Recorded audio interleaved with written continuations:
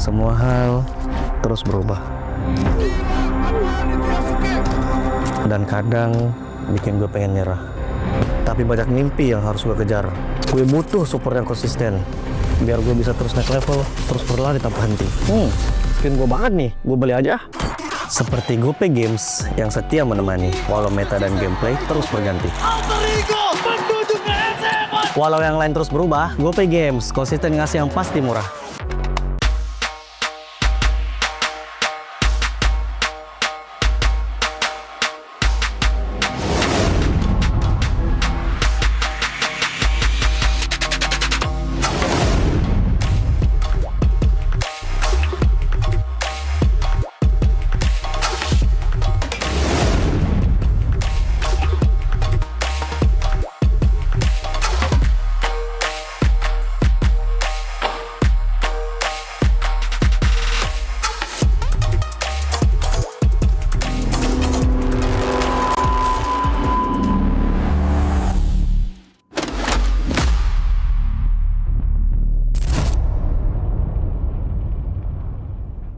Garnier Men. Keringat, minyak, dan kulit sensitif bikin jerawat susah dilawan. Lawan jerawat dengan nyaman bersama. Baru Garnier Men Acno Fight Gentle Gel Cleanser dengan salisilik dan sika. Lawan 99,9% bakteri penyebab jerawat. Teruji pada kulit sensitif. Nyaman di kulit. Optimal lawan jerawat. Garnier Men Acno Fight Gentle Gel Cleanser dari Garnier Men. Tak ada hari tanpa mabar. Main nge-lag, kerap buat ku tak sabar. Gimana mau main sampai kelar? Ini waktunya ku bersinar. Okay, let's do it. Games main sandalanku bikin mainku semakin hebat. Pin stabil main makin mulus, rankku fix naik terus. Tukar DG rings, diamond dan voucher game kau dapat. Cuma Games Max, makin-makin no debat. Games Max Booster, kini dapat DG Rings. Beli paketnya dan aktifkan boosternya di aplikasi Dunia Games. Hah? Habis? Ya, kosong. Jauh lagi? Tenang, ada Klik Indomaret. Klik Indomaret, gratis ongkir 1 jam sampai. Klik Indomaret, belanja online seperti di toko. Klik Indomaret.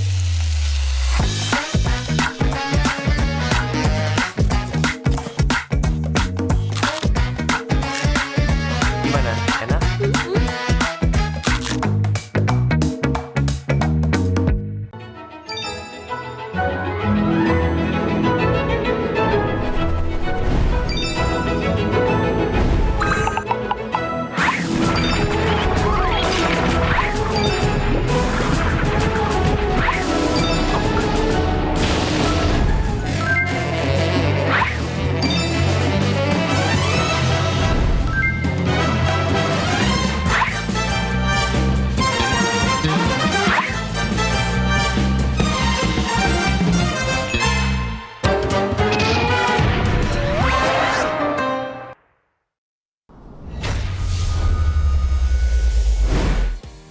We are now here with the English casters. We have Realize as well as Mirko to ask them what the meaning of "We Own This" is to them. So let's start with you, Realize. What does "We Own This" mean? I think it's about our identity as Indonesia, as MPL ID. The way we have our own playstyles, it's spacey, it's aggressive. It is sometimes brutal and brawly, but that is what is able to make us get the wins and what distinguishes us from other regions. Nice answer. Nice answer. What about you, Mirko? What does "We Own This" mean? If you take the 3 words and you separate it, we own this. It's just us owning this. Mirko, not literal definitive meaning. Like what does it mean like philosophically to you? I mean, we've been hearing this over and over past how many seasons? The real answer is we just own this. We own this. It's that simple. Separate the 3 words and make a meaning. So, Eterna. Seriously? That's your answer? Yeah. All right. All Well, right. Should we ask her? No. What about you? What do you think about we own Yeah. this? What's your philosophical I'm the answer? reporter. Why are you asking me? You got to report on we own this now. Yeah. We own this for me is what does it mean? I feel like it means like how we, because I made it in Indonesian. Okay, if you separate the 3 words, It tell us what it means. It means we, Yeah. kita Own. punya, we own this. Kita punya ini.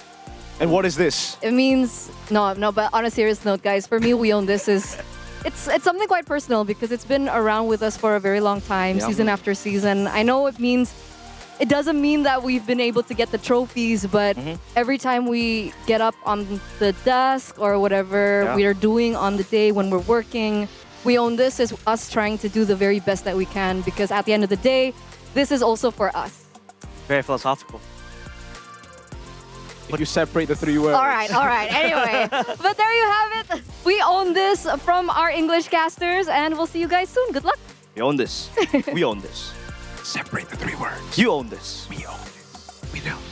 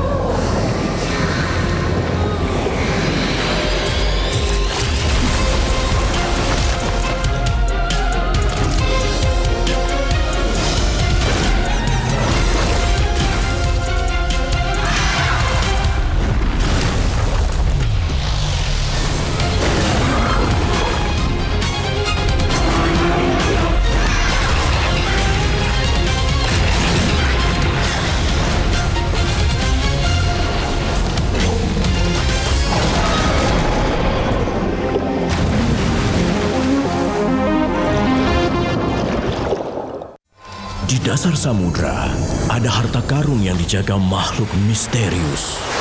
Tak ada yang bisa menemukan harta itu sendirian, termasuk Wendy. Tak lama kemudian, ia pun meminta petunjuk. Aku Wendy Walters, aku akan mengundang mereka pada pelayaran mencekam untuk dapatkan harta berlimpah. Dan aku juga mengundangmu. Login MLBB sekarang untuk dapatkan hadiahmu. Dapatkan gold, diamond, dan skin Yuzong gratis hanya di MLBB All Star.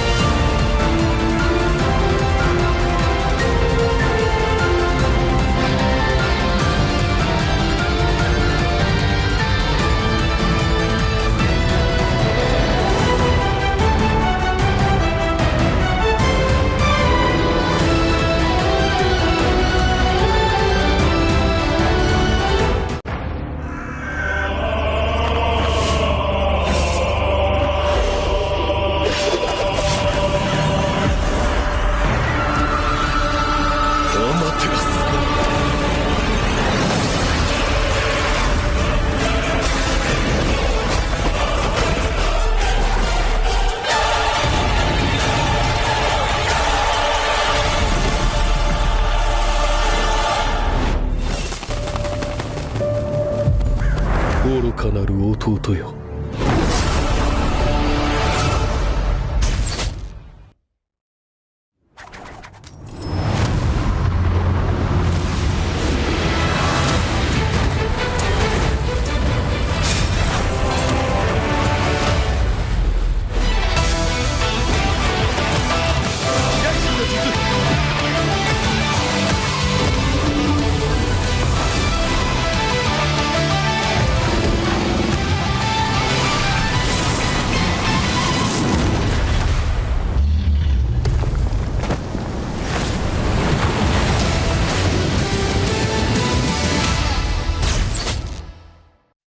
みんな、渦巻きナルトが帰ってきたぞ。飛来神の術。俺ってば父ちゃんを越す火影になる。愚かな弟。子供騙しか。行くぜ。これが俺たちの力だってばよ。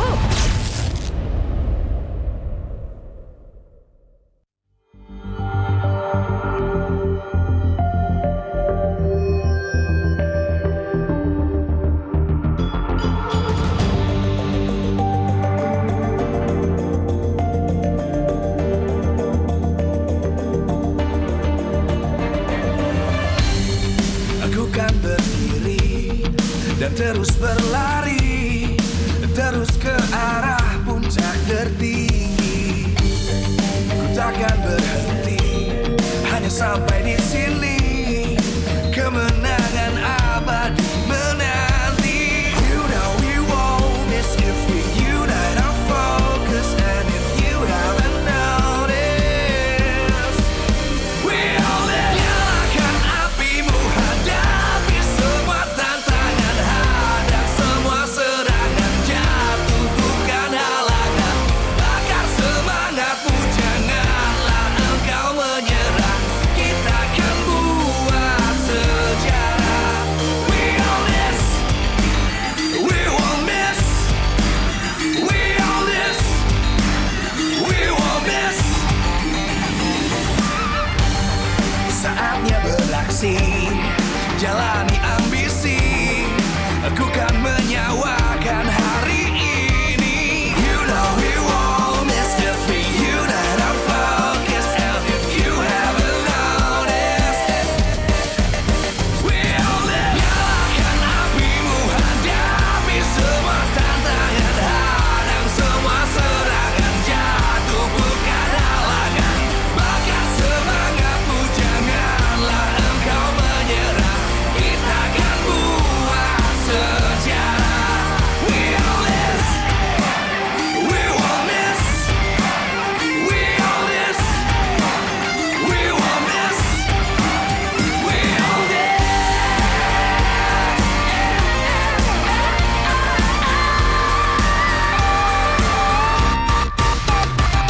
Nyalakan apimu, hadapi semua tantangan, hadang semua serangan, jatuh bukan halangan, bakar semangatmu, janganlah engkau menyerah, kita akan buat sejarah. We all this.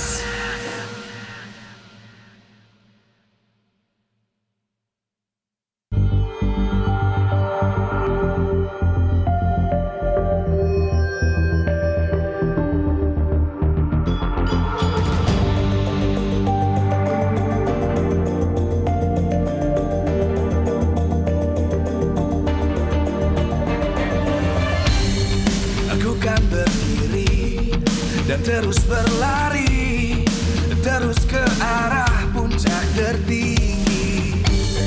Ku takkan berhenti, hanya sampai di sini.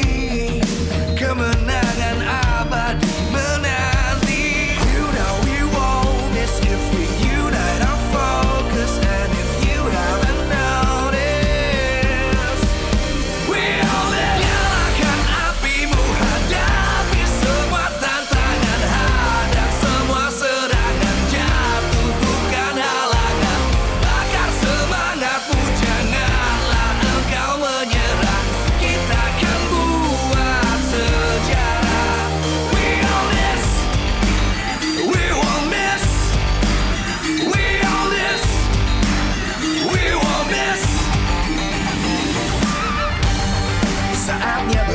ilusi, jalani ambisi.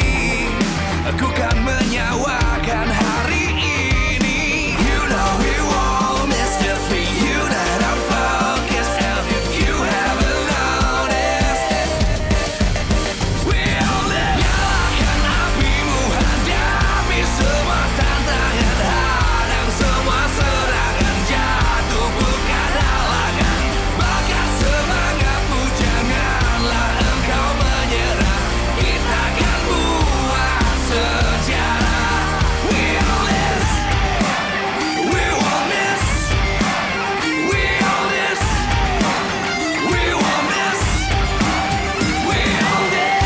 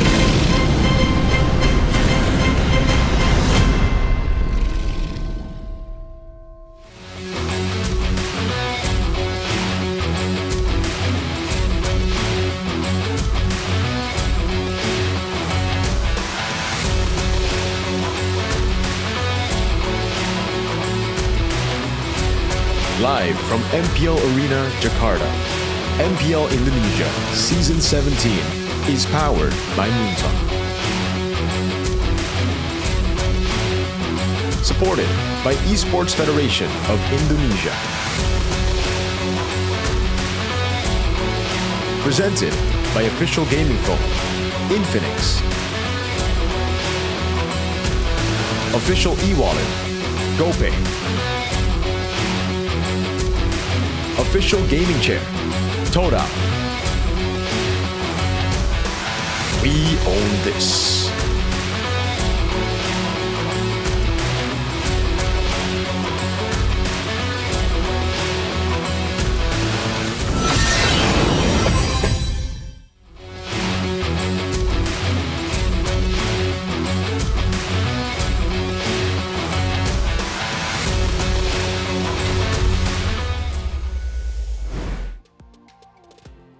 Minggu berdarah berlanjut lagi di hari yang ketiga MPL ID season We're yang ke-17 continuing in yang day ke-7. 3, week 7, Dan untuk MPL opening Indonesia match season kita ada 17. Geek Fam versus RRQ. Dan And now we start hari with ini Geek akan Fam menjadi versus minggu RRQ. yang paling berdarah. Hari And this is gonna yang be paling the berdarah. bloodiest week, Karena the bloodiest ada day, kemungkinan because nasib dari dua there's tim there's itu a akan di-set possibility oleh teman-teman Geek Fam ini. of two teams Kita ngobrol dulu, aku pengen fate ngobrol being dulu decided sih.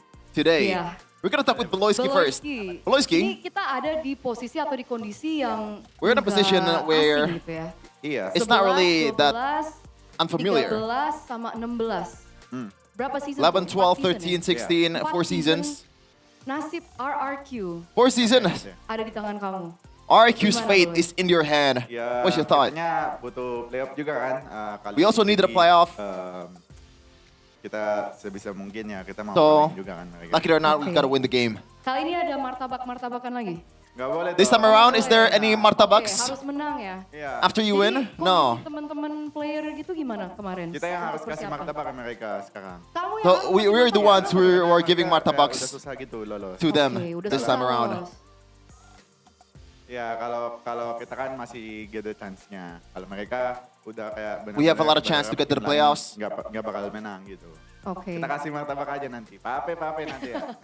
We're gonna give the martabak to RQ because their chances to go to the playoffs is pretty low. Tanya sama Nazara. I wanna ask Nazara here. Ini kan kamu baru masuk nih. Nazara, Terus you just tiba-tiba got into kamu ada MPL. dalam posisi yang cukup high pressure. Now you Kamu are ngadepinnya in a gimana? position where it's high pressure too. Main-main doang sih paling. Gak usah mikirin yang terlalu banyak. I'm just gonna play. Apapun. Don't Kayaknya think too much. Buat main doang. Ya. Main doang. I'll just play. Nazara, Nazara, ini ada chance. RRQ there's a nggak chance. masuk playoff RQ will not get to the playoffs karena geek loh.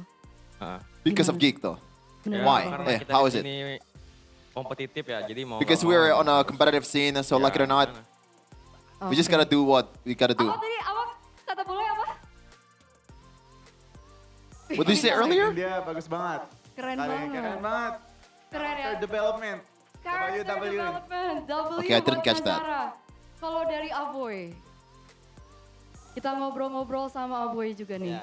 Kalau kamu perasaannya sama, just keep competitive. So, are you feeling nggak the same? mikirin apa-apa lagi. Just Ya, keep kita the juga competitiveness? Kita aja belum fix ini ya. We're not really Kamu udah berapa we haven't kali got to the sama playoffs Geek Fam? yet though. Sempet gak masuk playoff juga kan? Ya, season lalu doang. You didn't get to the Season playoffs lalu. with Geek Fam, Terus right? kamu Yes, gimana last season. ngerasanya? Pendapatan kamu. So- Pendapat kamu. So what's your earning, a boy? Apparently, that was a mistake from Eterna. But what she meant is, what's your Buat thought? kamu sendiri sih lebih ke geeknya. Kayak ada possibility kalian gak masuk playoff juga, kamu ngadepinnya gimana? Kita mungkin jangan mikirin aja sih. We don't really think about it too much. Standing kita gimana? Gitu aja sih kayak. We don't really think about the standings. Oke, menangin yang ada. Just go game by game Gimana? and Kamu try to setuju? win the game this time. Kenzie, coba ngobrol dulu. Kenzie, Kenziski, Kenziski. kamu dapat semangat gak sih dari Baloy? Kan Did you katanya get any Captain Baloy extra kasih moral semangat boost backstage. from Kamu Baloyski? juga dapat itu, ngerasain itu? Dapat. Apa Yes. yang dikatakan sama Baloyski? What did Beloyski say? Kita fokus aja ke depannya. Jangan mikirin ini yang minggu-minggu depannya lagi. Oke. Don't think about Jadi the next fokus weeks, ke match just berikutnya ya. focus on Oke. what's Tapi currently anak-anak happening. pada gugup. Kamu gugup gak sih? Are you Biasanya nervous? kalau kayak on stage, bermain On stage? gitu. Enggak lagi. Oh, Not really. Kok getar? Why are you shaking though? Why are you shaking Getar though? dikit. Yeah, I'm Jadi shaking a Baloy tuh little. selalu mengingatkan untuk fokus ke match. Ya. Ada lagi gak sih? Is there any kind of kata-kata wejangan message gitu dari Baloyski biasanya? From Beloyski? I don't know. Banyak soalnya. I forgot. There's Banyak. too much of them. Lebih banyak wejangan supportnya atau marah-marahnya? Are there more supports or Oh, scolding? Marcel. Oh, apa yang dikatakan? Sama Marcel Baloy? wants to talk. Coba Marcel kita wants to ngobrol talk. sama Marcel juga ya. Lupa juga, terlalu banyak. I forgot. It's a bit too much. Daripada lupa. There's too much Gimana nih Baloy? message from Beloyski. Oh, justru Marcel yang ngasih motivasi. Oh, Marcel is the one who's giving out motivation. Seperti apa sih So yang what kind of kasih? motivation that Semangat ya, you give out to your teman-teman. teammates? Just keep your spirits up, guys. Ya teman-teman. Ya udah Marcel, karena kamu mau player Okay, Marcel. di sini, aku pengen minta sesuatu dari Marcel. I want to ask Minta apa something tuh? from Boleh. Marcel. What is it? Apa dulu? Is it allowed? Boleh lah ya. What is it first? Minta pesen dong untuk I wanna- untuk match berikut ini. I want a message for this match overall. Ini aja sih For semangat RQ. aja buat RQ. Just keep your spirits up, RQ. Dimarahin, katanya jangan disemangatin. Kata Baloy. Habis kita kalah. Boleh kasih mic-nya dulu nggak ke Baloy ini? Tadi Baloy ngomong apa tadi? Jangan semangatin dulu. Abis kita menang Don't baru give out kita any semangatin. motivation Oh, against okay. RQ this time around. After we win, then we give out lebih motivation. ada We give chance out kita motivation. Ada chance untuk menang. Benar. Moralat.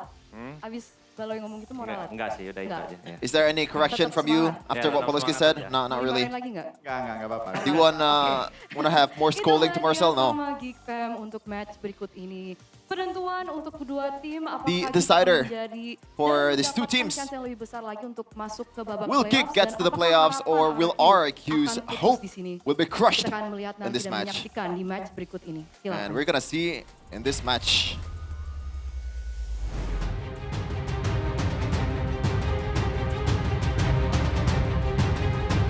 Hari terakhir week ke-7 akan semakin berdarah. Karena hari ini bisa jadi kita mengetahui nasib dari dua tim yang akan menjadi korban pertama tersingkir dari persaingan. 3 match akan saling berkaitan. Dan kalah dan menang menentukan nasib dari tim yang berseberangan.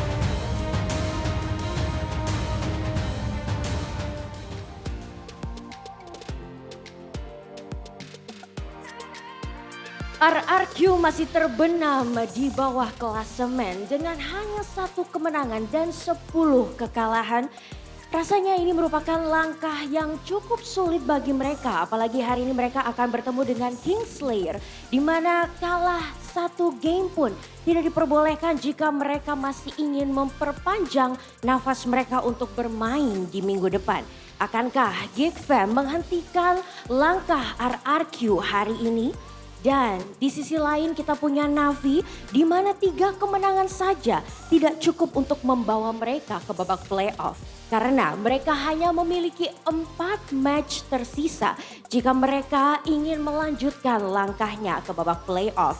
Dan apabila hari ini RRQ kalah dalam melawan Geek Fam dan Navi yang ditumbangkan oleh BTR, artinya Coach Why Not harus mengucapkan selamat tinggal untuk Velodrome karena ini merupakan hari di mana mereka mengubur mimpi mereka untuk bisa melanjutkan ke babak playoff. Namun tentunya hari ini akan ada berbagai match menarik yang dihadirkan, tapi tidak lupa karena MPL Indonesia Season 17 tidak luput dari dukungan para sponsor yang telah mendukung kita. Karena MPL Indonesia Season 17 powered by Moonton, supported by PBSI, presented by official gaming phone Infinix, our official e-wallet ada GoPay, and our official gaming chair ada Todak. Dan tidak lupa pastinya our partner in esport ada Garnier, Bayu, Dunia Games, Games Max, dan OnePlay. And our suppliers ada Indium, ada Indomaret, dan juga tentunya ada juga sponsor kita yang telah mendukung kita ada Yummy Choice, Indomaret, dan Aqua. Dan tentunya pasti keseruan hari ini bersama dengan para supporter yang hadir di MPL Arena. Jadi Alisa mau mencoba dulu mendengar semangat yang paling luar biasa dari para Kingdom. Mana suaranya?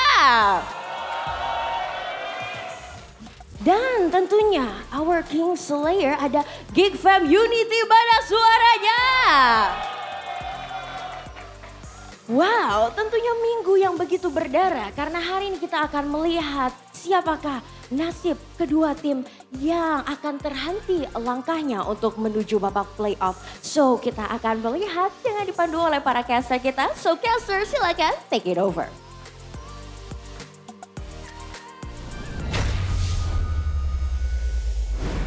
Repeating the old tale over and over again to start day number 3 of week number 7 here. The King Slayers against the so-called King of Kings, but currently they're not so kingly anymore with Sheffin here in the middle. On my right is Goni, on my left is Mirko. And this is gonna be pretty interesting because as we said earlier, RRQ, if they lose out on a single game, even a single game, the hope for playoffs are gone. A single game? Yes. I thought it was a match. All right, so if they lose a single game, it's out. This is actually something that has happened before. Remember, back then, I believe in season 13, was it season 13? I believe it was season 13. Geek Fam needed to get one game over Rebellion to get RQ to the playoffs. Remember that? Irad, Blue Skull, that lineup, they had to wish for Geek Fam's help, for Geek Fam's savior. And this time, Geek Fam are the ones against them. This is going to be tough again. It's a tall order, considering that RQ's form is not looking good. They're not looking hot.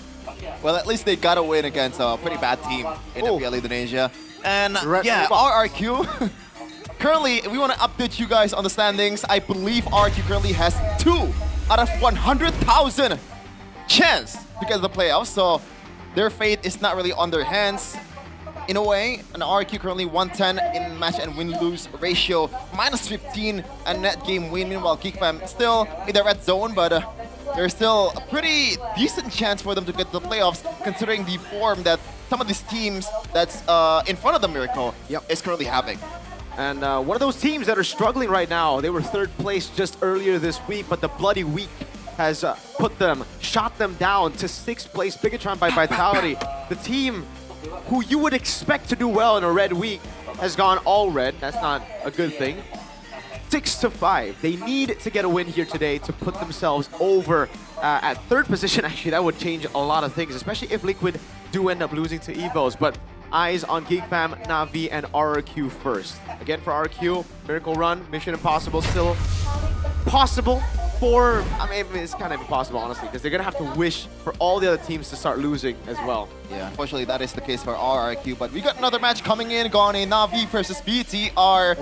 The current BTR by Vitality form maybe signify that this is not going, or maybe this is not going to go so well for them. But after that, TLID versus EVOS, the Blue Derby here to end the week. Yeah, I mean, a team or 2 teams that they just got a win, off a win, right? TLID and EVOS. And for that second match, it's also interesting because if Bigatron wins that match, I believe it's the odds for Na'Vi to make it to playoffs is also slimmer. So, again, 2 important matches here for both RRQ and Na'Vi. If they're able to continue win, at least it will delay and it will buy time for them this season. Let's see though, will it happen or not? Yeah, but I want to ask you guys something though. Something that you can participate here as a viewer. It's audience topic voting by Infinix. We're still waiting for the asset. There you go. Must-win match. What does RQ need to do to the big geek? Hopefully there's no C option.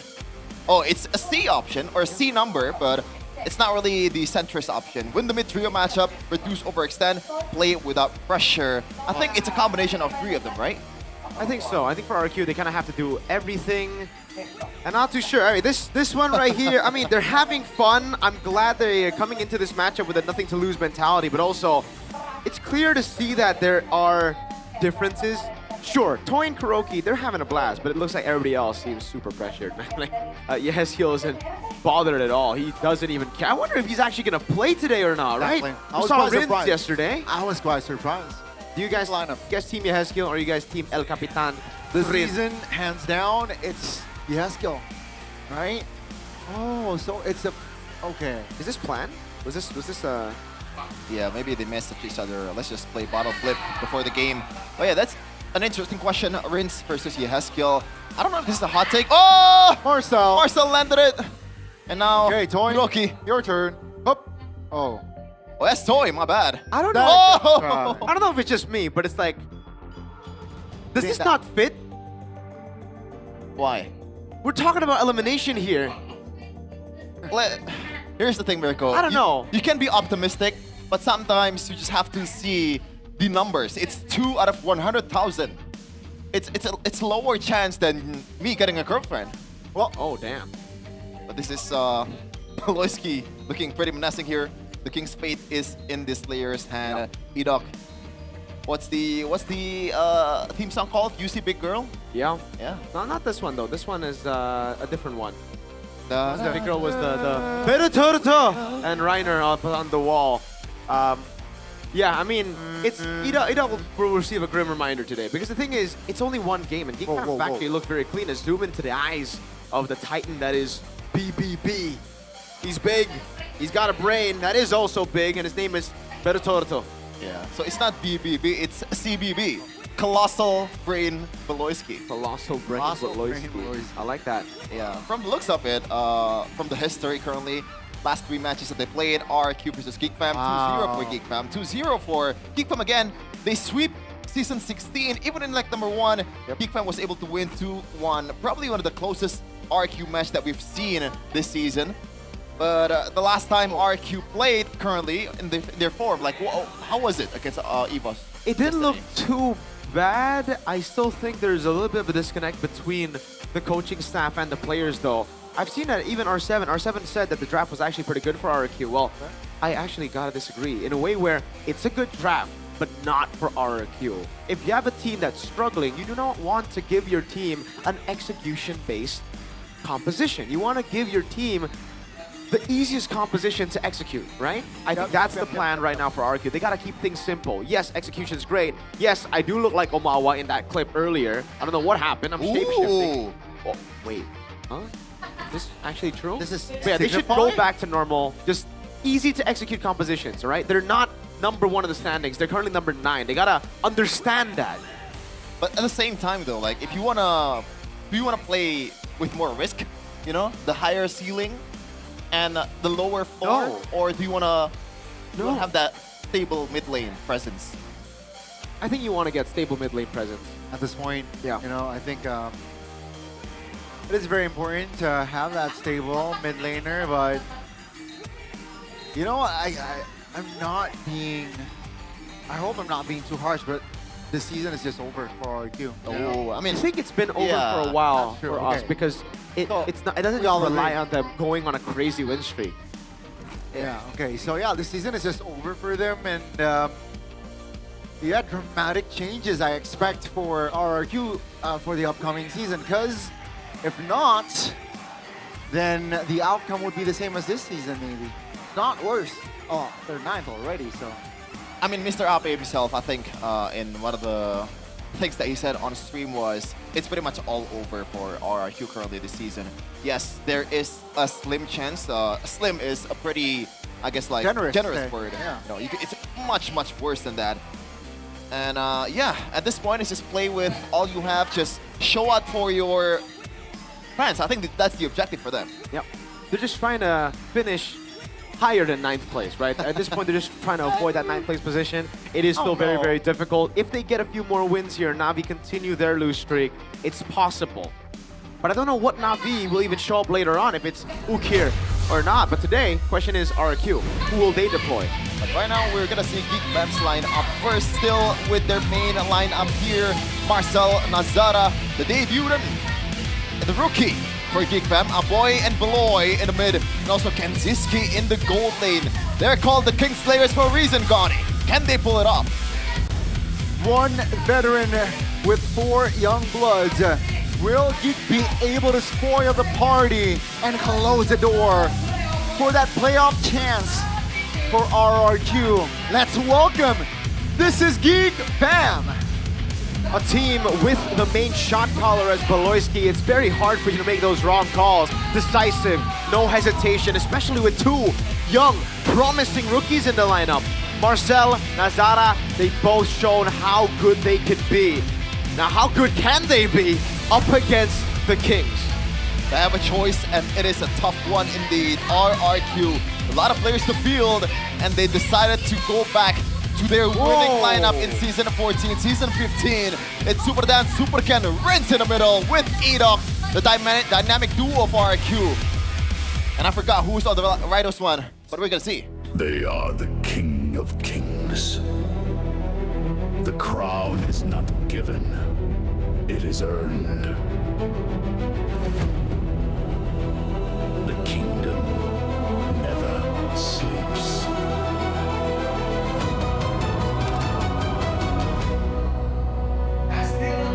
With the blue blood still flowing in them, they are still looking to end this season with a positive run, with a positive outcome as well against the Geeks. Will the Kings of Kings be able to do it?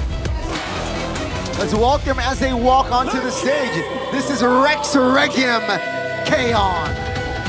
If they do end up making it to playoffs, that will literally be the best run ever in MPL ID history. 9th place from day number 1 of MPL ID Season 17 to week number 7, day number 3. They need something more than Mission Impossible. They need something more than a miraculous run. They gotta get everything. A 2-0 win today as well, not even a game. They can't let a game go, and it's tough. Keskute Pal, in the past they've been amazing, but this season they've been struggling, especially now with Geek Fam having MX Moore and Vivi to strengthen the draft. I don't know. Definitely. 2 out of 100,000 is the chance of RQ qualifying for the playoffs. Geek Fam, though, it is a crazy stat indeed, but for Geek Fam, definitely not in a good position either. They are currently... They need to win. They really need to win, especially against RQ. I don't want to be too harsh, but sometimes when you play this kind of games, it should be a kind of like a throwaway game that you were expected to win, but at the same time, you know, it would be in a very Geek Fam way to lose out on this match. They want to get to Onyx, they want to get to the big team. They were called Robin Hood back then. Now this season's Robin Hood is Pikachu. Yep. But, yeah. It's not out of the question that RQ will pull off a sweep here. A must-win match. What does RQ need to do to defeat Geek? Wow. Win the mid-trio matchup. Looks like Gani. The A option is the most one, or like the one that got voted the most. Yeah, I mean, it's the highest one, and for a good reason as well, right? We didn't saw this approach yesterday with Rins. I personally am quite surprised that they deployed Rins again here for this match. I guess maybe it's just a pair of Vidok and Rins, but this season, man, Heskel has been doing very well for RQ, you know, as a mid laner as well. So, yeah, Rins, you gotta step up, man, because, you know, the shakeup that RQ is definitely going to make next season perhaps might not have Rins, so he gotta step up his quality here the rest of the games at least. What's crazy is I think it's safe to say that it's everybody. No one's safe in this lineup right now after this horrible finish. We thought the 7th place finish last season would have been the worst position ever for RRQ. They would already just recover from it. They would do well this season, but unfortunately that's not the case. Even Edok, I would say the shining light of RRQ, even in the previous season when they finished 7th, he looked amazing still. He looked great when he has those heroes. Unfortunately this season it's been very different for Edok. He hasn't been shining as he's always been for RRQ, and it's crazy to say because Beloyski back in the day when he saw Edok debut in season 14, he said that Edok reminds him of a younger version of himself. And we saw that with the Tigro, with the Kaja, with the Franco picks. It really felt like that old Beloyski greed back in the day. But the difference is Big Brain Beloyski, he's always consistently good, even after his so-called prime. Yeah. Number 1 in team participation, number 2 in total kill, number 5 in total assists. So he is stat padding all over the place. Stat padding. So, especially those deaths. Yeah. Interestingly enough, Mirko, Beloyski's main account in Mobile Legends, he's currently epic. Oh yeah, I mean, Beloyski, see, a lot of pro players don't play ranked, and I actually agree with that angle, with that route, with that decision that they make, because playing ranked, you're playing against bozos, dude. You're playing with bozos sometimes, especially if you go solo like Sheffin, so you're going to form a lot of bad habits. Right. I'd say focus on scrims, focus on communicating with your team, remove those bad habits from your team, and I think that's the route that GeekFam always go for. Super Dan, we've seen him shine a bit. We know Mas Ade loves this guy a lot. Marcel is a player that Sheffin loves, so it's a battle between Sheffin and Mas Ade. Ooh. I don't know if that's an equal battle. I think I would lose out instantly. Really? What? So you're saying I got no fans. I got no fans. Yeah, so you're saying Marcel. I'm a fan, Sheffin. I'm a fan of you. But we have a graphic recap here from what's happening in leg number 1, though. This is yeah. I don't know if this is a bit outdated because there's a lot of glues here, Gani. So what do you think as a roamer here? Is the glue still in the meta currently? Fun fact, Gani's also still epic. Yeah, I mean, what? Again, I haven't played. Game 2 here, it's interesting because the TIG actually got a slot. Yeah, that was a horrible. That was a very weird angle. This is a Kaja game. Yes, that Kaja game. That was the that one where Kaja Super game. Ken was level 3 for like the first hurdle and almost to the second one. Yeah. This wasn't a good series here, specifically for RRQ. They technically got game 1, but after the chip ban, Edox is like, you know what? Yeah, I don't know what to do. And wait, is this also that revitalized game? Yes. Why did you laugh, bro? The RRQ revitalized game. Oh my lord. It is funny. I think why. Kuroki also find it funny too. Yeah.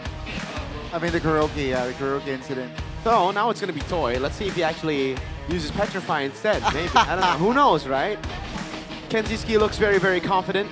I think RRQ have what it takes to be GeekFam though, right? Again, they showed how good they can be. Sheffins in the building. What are their names? Sheffin. I don't know any of them, bro. Why did you look at me straight up and like why did you point at the screen? I'm bracing for the call out. CITV. No, you're bracing for. And here's the thing. What? I asked what are their names. Maybe I was talking to Miracle, but then you answered. Yeah. Sheffin. You don't know their name, buddy. but you know their story. What? Okay, Arashi definitely knows their name. Arashi. That's Arashi right there. That's Arashi if he was here in person supporting RRQ. Which one, the left one or the right one? Whoa! I mean, doesn't matter right now. A boy's feeling the heat. 122. I think still normal, no? Like, is that normal for like a resting heart rate, Gani? No, resting is a bit above average. Okay, but he's not resting. He's competing. Yeah, that's true. But like, wait, have you ever tried, Gani? Because I know you have the Infinix watch. Have you ever tried wearing the Infinix watch while playing MLBB? What's your heart rate right now? Right now it's 222. 90. 90. Okay, what if you play MLBB? I wonder if the heart rate. I haven't monitored increases. Yeah. My heart rate while playing. Okay, what if you play MLBB on stage, see? Then I think it would be different, right? The pressure is definitely different. Maybe if I was an Onyx player, then... I mean, you would sleep when you're playing if you're an Onyx player because they can play 4v5. Yikes. The man in the screen, though, also the man of the hour, Nazara, has been doing pretty good so far. Nazara. As a rookie. Only alright? Nah, he's really, really good actually. there I you think he's go. a very intelligent jungler. What I about rate him. I rate him. Castillo? Especially with his honest comments in the media. I did not know that until like last week. And I saw a lot of people hating on him for being honest. And I'm like, hey, I'm a fan of this guy already. Yeah. Remember, I'm always a fan of people who are being honest. And those guys who can't understand or appreciate honesty, get the hell out of here. I mean, people seems to, you know, think that you are a bit too honest, Miracle. Oh, it's okay. that's my whole thing. Yeah. Second pick selection though, away team, Geek Fam on not the a red bad side. They are currently standing at a 42% win rate on their side. So it's not really that good either, but if you look at RQs, then, you know, it's still decent. Oh, it's amazing compared to RRQs, but I don't think you really want to compare yourself to RRQ. Well, it's the matchup, man. That's true, but the only team that can compare to RRQ is BTR, because RRQ smashed them. What a team, that red weirdo team. Anyways, 42% win rate on the red side. I think EFAM have studied a lot, though, in the draft. They've improved their drafting game from time to time here, and I even think that some of those games that they lost this week, they had the better draft. This is the bloody week, and we're gonna start with the random map draw. Let's go. Prediction. No, let's get it. I call Flying Clouds. Great prediction, Gani. Thank you. Drafting phase presented by Infinix GT50 Pro. Alright, Marcel, Freya, banned out. Again for RRQ, this is a big concern when you have to ban the Freya on blue side instead of red side. The Fanny is left open. They did try to play the Fanny yesterday, but it will be different today. The Guinevere makes its appearance for RRQ as first pick. Now, Geek Fam, wait, I think Geek Fam just take up the Phobius right now. The Guinevere is already first pick for RRQ. I don't think Geek Fam want to give the Phobius in combination with the Gwyn. So, Phobius with a Harith, maybe if they want to play it safe. If not, then they go Phobius and Fanny. Depends on how confident they are on Nazara. Yeah, I think Phobius and Harith should be the case. Phobius is definitely almost non-negotiable, especially you deny that Arlott pick, right? Not really denying in a way. It's more like making it harder for Super Dan in the grand scheme of things. But the Hylos Gani, a very early Hylos pick. Yeah, I think this is what they're saying is, you know what? We have a strong early game here with the Hylos and Phobius setup, which again enables the potential first turtle. So, what are you going to go for without the Kalea? It's a Guinevere, right? Yep. I think they can secure a mid laner.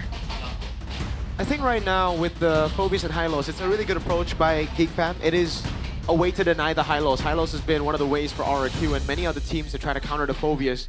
The attack speed slow, obviously. The stun, the isolation, very, very good against the Phobius. And especially with the Hylos here, they can actually try to look for a combo with a boy later. Not a fan of Zetian on a boy, but with the Hylos, it is a pretty good combo. And against a Guinevere too, like, it's a hero that engages a lot, right? Trying to set up a lot. It's a good counter-engage, the Fury of the Phoenix, and also you have that build in, I guess, like, quote-unquote Purify, not really, from the Zetian. But we do have a pause here, ladies and gentlemen, in the draft, so we ask you guys to be just a bit patient, as maybe we're gonna be continuing in a second here. For RRQ though, after the Guinevere, it looks like they want to combo it with a glue.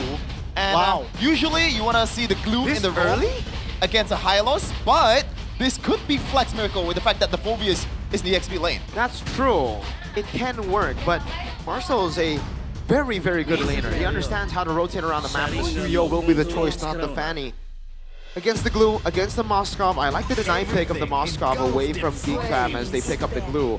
Geek Fam, yeah, the normal ban as you see, the Hylos and the Phobius. Two heroes that can really get neutralized by the Valier. How are you feeling about Lilia here, folks? Yeah, Lilia is a very good pick for RRQ. Does Geek Fam want Lilia as well? I don't think so, no. So they can ban it. They can ban it away. I mean, if is still wide open for both teams, so maybe Geek Fam wants to ban a Lilia, then pick up the Eve. Maybe that's the case. Yeah, maybe they do want to pick up the Eve. I mean, for Geek Fam, they've gone and played Faramis a couple of times, even into some bad matchups, and they've ended up winning. And against the glue, it makes a lot of sense. They're also on red side, so they can last pick it. I don't know if RRQ are going to read that out. Maybe they do. They've already read out the Harith that I thought was going to be picked up early by Geek Fam. So just ban the Eve, no, for Geek Fam, if you want to play the Faramis? I'd say the Lilia is a better ban. Really? The Lilia against Hylos and Phobius, right? Two guys that can really be locked down, especially with the glue there over the Eve, because later on, I think the Claw's still open. You can deal with the Eve. It is a Terizla actually that gets banned out here. Interesting. I guess they're trying to negate that matchup. Terizla does well against the Phobias. Nice one by Kescute there. Good one. Denying that comfort pick from a boy now.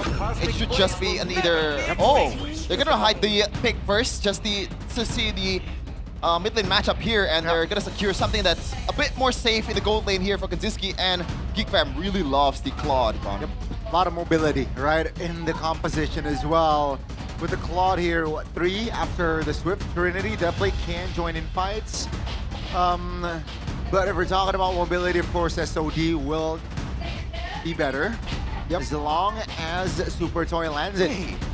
Let's see what the response will be from side of RQ. What's up, Stefan? Gord is playable, no? Gord is playable. Usually it's comboed with the Harley. I don't like the solo Gord, but yeah, I just don't like the solo Gord. RQ, what is it going to be? The Lilia is something that we have spoken of. Will it be the Lilia? It's a Vexana and a Gatot Kacha. Is this a deny pick? I don't know. Because now the Yve just gets opened by GeekFam. I think GeekFam... Initially I was thinking maybe no Yve, but now it doesn't really seem like the Yve is bad at all. I think it's a good pick. If it's not Yve, what else? Kimmy for a boy? That's the only other pick that he's picked up with Lilia, I guess. Those 3 are the options. Maybe if they want to play a bit more safe, Zetian is the option, but... Yeah, actually, yes, you're right. It is, you know, in the grand scheme of things, it is a good pick, but for a boy, that is debatable. Yeah. So what is it going to be, a boy? If you want to combo with the Hylos, it is the Zetian. It is the Zetian. My legacy shall endure. A good stabilizer, I suppose, and it's something that definitely can poke around the composition of RQ. And you combine that with the Phobius, with the Hylos, Sheffin, expect GeekFam to be very scary and aggressive for that first neutral objective take. Yeah, GeekFam, I think they're eyeing for the objective take. RQ definitely wants to go for the team fight with the Guinevere. With that combo of Violet Requiem and Spatial Migration, plus the knockup from the Eternal Guard, Connie. So the potential combo is there for RRQ. It's all about execution, as cliche as it is. But obviously GeekFam, they want to just maneuver around and be a bit more elusive with their approach. With the fact that there's a lot of setups from RRQ's side. RRQ's fate will be decided, formally decided in this match, as they are up against the Kingslayers. GeekFam is looking to end the hopes of Rex Regum Kaon in this match. Let's see, will they be able to do so here in the Land of Dawn, game number 1. All right, both roamers going for that Revitalize, and you can already see a difference between the spell checks for both gold leaders as well. 1 Flicker and 1 Purify respectively, and Irok. This is the poke damage and poke potential that Zetian plus the Hylos can give to you. A roamer like the Gatot Kacha already recalling before minute 1, that's a big win. It is a pretty good win, and looks like Retribution was used by, I believe, Nazara there to secure like camp.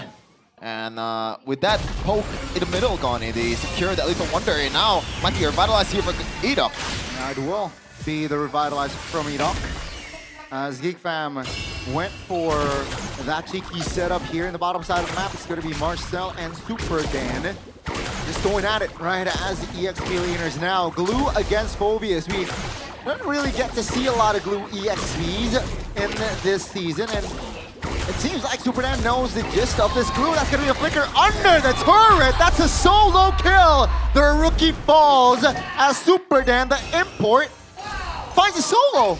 Yeah, brilliant coming in from Super Dan. He knows the limits of his hero and also that iframe that the second skill is providing towards the Glue, and he is more than happy to juggle out the turret aggro, and he was able to get that early first kill. That's a huge one, especially in the XP lane.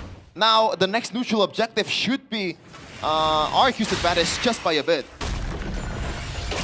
It will be just RRQ and GeekFam here going at it. That's going to be RRQ securing the turtle. Because of that kill in the bottom side of the map is Marcel a little bit late to get level 4, which allows Superkin to get that neutral objective rather easily. It's happened before, RRQ winning it out in the early game. Again, it's always the question on how to keep this one or keep the winning ways consistent. Early Purify from Genziski as we're going to take a look at the talent prediction here. 2-0 for Owawa. Oh, here of the Phoenix. Yeah, on towards 2. That's 2 stand. 2 stunned. Revitalize will be popped. And no casualties there. So RQ, despite them losing on, well, at least not losing, despite them getting the turtle and getting a kill here, only 200 goals separates them under the turret. Blazing Dart pops, Super 10. Almost miscalculates there, but Loiski almost a little bit too late with that glorious pathway, but Kenziski still alive. Yep. That was really, really solid by Kenzie, man. Blazing Duet under turret. Ken couldn't get all the stacks in for the Valor Requiem combo. So yeah, for RQ, it was just a slow build with this composition. So the Vexana, in the end, it was mainly to clear out mid quick and also to deal with the Phobia. So like that, you know, Terrify, Eternal Guard, bang! Uh-oh, Marcel. He got solo killed earlier by Super Den. Now with the help of Renz. Renz will get that kill. 2 kills on the board here for RQ. Such a good peel/combo mechanic with the Vexana. You got the Terrify, you got the Eternal Guard, and Kenzie. Uh-oh, AOG, no Purify. They were keeping tabs. Sony does not land, and Kenzie still can fight another day. But man, great jukes. Still definitely win, especially with that card loss, Miracle. He didn't even panic. Look at the BPM, 6-7. So chill, Kenzie, despite getting ganked like that. I thought it was a for sure kill. Great moves, man. 2-0 so far from RQ, and all kills were secured down bottom in the XP lane. Marcel didn't really have a good time, and this is a good sign for RRQ. This is an early game hero that secures you the objective. When Phobius is Marcel, or Marcel is Phobius, not doing so good, Geek Fam will not do so good in this situation. Yeah, they gotta be very careful. That's a Terrify, that's a... crowd control. Oh, great cure! The Phoenix finds an opening, Rins goes down. Violet Requiem finds you, but Marcel will be the trade here as 4 members from both respective teams still alive. Oloski taunted. That's gonna be RRQ now looking for space more in the turtle stand. Take a look at the untargetable. AOG doesn't land. Great spacing from a boy who popped the flicker earlier. RRQ still able to have control, but seems like their priority is not the neutral objective yet. Yeah. It's weird that a lot of resources has been poured in that exchange earlier, and now only 1 kill from each respective team. 1,000 goalie for RQ. They're gonna handle this neutral objective. Marcel again, all in! Yeah, Marcel looking for an opening. Super Dan below 50% HP. That's a mount though from that glue. Take a look at Kenzie. SOD lands. That's gonna be Super Ken taking the neutral objective. Edok will be the only trade for now. Super Toy targeted, still able to space out as Geek Fam only find the roamer for that turtle. Yeah, they're picking up the scraps, you know. Edok was the only one that's available for them to kind of retaliate from what it was a losing position as Super Ken secured that very important concentrated energy. Yep. That is very, very well played by RQ. Oh, a gank up top! Yeah, Super Toy still has a flicker. AOG early just to cover more space, and it will be enough to allow Geek Fam to disengage. Good stuff. An attempt by Geek Fam, but RQ respond to it. They want to keep Super Toy alive. This weak side pick. Everybody staying cool with that Infinix GT50 Pro liquid coolant, man. Yeehaw! We get into turtle number 3. I think it's still concerning for RQ though, because they've been able to get the better out of Geek Fam. Neutral objective takes it all, but they're only ahead by 800 gold. So Geek Fam are playing the damage control game really, really well. Farming up very well with Kenzie and Nazara mainly. I think it's mainly Nazara, right? Because the Suyo's farming potential definitely exceeds the Guinevere. And even the lane clear as well. Nazara can be a bit more elusive in the map, trying to get some scraps. And as we're gonna see here, 700 gold difference on the jungle only. And he's ahead by a level on Super Ken, who's had 2 turtles here. So yeah, very, very quick. This is why, for me personally, I like my Guinevere's with Impure Rage. And Sheffin, Kyle also, Mr. Teasy Man also does Impure Rage there. Anyways, when you go to items here, honestly nothing too crazy. The Cursed Helmet and the Glowing Wand. Super Dan really taking inspiration from Luke in the Classic Derby yesterday. That was the same build that Luke used to beat RQ. Kenziski though might have to swap out his items once the game gets a bit more late, because that maybe Warrior Boots will not do him so good against 4 magic damage incoming from RQ's composition. It's mostly just for laning, as GeekFam's trying to set up for the neutral objective. Some good folks from Rince and a boy. GeekFam let go of 2 turtles. They will not be a pushover here. That's a taunt in the mid lane. Oh, Terrify as well. Kenzie very low, but take a look at the other side of the map. That's Super Dan stunned up. Still able to space out, but that last turtle will be for Nazara. Top lane though. Will be a trade. Turret for turtle now. Are they going for a fight? AOG not landing. That's a Terrify and a taunt on towards Marcel. SOD doesn't land. What? Marcel pops the flicker to just have more space. Walowski very low on that mana. In the mid lane will be controlled now. GeekFam wants to call here. It seems like they're going for the bottom side of the map, but triggers aren't pulled just yet. Yeah, I don't think they can even do it, dude. The Vexana clears so quickly, especially with the Moskov lingering somewhere there.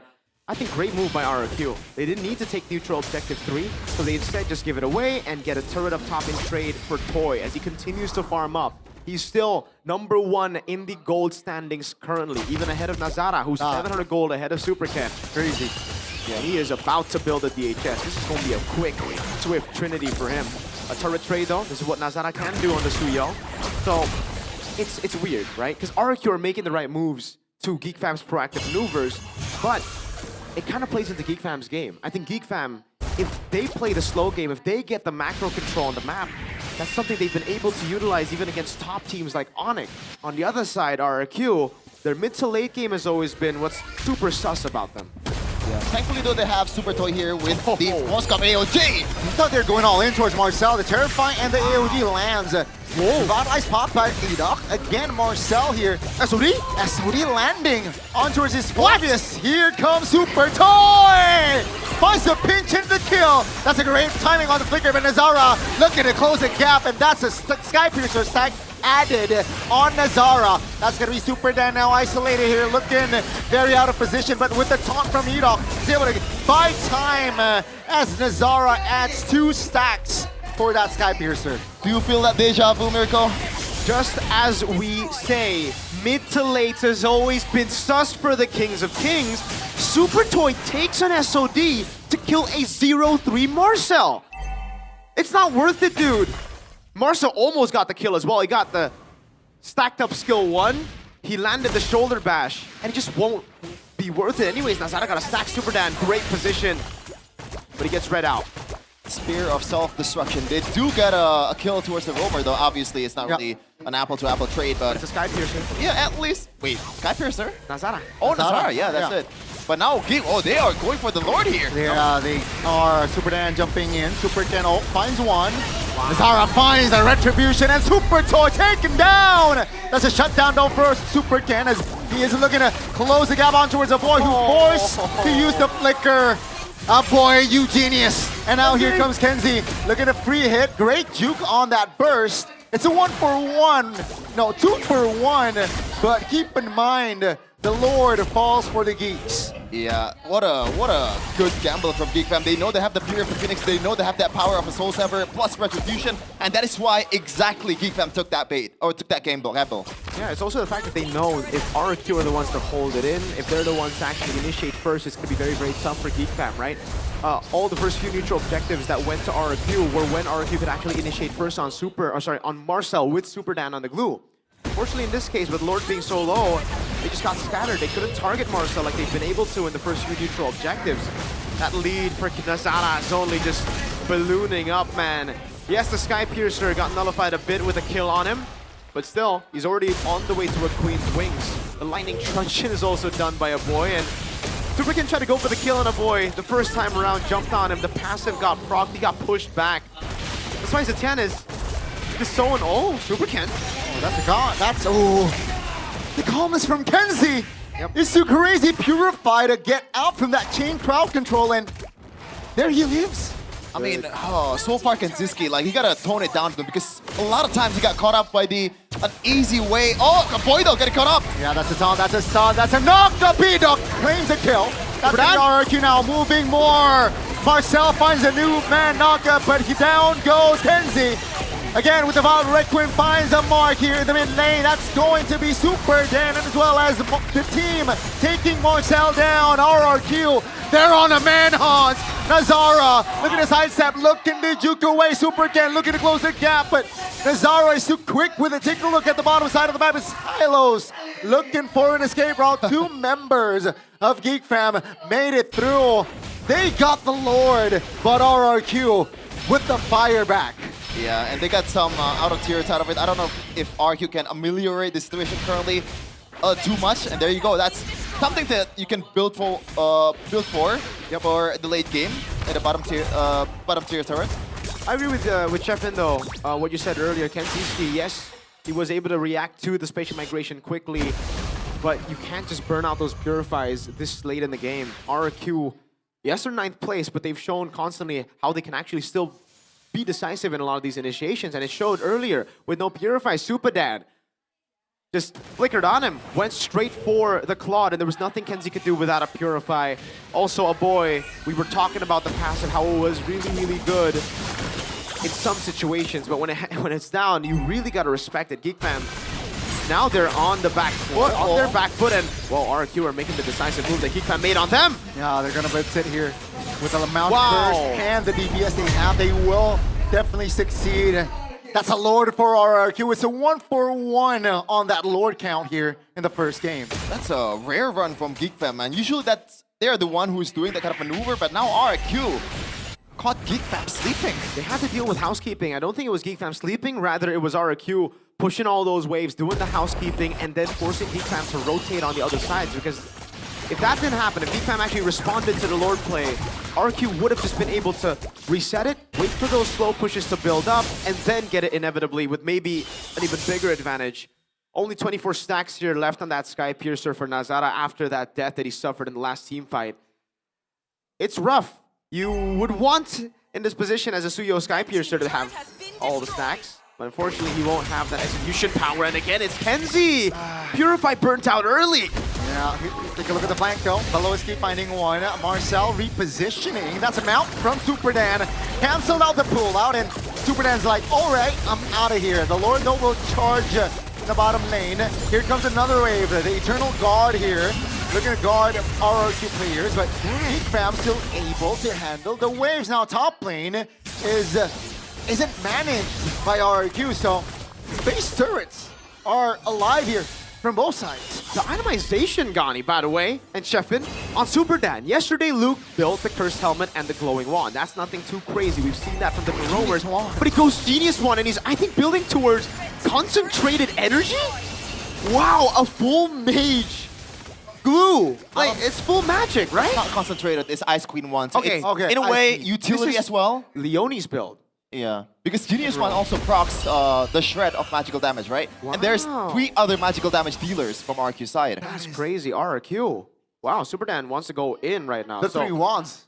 Yeah, the thing is, I'm afraid it's 2 glass cannon. Right. That's what I'm afraid of right now. Is it 2 glass cannon? You are tanky if you can get the mount, but if you don't get the mount, I don't know about that. That's why even yesterday, Luke went for Brute Force Breastplate. It was just the Glowing Wand. He stopped at that. Yeah. I mean, you don't have to be super picky about your target, right? If you're Super Dan, just go with whoever's in the front. Yeah. You don't have to go for Kanziski. You have a lot of damage already, a lot of DOT and that HP-based magical damage. And Marcel so far has been taking most of it. Seriously, he's 0-5. This is a 4v Marcel, by the way. Marcel is struggling, and that's why he's had to go for a very defensive build, man. Usually, you'd see a little bit more offense on his side, but he's gone Radiant, Athena, Chastise, Pauldron. I think the next item will be... Winter. I would say Winter, yeah. I'd take the Winter over the Queen's Wings. Whoa, Belowiski? Uh-oh, terrified, immobilized. Belowiski, where's top right towards the back. That's gonna be Belowiski actually caught here. And that's Kenzie! With amazing red winner crown! BMI to the back as Geek Fam still stands with 5 and RQ. Wow. They want to close the gap. Marcel now isolated, looking for safety, but take a look at Super Dan. Oh my God! Finds a 1, but not able to clean up 2. 2 for 1, still in favor of Geeks, but their retribution holder is down. That could have been so bad for RRQ if Nazara gets the kill on Super Toy, but Toy? thankfully... Toy? Excuse me, moi? All along, glorious pathway. SOD will not save you if 4 members is on you. And Maloyski finds a shutdown, an important one. Dude, I've never experienced this. The whole kingdom in the arena is already shouting, huh? Before Toy got killed. Of course. When he was going up top. But why? You don't go up top until you see the Lord get hit. Usually you can see the animation, right? We don't have the Fog of War in MLBB, so you can actually see if the Lord gets started. He just assumed that Geek Fam were on the Lord instead of checking it. Then he walks up top. Man, I wonder what the communication was. And here comes Geek Fam on the Lord take. That's going to be a clear take. Supercan jumping in, Edok pops to revitalize. Here comes Edok with the that's amount from Superdan. Supercan is still able to reposition. Here comes the SOD. Can they? Hold on. Survive Super Toy! Oh my God! Nazara with the Sky Piercer stacks allows to find the kill. Geek Fam now looking to revitalize. Take a look at Marcel. Deals a lot of damage and buying time for his team as the Law and Order is able to put Superdan down in place. Nazara! Just finds the angles to take the kills. Superdan is next on his target. Marcel! Still able to get out. Marcel is alive and well as Zedok here looks for a time bought by him as the Lord is marching third lane.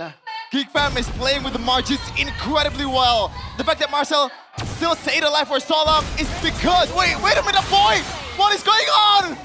Hey, I know Geek Fam for their macro, but dang, they can brawl, and RQ certainly want to brawl as well. What is going on? He's chasing Edok. What? This is unwise, Maloyski. Down he goes, but here comes Marcel. 2-man Dark Wave. Here comes Infernal Pursuit. Nazara doesn't oblige there as Nazara looks for a kill on towards Edok. Take a look at the winner crown. Sweat by Kenzie.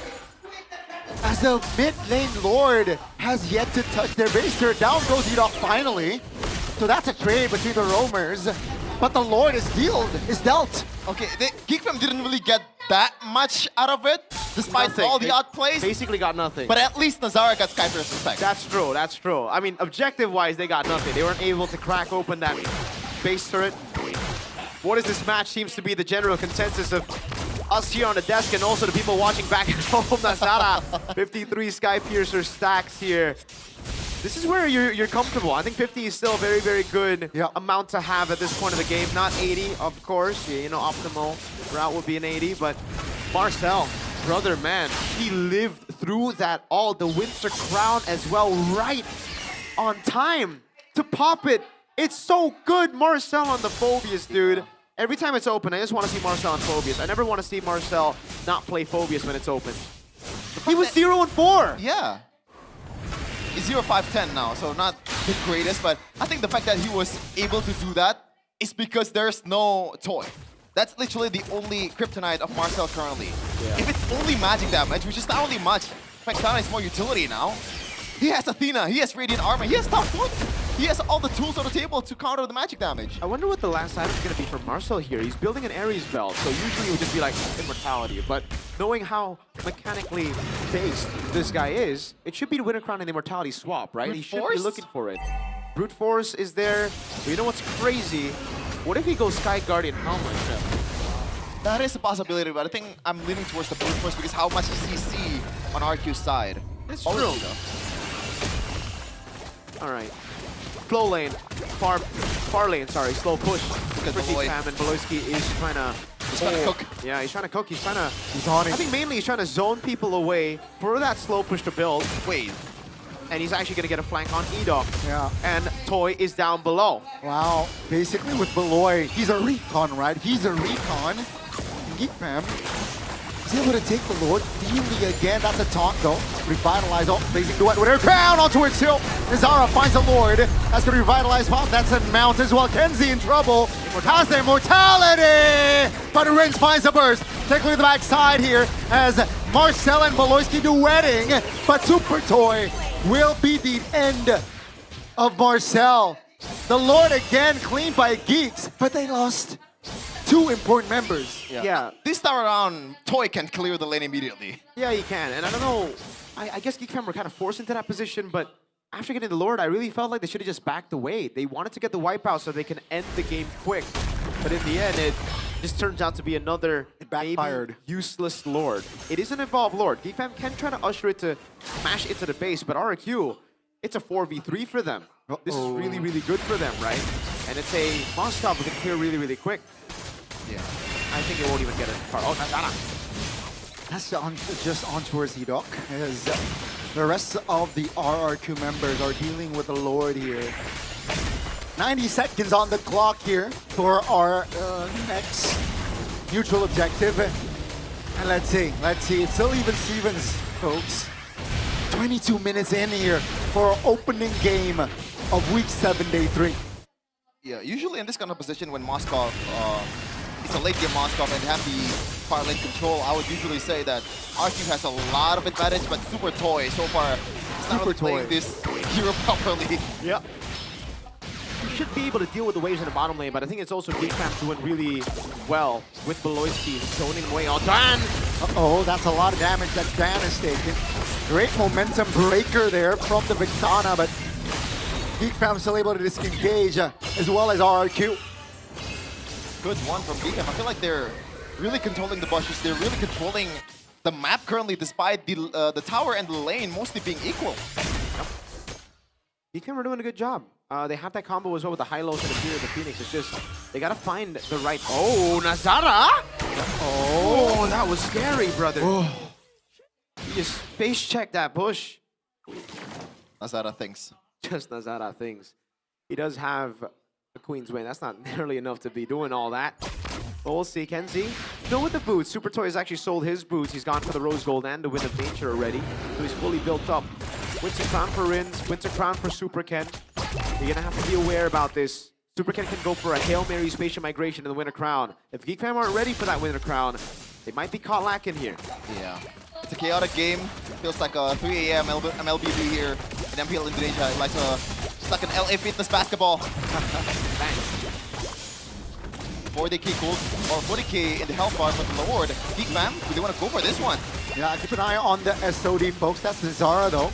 Locating Super Dan. The Lord now, below 50% HP. Should be a reset here, because Geekfam, they don't know. They're not comfortable here on the whereabouts of RRQ. Not fully a reset, though, as the Lord is at 60%, and here comes a full reset, but Super Toy denies it. Yeah, I don't know about the way on top there.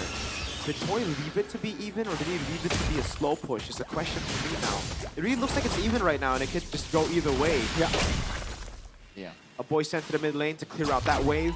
It's a battle of prio as they send Toy back up there to slow push this lane, or rather to shove at this point.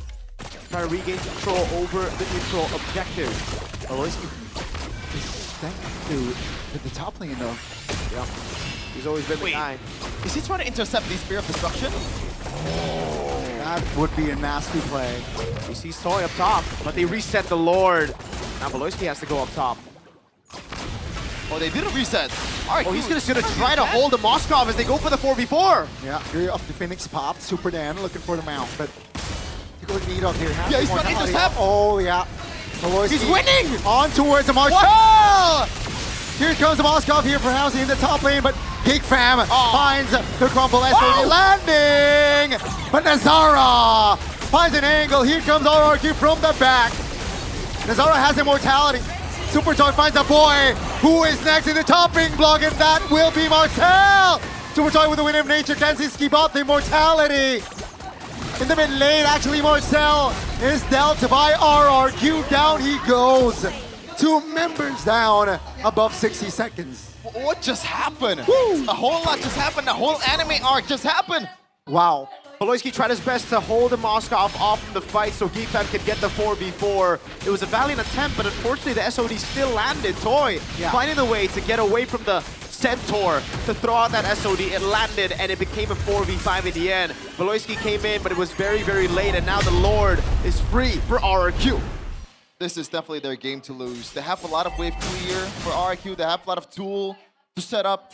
And literally everything in the front line is on the table when Super Toy is already stacked up in the items. And all that's left is to swap those items. 4k gold lead, but that's just excess gold lead at this point. Look at that. Yeah, 4,000 gold lead there. he did swap a few of those items to the Immortality, so I don't know how much more gold he has to be swapping around. But with the Evolved Lord, it's going to be incredibly tough for Geekfam to deal with it, dude. Their clear is all right. It's not as good as RQ, though. Let's see. Yeah, this might be the final push from side of RQ. Just to end the series, let's see, that's the Fury of the Phoenix Stone! Cloud Requiem, Terrify, everything put on towards Valoisky. We're losing Immortality. Take a look at Dan in the back, trying to create a perimeter, but the Lord is down! Down goes Dan! Marcel! Kenzie finds an angle to find the shred, and down goes the Moskov. Geekfam desperately looking for the clear as they're able to defend and take down 3. They don't get the Moskov, they don't get the Natan, but it is truly geekable. 3 down from RRQ as Geekfam. This is their chance, they're still 5-man strong.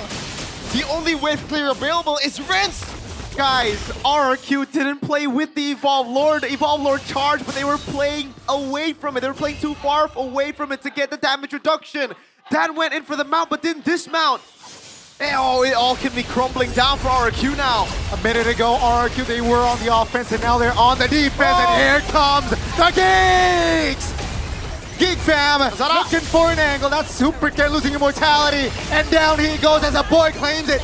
Rins all alone! Winner crown just to buy time, but the damage from the Geeks will be enough to take the wipeout and the base. What an action-packed game 1 as the Femunity are singing along. Oh my lord! That's a whole lot of Mobile Legends. It almost feels like the Battle of Chokes building up to the late game, but Geekfam somehow, someway, against a late game Moskov got the better of RRQ. 1-0, Kingslayers. There's another way to put it, Sheffin. They both just love MLBB that much. They wanted to keep on going. Oh, I can't believe it ended in that fashion. It was geekable all the way to the end with an Evolved Lord, with a Moskov, a mage build, Super Nan glue. It's always the last moments of the game for RRQ that just makes it so difficult for them to close out game. It's crazy. We gotta see the replay again. Look at where the Lord is, and look at where the rest of the team is. They weren't using the damage reduction of the Lord. They didn't want to dive in. They didn't want to take a risk, and in the end, because they didn't want to gamble, they took the biggest gamble, playing it safe in the late game.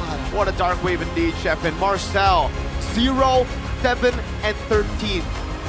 14 after the kill on Edoff, but I'd say he's my MVP. He was fantastic. Fantastic. Marcel, what a player. Yeah, sometimes you gotta see the moments where it really matters. It's like a 7 turnover, 13 assist game, but he was the one who made the clutch defensive play. Marcel, definitely the defensive player of the game for Geekfam currently. Oh my lord. And I believe the fact that I only remember this by now is crazy, because how crazy the game was. RQ might be out of the playoffs right now. They might be out of playoffs. We haven't had the confirmation just yet, so we'll see about that. But they are down a game. Before this game, it's RQ, we're standing at a 2 to 100,000. Have a chance to make it a playoff. So with this game, I believe it's either 1 out of 100,000 or 0. It really depends. We're gonna have to recheck again. We don't wanna misinform you guys. And here's the thing, they had a chance to win that game. They did. Big chance. They've had a chance to win a lot of games this season. But that is also true. Against the Chokers. The Red Robots. Oh my god. I mean, you gotta shout out the whole team also from Geekfam. It was geekable.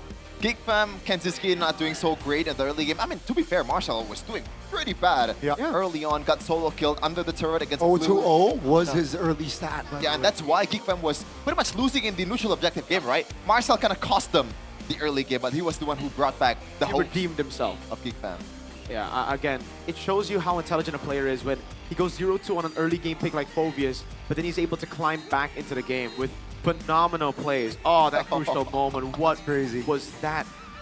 The composure, I think it's composure, right? I don't know if it's composure, because you can literally see if the enemy team starts the Lord by dragging your screen over to the Lord. There is no such thing as Fog of War in this game.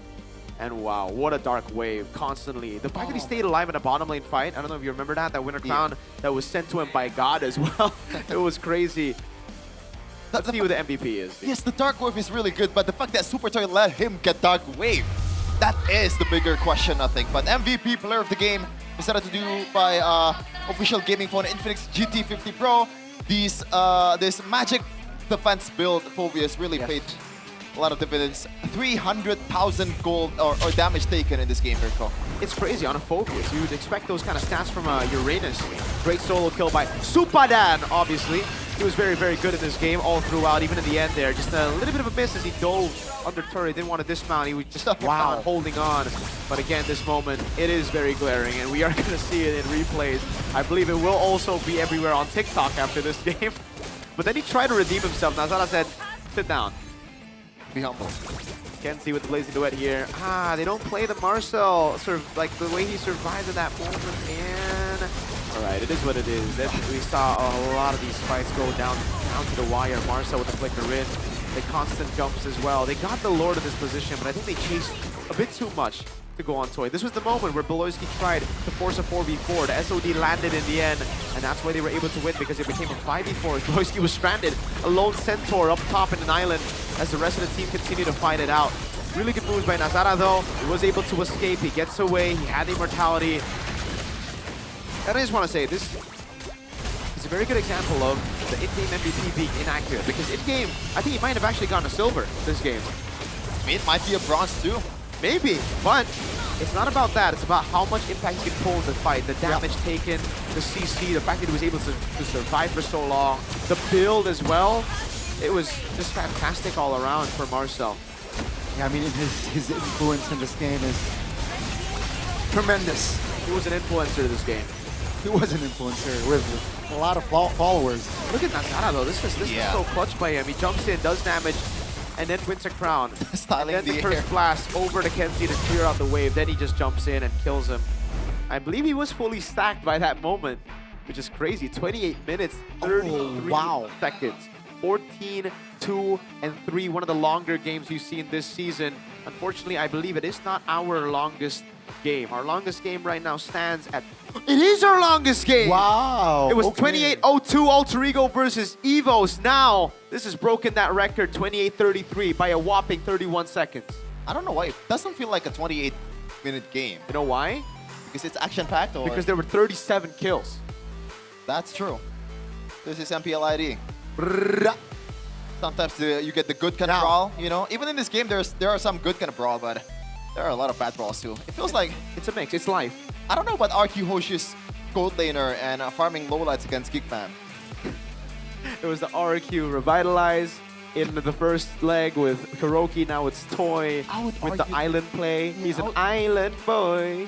I would argue this is a worse game than Harith Revitalize, man. What do you mean, bro? What? Just because he's an island boy? Who's an island boy again? Toy. Because he's playing in he's trying to go on top. I'm an oh my lord. I don't think Realize would clear that lane. Okay, don't give Realize too much credit here, man. I don't... He would be 0-10 before he can actually go and clear That is true, but I'm just picking on that just one moment. You just back off. That's true. Master Assassin. Oh man, what a game though. What a first opening game. By the way, I am a fan of Nazara's build. Marksman Emblem. I also go Marksman Emblem now after the change on Suyo. I haven't lost the game since the patch. Okay.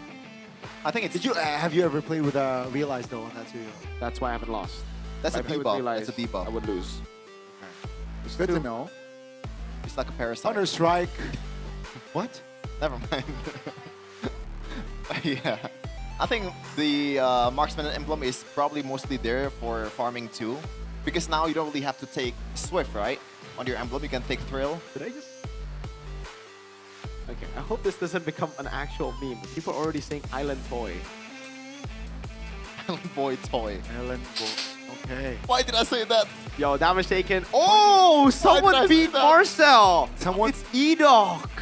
Okay. That is crazy. Oh my god. On the Gatot Kacha as well. Yeah. Oh, wow. A boy dealing so much damage. Wow.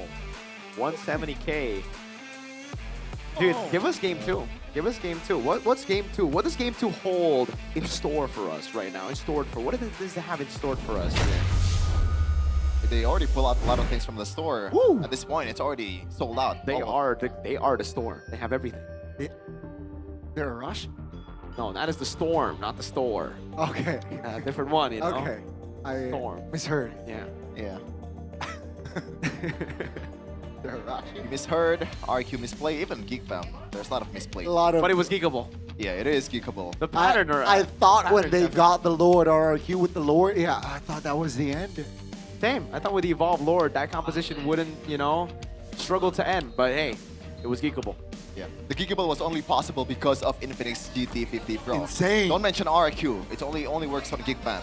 The official gaming phone of MPL Season 17 is now yours to own. For those of you who are serious about pushing a rank, like me or maybe like Gane, who's still in that pick somehow, ready to become an MVP, it's time to upgrade to the GT50 Pro. It delivers a more immersive and precise gaming experience while staying cool in-game and in real life. Thanks to HydroFlow, a liquid cooling. Can you see it? Look, oh, look at that. Look at the liquid cooling thing. On top of that, it features a 144 FPS gaming ecosystem and pressure sense GT trigger for more responsive controls, now available at the Infinix official store across all e-commerce platforms. And also check out the nearest offline. See the water? Okay, offline stores. Seriously, it moves. MVPs, you know, like top teams. For example, Geek Fam can definitely dominate with the Unleash the Liquid Cooling Beast Infinix GT50 It's getting Pro. Do you have very hot in Infinix here. GT50 Pro, Gani? Come again now? Do you have Infinix GT50 Pro? I don't have it. What? What a loser. I agree. Here, What a lamer. make him a winner. Hey, okay. Lame Gani. Now you're a cool Gani. Liquid cooling Gani. Yeah. HydroFlow. That's why I did this. So can I store you in a jar now? You're HydroFlow? You want to store Gani in a jar? Yeah. Stefan. Yeah. I'm just no a reason at all. HydroFlow. I don't Sure. answer. Gani, check out the GoPay app on the, Here's the on thing. the phone, though. Okay. This is an interesting. What is that wallpaper? That is a Rashi. That is a storm right there. Yeah. GoPay app. Guys, download it. Why? Get a chance to win 17 GoPay Gold Rings by Fairy, 20 Toda Throne gaming chairs, 20 smartphones like this one, GT50 Pro, and many more prizes you can win every day on the GoPay app. Simply vote for your favorite MPL team. Anything that you want. If you're a Kingdom, vote for RQ. Yeah. Before each match, create a party with your friends or play Snakes and Ladders. Also complete solo missions for solo players or party missions for party players to earn profits every day only on the GoPay app. GoPay? GoPay. Oh, check it out, boys. Check it out. You guys can get a lot of things, including a free WDP. Check out free WDP. Again, you guys can get so many things. GG for GoPay. That means good game for GoPay. WDP. This is what I was talking about, the WDP. Guaranteed GG on GoPay games. So check it out if you want to go and top up, scan the banner that appears during MPL ID Season 17 live, and claim the promo only at gopay.co.id/game.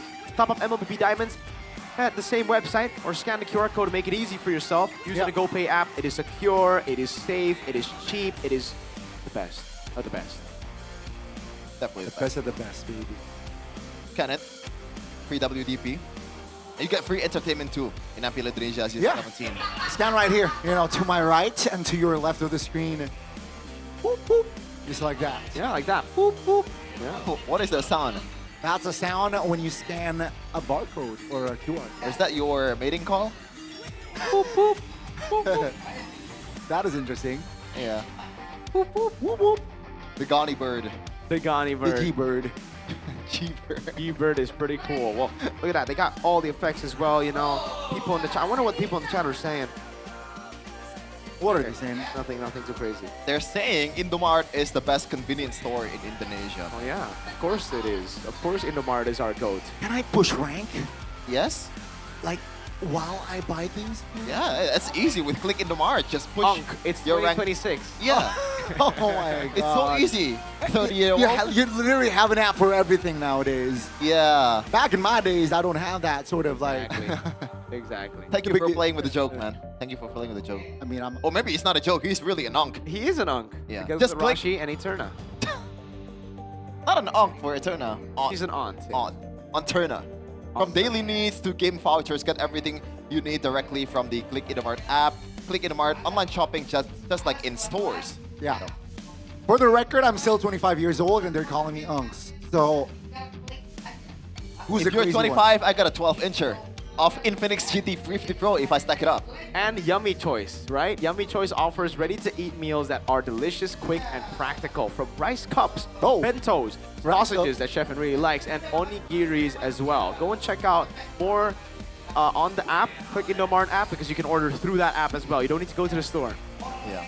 Yeah. Do you like sausages, Gani? I love sausages. Do you eat it because of its taste or for other reasons? I mean, you know, apart from the taste, I like my sausages long. Depends. Big diameter. Depends, but yeah, I mean sausages are good. Yeah, especially on a hot dog.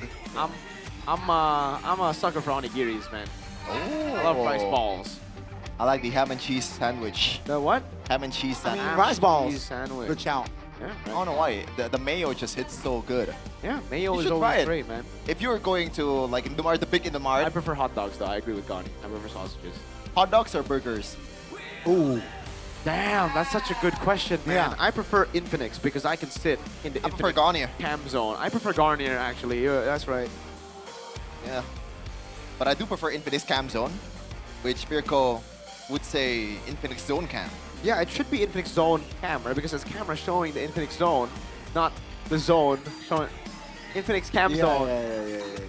They're playing MLBB. Wow, they got time. They got time. This is the attention span we talk about, man. Like, you know, like you're waiting for a game, it's like, quick brawl. Let's just do something.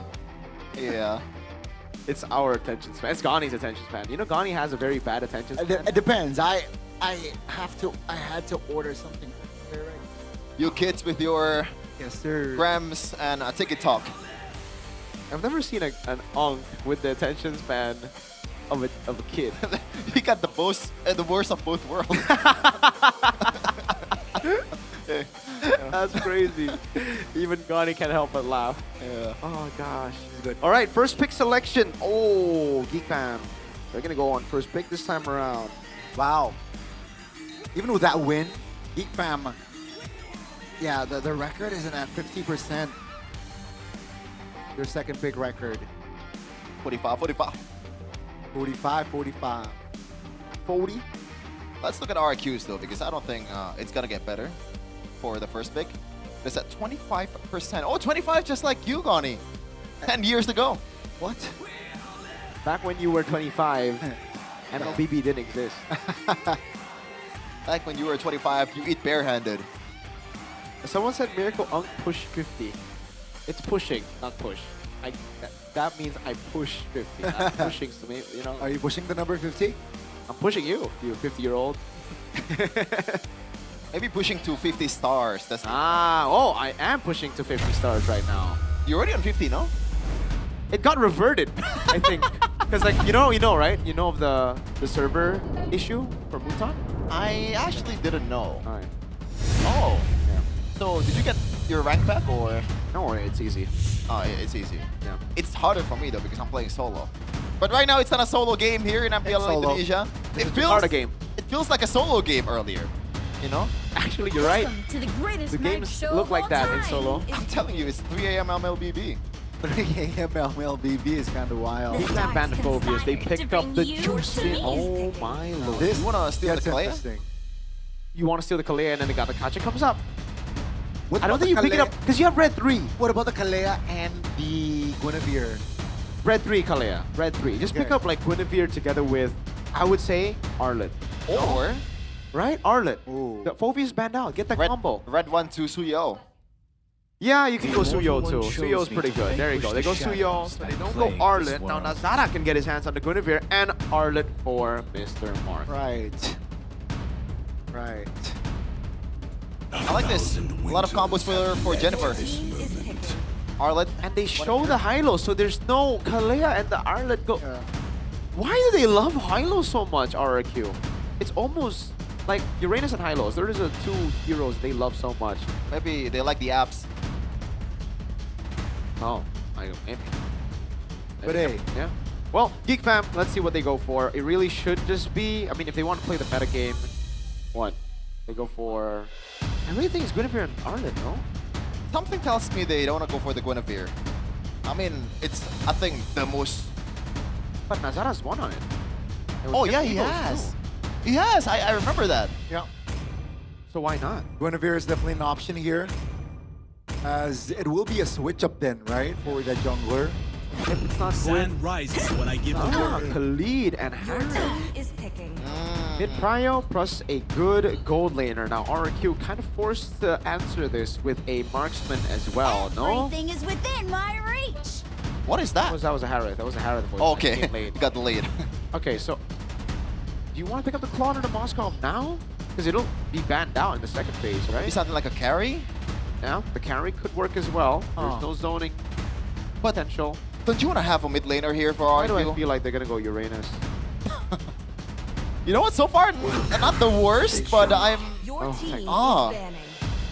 I mean, it's a winning lane before level 4. Yeah. It is. It is a pretty solid pick. But you're up against a Khalid, Gani, which can rotate super fast. That's the thing, right? Mobility is definitely the strength for that Khalid. And now entering the second phase. But one thing that is lacking, right, from the composition of Geek Fam is that range. Yep. They're gonna compensate it later on, so maybe RRQ can limit the mid laners' range, but no, they instead limit the junglers here. Yeah.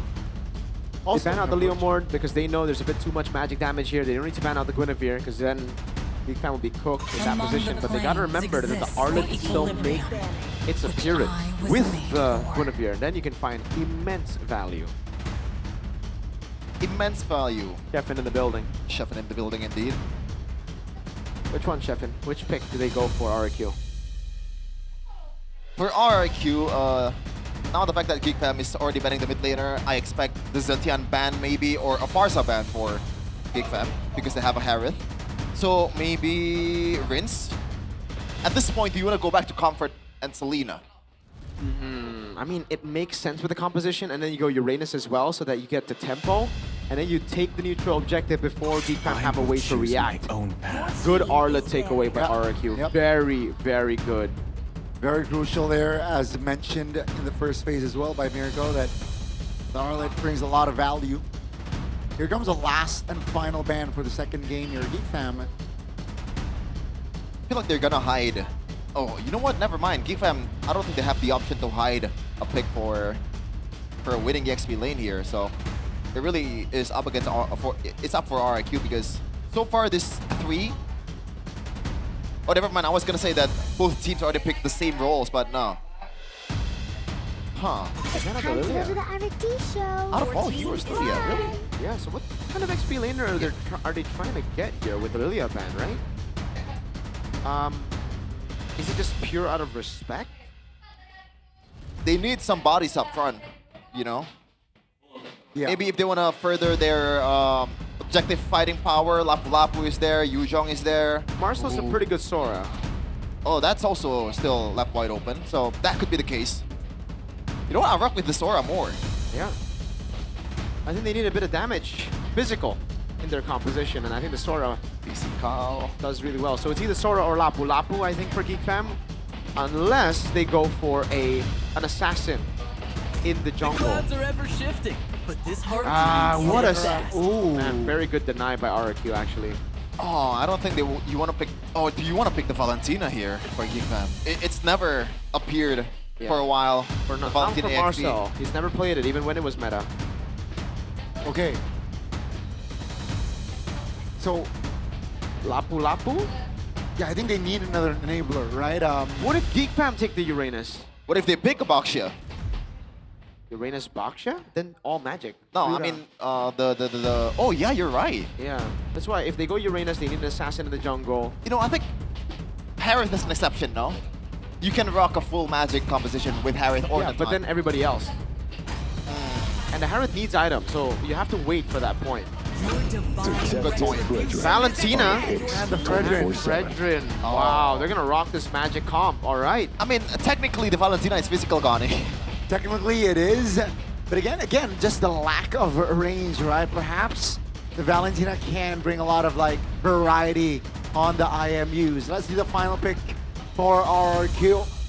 to stabilize in the mid lane as an anchor here. Is this not a good Valir game? Oh, it was banned in the first game, and going up against a Khalid, a hero that really likes to close the distance, Valir can bring a lot of value. It's Valir or Zetian? I don't mind the Zetian as well. But then again, the Fury of the Goddess definitely can't be stolen. Oh, hold on, Cord? Never mind. Yeah, good call there, Mirko. I like the Valir here. The thing is, you're gonna have to rely on the Granger and the Suyo. You're mostly utility. Oh, tricky matchup here. I think the early game, you gotta help out Kenziski just a little bit. Just to lane against the Granger. So do you still build tank on Valen, right? It's the same build you go for like in previous patches when you're up against the Sora. All right.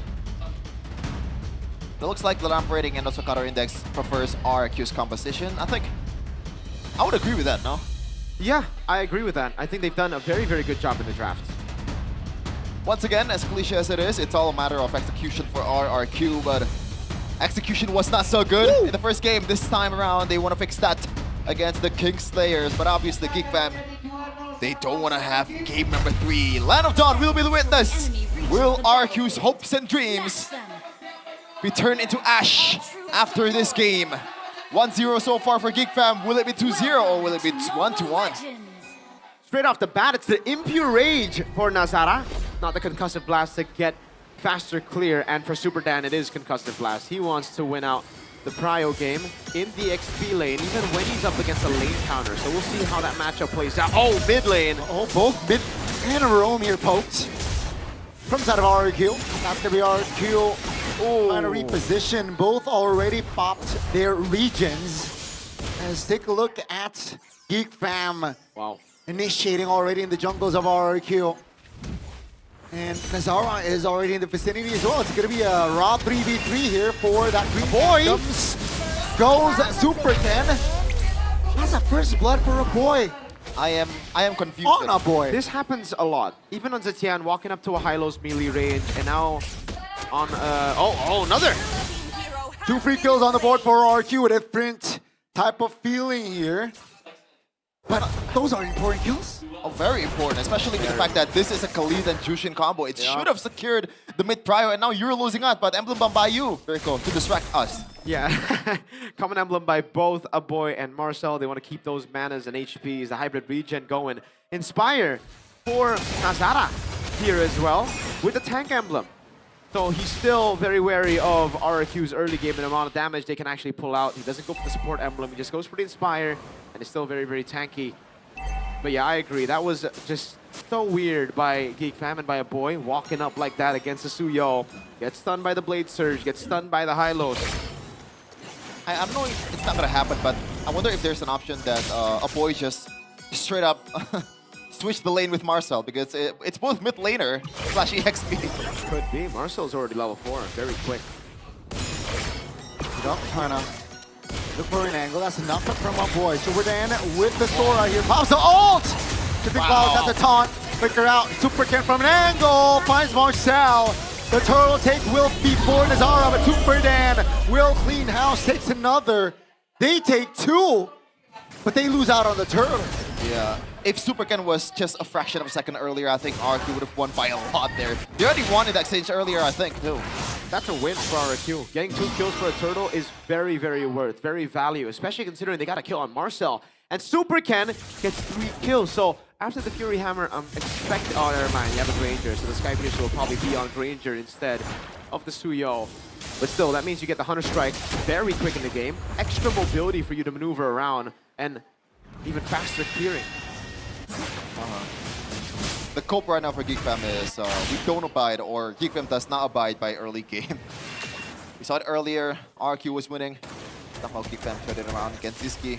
It's only level 4, so Super Toy will not be able to easily win out the lane. Has to be a bit more careful with that Command Force spam. Yep. Needs to be very, very careful. And the thing is, I'm just looking for a way, for his pathway. On towards the members of Geek Fam. Looking for a war here, but Geek Fam too quick to disengage. Wow. At least I prefer that a boy being paranoid with the ultimate rather than him giving out kills. Nazara? and land the taunt. Good move by Dan on the Sora. Marcel doing some damage back. Winning on trade, actually. Yeah. The thing is, for RRQ, they have so many ways to play this, right? They can play the split game with the Suyo. They can have the front... Oh, wow. Wow, good take. And then they can play front to back with Rins and Toy. They can look for pickoffs as well, and they got really good CC with Super Dan. Despite all of that, I think Nazara is behind in EXP. That is pretty interesting, but Boloski does not have that Raging Sandstorm, I think. Well, he has it. It's the story of a Fredgen, right? Like, it's all about neutral objective control. When it comes to pathing around, it'll definitely still be the Suyo. So I'm actually still impressed by Nazara, the fact that he's not behind.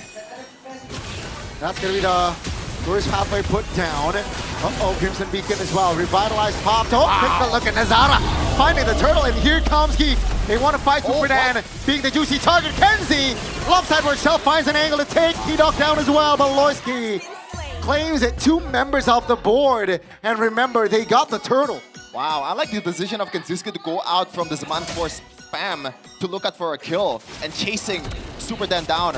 And that way he was able to add an extra kill for Geek Fam. The economy is almost gone for RQ now Mirko. Yeah, not just that, but also Kenzie, the targeting was sublime. He targeted Super Toy in that skirmish, so Super Toy was out of the fight.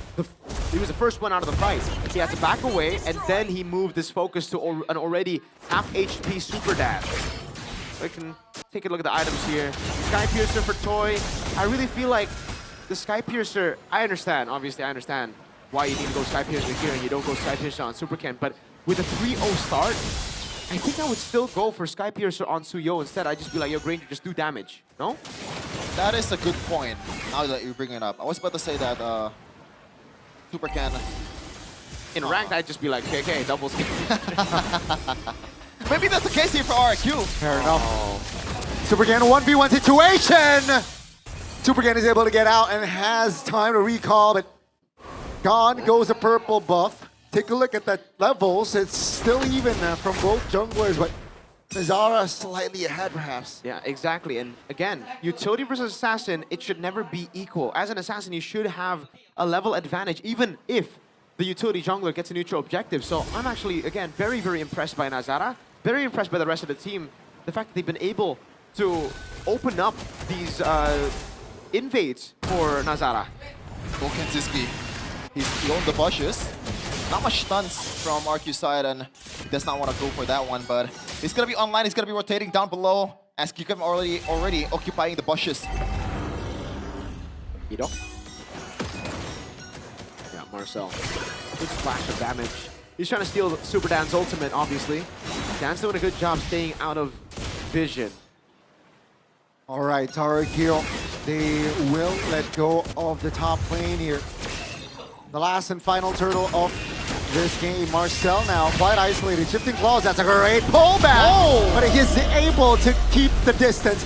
Edok with the glorious pathway will allow RQ to have a better formation here, but Geek Fam still able to just spot out information. Oh man. Great turtle take again from Geeks. It is great, but that was super bad by Super Dan, man. Like, why would you go for your copy? Why would you go for the pseudo Sora? And you already know the potential of the Sora. He could have just gone away in an instant. And he invested a flicker as well. It's tough. It is rough. I think he was expecting the CC to be a bit longer. Unfortunately, I think he didn't calculate for the tough boots. So I agree with you. It was an off decision, but in that possession, it's either you make a play or you don't, right? It's 50-50. He decided to make a play, decided to go for a pick. It didn't work, obviously. Marcel was able to get out with the tough boots, Oracle, Brave Smite, Flicker. So at least they burn out a Flicker on Valentina, I guess. I don't even know about this. They probably can't get the wave here, no. And I think the wave up top, no one's dealing with it, not even Ken. So far, Boloski has been doing a really good job on just scouting the situation. Yes, the KDA doesn't scream like a great game, but this is how it is for Boloski. Remember the 7th death power spike, but I don't think Boloski will get there, you know, in this kind of situation. And Sky Piercer will be on a boy. Very, very patient here. Yep. Top lane is pushed by Yeah, it's actually interesting that they're giving the goal to Boloski. Yeah. I think it's mostly because Pelosi can rotate super fast, more than anything else. Perhaps. Maybe. Kenzie does have to stick, so it makes sense. They want to pull the trigger here on towards Edok. Perhaps they might find an angle, but RRQ was no pushovers. Marcel! Two-man stun! Rinse flickers out, but Bloisky caught there. That's going to be Super Toy claiming a kill. In the back, two members of RRQ to lead it as a boy picks up the quick double. Take a look at the switch of boots from a boy to have more speed. RQ has to pitch out. Grateful the fact that they only lost 2 in that occasion because the fight happened in a very tight jungling area. And now Super Ken! That is beautiful! The duet between Kenzie and Marcel in the mid lane is able to take down the retribution holder of RRQ and allows Geek Fam to take the Lord smoothly. That's a free Lord to Geek Fam.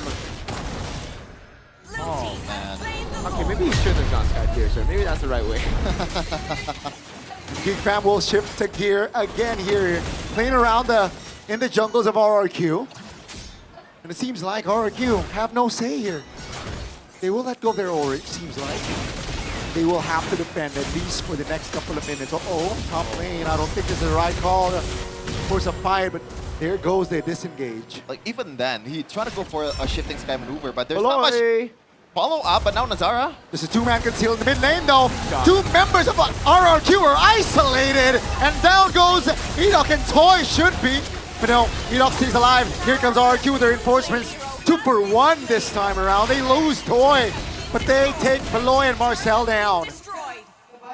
So that's a winning trade for RRQ, right? That definitely, yeah. For RRQ, yes, sir. Definitely don't want to lose your members. Even though it's just, you know, the XP and the roam, it still kills over RRQ. And you had the Lord, so you could have just played a slow game, taken the tier 1 in the mid lane normally. But that gives RRQ a chance back at the game here. Again, for Toy, it's all about making or getting those Sky Piercer stacks. They still have Rins on the Belier who can constantly just play front to back. So I think that should be the angle for RRQ. They should start to play around the front to back composition that they have. Yeah, and it's also elevated with the fact that Ice Queen 1 has been secured by Rins. And also the Malice 4, a big item for Super Ken. Yeah. Whiskey with a flicker finds a two-man, but no clear follow-up. Here comes a boy from the flag! He finds Toy, taking his own life himself. That's going to be the mid turret taken down. Take a look at Edok holding 2 members. Marcel all alone as well. Both in a 2v1 situation, both regrouping, both recollecting. But Super Ken looks for an angle on this. Yo! Kenzie deals a lot of burst damage on this Hera. Two-man caught! Finds a double, looks for a triple, and Kenzie finds the hat-trick. They did everything, but keeping an eye on when this man forces about to be off cooldown by Kaziski. Brilliantly done by Kenzie, dude. What a show mechanics, Kenzie! Oh, I think he was ready to go for more. Yes, flicker! Oh my goodness, that's a flicker burnt. Oh, for a flicker from Kenzie as well. 35 seconds on the clock for the next neutral objective, and Geek Fam with 4,500 gold lead in hand. That will be their main priority. Dang. Divine Glade pickup as well. Now none of the RQ members can handle his smoke, dude. Kenzie will be all around, all over the place. RQ, what do they even do at this point, right? Like, you played in front to back, but your Granger has 0 stacks. So even the boy dive earlier, maybe some people will say it's not worth it, but it is worth it. That's the only guy they need to shut down now. If he doesn't get Sky Piercer stacks, if he's not online in the team fights, I'd take that trade all day. Hold on, Geek Fam. Do they want to burst this? I don't think so. Beloski, though, setting up for a flank here. He should just go Heptacene. Like, what is he, like, look, the way he's playing, he should just go Heptacene. He should try to go for the assassination. Nazara finds the retribution. The call is to fight. Oh, Marcel. Take a look at Marcel, 1v4ing. Stunned up, he will be bursted down. That will be the trade, Edok for Marcel. A boy! Finds a big knockup, that's a stun though. RRQ, they're in trouble. Kenzie joins the fight, that's a double, that's a triple. Open things up for a Maniac in the mid lane. And that will be Kenzie securing the Maniac. This is the good old Geek Fam, the macro play. The balls to pull that off. Kenziski, a boy even going forward with the Crimson Deacon. Amazing from Geek Fam. I don't think it's over. It is all over. A big wipeout in the first game and a big wipeout in the second game to end the series. Geek Fam continue on to become the King Slayers. Wow. But I think it's official. RRQ's hopes and dreams. That sliver of hope. It's all down in the dumps. Cascute, RRQ, the kingdom has to say goodbye to the postseason, has to say goodbye to Jakarta International Velodrome. This marks the end of RRQ's journey, 1-11. Now they will bow out of the playoff stage. RRQ. And for Geek Fam, they rise back to playoff contention. Now the battle continues for every team left in MPL ID. Even Navi later on, there's a chance for everybody to still make it to playoffs. They're speechless by that performance. That was an amazing execution in the late game by Geek Fam, but the bigger question is, why the decision to go for a Hail Mary play in that Lord fight earlier? Why did Edok pull the trigger with the Glorious Pathway knowing full fact that they're not going to be able to get the Lord? Was that desperation? There was nothing else they could do. It is desperation. In game one, there were a lot of things that they could have improved, but in game two, the snowball from Kenzie was just a bit too much to handle. We see the hugs coming out from Beloyski here and from the rest of the Geek Fam boys over to an RRQ that is now bowed out officially from playoffs. There were a lot of hypes, there were a lot of hopes too. Insanity. From the kingdom before the season, but unfortunately they have to say goodbye. RRQ, we're gonna see you again in season 18, hopefully in a better form, and bring back that King of Kings moniker, King of Kings team back to MPL Indonesia. It's a quick one for them, man. Very, very quick in game number two. After a very hard-fought victory in game one, they pulled out the Geekable card. They didn't need to in this game. A boy, again, it was so good by him, dude. Every time just walking up, even with the Sky Piercer, because usually when you have a Sky Piercer in your in your inventory, you would want to make those bombastic plays. You want to be the last guy in. But a boy knows that Kenzie has enough damage. So all he needs to do is bait out those resources, burn out those movement abilities from the Granger, and then it's done. And then they'll have enough to just smash him. It's all calculated. It's all according to Keikaku for Geek Fam, as we're gonna welcome them on the stage. Nice try, RRQ. See you next season. But Geek Fam will be on the stage to answer some questions. Kemenangan yang begitu manis untuk This victory, Geek Fam! a very sweet victory by Geek Fam. Congratulations Geek Fam. Congratulations Geek Fam. Hari ini di 2-0 today kali ini melawan in this match RRQ. against RRQ. Mungkin kita mau ngobrol dulu sama Beloyski. Maybe you want to talk with Beloyski first. Apa rasanya sekarang? How do you feel right now? Yang pasti senang, tapi Definitely happy, but gue juga kayak kasihan kan. I also feel a bit of pity.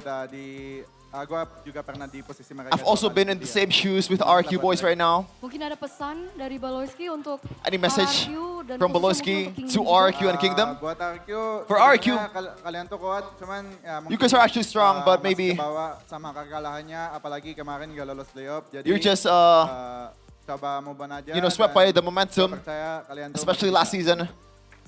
Luar biasa But I believe in you sekali. guys.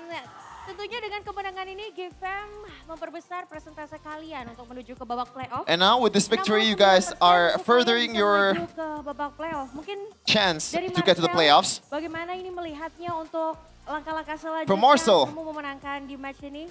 Silakan Marcel. What do you see next? 69% sekarang change menuju playoff. 69% chance. Dan mungkin strategi Nice yang akan to get to the dilanjutkan playoffs. berikutnya nih Marcel. Senang What's banget gonna be sih, next for cuman, Geek Fam? berharap banget bisa lolos Very playoff happy. season ini. And hopefully we get to the playoffs this season. Menuju presentase yang lebih tinggi lagi nih Kak Eterna. Kira-kira udah menyiapkan apa sih Marcel untuk What did you guys kedepannya, untuk prepare match selanjutnya? for the next matches Nggak ada though? strategi khusus sih, main aja. No, Main not much aja. Berarti special fokus ke strategies, just gameplay play. sendiri, gitu. Ya betul. Oke. We only focus on our own gameplay. Salah satu yang momen yang kita highlight kamu stole possession-nya super dan ini momen yang luar biasa sekali. Kita akan Marcel, coba melihat momen we're gonna see your moment yang here. dilakukan Marcel juga nih mungkin yang ada di layar And boleh I ditampilkan. believe the first game on the big screen. Ini momen-momen Marcel And this is the menggila moment. ya. Apalagi di game yang pertama sangat di-highlight Marcel, oleh you went caster-caster crazy. juga. You guys, you got highlighted by the casters. Marcel, apa yang kamu rasakan di momen ini? Apa yang terlintas di otak kamu? What went through your ketika mind ini at this terjadi? moment when this happened? Kaget aja tadi dash depan jadi. I was actually surprised. Oke, jadi kamu lihat opportunity ya? Ya, Bukan call dari teman-teman yang lain. Itu But I bukan saw the opportunity. insting ya jatuhnya ya. bukan. It was not a mistake. Oke. Ini menarik sekali dan juga tapi tadi dari Superdan sendiri ada From solo Superdan, kill ke Marcel ya? there were some solo Tuh, kills apa yang terjadi itu? What happened there? Di game yang pertama ya? in game number 1. Ya benar, ke solo kill. Yeah, I got solo killed. Jago sih. Because dan he's really good. Pakai glue-nya. Oke, Super gara-gara Dance Glue is really jago, good. Alisa main glue-nya. Itu memang salah satu momen yang kita highlight juga. Tapi kalau That was menurut one of the Marcel moment that we sendiri, highlight. kita kan melihat RRQ ya. Mungkin kita But for Marcel, nggak cuma nanya ke RRQ. Marcel, tapi ke Nazara nih. Karena Alisa penasaran juga. But maybe Nazara. Season kali ini sebenarnya This season, RRQ mungkin kita lihat tidak lebih baik dari season lalu. RRQ Karena might ternyata not di be week ke-7 better saja, than last season. RRQ sudah tampaknya tidak akan melanjutkan. They're gonna have to langkah bow di out babak from the playoff. playoff Kamu melihatnya in permainan season RRQ di 7. kali ini seperti apa nih Nazara? What do you see from RQ this season? Mungkin benar maybe kata Boy aja sih. Mereka kayak belum just like a move boy on said, aja. Belum move on aja. They haven't moved on. Mentality. Soalnya kita juga pernah ngobrol sama Kiboy, dia mengatakan hal yang sama. Betul. Because we Jadi also tetap talked semangat with untuk Keyboy. teman-teman RRQ He also said the same untuk about RQ. kedepannya. Tapi Nazara, But kamu Nazara, juga ke-highlight hari ini. Kenapa tuh? you got highlighted Coba this kita lihat, match ada too. klip juga harusnya nih ya. There are some untuk clips Nazara. Kita akan melihat about you. bersama-sama. We're gonna see it together. Ini dia. Here it is. Nazara, kamu Nazara, ditarget Super Toy, tapi you akhirnya are kamu bisa targeted by Super Toy. membuat outplay setelah But sebelumnya you kamu were able to sempat outplay him. sama Super Toy, tapi sepertinya kamu berhasil untuk balas dendam. Marcel, kok Marcel lagi? Nazara, Nazara, ternyanyi Marcel. Nazara, apa yang terjadi di momen ini? Mungkin What happened in gara-gara this moment? kebanyakan nonton Suyo Jamis Pangkas kali. it's because I've been watching too much James Panks Suyo. Player PH. Oh, player PH. Mungkin next season mungkin aku ganti nama jadi Nazara Pangkas. Maybe next season I will switch my name to Nazara Punks. Tapi Nazara, mungkin banyak orang di luar sana tuh mungkin sedikit mengkritik, apalagi terakhir Maybe, kamu menggunakan Fanny, terus ada yang Last time you mengatakan played Nazara Fanny, a lot of belum people bisa are Harley. criticizing you. Kamu membuktikan. People are saying that you only can play Harley. Fanny mungkin, ya. Oh, baru belajar. Baru belajar. Terus Maybe lu- in the earlier week I was still learning Fanny. Karena enggak deh, hoki doang. Hoki doang. I just got lucky. Tapi perasaan kamu untuk outplay Super Toy tadi di game yang pertama itu seperti apa What sih? went through Cuma your kita mind lihat gamenya outplaying Super cukup Toy? panjang juga ya. Because the game Dan was kamu bisa super long outplay too. Super Toy. Deg-degan juga sebenarnya tadi. I was nervous. Oh, My deg-degan heart was juga beating ya? fast. Kayak heart rate-nya lumayan tinggi juga ya. Kayaknya sampai 200. My heart rate went up. Ngomong apa tuh, Baloy? Kita kan lagi kayak susah banget kan. Dia nggak mau kalah. Dia mau buktiin sama streamer-streamer yang He wants to prove Ya ampun. to the streamer Katanya, who barked at him Oh gitu. that is Berarti a pretty good player. streamer juga penyemangat Ya ya. kalau gue bisa beli 7 item buat tahan itu, gue tahan demi dia. Sorry, I didn't catch that. Tapi luar biasa. Congratulations Nazara. But it's amazing. Luar biasa Congratulations, dari Nazara. Mungkin kita juga pengen tanya-tanya nih. But you want to ask Aboy. Oh, Aboy. a boy. Aboy. A boy. Sebenarnya kamu melihat tadi di game 1 tadi cukup sulit untuk Game number player 1, apa seperti apa dari it kamu? was pretty hard too. Match adu blunder kita tadi. Match adu It blunder. was the battle of chokes, Seperti the itu. battle of blunders Overhype. from us. We got overhyped. Hype katanya. Di game yang pertama. Ya, overhype. Apa yang In game bikin 1. bisa membuat overhype? Karena rame aja yang nonton kali. What makes it overhyped? Karena rame. It's because there's a lot of Tepuk tangan crowd dulu in the untuk stands. teman-teman yang datang ke MPL Arena. Tapi jadi overhype. Berarti resetnya tuh gimana caranya? How do you guys reset Kita though? kontrol diri kita aja. We just control ourselves. That's Kontrol it. diri kita di late game. Tapi ya soalnya kita lihat dari game yang pertama ya Alisa ya. Seems like in game number 1 too. Geekfam kesusahan gitu lawan Geekfam RRQ. was Apa yang membuat switch yang tiba-tiba Geekfam it's a bisa bit hard for mundur Geekfam kembali lagi? to be able to beat RQ. What made it for you guys to be able to turn the game around? Jadi ya kita lumayan kesusahan.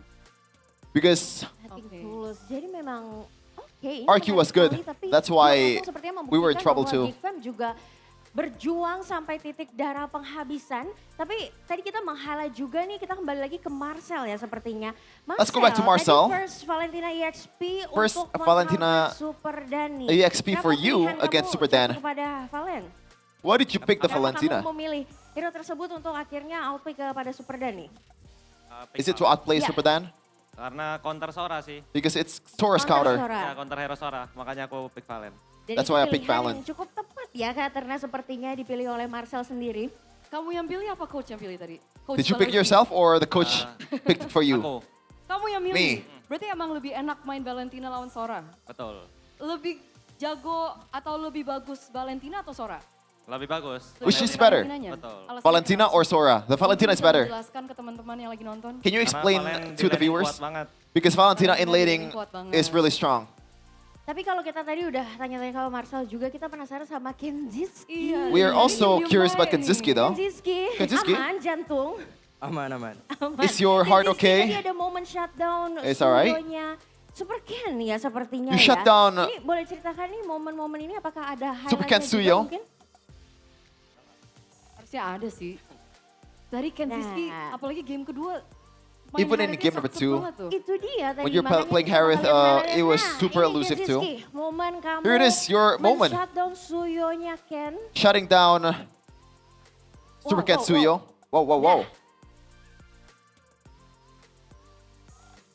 Dan kamu berhasil maniak loh ya ini. And you were able to secure a maniac. Kenziski. Kenziski? Oh, Iya oke itu. Tadi triple kill. Is it lucky? Yes, it was only lucky. itu dia. Iya oke doang itu. Masa hoki doang sih? It's only Digendong luck. Marcel. Masa digendong Marcel? We got carried by Marcel. Kamu harus targeting ke sini, dash ke sini. Itu Ya, suruhan Marcel. Aku suruh Marcel pegangin semuanya. Itu disuruh. I told Marcel to pretty much handle everyone. Balik lagi ke Nazara lagi ya. Ternyata semuanya menyuruh untuk saling membantu ya Kak. Karena untuk Seems like they were helping each other to get the win. Tadi melihat gameplay kita dan kamu tahu juga ini menjadi salah satu pintu atau kunci terakhir RRQ. Karena akhirnya dia akan bisa melanjutkan nafasnya ke minggu depan atau minggu ini. Kamu perasaannya seperti apa dan mungkin ada yang mau disampaikan nih buat RRQ? Is there any kind of message to RQ? Buat RRQ semangat For aja. RQ, just keep your spirits up. Semoga season depan Hopefully next bisa season, lebih baik aja. you can be better. Semoga season depan bisa lebih baik. Ya. Dan harapan kamu bisa melanjutkan ke babak playoff membawa GFM ke Ya. Velodrome. Semoga kita And playoff hopefully, Amin. we also get to the playoffs. Langsung diteriakin tuh sama Geek Fam Unity. Mana GFM Unity suaranya boleh dong? Geek Fam, where's your voice? Wow, luar biasa sekali. Dan tadi kita sudah melihat ya gameplay yang begitu Amazing. menakjubkan. 2-0 Great gameplay sudah from didapatkan Geek oleh Fam, GFM 2-0 Unity. secured Kalau begitu by Geek Fam. silahkan reset kembali dan persiapkan untuk match selanjutnya. Dan tapi selanjutnya ada surprise nih kayaknya. ada Looks like there's a surprise. Karena Benar. Tapi sebelum surprise-nya keluar, karena Before the dia belum surprise siap, masih malu surprise-nya. is happening. malu karena Masih masih malu. dipersiapkan You gotta wait a second because the surprise is a bit shy. ya dari GFM sendiri dan kayak sudah siap nih untuk surprise-nya. So, Seems this like the is it. surprise is Wow. ready and Geek Fam. Klasemen sudah menunjukkan adanya warna merah di pucuk bawah. There is a red klasemen nih, in Kak. Ya, RRQ. warna merah pertama. The first red this season. Di hari ini, kita udah bilang kan dari awal kalau misalkan hari ini itu match yang cukup menarik, pressure-nya juga sangat tinggi karena Big time pressure match today. RRQ dengan kemenangan Geek Fam 2-0 ini tidak bisa melanjutkan perjalanan mereka untuk ke playoff. Betul. RRQ will not be able to qualify for the playoffs. Dari Boloiski mungkin ya. Boloiski. Karena kan kamu udah beberapa kali season ya. Season 11, 12, 13, Because 16. Tangan RRQ atau future-nya RRQ ada di tangan the kamu. future of RRQ, the fate of RRQ were in your hands multiple seasons, but now you end the hopes of RRQ. Aja buat mereka. Any message for RRQ? Lolos masih panjang. Just keep your spirits up. MPL-nya sampai 100 kali masih bisa. Oke. We still have a lot of MPLs to Sebelum come. kita match, Alisa, kita tadi ngobrol. Oke. Katanya Boloiski mau ngirim martabak. Jadi Apparently, Boloski wants to give out some martabaks. Mereka doyan nggak? Kalau doyan boleh lah. Oke. Oh, Tuh, dapat Boloski martabak ya dari wants Bolo ya. Dapat to give some martabaks to the caster, I think. W Boloski, so inspirational, man. Mau ada tim yang berhenti langkahnya. Dan tapi dari Bahloy, kalau melihat game ini, kayaknya teammates kamu ini udah berjuang begitu keras. Jadi nanti yang Seems bakal like- dapet pijitan seems like gratis dari kamu, Nazara apa Marcel? Your teammates fought so hard. Is there any kind of like extra massage Nazara aja, kenapa Nazara aja? to your teammates? Gak tahu, pengen aja karena tadi dia benar-benar gak mau kalah. Oh, jadi Nazara yang deserve pijitannya Baloy ya? I'll give it to Nazara because Nazara was the one who didn't want to lose the most. Ya, hasil-hasil menarik lainnya dari Geek Community. And of course, congratulations sekali lagi ya. Congratulations. Makasih Kak. Masih. Terus To Geek berjuang Fam. ya tentunya untuk Keep on, keeping on, keep on fighting in the next matches. And Geek your Community, give it up for Geek Fam.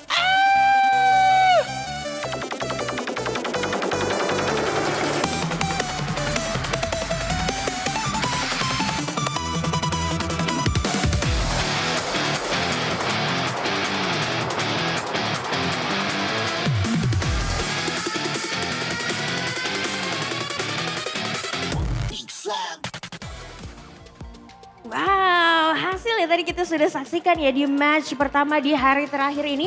Begitu panas, begitu alot, namun itulah hasil yang memang sudah kita dapatkan. Satu merah dalam klasemen kita, Kak Aterna. Sayangnya begitu ya, sayangnya begitu. Tapi teman-teman Superfans jangan kemana-mana karena kita masih mau ada hadiah buat kalian untuk tanda terima kasih kepada kalian udah mendukung MPL ID season yang ke-17 sampai week yang ke-7.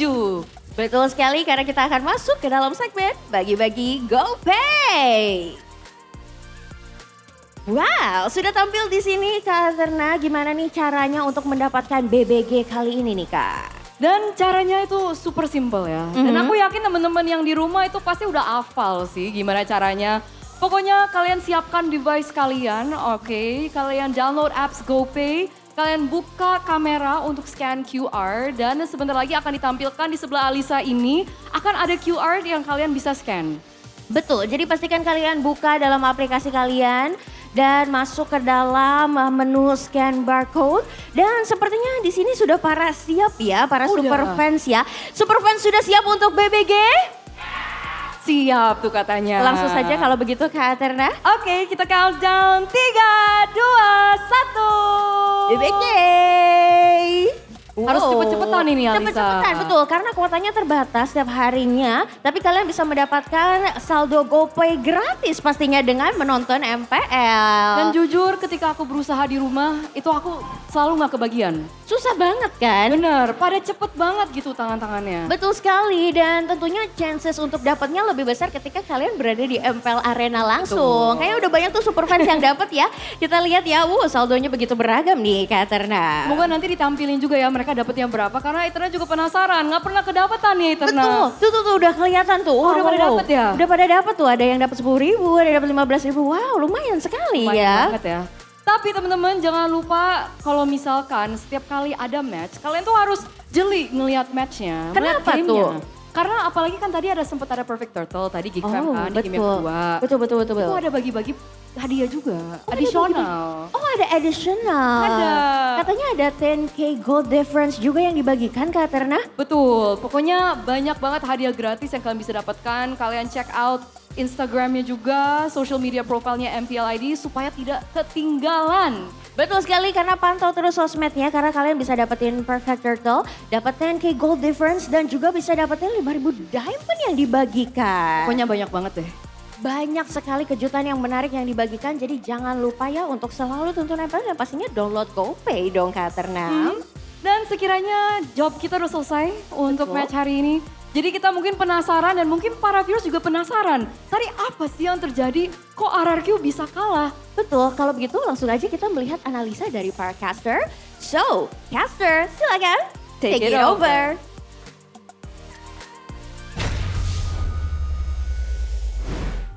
Sayonara RRQ Hoshi. Sayonara Unlucky. Storm. Storm. He's currently casting Oh my God, MSL he was- Thailand. He went to Thailand. Yeah, he went to Thailand. You know, I mean, it's a good thing and a bad thing at the same time. He didn't get to see RRQ not qualify for the playoffs. Does that mean he knew? That's why he didn't want to work today? Oh, it's rigged. That's It's big rigged brain. by the Storm. If that was the case, big brain by Storm. BBA. Big brain Arashi. Or BBS. Or Big brain BBB. Storm. Big brain Raiden. Oh, that's true. Could work too. unfortunately for RRQ, they are officially out of playoff contention. They can no longer do anything. They can win all their next matches. They can bring people down with them, but they will not make it to playoffs. It's confirmed. The only saving grace would be not finishing 9th. Which is also a bad feat. Almost. I mean, it's a bad feat, but it's hard to do too. But this was questionable, Miracle. Like the fact that they want to go for this one, but desperation combined with a lot of things, a lot of factors actually. And maybe what Paluski said and what Keyboy said on the interview, they were still caught up in the momentum of them not qualifying to the playoffs from last season. Was that? Do you think you agree with that, or? Nah, dude. Not in last season, but I think the losses this season, you know? Like the lose streak that you go through, especially if you lose your first 2 matches, it does have a big impact. And I think our MVP here, our player of the match for this match certainly has to go towards Marcel. Marcel's been amazing, man. Player of the game, I think it was Kenziski, but player of the match, it is Marcel. It was still, there are these mistakes by a boy, you know, and Beloyski, early deaths, but it don't matter when you're side laners. Carry the game like this, Marcel and Kenzie in tandem. Beautiful to watch. Nazara not missing a single red tree. All the 50-50s were 100-0. What a combo here as well with the BBB together with Marcel. Phenomenal. Phenomenal stuff here by GeekFam. The rapid boots change, and then I don't know what Supercam was doing here. You have 2 flickers in your kit, but you gotta respect the Harith, who's already at that point so far ahead. Ah, the cut.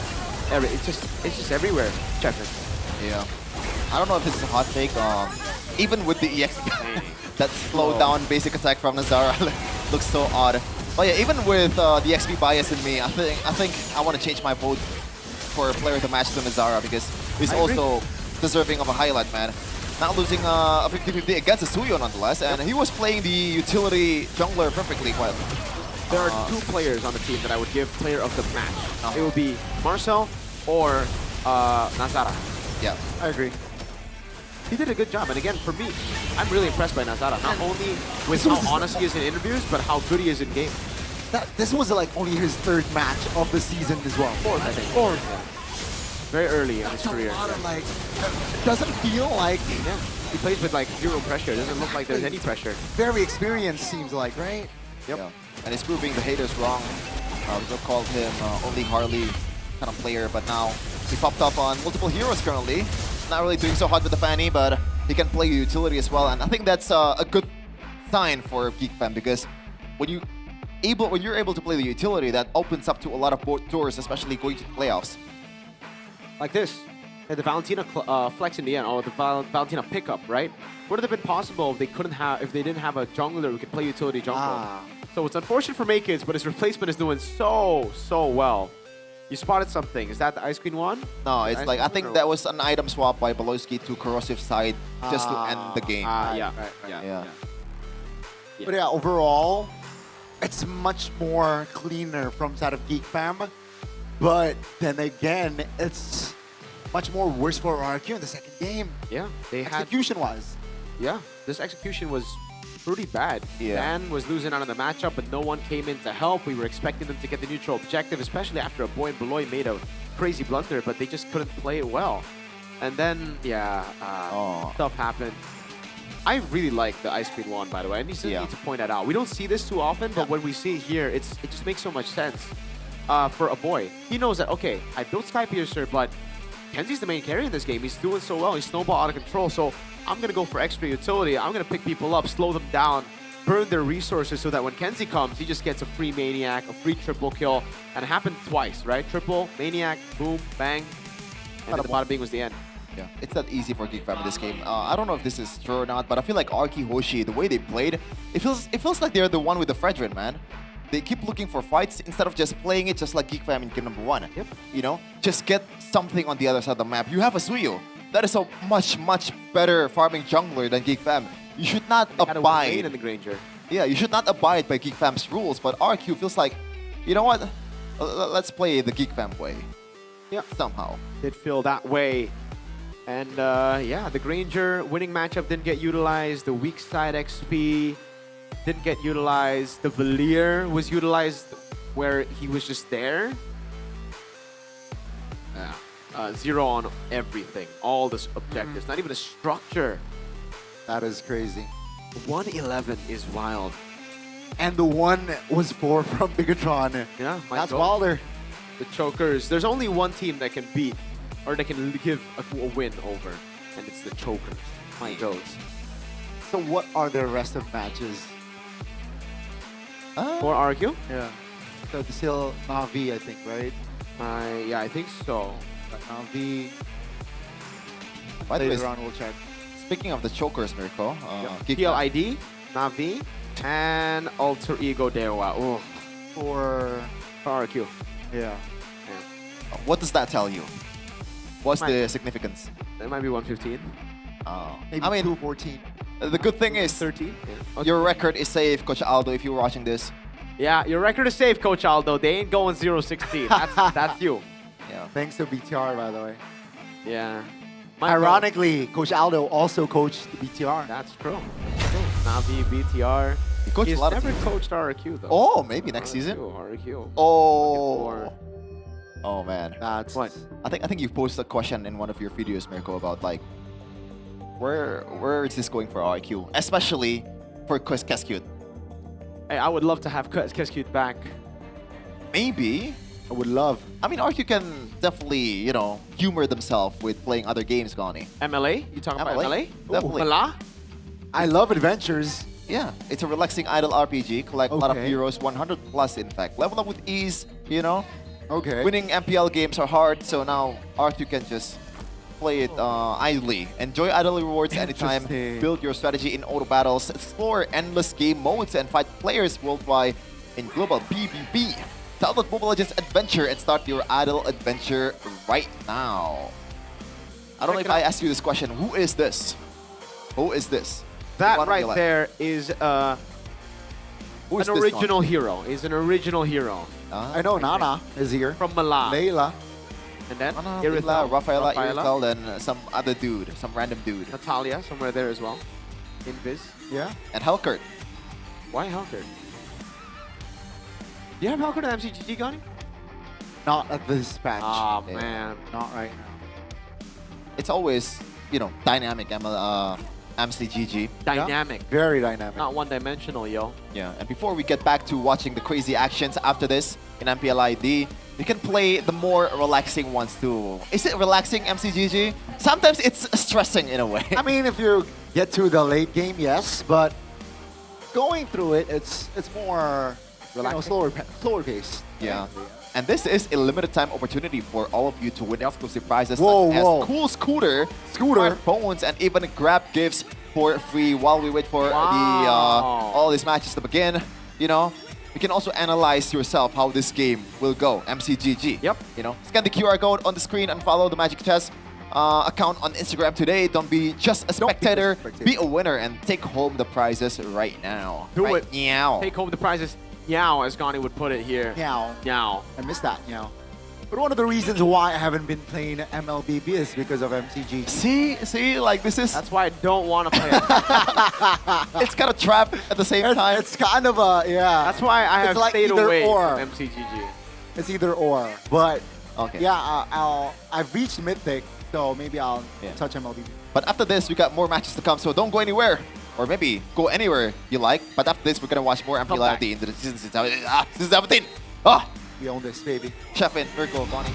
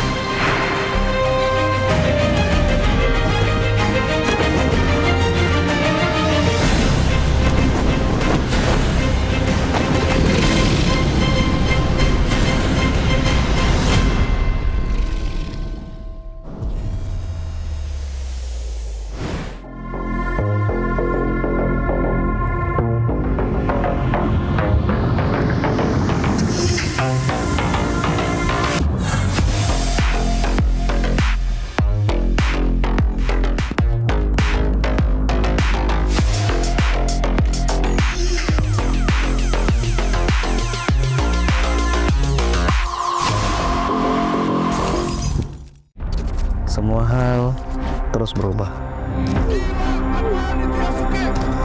Dan kadang bikin gue pengen nyerah. Tapi banyak mimpi yang harus gue kejar. Gue butuh support yang konsisten.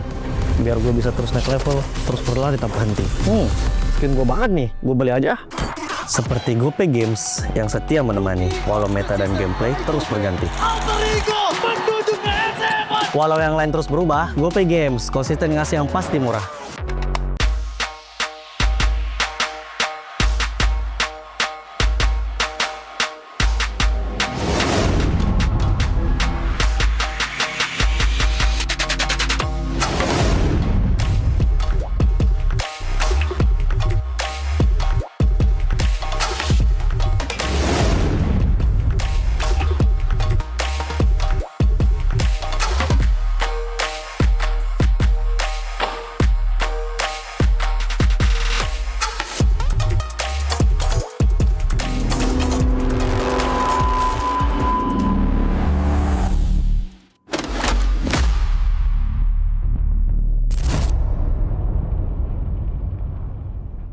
Garnier Men.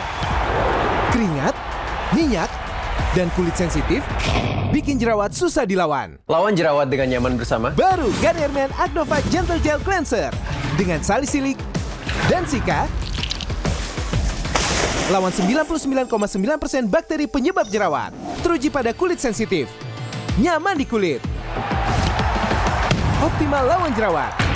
Garnier Men Acnova Gentle Gel Cleanser dari Garnier Men. Tak ada hari tanpa mabar. Main nge-lag, kerap buat ku tak sabar. Gimana mau main sampai kelar? Ini waktunya ku bersinar. Okay, let's do it. Game smash andalanku bikin mainku semakin hebat. Pin stabil main makin mulus, rank ku fix naik terus. Tukar DG rings, diamond dan voucher game kau dapat. Cuma Game Smash makin no debat. Game Max Booster, kini dapat DG Rings. Beli paketnya dan aktifkan boosternya di aplikasi Dunia Games. Hah? Habis? Ya, kosong. Jauh lagi? Tenang, ada Klik Indomaret. Klik Indomaret gratis ongkir 1 jam sampai. Klik Indomaret, belanja online seperti di toko. Klik Indomaret.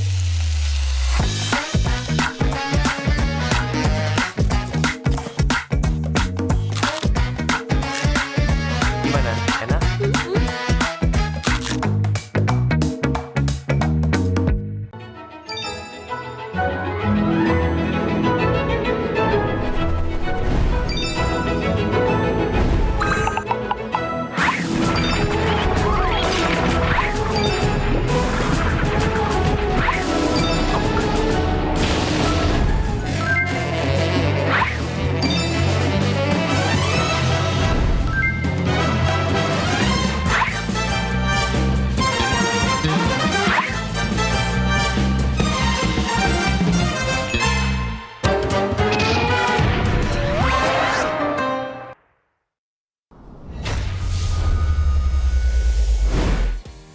We are now here with the English casters. We have Realize as well as Mirko to ask them what the meaning of "we own this" is to them. So let's start with you, Realize. What does "we own this" mean? I think it's about our identity as Indonesia, as MPL ID. The way we have our own playstyles, it's spacey, it's aggressive. It is sometimes brutal and brawly, but that is what is able to make us get the wins and what distinguishes us from other regions. Nice answer. Nice answer. What about you, Mirko? What does "we own this" mean? If you take the 3 words and you separate it, we own this. It's just us owning this. Mirko, not literal definitive meaning. Like what does it mean like philosophically to you? I mean, we've been hearing this over and over past how many seasons? The real answer is we just own this. We own this. It's that simple. Separate the 3 words and make a meaning. So, Eterna. Seriously? That's your answer? Yep. All right. All right. Should we ask her? No. What about you? What do you think about we own this? What's your philosophical I'm answer? the reporter. Why are you asking me? You got to report on we own this now. Yeah. We own this for me is what does it mean? I feel like it means like how we, because I made it in Indonesian. Okay, if you separate the 3 words, tell us what it means. It means we, Yeah. kita Own. punya, we own this. Kita punya ini. And what is this? It means no. But on a serious note, guys, for me, we own this is it's something quite personal because it's been around with us for a very long time, Yeah. season after season. I know it doesn't mean that we've been able to get the trophies, but every time we get up on the desk or whatever Yeah. we are doing on the day when we're working, we own this as us trying to do the very best that we can because at the end of the day, this is also for us. Very philosophical. If you separate the three words. All right. Anyway, but there you have it. We own this from our English casters, and we'll see you guys soon. Good luck. We own this. We own this. Separate the three words. You own this. We own this. We don't.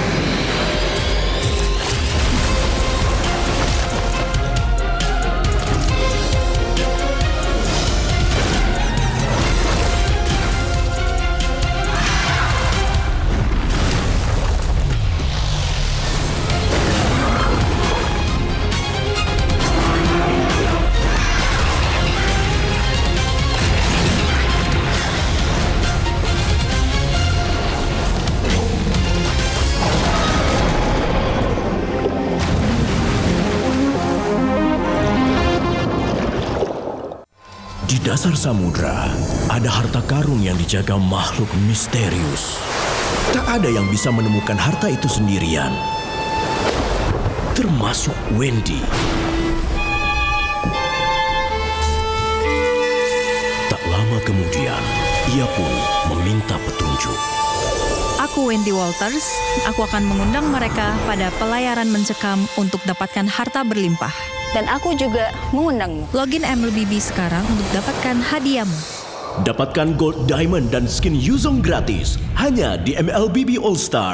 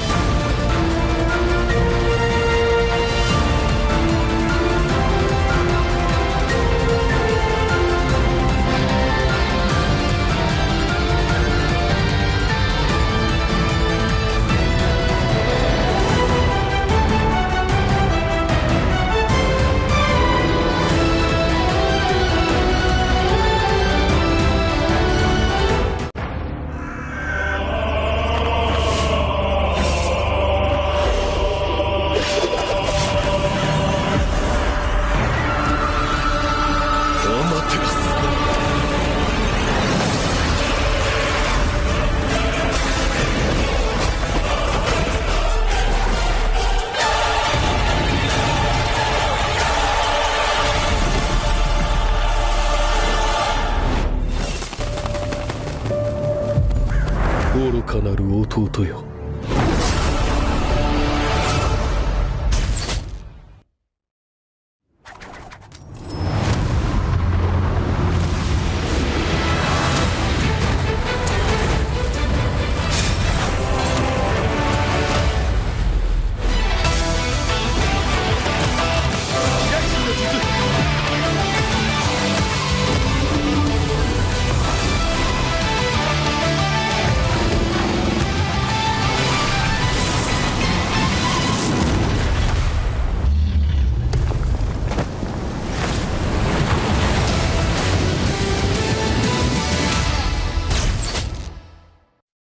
みんな渦巻きナルトが帰ってきたぞ。飛来神の術。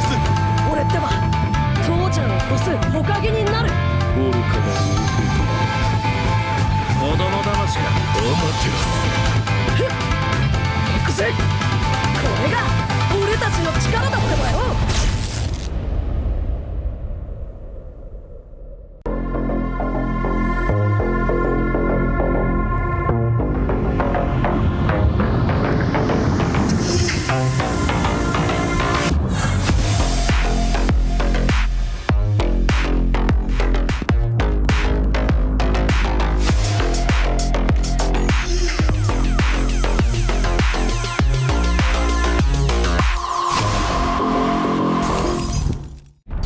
Semua hal terus berubah.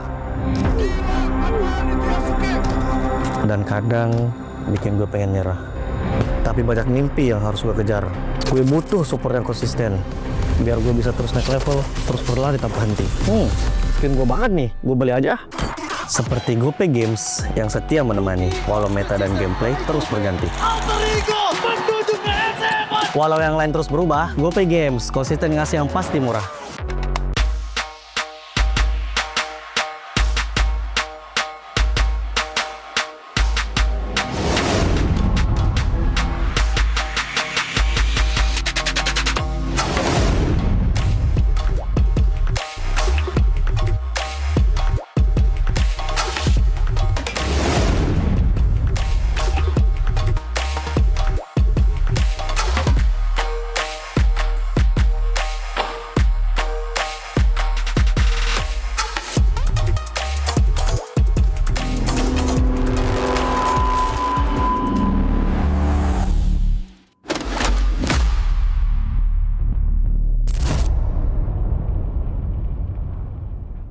Garnier Men.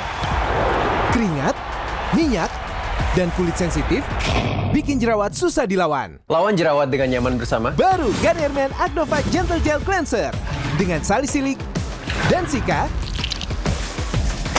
Lawan 99,9% bakteri penyebab jerawat. Teruji pada kulit sensitif. Nyaman di kulit. Optimal lawan jerawat. Garnier Men Acno 5 Gentle Gel Cleanser dari Garnier Men. Tak ada hari tanpa mabar. Main nge-lag, kerap buat ku tak sabar. Gimana mau main sampai kelar? Ini waktunya ku bersinar. Okay, let's do it. Game smash andalanku bikin mainku semakin hebat. Pin stabil main makin mulus, rankku fix naik terus. Tukar DG rings, diamond dan voucher game kau dapat. Cuma Game Smash makin no debat. Game Max Booster, kini dapat DG Rings. Beli paketnya dan aktifkan boosternya di aplikasi Dunia Games. Hah? Habis? Ya, kosong. Jauh lagi? Tenang, ada Klik Indomaret. Klik Indomaret gratis ongkir 1 jam sampai. Klik Indomaret, belanja online seperti di toko. Klik Indomaret.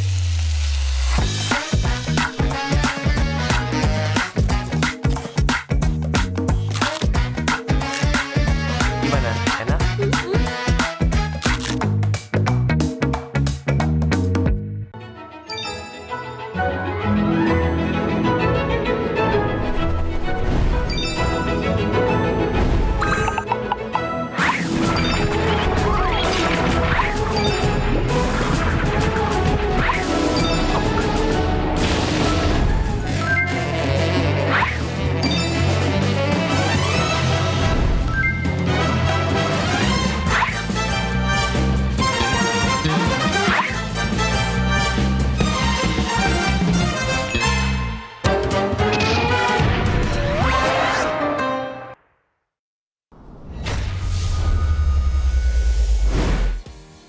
are now here with the English casters. We have Realize as well as Mirko to ask them what the meaning of "We Own This" is to them. So let's start with you, Realize. What does "We Own This" mean? I think it's about our identity as Indonesia, as MPL ID. The way we have our own playstyles, it's pacey, it's aggressive. It is sometimes brutal and brawly, but that is what is able to make us get the wins and what distinguishes us from other regions. Nice answer. Nice answer. What about you, Mirko? What does "We Own This" mean? If you take the 3 words and you separate it, we own this. It's just us owning this. Mirko, not literal definitive meaning. Like what does it mean like philosophically to you? I mean, we've been hearing this over and over past how many seasons? The real answer is we just own this. We own this. It's that simple. Separate the 3 words and make a meaning. So, Eterna. Seriously? That's your answer? Yep. All right. All Well, right. Should we ask her? No. What about you? What do you think about "We Own Yeah. This"? What's your philosophical I'm answer? the reporter. Why are you asking me? You got to report on "We Own This" now. Yeah. "We Own This" for me is what does it mean? I feel like it means like how we, because I made it in Indonesian. Okay, if you separate the 3 words, tell us what it means. It means we, Yeah. kita, Own. punya, we own this. Kita punya ini. And what is this? It means no. But on a serious note, guys, for me, "We Own This" is it's something quite personal because it's been around with us for a very long time, Yeah. season after season. I know it doesn't mean that we've been able to get the trophies, but every time we get up on the desk or whatever Yeah. we are doing on the day when we're working, "We Own This" is us trying to do the very best that we can because at the end of the day, this is also for us. Very philosophical. If you separate the 3 words. All right. Anyway, but there you have it. We own this from our English casters, and we'll see you guys soon. Good luck. We own this. We own this. Separate the 3 words. You own this. We own this. We don't.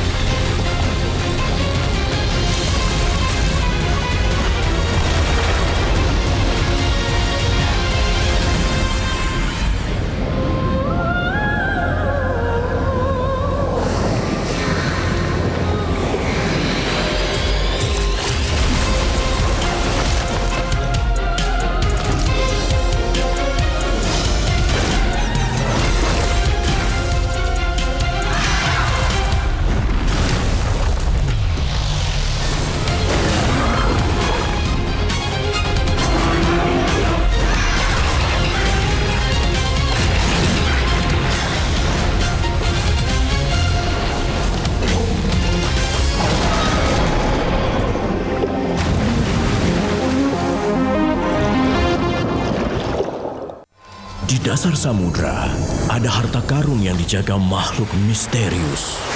Tak ada yang bisa menemukan harta itu sendirian. Termasuk Wendy. Tak lama kemudian, ia pun meminta petunjuk. Aku Wendy Walters, aku akan mengundang mereka pada pelayaran mencekam untuk dapatkan harta berlimpah. Dan aku juga mengundangmu. Login MLBB sekarang untuk dapatkan hadiahmu. Dapatkan gold, diamond, dan skin Yuzong gratis hanya di MLBB All Star.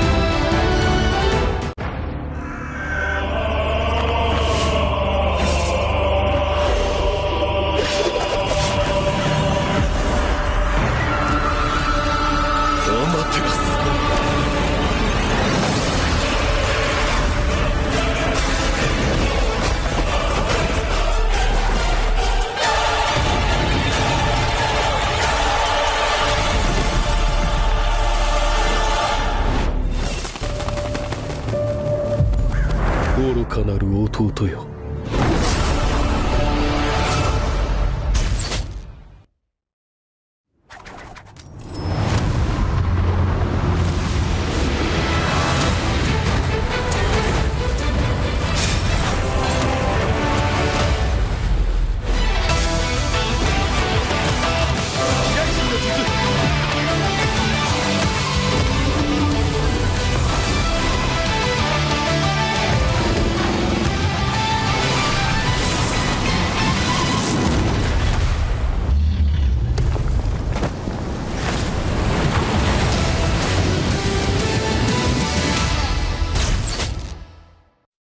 みんな渦巻きナルトが帰ってきたぞ。飛来神の術。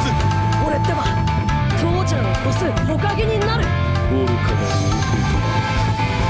子供騙しか。ふっ行くぜ。これが俺たちの力だってばよ。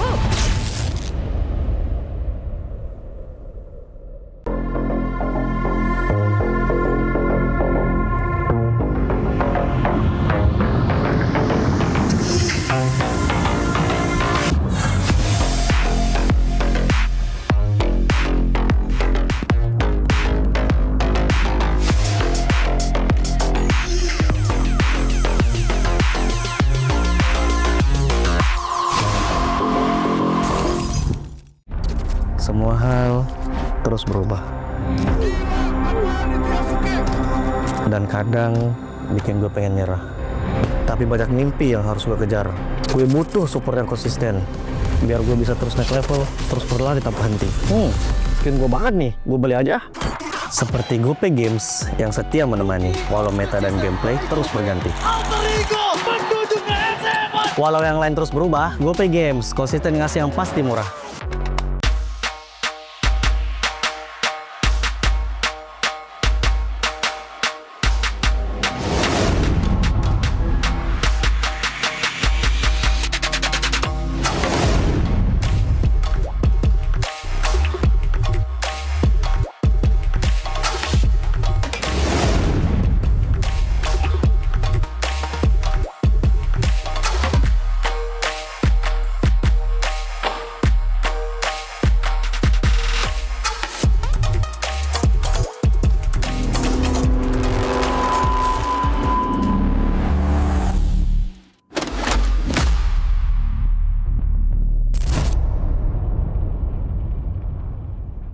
Garnier Men.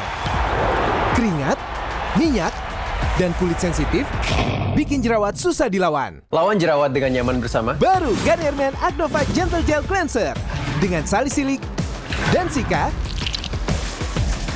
Lawan 99,9% bakteri penyebab jerawat. Teruji pada kulit sensitif. Nyaman di kulit.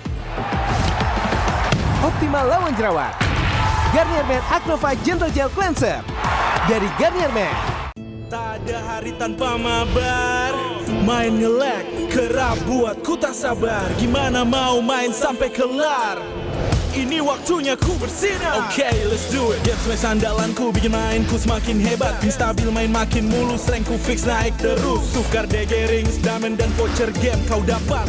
Cuma Game Smash makin no debat. Game Max Booster kini dapat DG Rings. Beli paketnya dan aktifkan boosternya di aplikasi Dunia Games. Hah? Habis? Ya, kosong. Jauh lagi. Tenang. Ada Klik Indomaret. Klik Indomaret gratis ongkir 1 jam sampai. Klik Indomaret belanja online seperti di toko. Klik Indomaret.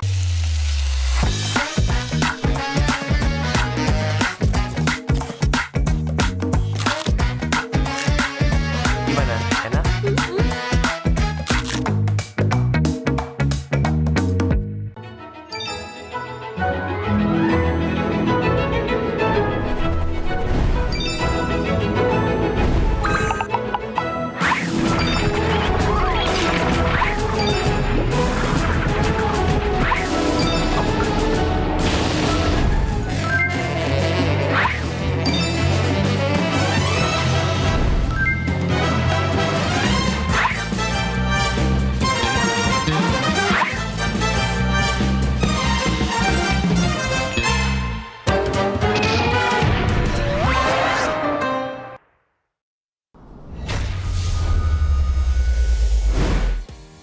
We are now here with the English casters. We have Realize as well as Mirko to ask them what the meaning of "we own this" is to them. So let's start with you, Realize. What does "we own this" mean? I think it's about our identity as Indonesia, as MPL ID. The way we have our own playstyles, it's pacey, it's aggressive. It is sometimes brutal and brawly, but that is what is able to make us get the wins and what distinguishes us from other regions. Nice answer. Nice answer. What about you, Mirko? What does "we own this" mean? If you take the 3 words and you separate it, we own this. It's just us owning this. Mirko, not literal definitive meaning. Like what does it mean like philosophically to you? I mean, we've been hearing this over and over past how many seasons? The real answer is we just own this. We own this. It's that simple. Separate the 3 words and make a meaning. So, Eterna. Seriously? That's your answer? Yeah. All right. All right. Should we ask her? No. What about you? What do you think about "we own this"? What's your philosophical I'm answer? the reporter. Why are you asking me? You got to report on "we own this" now. Yeah. "We own this" for me is what does it mean? I feel like it means like how we, because I made it in Indonesian. Okay, if you separate the 3 words, tell us what it means. It means we, Yeah. kita Own. punya, we own this. Kita punya ini. And what is this? It means no. But on a serious note, guys, for me, "we own this" is it's something quite personal because it's been around with us for a very long time, Yeah. season after season. I know it doesn't mean that we've been able to get the trophies, but every time we get up on the desk or whatever we are doing on the day when we're working, "we own this" is us trying to do the very best that we can because at the end of the day, this is also for us. Very philosophical.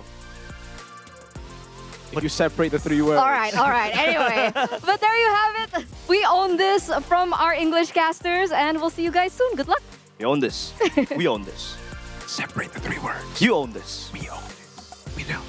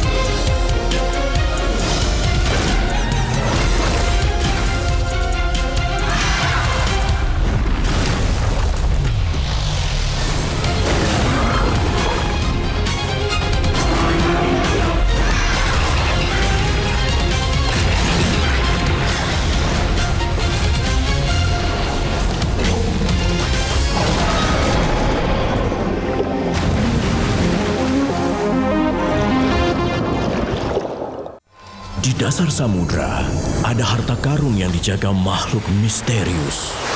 Tak ada yang bisa menemukan harta itu sendirian. Termasuk Wendy. Tak lama kemudian, ia pun meminta petunjuk. Aku Wendy Walters, aku akan mengundang mereka pada pelayaran mencekam untuk dapatkan harta berlimpah. Dan aku juga mengundangmu. Login MLBB sekarang untuk dapatkan hadiahmu. Dapatkan gold, diamond, dan skin Yuzong gratis hanya di MLBB All Star.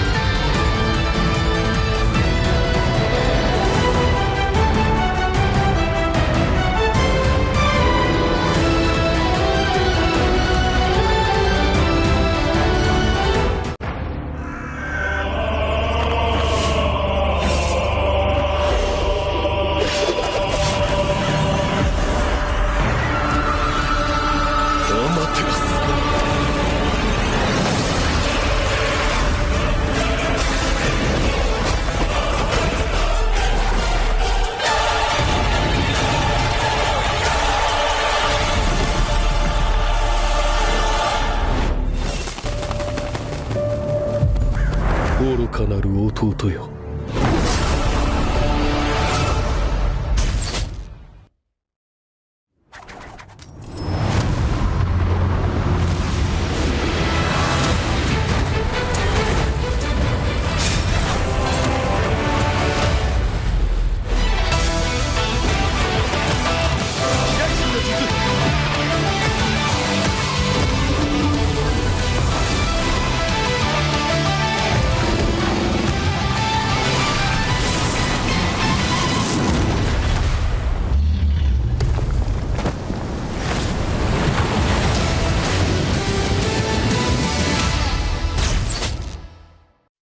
みんな渦巻きナルトが帰ってきたぞ。飛来神の術。俺ってば父ちゃんを越す火影になる。愚かなる子供騙しか。ふっ行くぜ。これが俺たちの力だってばよ。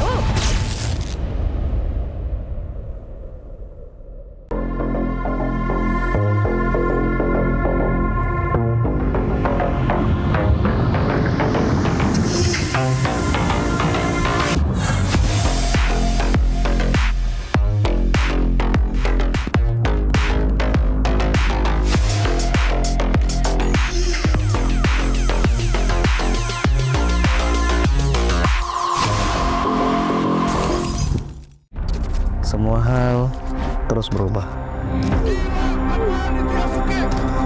Dan kadang bikin gue pengen nyerah. Tapi banyak mimpi yang harus gue kejar. Gue butuh support yang konsisten. Biar gue bisa terus naik level, terus berlari tanpa henti. Skin gue banget nih, gue beli aja. Seperti GoPay Games yang setia menemani, walau meta dan gameplay terus berganti. Walau yang lain terus berubah, GoPay Games konsisten ngasih yang pasti murah.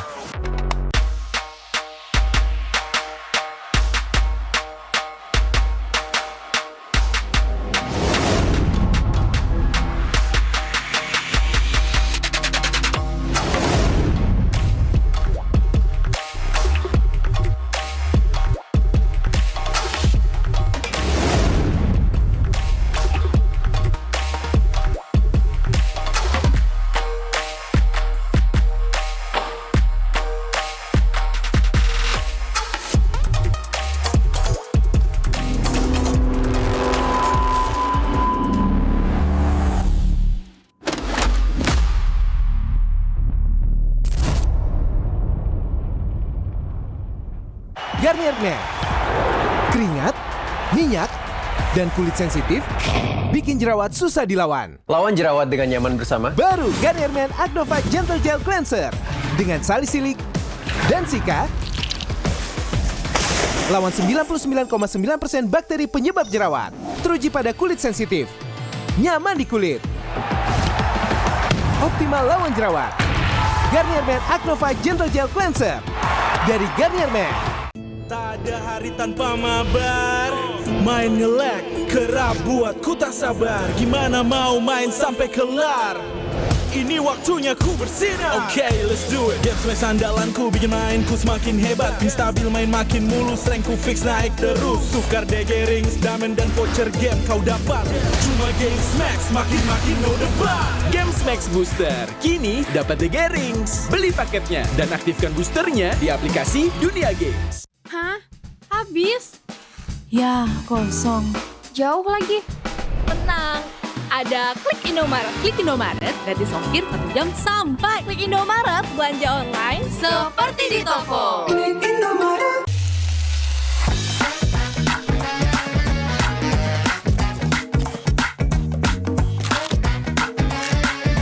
Gimana?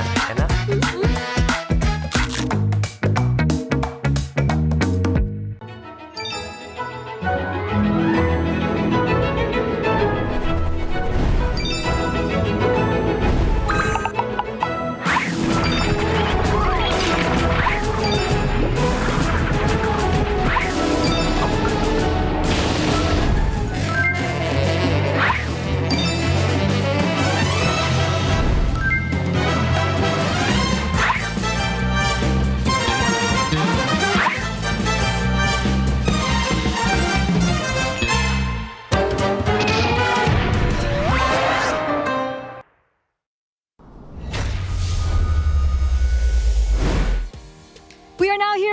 English casters, we have Realize as well as Mirko to ask them what the meaning of "we own this" is to them.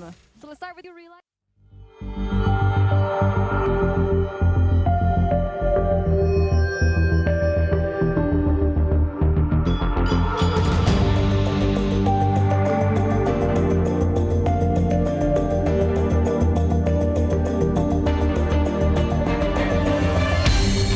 Aku kan berdiri dan terus berlari, terus ke arah puncak tertinggi.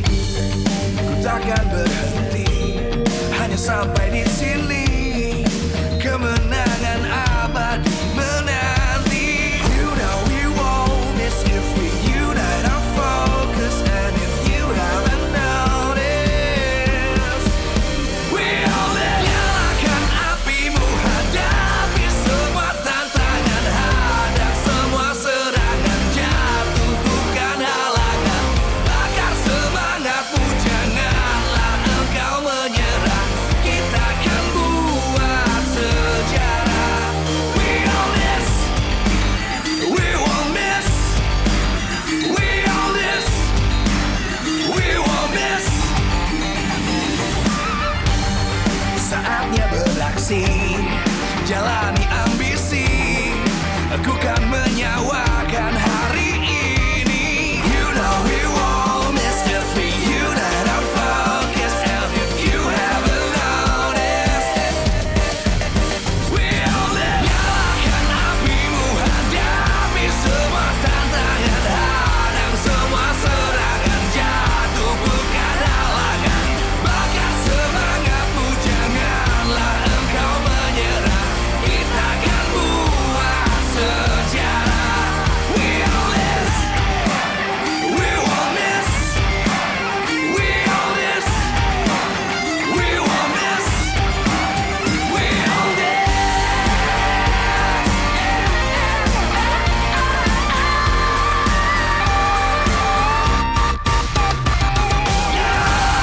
Apimu, hadapi semua tantangan, hadang semua serangan, jatuh bukan halangan, bakar semangatmu, janganlah engkau menyerah, kita akan buat sejarah. We all this.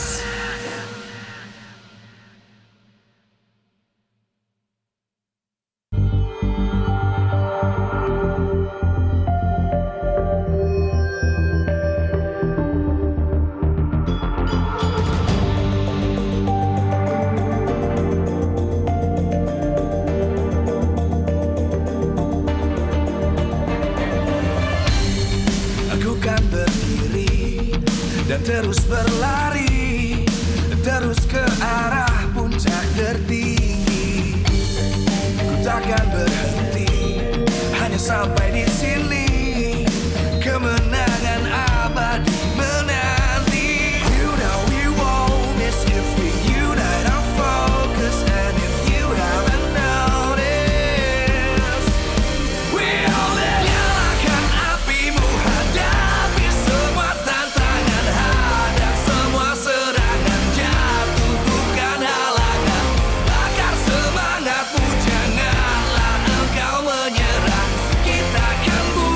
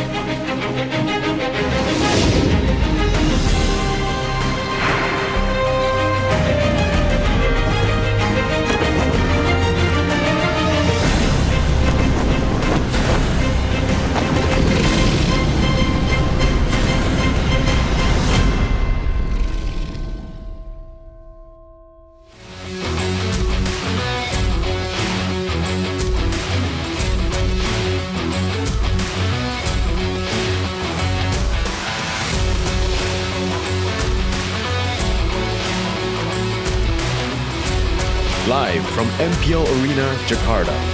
MPL Indonesia Season 17 is powered by Moontalk. Supported by Esports Federation of Indonesia. Presented by official gaming phone, Infinix. Official e-wallet, GoPay.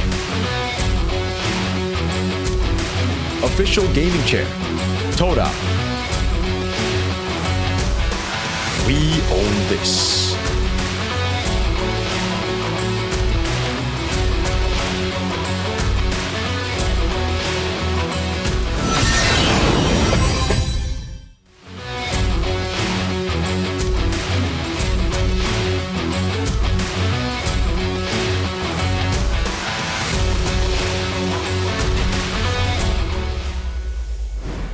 Musim yang diharapkan untuk debut pertama Coach Why Not di MPL Indonesia datang sebagai coach Been a while dengan since the gelar debut. This is juara debut dunia. season Nampaknya of Coach Why Not in Coach MPL ID masih Season menghadapi 17. kesulitan untuk membawa Navi. Unfortunately, he is finding it very, very difficult right now to bring Navi into a good spot. They are currently in the bottom portion of the standings. This Coach? is not a really good start as your debut in MPL Indonesia. And we can see maybe this will be your final goodbye if Navi didn't win when play along with BTR. So, what your expectation and what are you looking for from this match? I mean, same as before, there's really no expectations. But what I can say, sorry, there is an expectation, but the only expectation really is for us to, play as a team, make sure that the trust is there, communication is there, doing everything that we can to achieve that win. We're not really thinking about, this is the last chance. It's just really the opportunity to play in MPL Indonesia. That's important. Oke, jadi sebenarnya ekspektasi itu ada ya untuk dari Coach Why Not sendiri, terutama sebagai debutnya di musim pertama ini. Tapi ya memang ada hal yang mungkin tidak sejalan.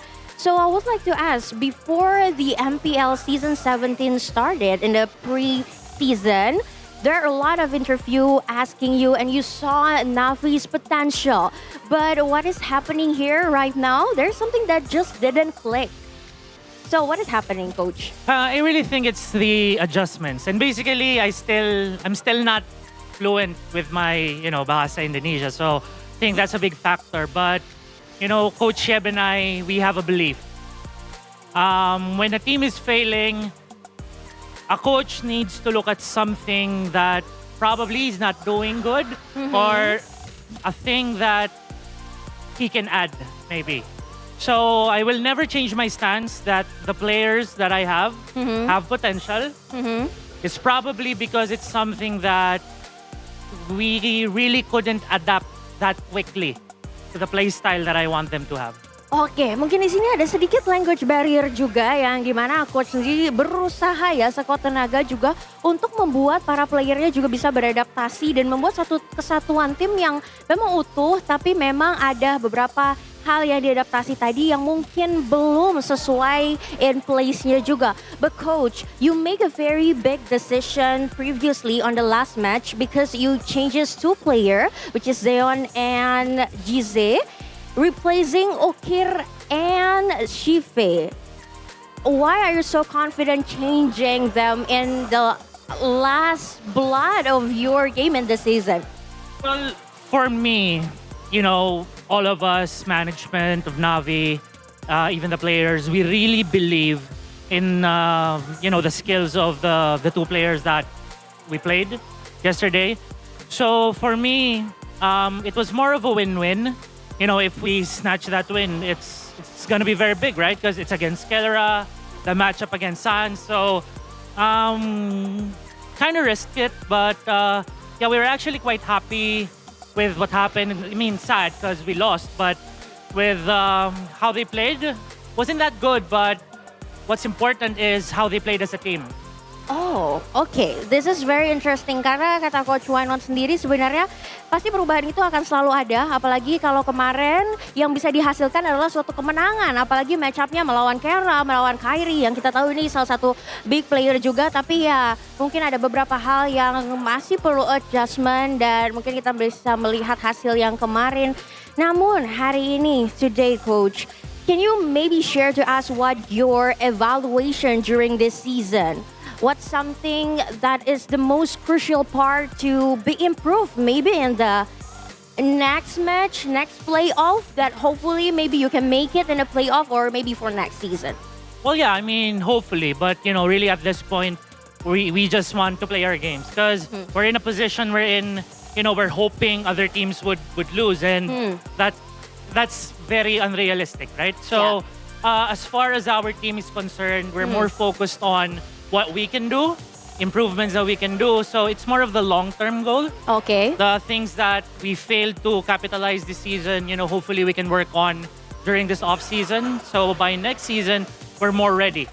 Oke, Coach Wynot sendiri melihat mungkin adanya potensi-potensi yang kita tahu bahwa real time-nya, datanya sudah menunjukkan agak sedikit impossible, tapi tidak apa-apa ini karena ada long term, jangka panjangnya bagaimana Coach Wynot bisa memperbaiki apa saja yang terjadi. But last question Coach, I know that we are all see you as someone who is very exciting, very optimistic, but deep inside, may we know what you're feeling during this season with Nafi's performance? I mean, it's definitely a mix of emotions. First of all, yeah, I'm still rather happy because there's a big difference in MPL PEHA in MPL Indo. I really feel how festive it is here in Indonesia. Okay. Everyone is really supporting each other. The fans are really, all out in support. So, there's this feeling of regret a bit because, as a coach, I couldn't really lead the team to what position we really want. But, overall, I'm still really rather excited on, what we can see by the end of the season and, moving forward for next season. Moving forward dan mungkin ada sedikit rasa mungkin juga ingin sebenarnya memberikan yang terbaik ya untuk para superfans karena kita tahu bahwa di MPL Indonesia berbeda dengan MPL PH banyak sekali yang mendukung, banyak sekali juga yang berharap dengan Nafi. So kita akan lihat juga untuk kedepannya yang bisa dihasilkan yang lebih baik pastinya dari Coach Wynot. Thank you so much Coach Wynot. Hope for the best for this match, next match and everything. Dan semoga kita berharap hasil yang terbaik juga ya antara matchup Nafi melawan Bigetron. So kita akan melihat di match kali ini hasil apakah yang akan didapatkan.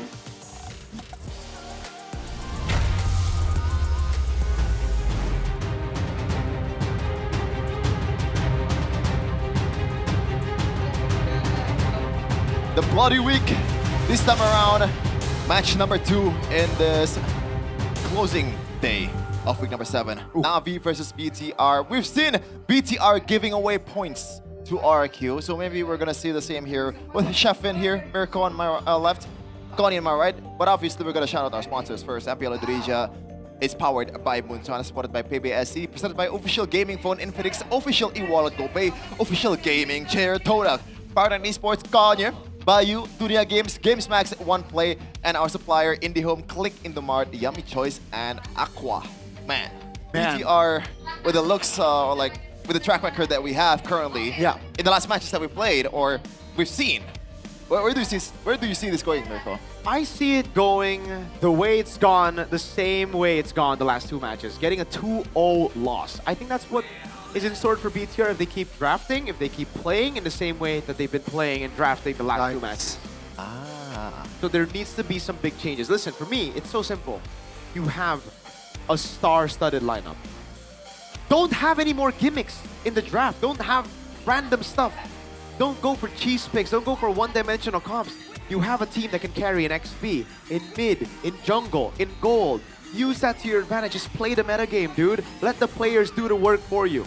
Yeah, so I want to ask the one that's not really biased here for Bigetron. Do you think that kind of maneuver, those kind of drafting, weird draft from, I assume, maybe Airpunk, maybe Theo9, do you think that's also a preparation towards the playoff, or is that just cope overall?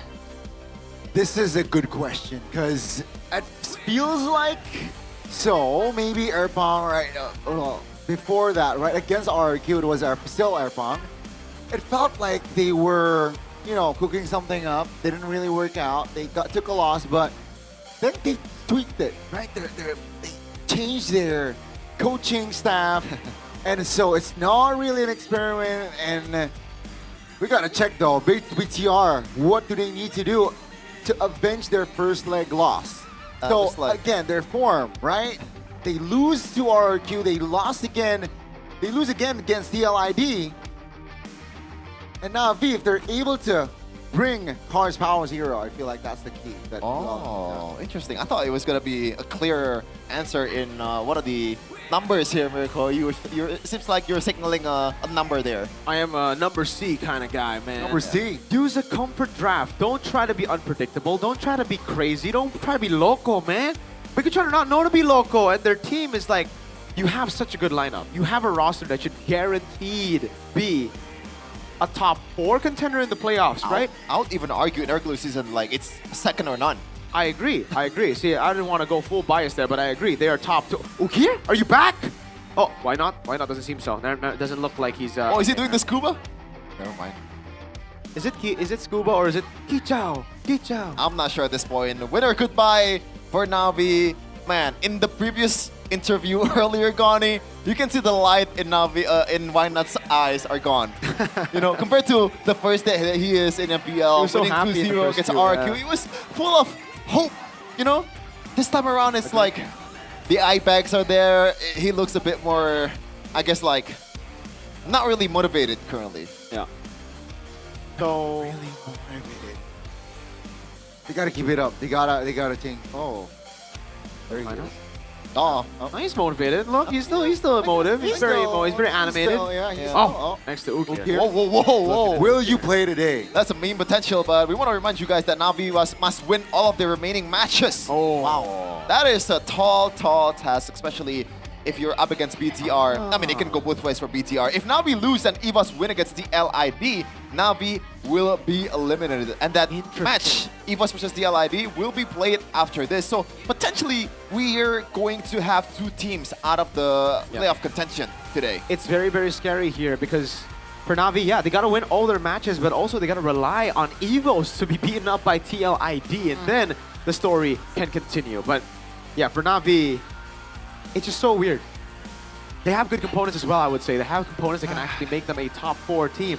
We mentioned it, especially in their debut match this season. They were able to beat RRQ in such dominant fashion, with such a statement kind of victory that we thought it was a completely different Navi with Wide Now. But unfortunately, it was against RRQ. We didn't know that at the time, but now we do. So ever since that moment, it's just been little scraps here and there. Beating Bigatron, Robin Hood, taking a game, taking a match again, but never being able to really rely on the consistency on the team. And the fact that they've taken away the most consistent player on the team, Ukir, I gotta question that. I don't know if it's still gonna be Jize today or if it's Ukir. But if it's Jize, I don't know. Ukir is one of the main dudes you'd expect for Navi to build around. I agree. I Kind of like Yaskiel, right? Yeah, exactly. I like Ukir.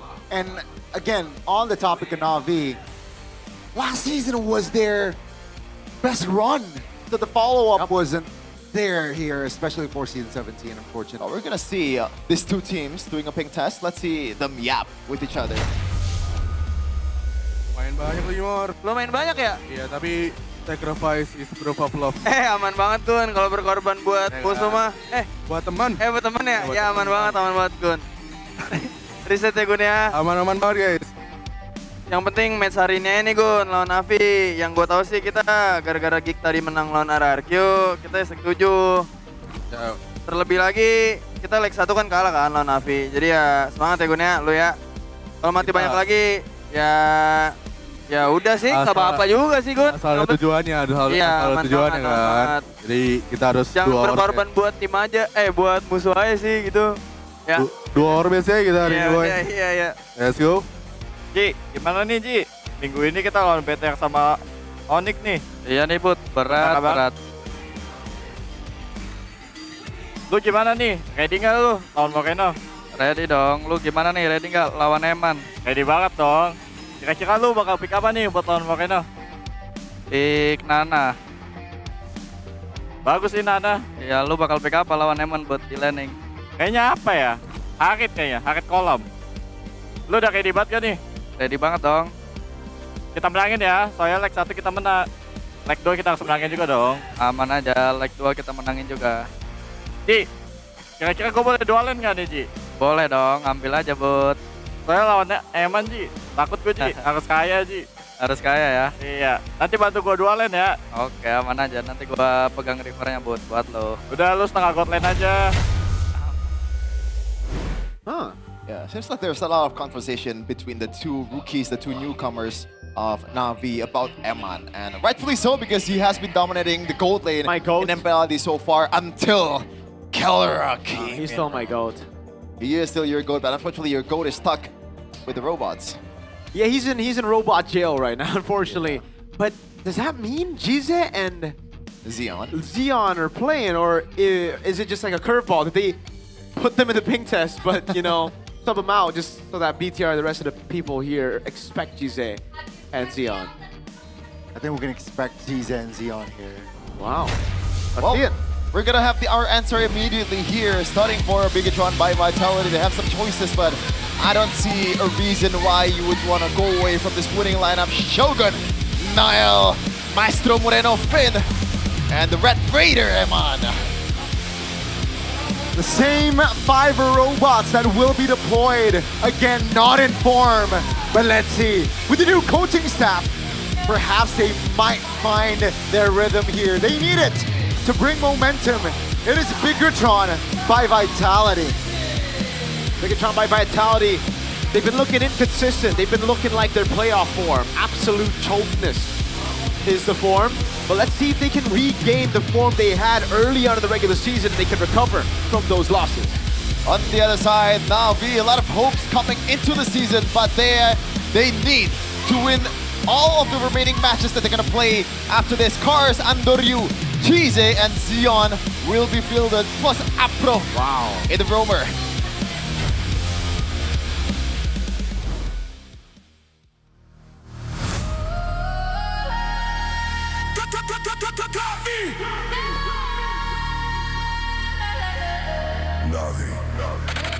A new roster lineup deployed. Is this desperation or is this intelligence? Ladies and gentlemen, a team that is born to win, still struggling here in MPL ID Season 17.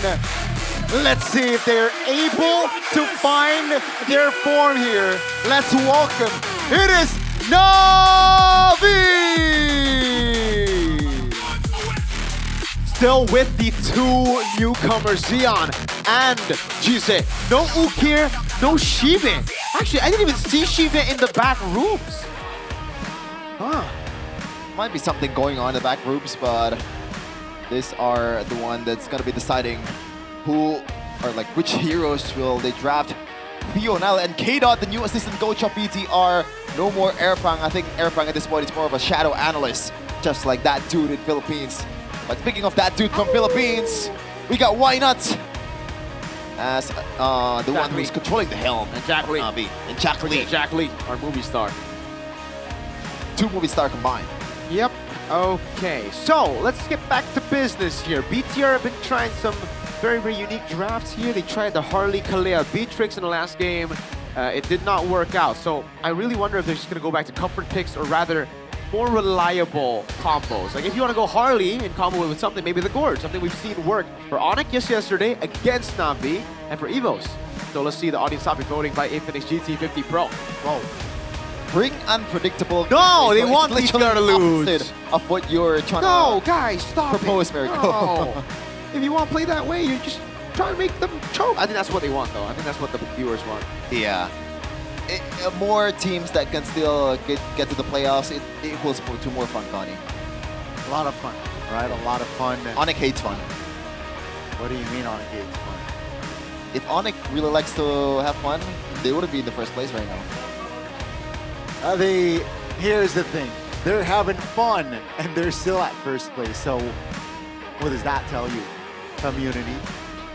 tells me that they're selfish. They want to have fun on their own. Yeah. give some more fun to BTR for second leg, brother.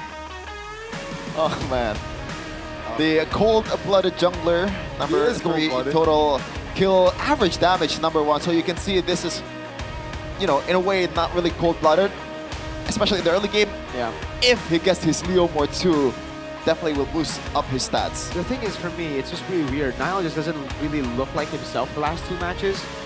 He tries and forces a lot of weird plays, even after saying that he wants to prove that he can be the best jungler in Indonesia as long as he's disciplined. But where's the discipline?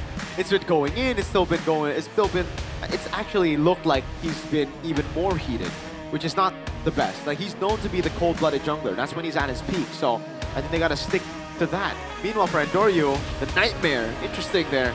He has been a nightmare, but unfortunately, he's been a nightmare not just for his opponents, but also for his teammates. Yeah. When he's ahead, a lot of times the Ando throw, the moniker given over by Coach Aldo, happens a lot. A lot of times, he's ahead, and he just throws the lead by going in. So they actually have very similar styles. Niall and Andoryu, very, very similar, Gani. Very similar. So, in the same role as well, which is, again, guys, is very interesting. And we'd like to remind you that in case you guys just tuned in, that we touched on the first leg as well, where Na'Vi, they were able to beat BTR on their first leg. So if they're able to beat BTR again here on the second leg, that would be amazing. That's why we popped up and bring up again, all 3 games of the first leg here, where it was a reverse sweep for Na'Vi. Yep. On the Kufra as well. That's crazy. Oh yeah, I remember this game. That's the Kufra style game. Horrible throw by BTR. I remember that. It was horrible. Like, I mean, they went in. They were like, okay, what's the one thing we can't do? Group up next to a wall inside of the enemy base. Let's do that. Yeah. And it's also still the Yi Sun-shin prio for Eman. Yeah. Gosh, man, I'm so happy we're not in that meta anymore because, my God, was that bad to watch. And then in Game 3, it was just the neutral objective battles, but they tried to go for the Masha composition, they tried to go for something crazy. Unfortunately, Na'Vi just went for a very sustainable composition. No targets there. No one could target. So, let's see this time around. I think the unpredictability needs to go. They need to go with normal compositions, and they need to stick to what works instead of going for those crazy, bombastic picks. First pick selection for Na'Vi, they have done better on first pick. It is a 43.75% win rate on blue side, Gani. That's, again, with Na'Vi's current state, is, I gotta say, pretty impressive, right? Seeing their record on red side, though, that's pretty alarming. So let's see here, with technically on paper, the more favored side from the side of Na'Vi, will Coach Wynot be able to give something more positive, right, outcome-wise? And as for Theo Niall, paired with a new coach as well, right, with a new teammate here, I'm intrigued to see what will Bigatron do draft-wise. Yep. K-Dot, is it? Let's see what happens. Yesterday, it still felt like the same compositions, maybe even worse without Erpang. What map are we gonna play on? It is Dangerous Grass. A map notoriously not really the best for BTR. Not really the best, and let's see. It's gonna be Na'Vi here. All right. On blue side again, Fanny and Guinevere, so their focus is on the junglers here. Yep. From the side of Coach Wynot. Freya Band on the red side. Yeah. Expected with the Marcel. The Marcel, a lot of trouble if you're letting it go. I think one of those heroes that can turn the game around, and also that failsafe with the golden hour, super annoying. Wow. And at this point, it can also set as well, especially with the buffs. The last patch, a very unnecessary buff, and believe it or not, it was listed as an adjustment. Wow. In the game. Well, there you have it. Adjustment, sure. Now the Harley or the Juicin is the choice for BTR to ban out. It is going to be the Juicin. Wow, they'd much rather go up against the Harley. All right, this should be a Harley first pick for Na'Vi. By the way, in MPL Malaysia just now, Harley lost in Fabian's hand. And guess what is the opposing jungler that he faced? Tuyo? A Saber. Ah, we have been seeing more of that recently. Yeah. I think Kyrie played it. though. Did the Saber jungle MVP? I don't know if it's MVP or not, but Fabian lost against Invictus Gaming. Shout out to Coach Pam, who's also My ex-BTR, God! by the way. Ex-BTR. Jungler. Yes. Saber jungler is kind of wild. There also goes Hazel. this, Harley, as predicted. Harith Valentina. Wow. The pickup for BTR. Wow. Na'Vi, what do they go for? Is it going to be mid-prio? Everything is within my reach. I wonder. The Khalid is still on the board, right? Uh-huh. The Hylos, that is very popular as well, is still on the board here. Yep. He picked up. Those are my guesses on the roam. It will be the Kalea. Oh, wow. And the Quad. That means BTR can still go for the Gatakacha here, but then they're going to have to put their jungler, pick their jungler in the second phase rather here. I So think that'll give Na'Vi a little bit more of a way to deal with those junglers as Yeah. they ban it out. I think this is the exact same draft of the Saber game. So let's see. For Na'Vi, not for BTR. Nah. So it was a Kalea and Claude and a Saber. It's Kalea and Harley. I don't know about the Claude. I'm gonna recheck it again. What about BTR? Like, what about IG? What do they do? So BTR, if they want, they go Gatakacha to deal with the Kalea, right? Yeah, might be the case. And then they ban out the Gord later to take away the combo. But they go for the Arlet instead. All right, there you go. It is the exact same draft for Invictus Gaming in the first phase. It was Kalea, Claude, and Harley. And Saber was on red 3 for IG. IG. Okay. Huh. So let's see, BTR, did they ban out the Gord? That's the question now. I think the Gord should be banned out. It's been a combo for the Harley. It does really well with the Kalea as well. And for Na'Vi, then they got the Kacha out of the way. BTR then ban out, what, the Lilia, maybe? Might be. Good shout. A Lilia ban could definitely come through from side of BTR. But we mentioned the Gord being an annoying pair with the Kalea. And there he goes. Fredrin, though, will be... So, a lot of focus here on Nile, right? Yep. From Coach Wynot, what, 3 heroes already just from that? Yep. And they took out Harley, so that's 4 heroes off the board here, technically. Dude, it's getting closer and closer to a Saber, no? For BTR? Yes. I guess it is. And for BTR, I mean for Na'Vi, the reason they ban out the Fredrin is because of the Arlet pick combo that we used to see a lot, Fredrin and the Arlet. BTR can still go for the Leomord. It's still a pretty good pick if you want to have neutral objective control, especially with the Arlet here. But then you're going to have to ban out the Terizla instead of the Lilia. Yeah. But I wonder what's going to be the mid lane here other than the Lilia, because they banned the Gord for the potential combo, right? What are the other heroes that can combo with the Kalea? I know that that's not necessarily the main idea, but Kadita is also something that's on the table. Against a Harith, not really. Yeah, against a Valentina and Arlet as well. Don't really think it's the best choice to go for. So I think for Na'Vi, it should just be the Gatakacha here, right? They want to take it away against the Kalea. I mean, they already have a Kalea. They don't want that to show up. Okay. BTR red 4. What is it going to be? The jungler. If they want to play it safe and they don't want to go and flex or utilize that cheese pick, they'll pick up a jungler first, Leomord. Then they'll pick up the roamer last. Something to set up for Finn.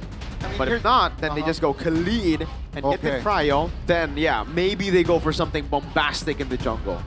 Here's the thing, Na'Vi, right? Why not? He definitely has seen the scenario where a Saber picked up then, right? I think he has seen the game, maybe the drafts, if not.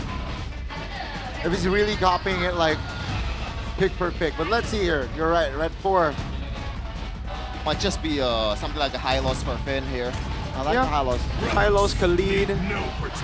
Ah, so there you go. They go for the Baksha instead in the jungle for Nile. It hasn't really been the best choice for Nile. Unfortunately, he's already picked it up once. It was a loss. Or is it in the jungle? Ah, I mean, it's still flex. That they can still play with. Na'Vi. Yeah. 80%. It's flex. This should just be Terizla. It's a good way to deal with the Baksha. Yeah. Then they go and get the mid laner. That honestly should just be a Farsa or Yves. There you go. Spot on. Good call. That's a Terizla, right? I don't think they go Saber here. Yeah. just a standard Leo board.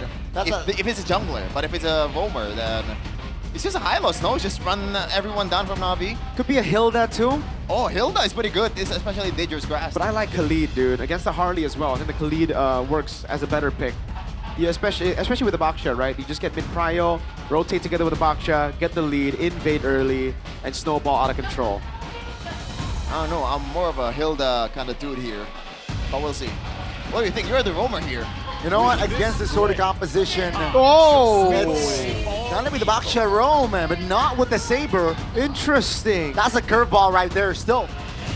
No Saber, but it is a Lancelot. It is a better pick for Niall, I'd say. Lancelot, 50% win rate, I believe. He lost on it once, he won on it once.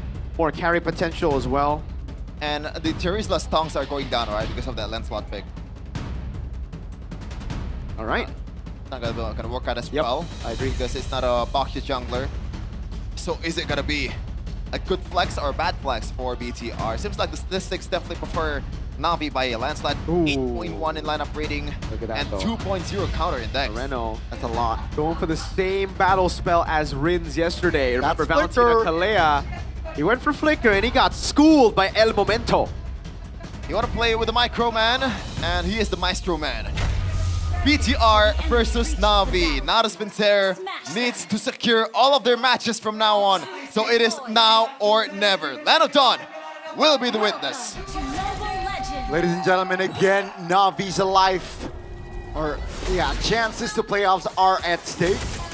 Again, their odds are not looking too good already, but if they lose here, that might just hurt them even more.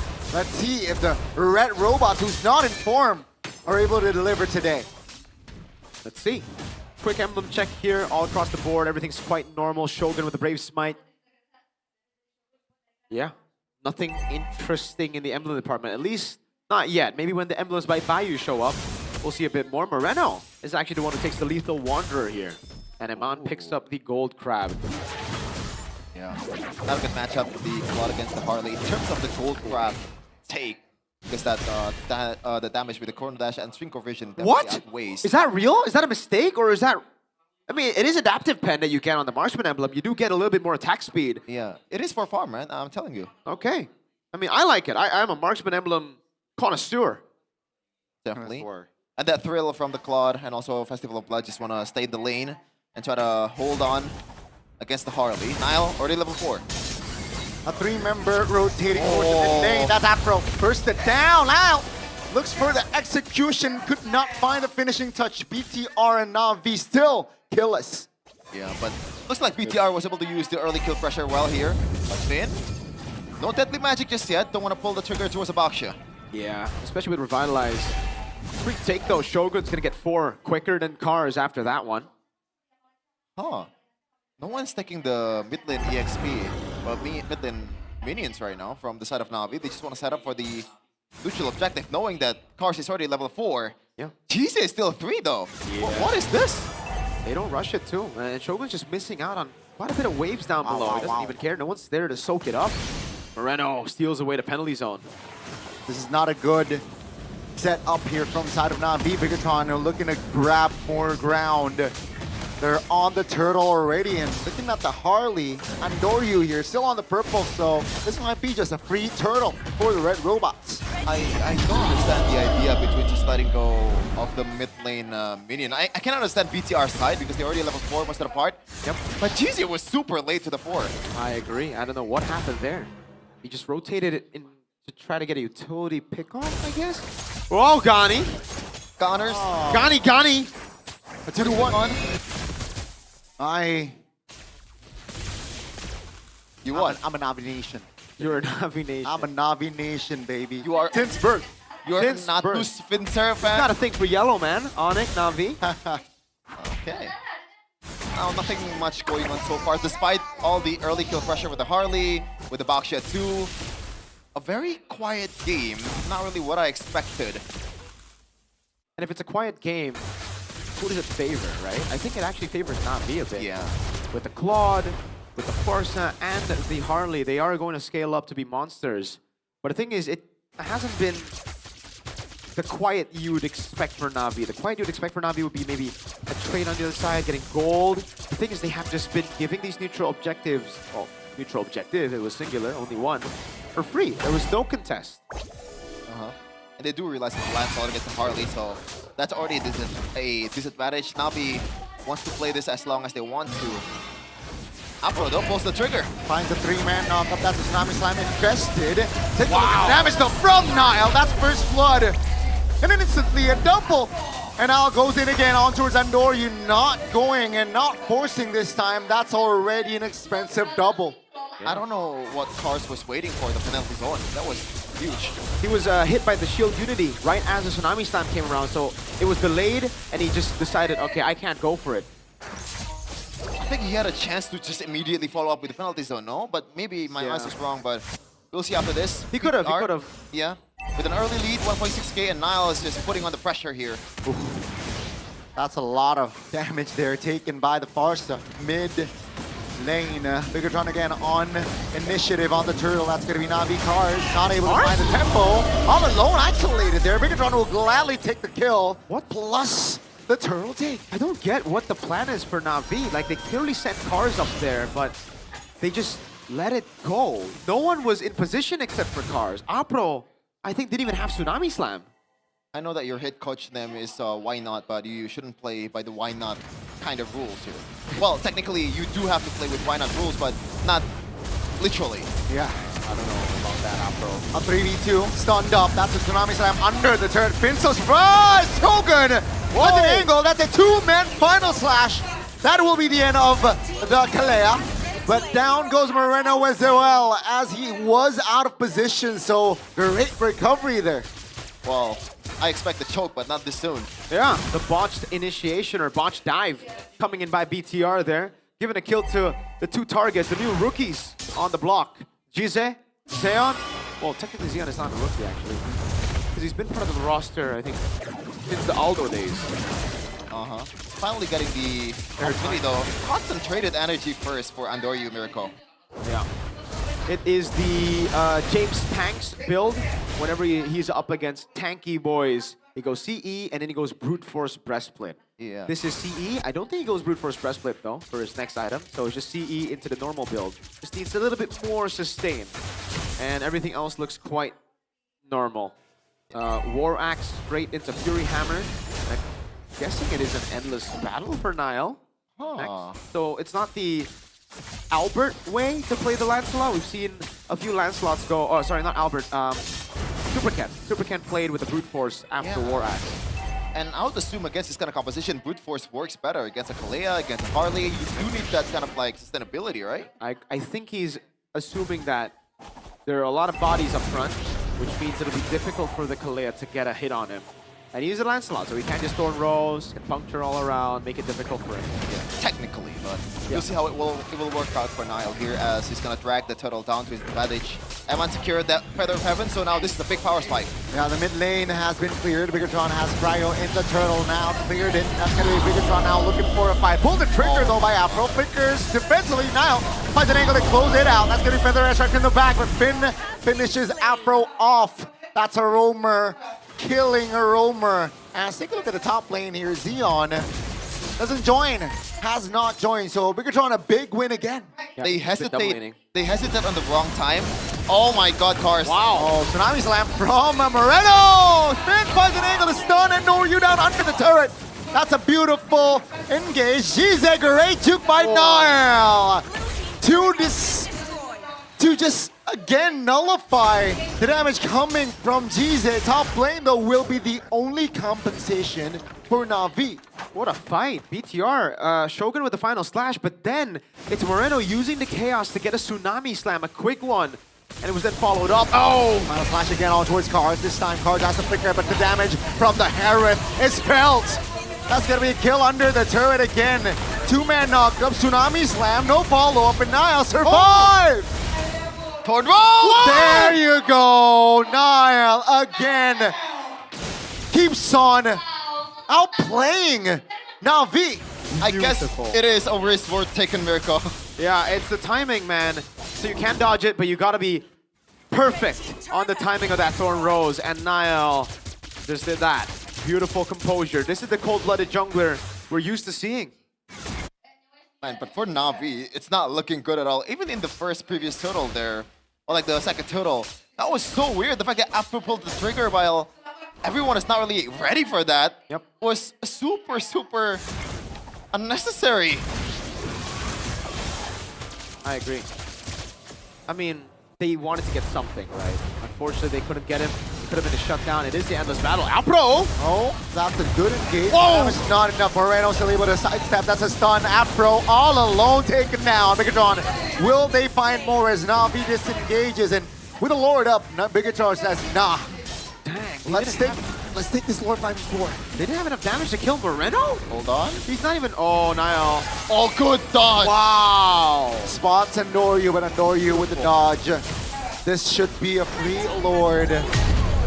3K gold leader, 10 minutes in almost. Great Thorn Rose. Yeah. He got the deadly magic away. Wow. Niall's been clean this game, man. Yeah. Really is. Not so good for Na'Vi though, and usually don't want to play a Tersla from behind. Still going for the War Axe though, despite all of that. But I guess he's shifting towards the more tanky builds from now on. Not even any wings for cars currently. Espen rolling around, still trying to... Is that a Purify? It is. That's going to be the Revitalized Pop. Konami Slam under the turret. Finn taking a lot of damage. Will be taken down by Andoryu now. Bigatron fights with 4. But the Lord also bursted down, so Na'Vi, they can breathe air. I guess finally, an actual good trade. Yep. So, we gotta look at it again. I want to look at the item count. Earlier we showed a very, very good pickup earlier. Niall's build. I wonder what he's building towards. I guess Rose Gold Meteor? Yeah. Oh, that's a stun. Chogan. That's a lot of damage that he's taking, still able to reposition. Final slash though with the engage. Dion in trouble, pleasing to head pop. Now it gets out. That's gonna be Shaman Force pop. Diamond! Take a look at the damage. Still able to get it out, but deadly magic shuts him down. And Andoryu clears it. Cars finds Moreno. Bigatron slowly but surely dismantled. What time is it? It's choking time. That should be the new song for Bigatron. Wow. It seems like that's the case. You know, they go for these superhero plays when they don't need to and they are getting punished. Na'Vi. They're not a team that you can just do that to, you know? Maybe against Onyx, we saw Na'Vi look very sus, but against every other team in the building, it's fair game. Only 1K gold lead. It's about to disappear after this. They get that second tier turret in the middle, so that is super costly from for BTR. Yeah, gold lead is completely gone, man. They've been mechanically outplaying Na'Vi in the first few minutes, but just one blunder and it's Afro. Speaking of blunders, yeah, I think Afro's still able to get out here with the flicker, great reinforcements, but that's a sign, right? Bigatron, they're keeping tabs that Afro has no flicker. Yeah. So it is a rose gold by Niall. Luckily, he was able to keep that shutdown away from Na'Vi, because if he got shut down earlier, Na'Vi would actually be the ones with the gold lead. Look at the swing. Yeah. And you mentioned it earlier, right? The skill better, especially this is a Baksha roam. Obviously, not everyone is key, so it's not going to be a late game Baksha. Yeah. Normally, it's going to fall off hard. It's just not late game at all. I think for Na'Vi, they have the better scaling. That's the thing. BTR have good dives to prevent some of the damage coming in from Na'Vi, but that's about it, right? Like, Na'Vi actually have amazing scaling with the Harley, Claude, and the Farsa. Luckily for BTR, they have built that slow push up top, so they'll have that advantage. Oh, a stun! Oh, no. Towards Andoryu. No follow-up. Final slash! I was wrong. There was follow-up. Here comes Zion. Final Z-Zone finds one. Bigatron re-engages. Take a look at the damage. Shaman Force Power. Chogun not able to survive, but take a look at cars. Well, the XP leader's down and out. What? Here comes Amon under the Shaman Force. The damage is enough to take the double. Afro still able to get out, but that's still 3 members off the board, and top lane is still pushing. Bigatron, they continue the pursuit. And there's a couple of elephant in the room that needs to be addressed, but what I don't get it. Andoryu, Zion going forward knowing it's a 2v5? And no throw, as Aldo put it. We see it again here. That was ridiculous, right? You see a Baksha walk up, you throw a few cards, that should be it. He throws a few cards, he says hello, he gives him a handshake, then he leaves. By the time he gives him a handshake, Shield Unity lands, and then Shogun just gets a free vengeance to him. What was he thinking? I'm not sure. The game was back. It really just comes down to the battle of chokes right now. Yeah. And Endoryu showing that he might have a little bit more BTR in him than BTR. Yeah. Thankfully for BTR though, they're relying on their damage healers are very micro-heavy heroes. And Niall and Eman is probably one of the better micro players in the whole entire league. So they have that to rely on. But that passive, that Shokin passive is still there. That was crazy though. I cannot believe that just happened. This might be a Lord ending push though. I don't, maybe. Yeah. If Na'Vi get wiped out. Okay. It would be a new low for Na'Vi if they lose out on this game, man. Let's see. Oh, they cracked open the base turret already. Lord will be taken care of. Now the mid lane, Feather Airstrike just to have a clear in the mid lane. That's a Tsunami Slam under the turret. No damage here. Finn! Holding on, but Xeon claims the last kill. 4 members still up for Bigatron, but Na'Vi, they defended their last 2 remaining base turrets, plus they got a kill. Yeah. Still not that bad though, it's only Finn. Oh, concealed play from Apro. They didn't have Tsunami Slam, so it was a concealed play that would really rely on the layering from Cars. But yes, not much loss, it's just Finn, but I think for BTR, they, even at that point, they overextended. They should have just been happy with the far lane, right? Giving a kill over to a Claude in the late game is never wise. Divine Glaive for Moreno, he's been doing a good job. Zeon, there you go. With the extra gold, he's been able to pick up the Rose Gold Meteor now against BTR. Will make him a little bit tougher to kill. Finn buys Immortality. So at least he will have something to fall on if he does that again. Hopefully no more of that 3 AM MLBB again, right? What? 3 AM MLBB. 3 AM MLBB. Saw from Beat Time earlier versus RQ in our game 1. Well, we see it again here for Bigatron by Vitality as Na'Vi continue to just clear out waves.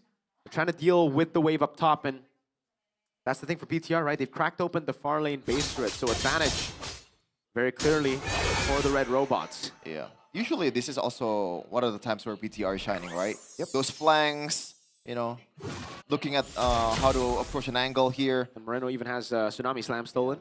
And they do have a Finn that gets scout out the maps really, really well. And take a lot of beating as well, especially the Immortality. He knows that he's gonna be, maybe not gunned down, but when he's trying to dive, there's gonna be a lot of turret aggro that he has to take. So that's probably the best item to have currently for this Basha. Apro. He's one. That play, man. All right. Push up top. Just making sure that it doesn't get pushed back by Na'Vi. Cars trying to hold the Lord, but again for BTR, advantage with the slow push up top. Na'Vi do not look like they are going to send anyone there, which means BTR can just continue this Lord dance. Niall so far is deathless. There you go, Na'Vi making the decision. They're trying to burst it down. Oh, they are trying to blitz it. Let's see that. Bro. Oh, Tsunami Slam. Take a look at. Oh, wow. Claims it. And they will be happy to just send Afro to the deaths. Oh, now no, couldn't close it out. Now not Cars though. Oh, on towards 2. Take a look at the blazing duet. Chogan not able to find anything. Come on, finds a kill, doesn't find the double, but now V will have a Lord push. But only 3 members are standing. Man, at that point, I think I would let go of Cars immediately. Yeah. That was so disrespectful to Shogun's potential. What a call, though. What a call by Na'Vi. That was brilliantly done. It's just after the team fight, BTR decided to go in, and now they're going to have Apro down for 7 seconds. I don't think it's an end angle for BTR. Na'Vi, with that call, they keep themselves in the game for a bit longer. On BMI winner crown, right? For Talibot as well. Niall, who did not die this game, but an important timing. He went for it and got killed. I shouldn't have mentioned the KDA, man. Yes, it was 3-0-5 at that time, but now that one is definitely something that... shut down. It is a shutdown. In the words of Gennaro Gattuso, again, sometimes maybe good, really good in fact, sometimes maybe subpar. This is what you get from Niall. Very subpar, in fact. Oh my lord, very unnecessary by Niall there. He walked up and really got punished by Na'Vi, and he gave a shutdown, something that they've been able to keep away from Na'Vi, but finally give up on. Wow, wow, wee wow. You can't help but laugh in those situations, no? I mean, what else are you supposed to say? There's no analysis there. It's just Niall wanted to go for a kill on Zeon. Great Winter Crown by Zeon, though. Really good Winter Crown. Really good moves by the guy to bait Niall in.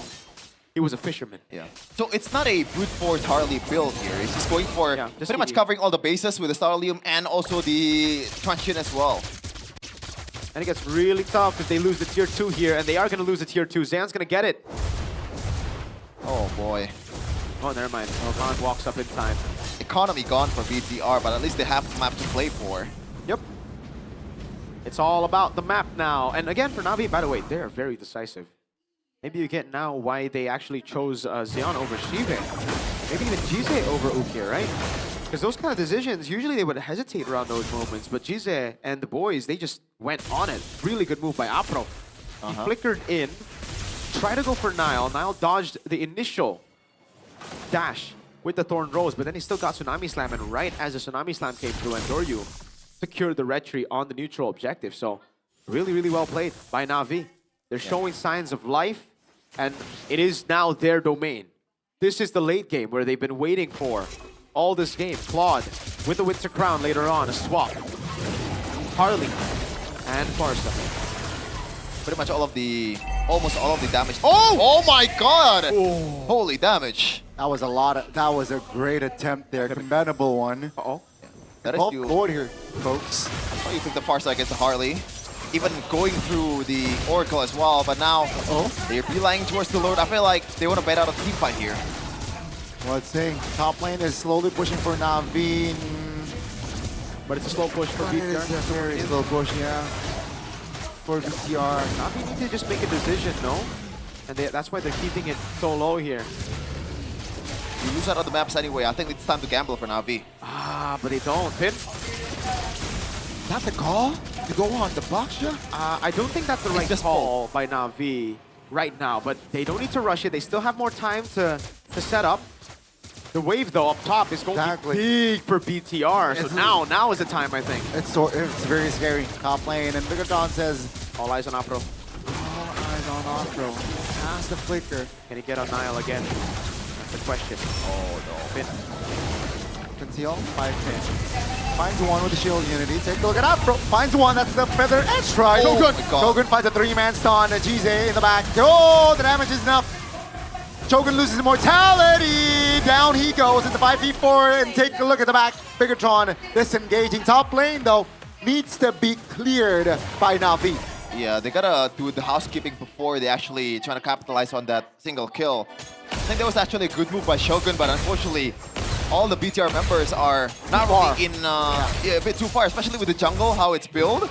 They were in a different part of the jungle, man. Yeah, and now it's 4v5. This is great for Na'Vi. They played the long game and actually worked out for them. They're already going to start this up. They're going to force a 4v5. Yeah. 25 seconds on the clock for Shogun, so... Look at Niall. Plenty of time. Niall spotted out. Thorn Rose used. Feather Edge strike now will force a puncture on towards a purple buff there as they are blitzing on towards the Lord here. Take a look at Cars taking a lot of damage. 3-man penalty zone, and here comes the fight. Big Finn Moreno going down, no immortality with him on. Feels the heat and deals damage, claims a double out of nowhere. Dion though finds the Rose Gold immortality as well, but Na'Vi shows up, and here's him on all alone. Ooh, still able to sunset, but that's a lightning truncheon, I believe. It is the lightning truncheon. Look at the death timers. I don't think BTR can defend this. It's only Shogun, not much damage. How do you defend this against the Lord as well? There's absolutely no way. You cannot. It's over. I don't think they can defend it. Shogun needs to pull out a miracle. This is an evolved Lord. Yeah, 20 seconds on the clock. That's the deadly magic. Shogun bit off more than he can chew.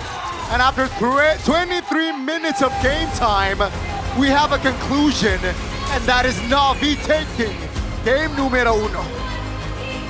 Oh my god. Man. Wow. Like, I can't believe it's happening over and over again. Like, I'm not a believer of a pattern, you know, as always. But after seeing it multiple times with different coaches, with different players, it is in their DNA. It really seems like it's the case.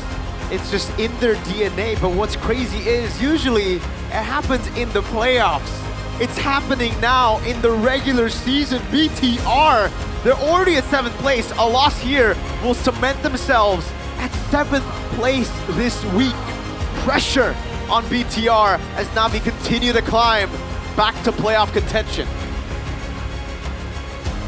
I'm not even sure for me who's the MVP. It feels like the MVP is BTR themselves.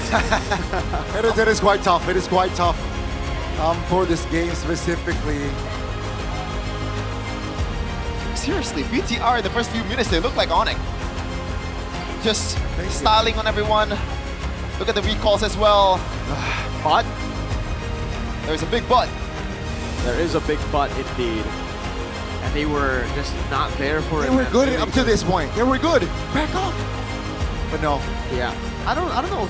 Yeah, maybe they would have been able to defend. I don't know. Even then, I think it'll be very, very tough here as well, man. And Dory, the Lightning Truncheon. Even Iman thought he was safe for a bit. He was like, okay, I got this. And then Lightning Truncheon proc, boom. A big explosion. And BTR have just taken a loss. Navi, we thought it was a bombastic move to pull in Jize, to pull in Zeon from yesterday's match. But hey, they proved today that these rookies, they might be looking at a restructuring this late into the season. Okay, so I'm glad you said restructuring because going to the playoffs is a tall task indeed. Restructuring. Yeah. But it's not out of the question just yet, just like RQ earlier, you know? It was 2 out of 100k for RQ, but Navi, they still got a bit more chance here. The fate is still in their hands, but unfortunately you gotta, you know, hope to 50 laps all around the court, you know, while you're dehydrated or something. That's the analogy that I'm going for. That is a tough situation right there. Great point. But yeah, I mean, great start, right? Take it game by game at this point, and they won game 1. It wasn't a clean win. It was quite messy, but a win's a win. A win's a win. A choke's a choke. I know Wolf gave me a BTR choker at M7. You should wear it. I might have to. Yeah. Sometimes you just gotta laugh. What happens if Bigatron did not make it to the playoffs though? So the Joker would have to be delayed for like next season. No, that's them choking if they don't make it a playoff. Okay. This is just the start of it all. Very deep dive. Ouch. An opposing second tier turret, but this time around, BTR was able to pretty much control the whole game. This was questionable as well. Shogun was low and engaged. They just keep on going for random unnecessary team fights, trying to just outclass their opponents, which, again, it did happen in the early game, but why do you think it will constantly happen when you're fighting in the enemy territory, right? In enemy territory. Let's see who the MVP is. It's Zeon, the rookie, or sorry, the newcomer. The replacement for Shive, 617, with the KDA presented by Official Gaming Phone Infinix GT50 Pro, with a very aggressive build in that Wind Talker, and the rest is just item swaps, the Rose Gold Meteor, the Immortalities, even the Winter Crown at times. Again, early on it was great for BTR. Like Shepard mentioned, they played really, really clean in the early game. They did everything they could. They were able to dive at the right times. They were able to punish at the right times, control neutral objectives at the right times, but then that composure just went down the drain. For some reason, after they take a tier 2 here, while they were still steadily ahead, they go for these random fights that just keep Navi in the game. And then they just can't go for the fights as Navi scale up. We mentioned as well, all the way from the start of the game, what they need to do is scale up to the late game with a Harley, with a Sparsa, and a Claude. But then BTR made a few moves that got them the lead, and Doryu threw a bit. There was a massive play by Shogun. Moreno flickered in, getting the Tsunami Slam here, and it looked like at this point, oh my lord, this one here, the unnecessary play from Niall. And it all ended up with him not having tempo, and then they got into here, Shogun with a Final Slash, but Final Slash actually brought them away from the team. A lot of miscoordinations happening for BTR late in the game. This looks like an RQ, actually. Yeah. And that team fight specifically, it was so perfectly placed for Navi, man. Yeah. You gotta be grateful. He was literally in the orange buff pit, and the rest of BTR members are like away on the other cage side of the wall. outside. Ironically. Yeah. They got the kill here. They wanted to go for more. They wanted to win out the team fight. very beautiful timing there by Andoryu. And then the pick, this Lightning Truncheon proc, dude. Eman thought he was safe. Oh, Lightning Trunch. Can't really do anything on this one. Shogun doing his best, but he's just a single Arlet. 16 or 14 to 15 in the kill count.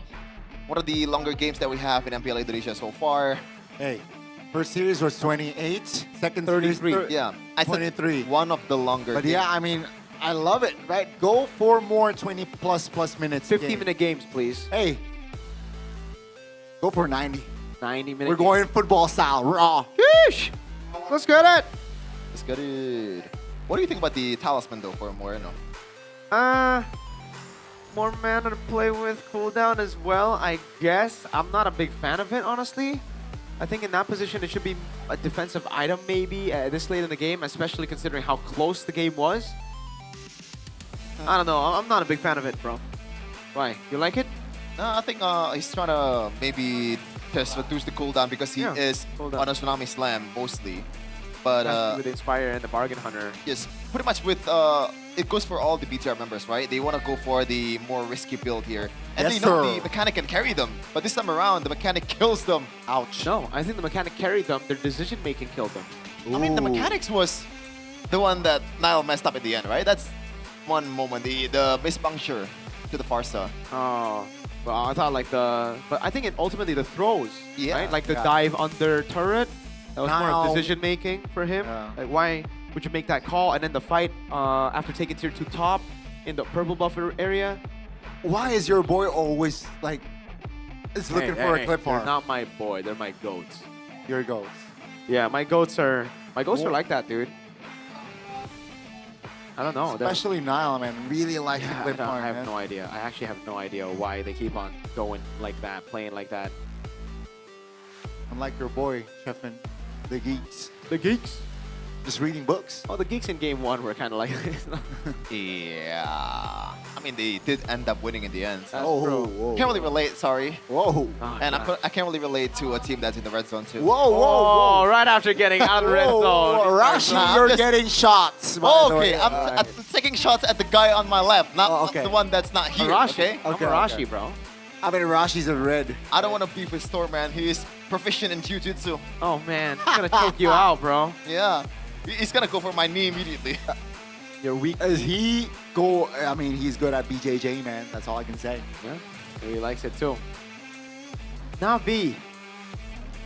They just, I think they formed the composition that would just capitalize on the chokes of Bigatron, no? Because like they're like, even in the plays, okay, let's just give the early game, sure. Early game, we didn't even fight. It was just cars, right?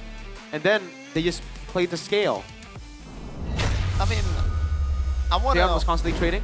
argue, but like it seems that way in the late game. Early game was terrible though for Navi, especially cars. It was like absolutely no meaningful penalty zone. I mean, to be fair, the whole team didn't really set up the neutral objective. He was trying to put Bigatron in the false sense of security. Yeah, but they can get another security in another way though. Another How? security. How do you do that, bro? With Bayou, it's a unique fighter that's actually real. And you can really feel it with, or like when gaming. Strong Falcon style signal. Yes, for you, Connie, for pretty much everyone in the world out there.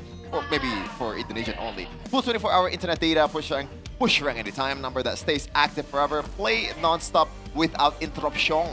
Gaming together, we get smoother. Auto Sabag, every match. Let's switch to Bayou right now. Check it out right now, boys. Ooh. Bayou is the best provider in Indonesia. You get BSD. 229 diamonds as well with the purchase of your exclusive MPL ID card. 72,654 IDR. Scan the QR code right there and you will get 3 gigabytes of quota with just DG points. Yeah, and if you're, you know, kind of like scared with the digits there, it's $4. And it's getting weaker and weaker by the It's minute. less, I think. I don't know if I should say that. That's a bit political.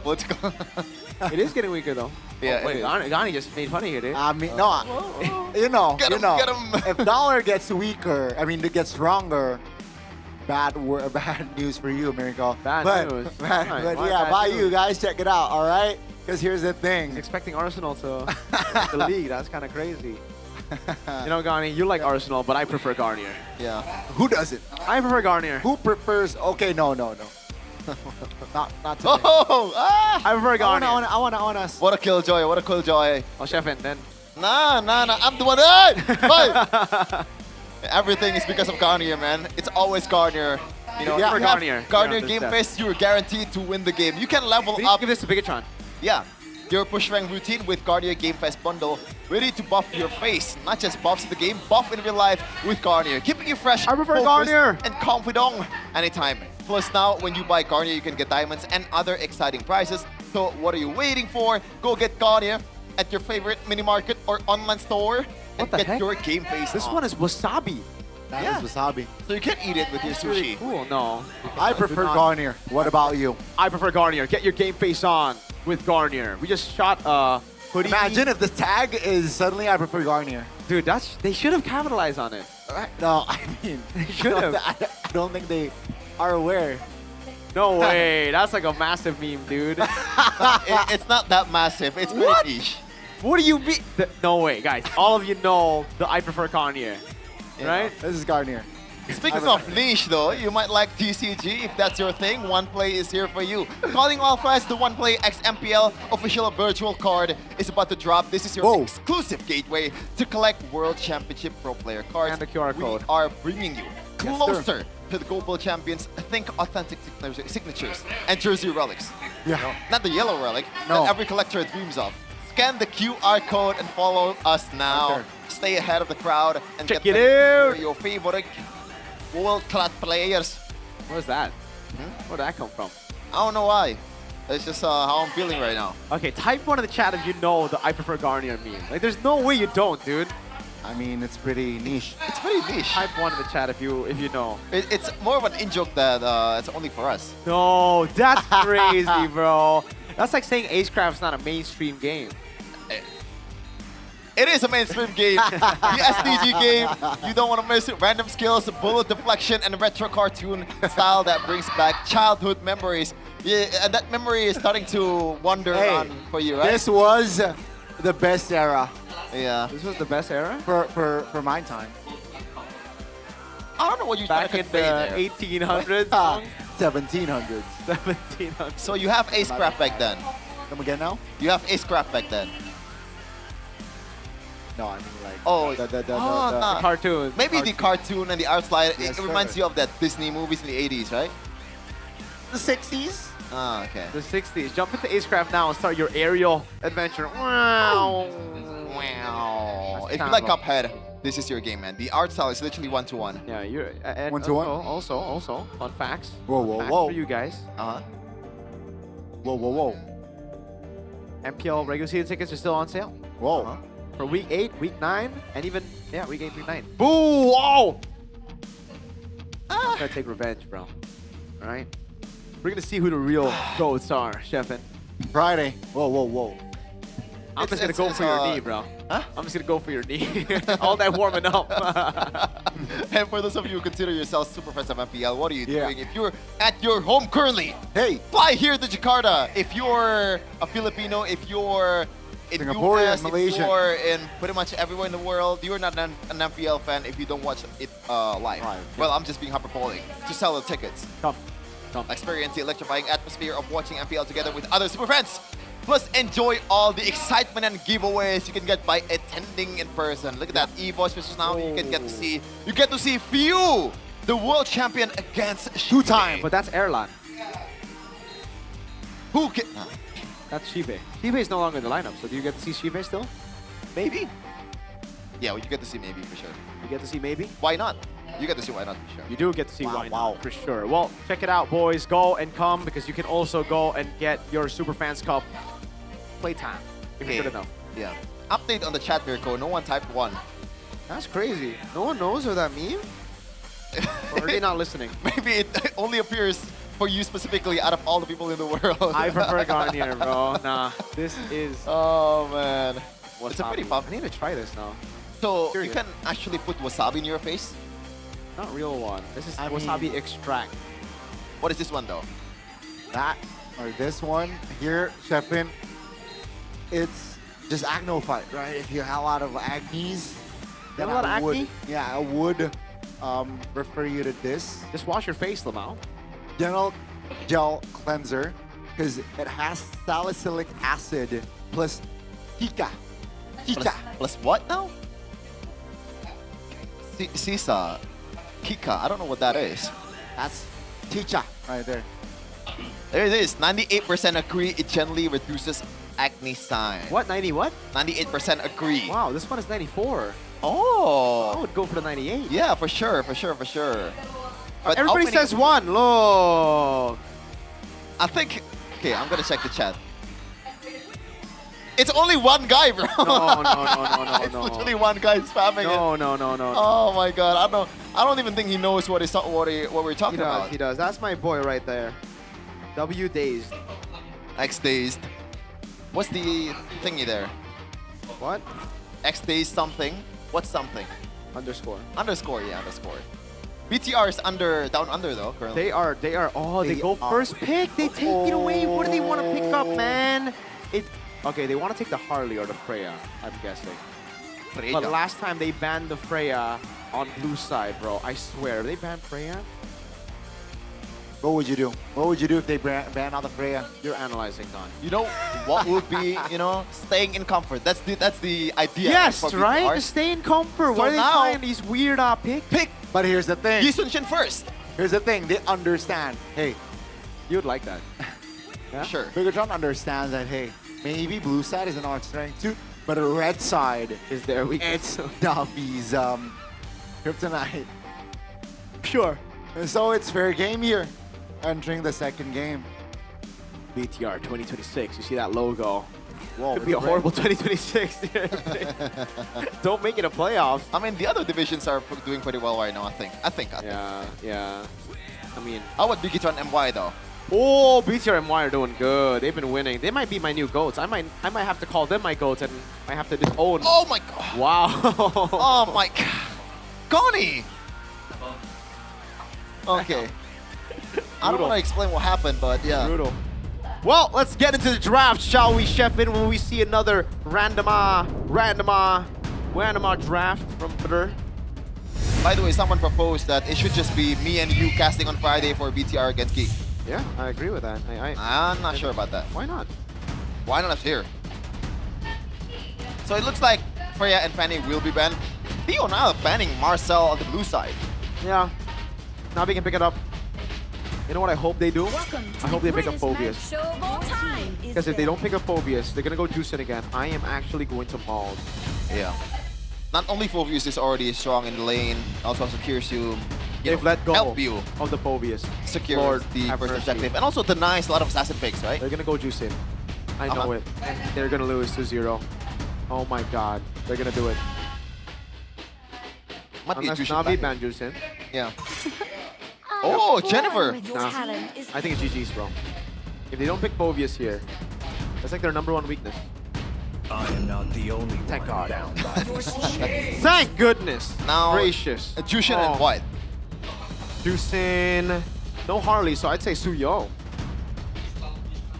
No, Guinevere too. Yeah. I'd say Suyo for Navi. Suyo. Yeah, I think it should be Suyo here. Not thinking Suyo. Then BTR answer with a Harith. Do they even want to go Harith? Maybe they take away the Claude, actually. Claude and Leomord, maybe? Leomord Khalid would also be pretty solid. Or the Yves and the Leomord. It is, okay, Harith Leomord then. Yeah, that should be the case here. Very standard draft currently. What you might expect from the current metagame. Now for Navi. Roamer, EXP. Do you want to give out a winning lane for cars? It is Harith Khalid. Okay. So if they revealed the Leomord there, I think Navi would have gone an easy red 3 to Rizla, and then they would have won the game. Oh, you know what? Rizla is actually pretty good here, yeah? Not yet, I don't think. Because you don't know what jungler is going to show up. That's if that was a blue 3 Leomord, then yes. I think the Rizla would have been great. But now I think they go for... So they go for Claude or carry? I think Claude. Makes sense. Claude pickup should be coming through here. Or they go for a roamer first. No, yeah. Claude. Okay, so far it's 100%, no? Navi. Yeah.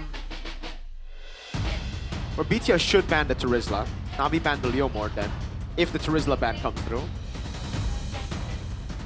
Let's see if that will happen, but based on the first 3 picks respectively, it's quite even the trades, yeah?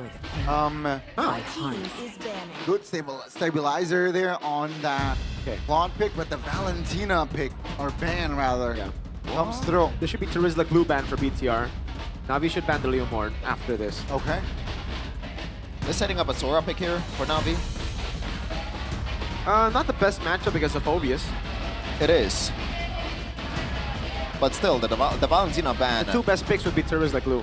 Is it more like comfort hero ban for Moreno here? I think so. So if they're also trying to go for a big ultimate in Rome, I think. They might be looking at an Atlas, no? To lead Phobius. And then if a Leomord shows up. Harith?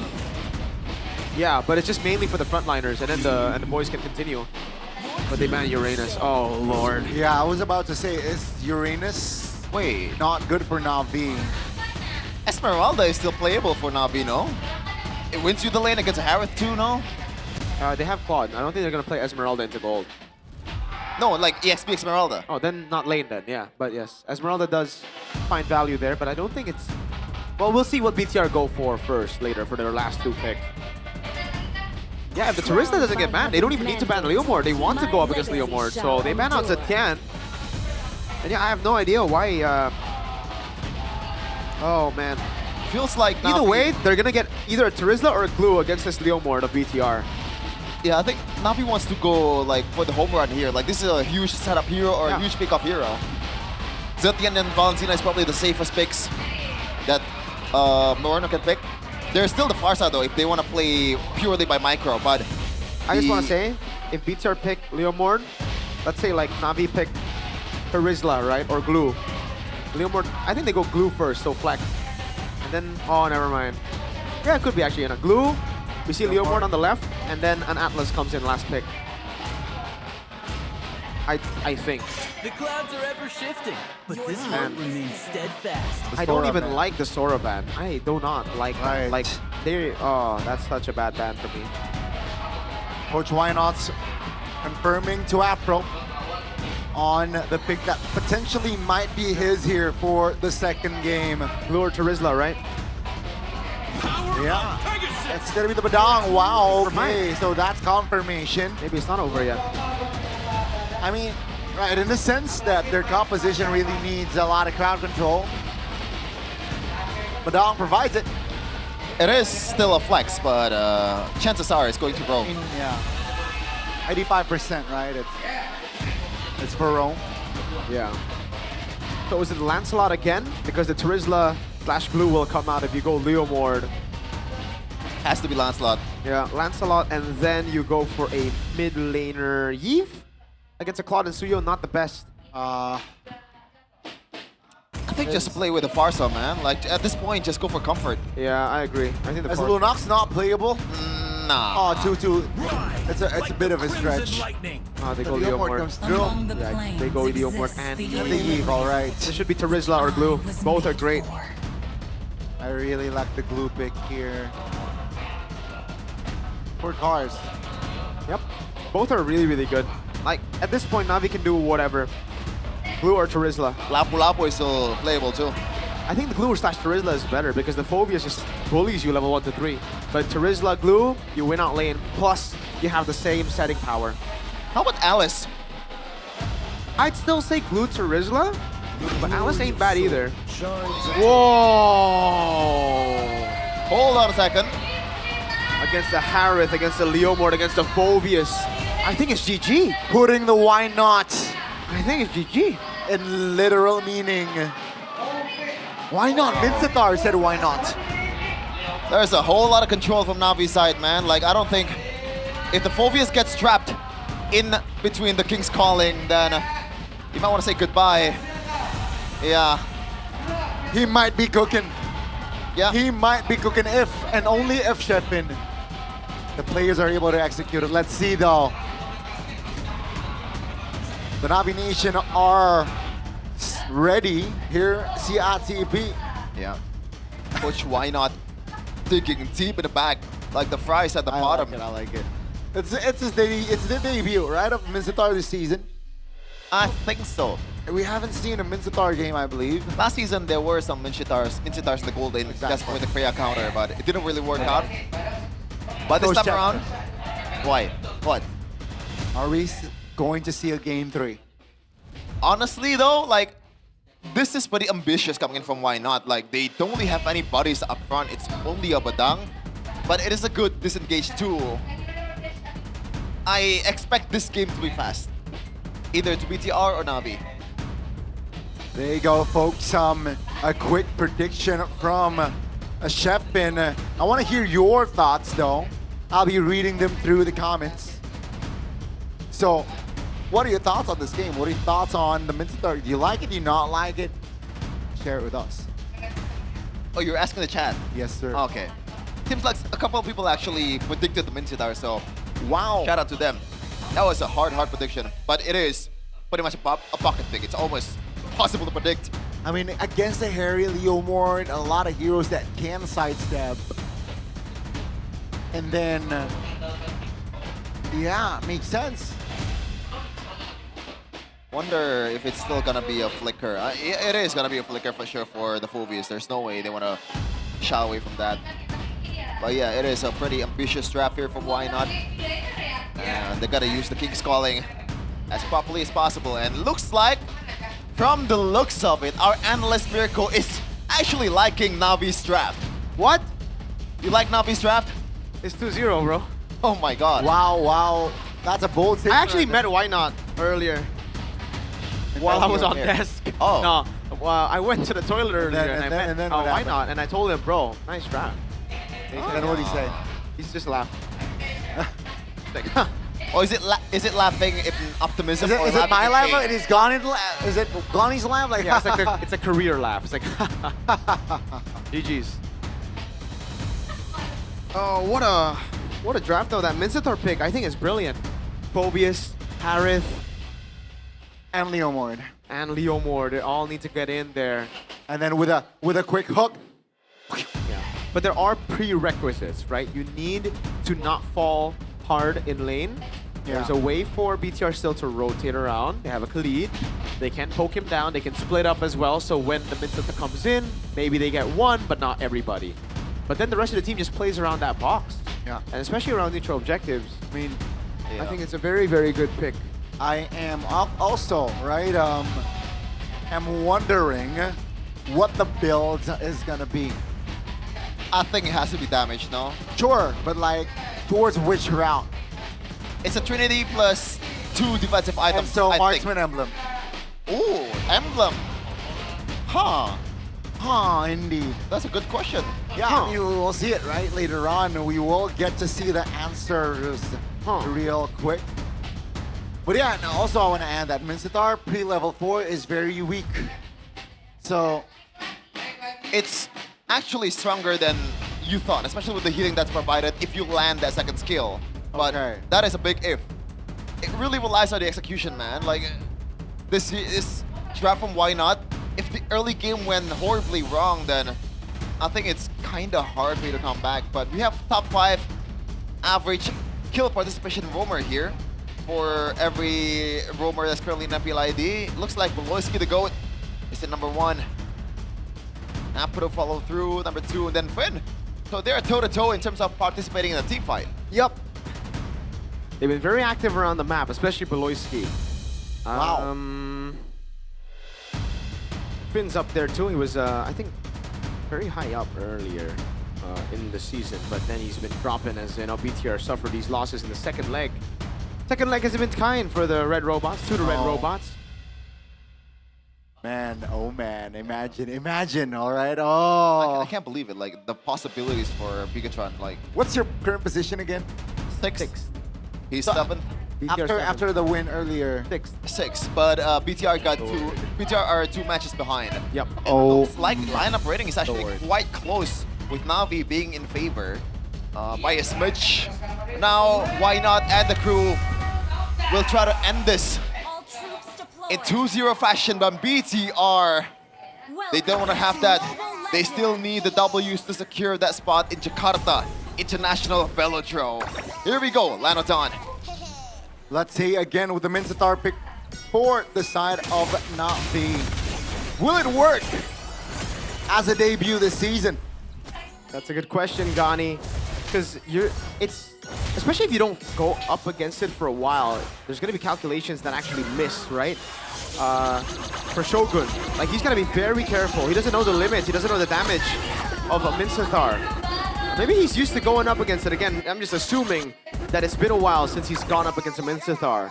It's been a while then for every one of BTR's players. Just a quick nitpick from Afro though. Didn't get that, but he still has the shield. Finn will just heal up with the quick sun guard. But emblem by Bayou. Okay. Yep. It's not a marksman emblem, Mirko. No. It is Assassin Emblem, good poke on Jize. Witness Blessing and the agility for both the mid duo of Na'Vi. Tank Emblem with a Brave Smite, I like that. And Doryu versus Nile. Oh wow! Phantom Seed early on towards Cars, who is currently level 2. This place forces Cars to flicker. That's a hook from Cars! That allows First Blood. Wow! That really dictates the tempo for Na'Vi. There's an old saying, Mirko, respect the unknown. If you can't really fear it. No, ride into the unknown. That is Nile's. Yeah, he just rides into it, man, Barbiel. Yeah. It looked pretty good. It got Cars low, but then he had to make the extra step of walking up again, and he got hooked by Cars, the machine. Yeah. Already level 4, now Finn looking for the flank angle here. Shogun. Yeah, that's going to be the box here. Real world relation, and Doryu still claims the turtle. That's going to be Shogun trying to deal damage. That's a knockup, and now finds an angle to take Doryu down as they ride again and march on towards Cars. Still able to tank the damage, but he's very low. Bigatron actually finds compensation. Here comes Amando. Rather early, Afro still able to deal damage. Forces Moreno to pop the flicker. Here comes down! Down goes Nile again! The second time, 3 minutes in. 2 times. 2 times. It was a whole different story from game number 1. Nile was dominating Na'Vi with his last slot, but right now, with his another signature pick miracle, he is currently 1-2. Yep, and he didn't even get the neutral objective. It was Na'Vi, and again, around those turtle pits, right? Cars can just get the King's Calling down, and then there's nothing BTR can do. They're gonna have to split up, and that gives Na'Vi the time to then fight back, deal damage, poke him down, get the stacks on Jize to pull or to throw people away.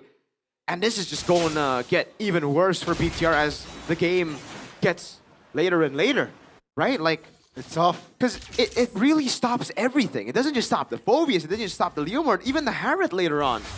They're going to have to poke Cars before the fight if they want to win.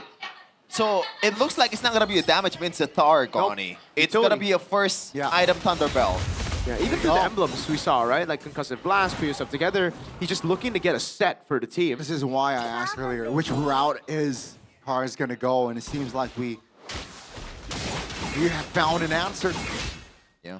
So far, Afro has been doing a really good job just guarding the perimeter and also owning the bushes for BTR, while also not getting punished in the process. That's the most important thing, and it's really hard, to be fair, to punish a Parang. Yeah. Oh man, the 2 big blunders there by Nile. He's definitely gonna feel it, man. He's trying to make some moves to redeem himself, but it just keeps on getting worse. Let's see. This is gonna be a deciding factor here. BTR really desperately needs a winning fight. Oh, Eman is here though. Eman is here, so 5 members already here.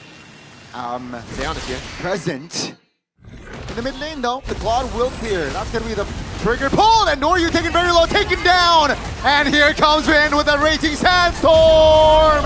Take a look at Bigatron. They might lose the first 2 turtles, but the final turtle, they strike back. Wow.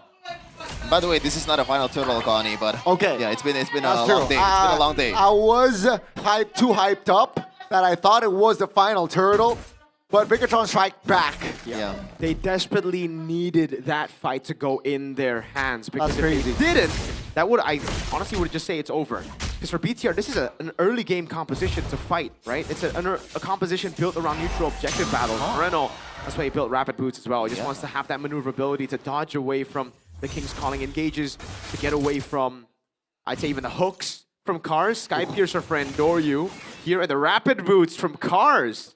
We're seeing a lot more Rapid Boots. I like this. Rapid Boots Rapid boots. Dreadnought armor.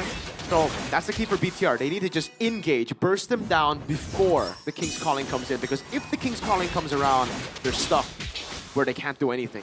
Yeah, and they already did that in game number 1, right? Cars with the Terizla was fairly visible in the early game, but now Apro might have taken a bit too much beating. Xeon will just back off from the potential danger here. Good take by Eman and crew. There you go. Even the gold crab here. Ooh. Moreno channeling his inner Hijume. Top lane though, they got a retaliation. Good trade, really good trade. 1v1. Oh, soon to be 2v1. This is unfair. Oh, the stun misses, but the damage will not. Nile will have the final say there. Responding as Andoryu now sits at a 1-3 record. Yep. That's a very, very good pick, and it's right before the neutral objective spawns in the game, so it gives Nile a bit more room to farm up, maybe get level 10, but doesn't look like Andoryu's death will really hurt the tempo. He'll be back right on time, so it's just a level advantage, I guess. Cars? That's a hook on towards just the Khalid, though. They do not want to all in the Khalid, though. Nope. With the turtle up, I'm sure that's going to be the, again, main concern for both teams. Oh, Shogun hook again. Shogun, though, finds a good opening with that hook.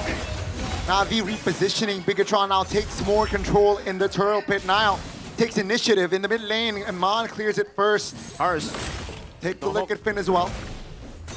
Still has the flicker. Oh, never mind, no. Oh, that's going to be Andoryu spotted. Take a look at the back. Jize needs to reposition. That's a turtle taken away.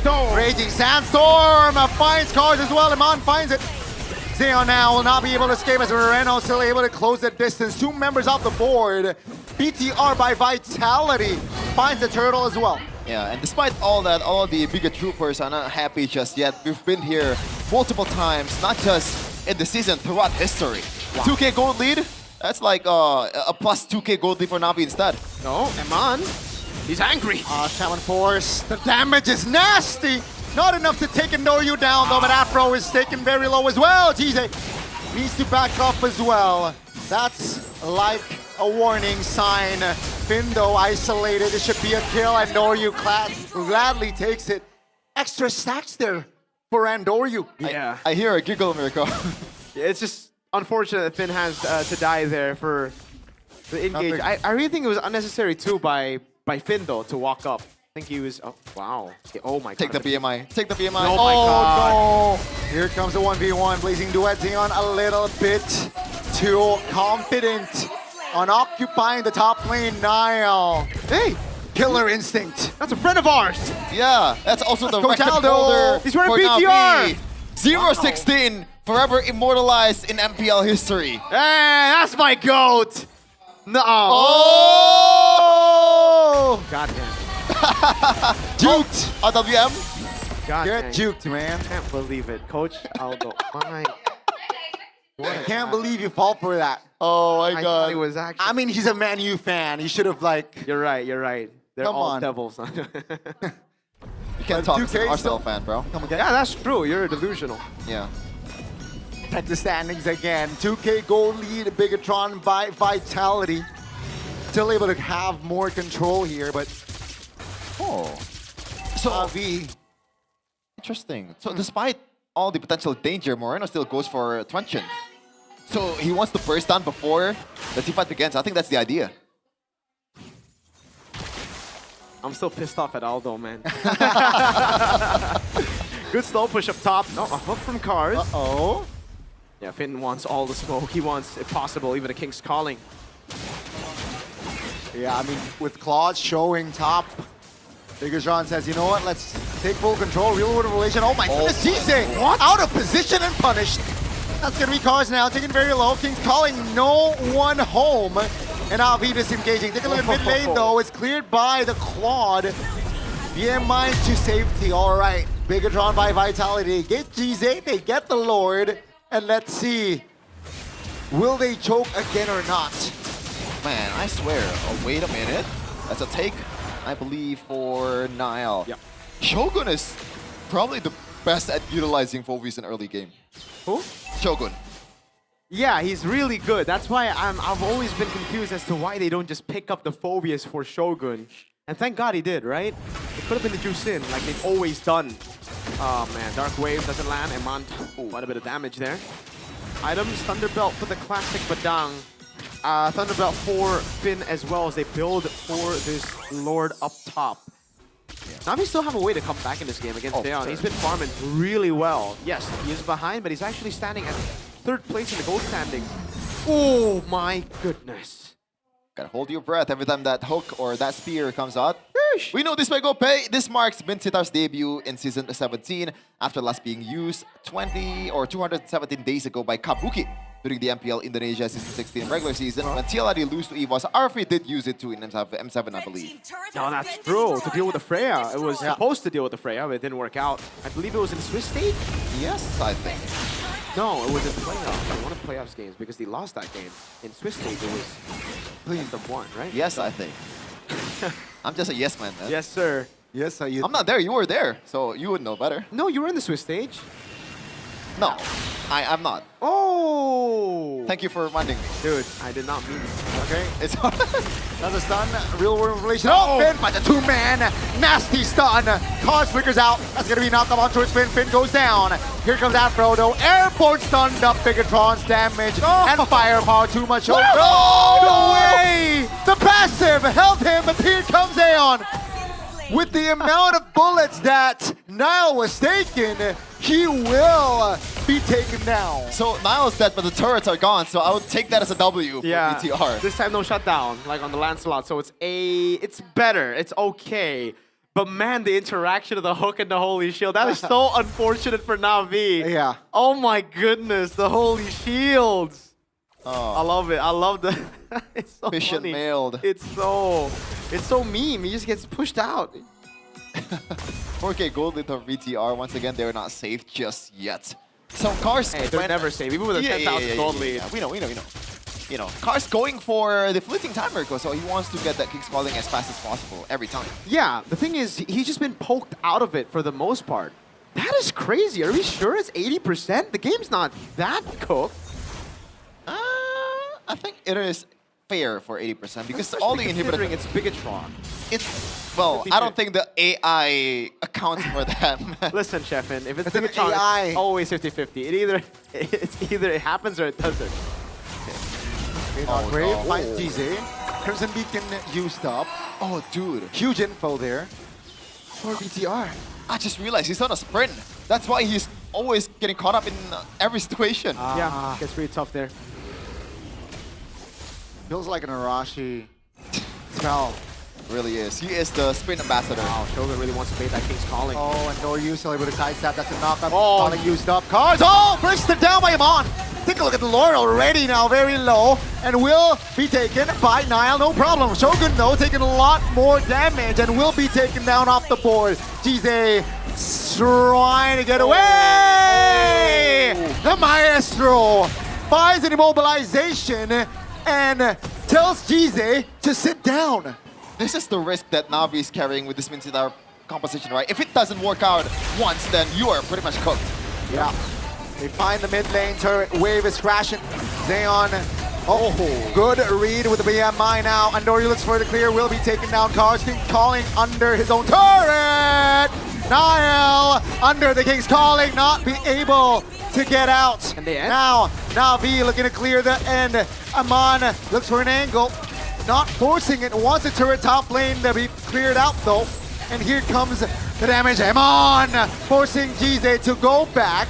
Lord taken care of. Jize is able to, again, just relocate. They survive and fight for another day but all base turrets from the side of Na'Vi are down. I really think Amon could have ended the game there with Zaman Force, but he tried to go for the kill.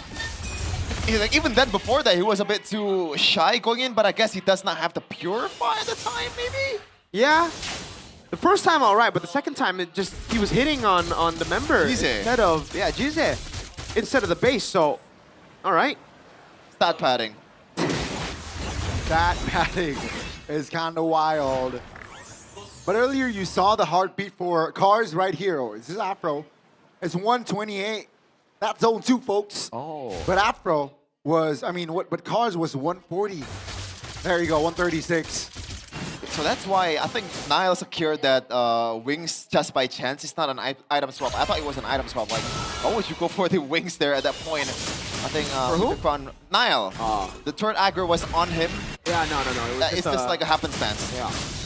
He got enough gold right on time before he died. Yeah. Win a crown for Zeon, though, that's a big item. See, that's the thing about BTR not ending the game there. Yes, they got all 3 base turrets, but there's always going to be a chance for Na'Vi to come back, especially with the Winter Crown now for Zeon. There's a way for him to deal with the chrono dashes of Eman. Eman has a Winter Crown, so there is a way for him to deal with it too. Uh-oh. Oh, bit. He's going to go off. Whoa. Oh, that's a quicker. Oh, that's a hook just on towards the Galid though. That's a great intimidation there, or attempt from side of Bigatron. Yeah. Honestly, it's not that bad for, you know, a burn flicker and a badang, right? Because mostly this is going to be a disengaged appeal badang more than a set badang. Yep. So let's see it. Wave up top, always going to be slow pushing for BTR as they have taken a base turret there. So super minions will spawn up top. Zeon doing a good job clearing it. There you go. It will delay the slow push by just a bit. Na'Vi need to make a move though. That's the thing. They haven't been able to be the engagers. It's always Shogun walking up on cars, baiting out the King's Calling, and then the whole team following up after the King's Calling's been baited. Na'Vi need to get one set where they go in first. Here's the thing, 70 seconds on the clock for Afro's flicker earlier. So again, Bigatron, they understand, you know what? No flicker on this Badang, so... Yeah, come on, cool.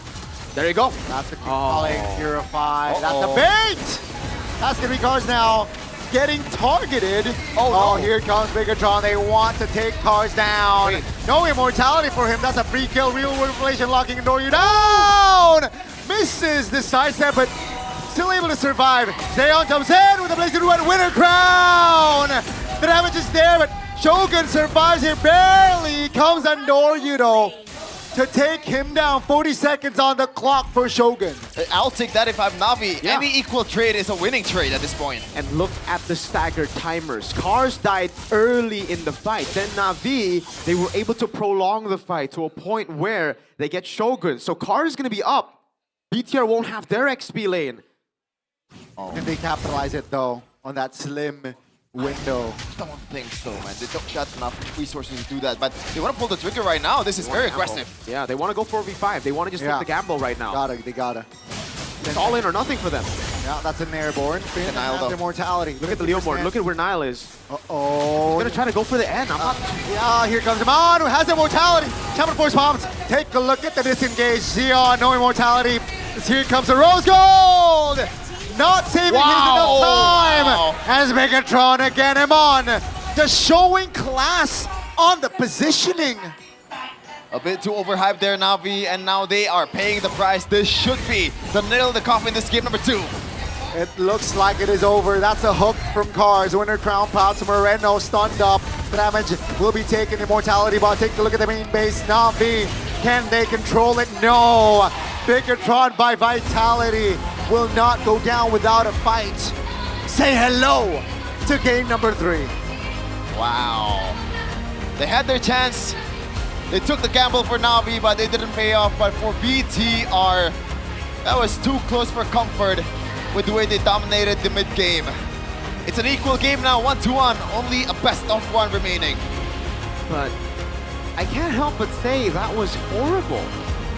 I don't know which one was worse. The fact that BTR went for a push with Nile up top, or the fact that Na'Vi saw it and decided to fight instead of going for a free Lord with Nile up top. I don't know which one's worse, honestly. That was such a bad call to fight when they had a free Lord base. Nile was up, and they were holding the Lord. Yeah. They had the Lord, I think, to a quarter of HP. That is a question for sure. Unfortunate. Unfortunate. Eman needs a massage, though. God dang, that Bloodwing build as well, man. Like, dude, Eman was carrying single-handedly with the mechanics here. It's crazy. The decision-making by both teams are so bad. Look, right here, great fight. They got Shogun. They got everything they needed, right? This was the delay. Cars that's then able to, look, they get a set. Just go for Lord, no? They were backing off. They instead looked for a gamble. I think it's just overheat. just they want to go with the moment. Like they got the set, and usually when it's in your head, a set equals 2 kills. And both teams were. It really feels like both teams were looking for kills. It's, even Eman, this game could have been over earlier. So even, I mean, everybody, yeah, not a clean game. Very much so. So far, not a clean day either for RQ versus KeyFam. So, nope. Yeah, it looks like the theory of 3 AM MLBB is still going on. But it's 4. It's Is it 4? 36. Oh, Where did you get 4? I'm just saying, 'cause he said 3 In AM. Indo, we have a term. What happens? Asbun. What happens if it's 4 AM? MLBB. I don't know. Is it worse or better? It gets better. Depends, because like some people, they just woke up at 4. Yeah, like they me. wake up at 4. They should be fresh. I'm not really that fresh, even if I wake up at 4. Okay. But 4 and solo, do we have time difference? I think so. I think it's just an 8-hour difference. Okay, that's the 8. I was genuinely asking. But that was a 17-second difference though from Shogun and also Cars in that game earlier. Man, it's just unfortunate. Like now that I see the replay, I can see where you're coming from. I think it's not that they want kills. It's just they made a bit bad decision. That's Eman definitely want to kill someone. That top lane. Fair. Oh man. But I think they also underestimated Eman's juking skills on this Harith. I think at that point, Andoryu didn't underestimate. He was like, I gotta go and for the kill. If not, then like here, look. Okay, this one is fine, right? Look at this. They go, Lord's there, and look, bang, 3 hits on the turret, right? That should have ended right then and there. Okay. Not sure what's happening. And then here, look, Nile up top. Car's like, I'll hold him down, guys. And Mon's low, and then Lord's like, guys, you don't want me. Lord becomes a little pick-me girl. It's like, guys, what about me? Look at me. Maybe they're not really enticed by the Lord enough because it's not the new Lord. Yeah. There We you need go. the new Lord in Our MLBB. brain works in the same way, man, because we are both man of culture. We all chose Eman on the English desk. And they all chose Moreno in the Indonesian desk. Moreno was great too, don't get me wrong. Yeah. But Eman, in that final fight, literally, I think, got it, no? Immortality, made everybody rush. Moreno was good too. Yeah, now that I think about it, I think in the early game, it's definitely Moreno that wins out the team fight for BTR. But I think it's Shogun and Finn. That's true. The early game. Oh yeah, it's a collaborative effort, but I guess the RWM just dominates the screen. That's why you really lean in towards the Moreno vote. But yeah, Eman in terms of like who is the one that's popping up in the decisive moment, it is definitely Eman. This is like fish and milled. We'll go next time. That was crazy. But so many times though, Eman just does his thing. Bang. Saves, me personally, he saves his Eman force here. Doesn't use it, and it ends up becoming pretty useful later on, I believe. Not in that situation, but then here he popped it in, goes for the N, and Doryu's right there. Then the King's calling. This was honestly a mistake by Eman, but the fact that he was able to get a turret up top, and he did die, just those levels. The Eman force on Jize could have ended the game here, but hey, it's okay, you know? There's a little bit of BTR in him. You know, you always gotta respect the BTR in my goats. See, when you join BTR, you leave with a bit of BTR in you too. This was Whip to Crown, bought Immortality, swapped it to Bloodwings as well. He gotta give props for him in this skirmish, right? Like so many times he legit stayed alive. The ascent was on Eman initially, but he had the composure to kite Daeon and to kite Endoryu, to dash away, to buy Bloodwings, and then, come on. No? I think it's a valid MVP. Yeah. And then he learned from his mistake. He's like, okay, guys, you guys go for the kills. I will look for the end. Insanity. No, that's Kin. That's Kin Sanity. What about Lin Sanity? That's Lin. Okay. Hey, Lin was a baller in the New York Knicks. Yeah. And he later came to MPL Indonesia and changed his name, Lin Kochul. It's so bad that it's funny. Yeah, that's what I'm going for. I thought you were gonna go. I thought you were gonna say Kin because I was ready to respond to Kin, but I was not ready to respond to Lin Kocho. That is crazy. Well, because Kin is a Filipino. Yeah. Yeah, so it doesn't add up. Lim and Lin is closer, but we're gonna talk about the game first here. I don't want to risk anything. 209 in the kill count. 19-minute game. So far in this game or in this day overall, like there are a lot of like long matches, man. I'm all for it, man. You love MLBB, right? Yes, I love Yeah, it. so we get longer games. Damn it. Oh, you can have it, bro. You can have it, bro. You can have the long games. It's okay. 1, 3, and 6. Ice Queen 1 this time for Jose as he tries to play around the rest of the team. I really thought it was cooked by Bigatron when Nile died under turret level 4. After that dive when Cars got a hook. I almost took off my headset. But hey, I'm glad I didn't. Glad I stayed for the ride. But the job's not done because now Navi still have a shot at winning the game and having a chance to playoffs. All right, remember, Navi need to win and they need to hope that EVOS lose against TLID. If they lose here and EVOS win later, it's GG's goodbye to Navi. For playoffs, they're still here. Yeah, they're still here. They're not. Won't be in the velodrome. Yeah.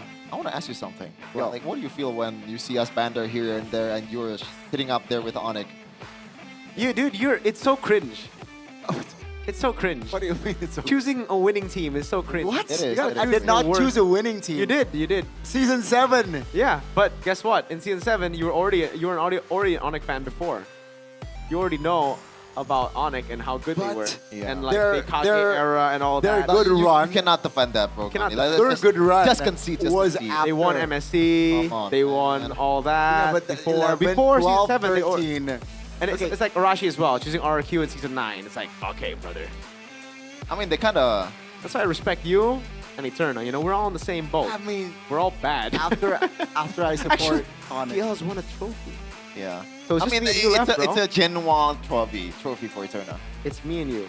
Yeah. Like our teams have no trophies. And Realize comes in and starts supporting Onyx. What? And he says he's not a glory hunter. Now that's a glory hunter, folks. He supports Madrid and Onyx. Exactly. That is kind of wild. I can't believe I say this, but at least you support a bad club in football. Yeah. You're not bad club completely a glory hunter. Excusez-moi. There's no glory to be hunted if you support that one. Uh-huh. But Realize is... Realize. Yeah. I think we're getting just a tad bit sidetracked. What do you want to talk about? I don't know. You want us to just rant on how bad that was? Decision-making A question. Which hurts more? You losing 2-0 earlier, you know, the 2-1. ifs. 2-1. 2-1. Ah. So... There's hope. There's hope for a worsened scenario for Mirko. Right? Are you speaking for all the Bigot Troopers here, or...? I'm speaking for myself, but I think I speak for a majority of the Bigot Troopers actually right now. Because, you know, I look at Bigotron's social media posts and everybody in the comments is just like, we're going to lose. They're just already so pessimistic. How about RQ social media, though? Oh, Lord. You want to talk about when the Harith was picked up with the Revitalize or the recent ones? Because that one was crazy. They had like 7,000 comments in like 10 minutes or something. Isn't it crazy, like the butterfly effect? Oh, you only misclick. You know, just one tap changes the whole thing. Yeah. Changes the what now? The butterfly effect means, you understand butterfly effect? Whoa, Not really. Get Not schooled. really. Hold on. That's just a chain Tell of him. events. Yeah, chain of events. Butterfly effects affects like a lot of like parties. Yeah, like Brusco failing in RRQ. He gets picked up by Onyx. Onyx Philippines end up winning the World Championship. And then, because they won the World Championship, they got too cocky that they started losing. They've lost form.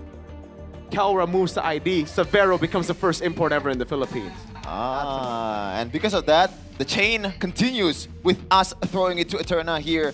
What's going on there, Eterna? What's going on with Eterna? On Eterna. Satu sama antara BTR dan juga Navi. Tapi di sini kayaknya ada yang bestie banget ya. Welcome girls. Halo. Halo. Hai. Boleh perkenalkan diri dulu? Siapa dulu? Boleh bebas. Mau dari Snow, Alea juga. Oh, sebelah sini lihat. Halo semuanya, kenalin aku Snow. Hai Snow. Halo semuanya, kenalin aku Alea. Halo Alea.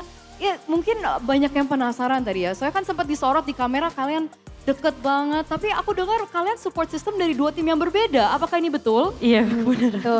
Benar, kamu datang buat support siapa sih? Aku kesini support Shogun. Shogun, kalau misalkan dari Kasno? Aku dukung Cars. Cars, oke. XP laner dari dua tim yang berbeda, tapi kalian bestie banget. Kok bisa emang temenan dari dulu? Karena kita suka main ML bareng. Oh, suka main Mobile Legends bareng. Iya, emang udah janjian sih hari ini mau nonton bareng. Oh, janjian Karena bareng. tahu Navi lawan Bigetron. Oh gitu, emang pas banget ya hari ini. Iya, memang janjian. Tapi kalian nggak kayak pas dalam game kayak musuh-musuhan gitu kayak lihat tuh BTR leading gitu atau apa? Enggak sih. Kita karena Sogut juga teman aku ya. Iya. Jadi chill aja sih. Oke. Support dua-duanya, yang penting kasih game yang bagus aja. Karena kita kayak mendukung dua-duanya nggak sih? Iya, kita dukung Iya. dua-duanya. Oh, dukung dua-duanya. Iya. Jadi siapapun yang menang, yang penting tunjukin game yang bagus. Tunjukin game yang bagus dan kayaknya udah sesuai keinginan ya. Kita lihat satu-satu sangat dekat juga gamenya. Tapi ada deg-degan dikit gak sih pas nonton? Sebenarnya kita malah ketawa-ketawa aja sih. Soalnya ngeliat POV-nya pacar kita berdua lawanan terus recall kayak gitu-gitu malah kocak aja sebenarnya. Oh iya ya bener ya, ada sempet momen di atas ya mereka recall ya. Iya. Enggak, terus juga kayak aku tahu dia pacarnya Shogun udah lama. Tapi kayak aku nggak sadar kalau iya ya kan sama-sama XP role-nya gitu loh. Oh. Kayak coincidence aja sebenarnya, kebetulan banget. Tapi seru banget ya jadinya ya. Seru. Kalau Kasno emang udah jadi support system curse dari kapan sih? Dari lumayan lama sih sebenarnya. Lumayan lama. Ya. Terus kamu ngeliat perjalanan Cars selama ini tuh gimana sih? Dia gimana sih sebagai orang sebenarnya? Kalau kita nggak lihat di in game ya, kalau in game kan dia kayaknya sangar banget tuh. Iya, berarti out game-nya ya? Out game ya? Ya baik banget. Karena udah kenal lama juga, jadi emang udah perhatiin memang dari dulu dia jago sih. Jadi not very surprising kalau misalnya performanya selalu bagus. Selalu konsisten. Dia kan salah satu anchor-nya Navi juga ya? Iya. Ada dari momen lama. gak sih mungkin dia butuh support secara mental gitu yang dibutuhkan dari Kasno? Support secara mental kayaknya butuh. Enggak sih, harusnya nggak kayaknya ya. Enggak, tapi menurut aku dia juga personally very stable. Jadi I feel like dia juga good on his own. Tapi kalau ada aku, should be better. Oh, should be better. Dan katanya dia sangat gila banget sih performance-nya this season. Tapi kalau dari Shogun gimana? Out game-nya seperti apa sih sosok Shogun ini? Well, aku kenal dia udah dari lama banget nih kebenaran dari dia masih di bawah. Terus dari dulu emang dia orangnya konsisten gitu. Dia konsisten dan dia punya kemauan yang lebih, punya kayak keinginan untuk mencapai sesuatu. Emang dia orangnya yang sangat niat dan sangat provable gitu. Apapun yang dia omongin pasti kayak dia prove it gitu. Berarti hardworking juga Dia ya? hardworking man, he's a lovely man. He cares for anyone, in team, out team. Jadi menurut aku dia kepribadiannya yang baik gitu. Humble sih. Humble juga ya. Terus sekarang kamu ngeliat performance dia ikut bangga gak sih? Karena menurut aku itu bukan performance dia yang paling top. Menurut aku dia masih bisa lebih better sih. Karena Masih aku kenal bisa dia. better? Masih bisa lebih better. Dia tuh jago banget. Cuman kayak dia tuh harus kayak lebih working gitu. Oke, mungkin ada kehalangan tertentu, mungkin dia pernah self-doubt atau gitu, atau apa gitu? Meskipun dia self-doubt, dia selalu kayak nemuin who he is gitu. Dia selalu punya willing gitu untuk mencapai sesuatu sih. Oke, with that in mind, adakah pesan untuk Shogun? Ayang, kasih yang terbaik atuh kamu teh. Kasih yang terbaik atuh. Kalau dari Kasno? Best of luck, Cars. I know you can do it. We love you. We love you. We love you, benar. Love you. Jadi aku tahu sih kalian itu bestie. Kalian juga nonton matchnya juga enjoy apapun outcome-nya. Tapi ada gak sih prediksi-prediksi dikit gitu mungkin ini match akan dimenangkan oleh siapa? Terserah. Terserah. Tetap terserah ya. Terserah. Soalnya meskipun mau menang mau kalah, they're all winners sih. Dua-duanya juara buat kita. Oke, kalau gitu thank you Kasno, thank you juga Kak Alea karena kita akan langsung melihat siapa yang akan memenangkan game yang ketiga dan juga match ini untuk membesarkan peluang mereka di playoffs nanti. So, casters, take it away.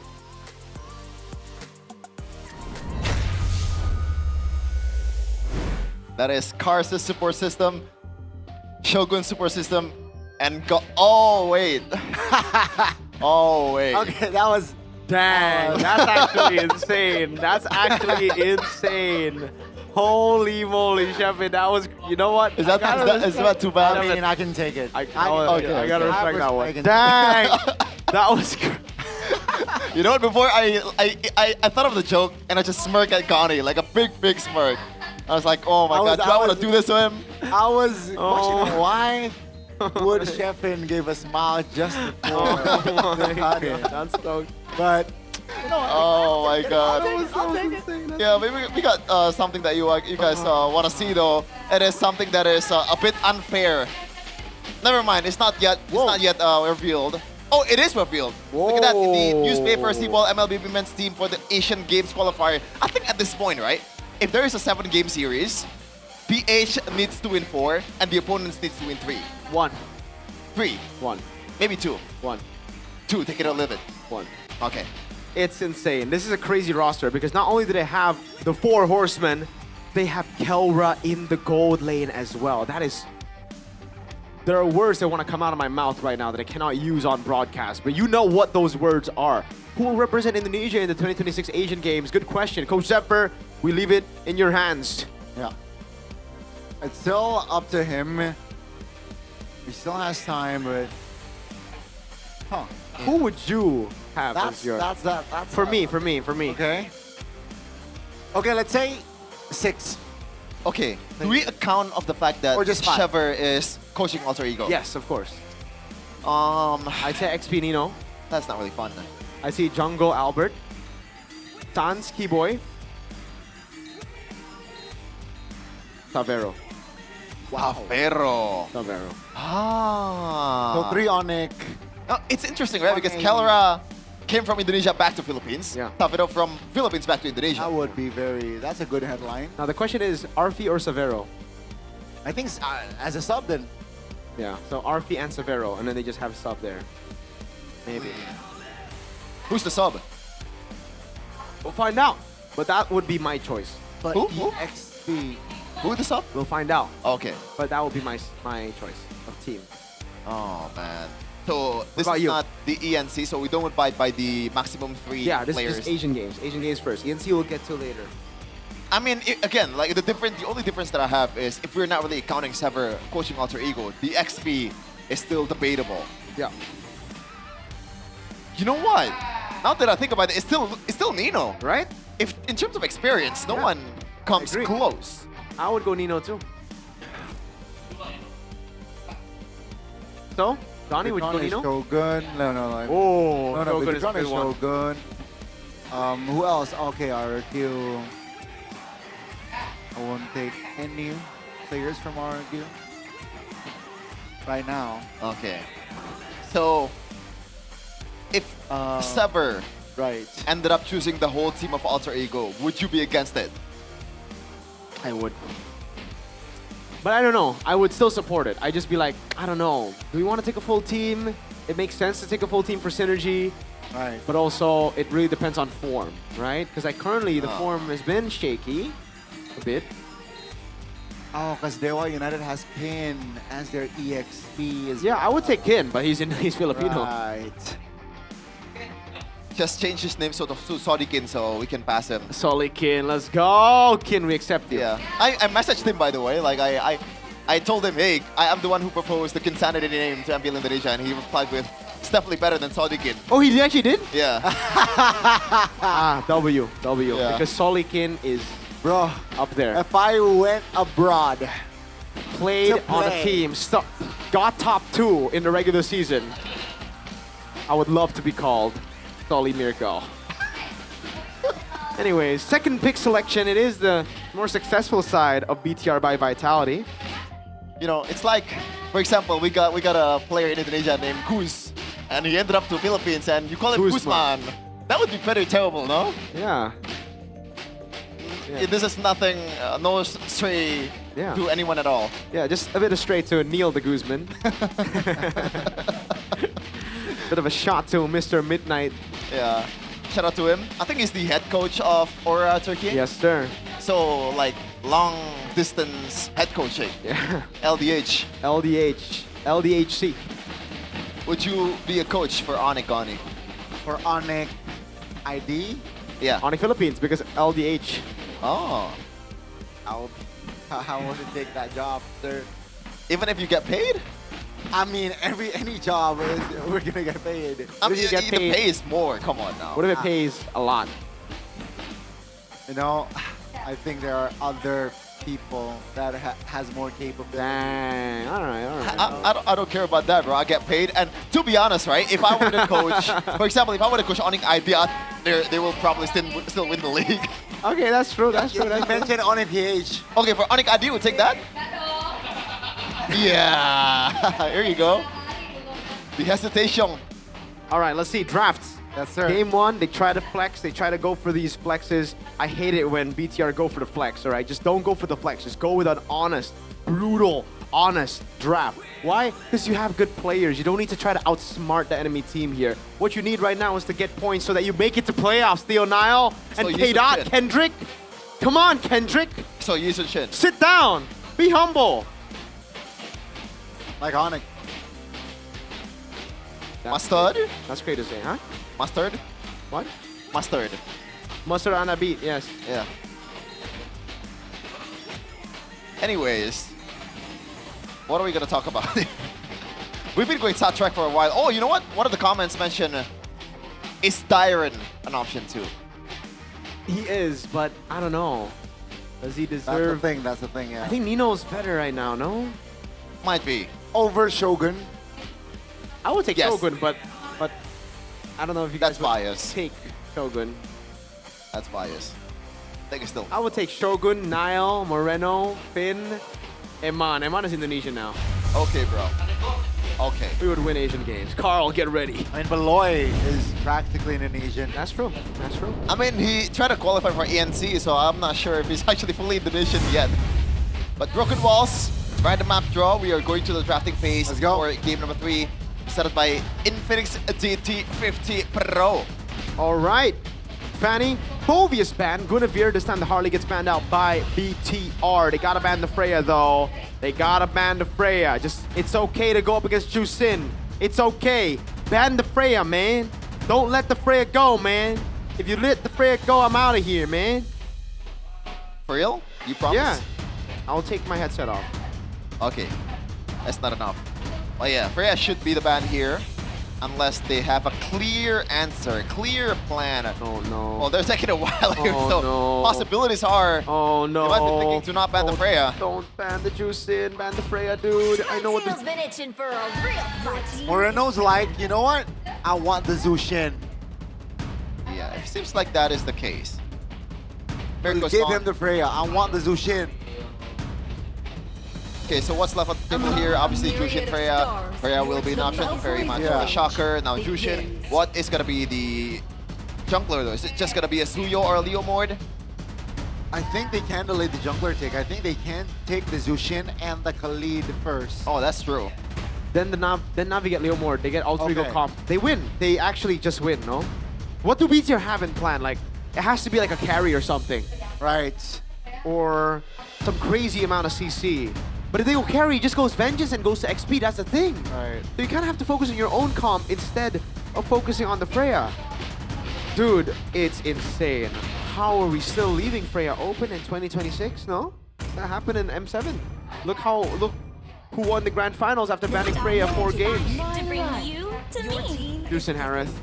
Leo Mord. Just go Leo Mord for Navi. I wouldn't even care about the Suyo at this point. Just go and Leo Mord, Khalid.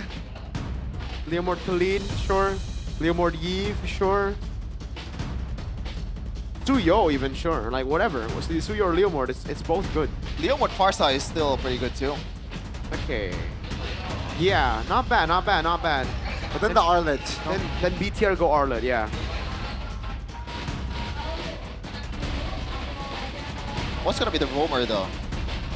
Oh, Khalid is still open too for BTR. Yeah, exactly. Leo Mord Khalid is definitely an option here. It's gonna be the Leo Mord at the end though. Wow. So I guess they're already confident with their damage dealing frontliners here in Leo Mord and Freya, so they want to use a more kind of like utility mid lane. The poke is actually quite nasty though once you have that lightning truncheon. So, is it Arlet? You still want to go Arlet? It looks like a tough game to play Arlet. Tatiana has that passive that can throw you back. Yeah. But the high-lows, maybe to bring this... Okay. All right, they go Suyo. Jungler, yeah. Now for Na'Vi, just ban out all the roamers for Finn. BTR, what do they ban now? Second phase. Huh. These are, I believe, so far the exact same heroes, or in each of their respective role, unless there is XP laners, flex. dude. What? I'd ban XP laners. Take it away from Na'Vi. I think Na'Vi ban out Glue and Terizla. Right? What do BTR ban? Okay, maybe Khalid as well. They can ban. So it's gonna be the high loss instead. I think it's pretty much in line on. I think they want the Khalid. Na'Vi needs to ban Terizla Glue. The Terizla can still be a really, really good weapon for BTR. There you go, that's the Glue. Terizla should be next. And that puts BTR in a very tough situation then. What is next? Is it the Gatatacha ban as they pick up the Khalid? Yeah, I think that could be an approach. Why have a... okay. I think, yeah, that is the approach. Badang could still be the option for Finn too, like it's a signature first. Nah, man, So I'll leave Badang in 2024, 2025, whatever. I don't think so. I think it does way better than we thought in Apro's hands earlier, but it didn't really secure them a win. But yeah, I agree that it's not the best thing out there. Yeah. So Na'Vi either ban Terizla or Khalid. Either way, BTR take what's left. So if they ban Terizla, they get Khalid. If they ban Khalid, they get Terizla. What's going to be complementary though? With the Terizla / Khalid. Hilda? Oh. Nah, never mind. I think Bigatron really wants a Khalid, right? Yeah. They do. If they get the Khalid, their mid trio is... Do you want to go for Uranus for BTR? It doesn't really scream Shogun. The clouds are ever shifting, wow. but his heart remains steadfast. I don't want Uranus. It's so another form of perhaps set. Na'Vi wants the Terizla, right? Sure, they can go Terizla. BTR should snatch it away first, I think, right? Oh, but they want the Khalid, no? They want the Khalid. I think securing Khalid first is more important. Yeah, I guess. Then the Riz and paired with a Roamer against the Khalid. Without the high-lows. I agree. They should just be Khalid. So Na'Vi, the XP, do they want to go something that really just gives you that early game advantage? Oh, they go Hilda. Okay. But this should be Khalid, right? Khalid and... With the Hilda, I think there's a chance it's Uranus, bro. Yeah. There's not much shred and... But they need Terizla. They need But CC. it's Cars, They don't though. have CC right now. It's Cars and Uranus. You don't want to see that. Yeah, exactly. Alice? Is Cho Uranus playable? I'd say Uranus. Uranus Khalid for Na'Vi. Okay. Or if you want to go for comfort, Lapu Lapu could complement the early game damage. I think they legit just win if they go Uranus Khalid. Huh? Flex. Freya XP. Oh, wow. But Dang in Rome again. This gives BTR a chance, I'd say. Terizla. This should be Terizla. This should literally just be Terizla. Ooh. In the hands of Shogun, definitely can be a nasty hero. Or Arlen. Man, am I the only one who is really like high on Esmeralda? Huh? I'm pretty much the only person in the world that's high on Esmeralda, man. I feel like it's super underrated. It's so easy to shred, no? Is it though? There's a Moskov and a Leomord in the early game. Like maybe in the mid game, once you get your items, then it's tough. But if Leomord gets a snowball, it's cooked. If Moskov gets his items, it's cooked. I guess. So it should just be a Terizla here. What else for... I mean, it can still be flex. Oh! Hilda XP. Wow, Hilda. it is Wow. flex. Huh. Curveballs after curveballs here in the second phase, ladies and gentlemen. Been a while since we've seen a Hilda XP. So I think this is just to weather the storm, right? Just to not lose the lane against a Freya. The laning phase. But is that enough? You're just there to just walk up first, so you get tempo, that's one, and then you bonk to Leomord. You just try to take him low, right? Yeah. And if you... With Khalid. Oh. Yeah, if you double down with the Khalid, there you go. Against a Freya, that could be a winning lane too. Yeah. Lineup rating though, it seems like it really is leading towards Bigatron by quite a lot. 1.3 counter index 2. I see the vision. Yeah. And Emma on the Harley or Harith, we've seen this before. It's a nasty one. Last game of this match. Na'Vi needs to secure all of the matches that they're going to play this season to continue their playoffs hopes. This is out now or never once again for Na'Vi. Earlier it was RRQ. They were not able to do it, but now Na'Vi, they want to prove it wrong. Let's see if Na'Vi can hold on to their playoffs hopes. Two-man rotating for stop here. Finn and Shogun. Oh, wow. So that they can rotate earlier. Yep, towards the mid lane. You can see it right here, like, oh, never mind. I thought Shogun would be a bit more aggressive with his, scouting, but it looks like Finn will just do that instead of him. The early tempo is very much useful for Hilda. This control is going to be big. Leomore just going to go straight to orange, so there you go. Nothing too crazy in the emblem department. The Vengeance still the choice here for cars. It's interesting. Against a marksman, sure, but I don't think this is... I think it's better to go normal, right? Like Flicker? Or Purify even. Purify, I don't think it's necessary here, right? But yeah. All right, he goes for extra, but he's going to get blocked. Marksman emblem, there you go. Double Master Assassin. Interesting. Even the Freya. Huh. You'd expect the Freya to be more of a rotate early, fight kind of guy, but he's gone Master Assassin cars. Yeah, I'm not sure. An early stun on towards Northern. Whoa! What? Was that a miss? Estelle able to get out with a sprint there. Yeah. He just sprinted out. It wasn't a miss. Huh. Interesting. Oh, Finn though will be stuck, and that should be first blood here. With GZ actually wasting a flicker as well. Top lane, no action 2v2. Cars now 1v2ing, and Doryu is able to recall. Here comes Afro to take the kill. 2 early kills here for Na'Vi. They really dictate the tempo. Such a balanced hero. Level 3, 2v1ing as a Freya. With the Vengeance too. And that's Turtle 1 to Na'Vi. Yeah. I'm still stuck on the idea on why Kars is picking Master Assassin though. Even then, you're not gonna kill Shogun, no? Oh, that's an airborne. Shogun stunned up. The damage with 3 members around, even I guess 4 it will. members, it will find the Hilda. So again, 3 kills already here in hand for Na'Vi. Can they transition to the mid game well? Yeah, not good at all from BTR. And once again, you could argue that Na'Vi's composition does scale better in the late game.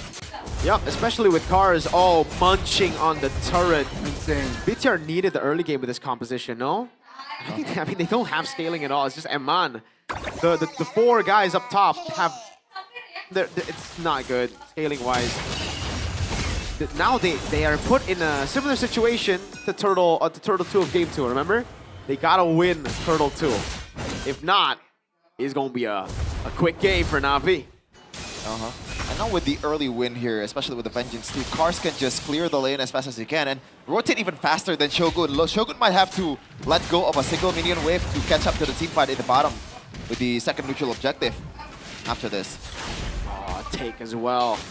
It's always really tough when you're up against a Leomorn and he's ahead in levels when you're on Suyo. That's kind of like the advantage that you get with the Suyo usually. You're able to... Hold on. Why? Oh, 2v1 Cars with Rhea. Pops the Vengeance here. Perfect timing perhaps, but Shogun's still able to tank it up. Here comes Moreno with the Crimson Beacon. Wow. Cars still able to dash away. That was a 1v3, folks. And Cars support system is going wild. I don't know why you would take that 2v1. Yes, it's a 2v1, but it's a Freya with a Vengeance, bro. Yup. And a grim reminder to BTR, this is why you banned the Freya on red. And by the way, without a spell fem too. Yep. It was not a festival Freya. That's a free turret up top for Cars. Wow. Right? There's no way Shogun defends that. Jeez. Such a balanced hero. No, it is balanced. BTR didn't ban it because it's balanced. Yeah. Oh boy, 1.2k gold lead, so you know, might not seem too much, but under 5 minutes is definitely too much. Under you though, yeah. Phantom Steed. Pops the Steed indeed. That's the turtle claimed as well. Bigatron says, you know what? We didn't get the turtle. Let's back away. Oh wow, I think this is just like the worst case. I mean, not really literally, but I'm just being hyperbolic here. The worst case scenario for BTR currently in this game. You give two snowballing heroes an early game, a dreamlike early game. Yeah, more than ideal indeed. And you have that failsafe in the Zutian plus the Badang. And for Na'Vi, they just continue this. There's literally no threat. There's no kill threat at this point, right? Shogun's there to actually just find tempo around the map. That won't happen. Oh my lord. Shogun took the orange buff, no? I think he did. Oh my gosh. It went from bad to worse. Shogun. How do you... And with him showing Navi's like, oh my god, guys. This is tough. I think the only way for BTR to... If Na'Vi blunder. Yeah, to play this mid game is just to wait at this point. Just wait for Eman to pop off. Even then, there's still a lot of things that need to be solved for BTR on Navi's side. Yikes. That's crazy. 13k out of 2k gold lead of Na'Vi is only on cars. What will it take for them to ban the Freya? Concealed to the bottom lane. Eman, as you know. Oh, pure misery to get him out. Next neutral objective might be going the same with what happened so far. Na'Vi will just do the housekeeping and try to just zone away anyone inside. I think I would argue that Cars didn't go too aggressive at the time. Like he could take the 2v1. Yeah. But I guess he was bracing for the potential of 4v1 or something.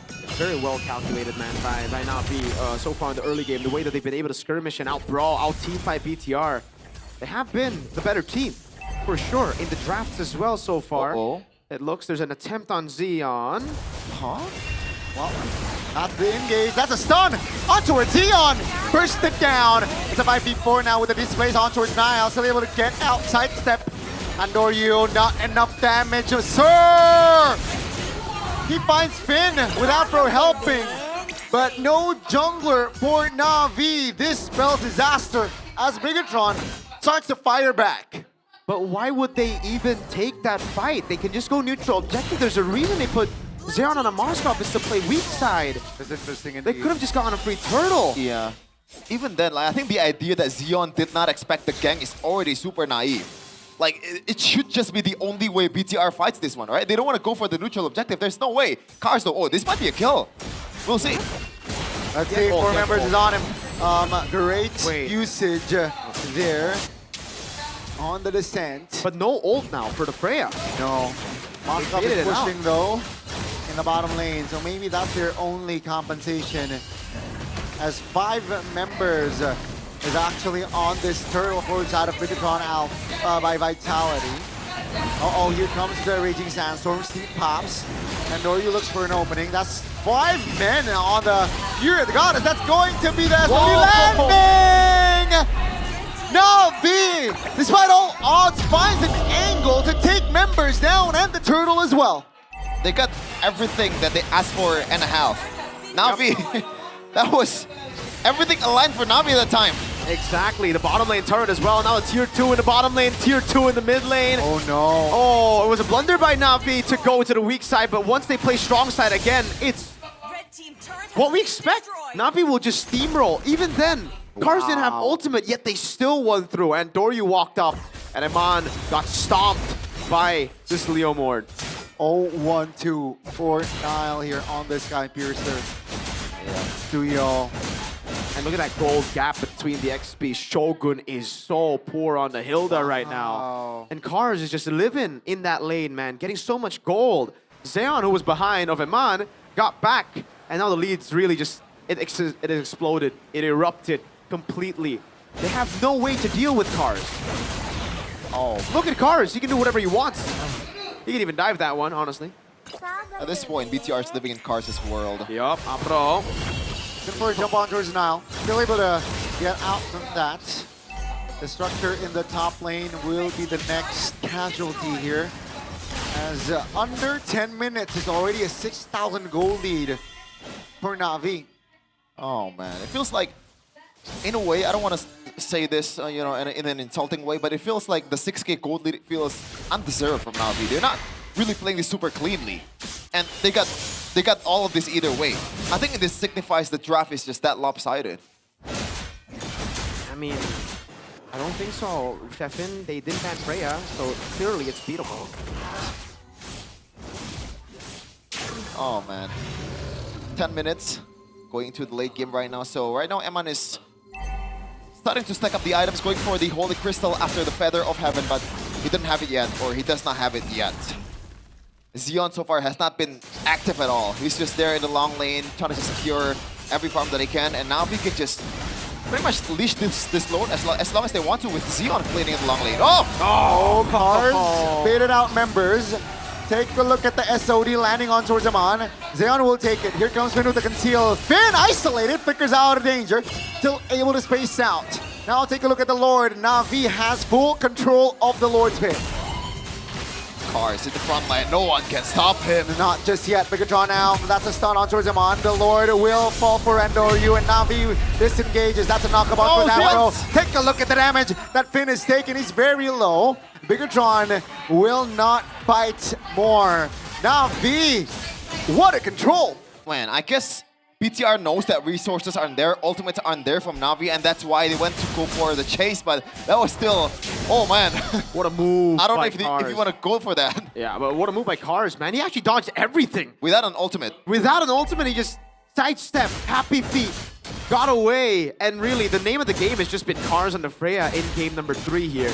He's controlling everything. Even when he's not participating in the fights, he's getting turrets, he's so active around the map.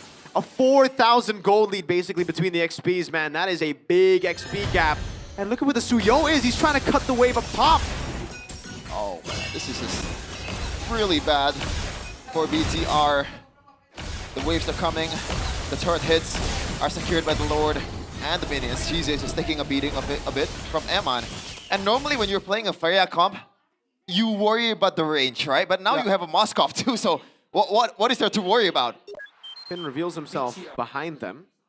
There's a possible flank angle, I guess. Cars already. Now they want the structure here, and they will get it. Holy Crystal for Iman here, so whoa, underestimate the damage from Iman, but Cars, man, deals a lot of damage. Finn still hovering around, providing information here as a recon for the Red Robots.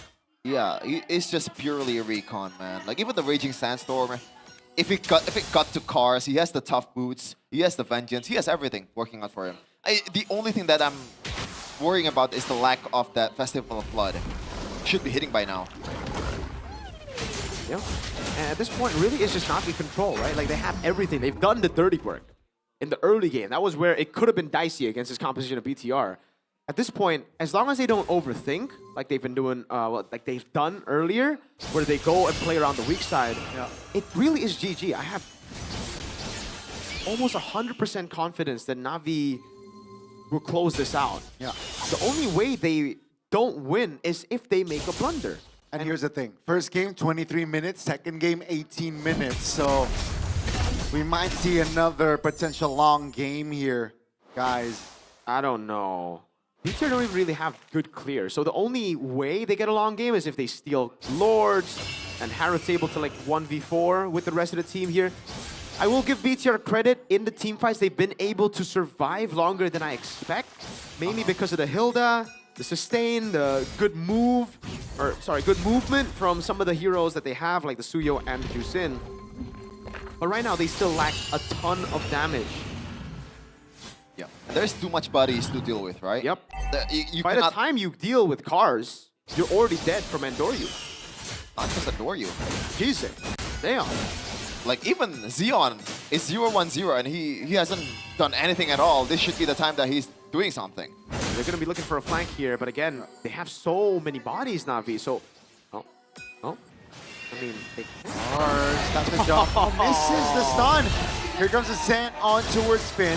Half HP below 50% HP. Take a look at the damage already forced. Oh, SOD doesn't land, but the Lord will be claimed by a Na'Vi. Shogun is going to be the first one to fall as Endoryu wants to close the gap. Bigatron so far is able to keep their distance, but they only defend with 4. So in the previous game, Na'Vi got punished because they were diverting the attention from the Lord and also the fight as well. But at that time, it does not matter. Cars can take anyone that he wants to, any people. No punish at all. Absolutely not. They tried to, again, look for a flank. You know what's crazy, chat?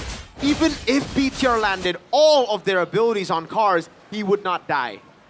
Right? Yes. Like, yes, he sidestepped that, but even if Cars took it like a champ, it would not change anything. Cars would just brute force his way. He just pops Vengeance and wrecks them.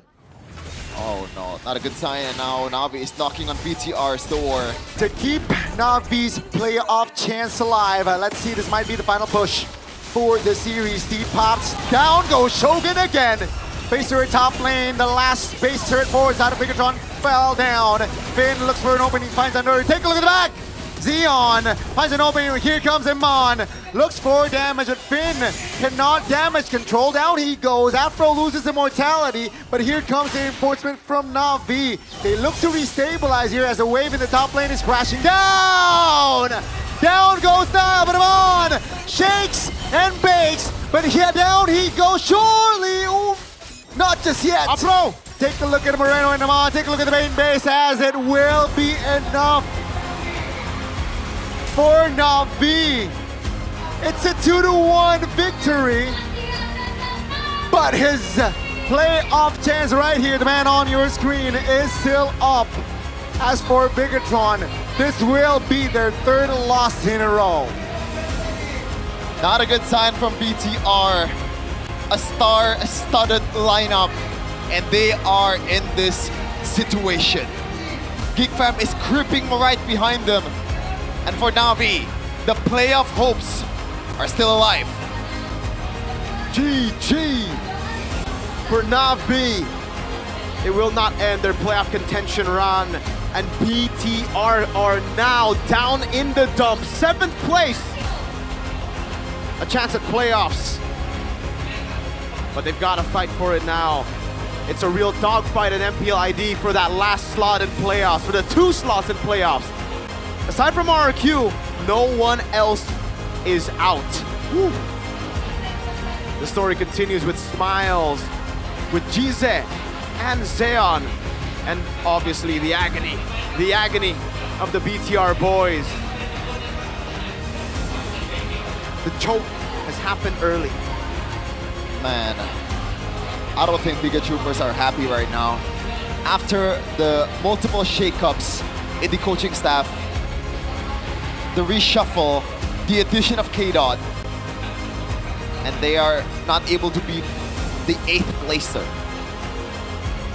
This should have been one of the games that they almost certainly getting to secure, or like guaranteed to secure.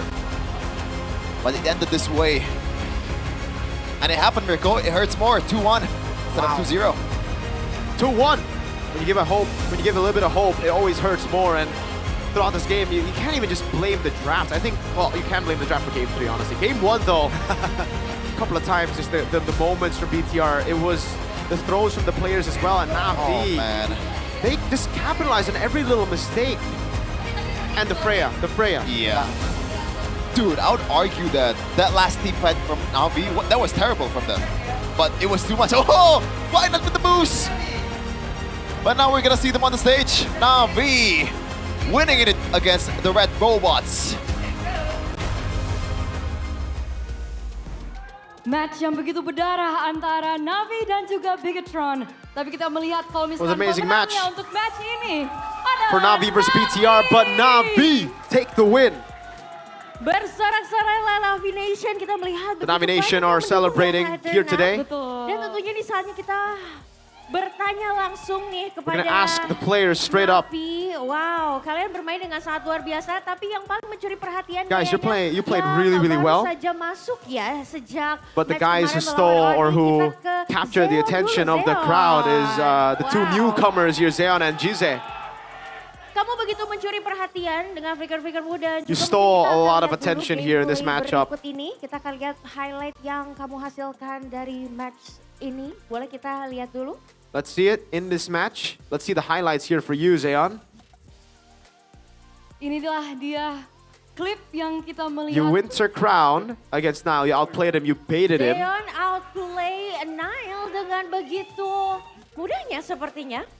You were able to get the job done very easily, it seems. Zeon, itu kamu ganti-ganti item dengan begitu cepat, kamu bisa ngebait Nile juga. Zeon, you Dan pada swapped akhirnya items. ini menjadi critical moment. And it di became a game critical moment in tersebut that hingga game. bisa mendapatkan kemenangan. Apa yang terlintas di kepala kamu ketika ini semua terjadi?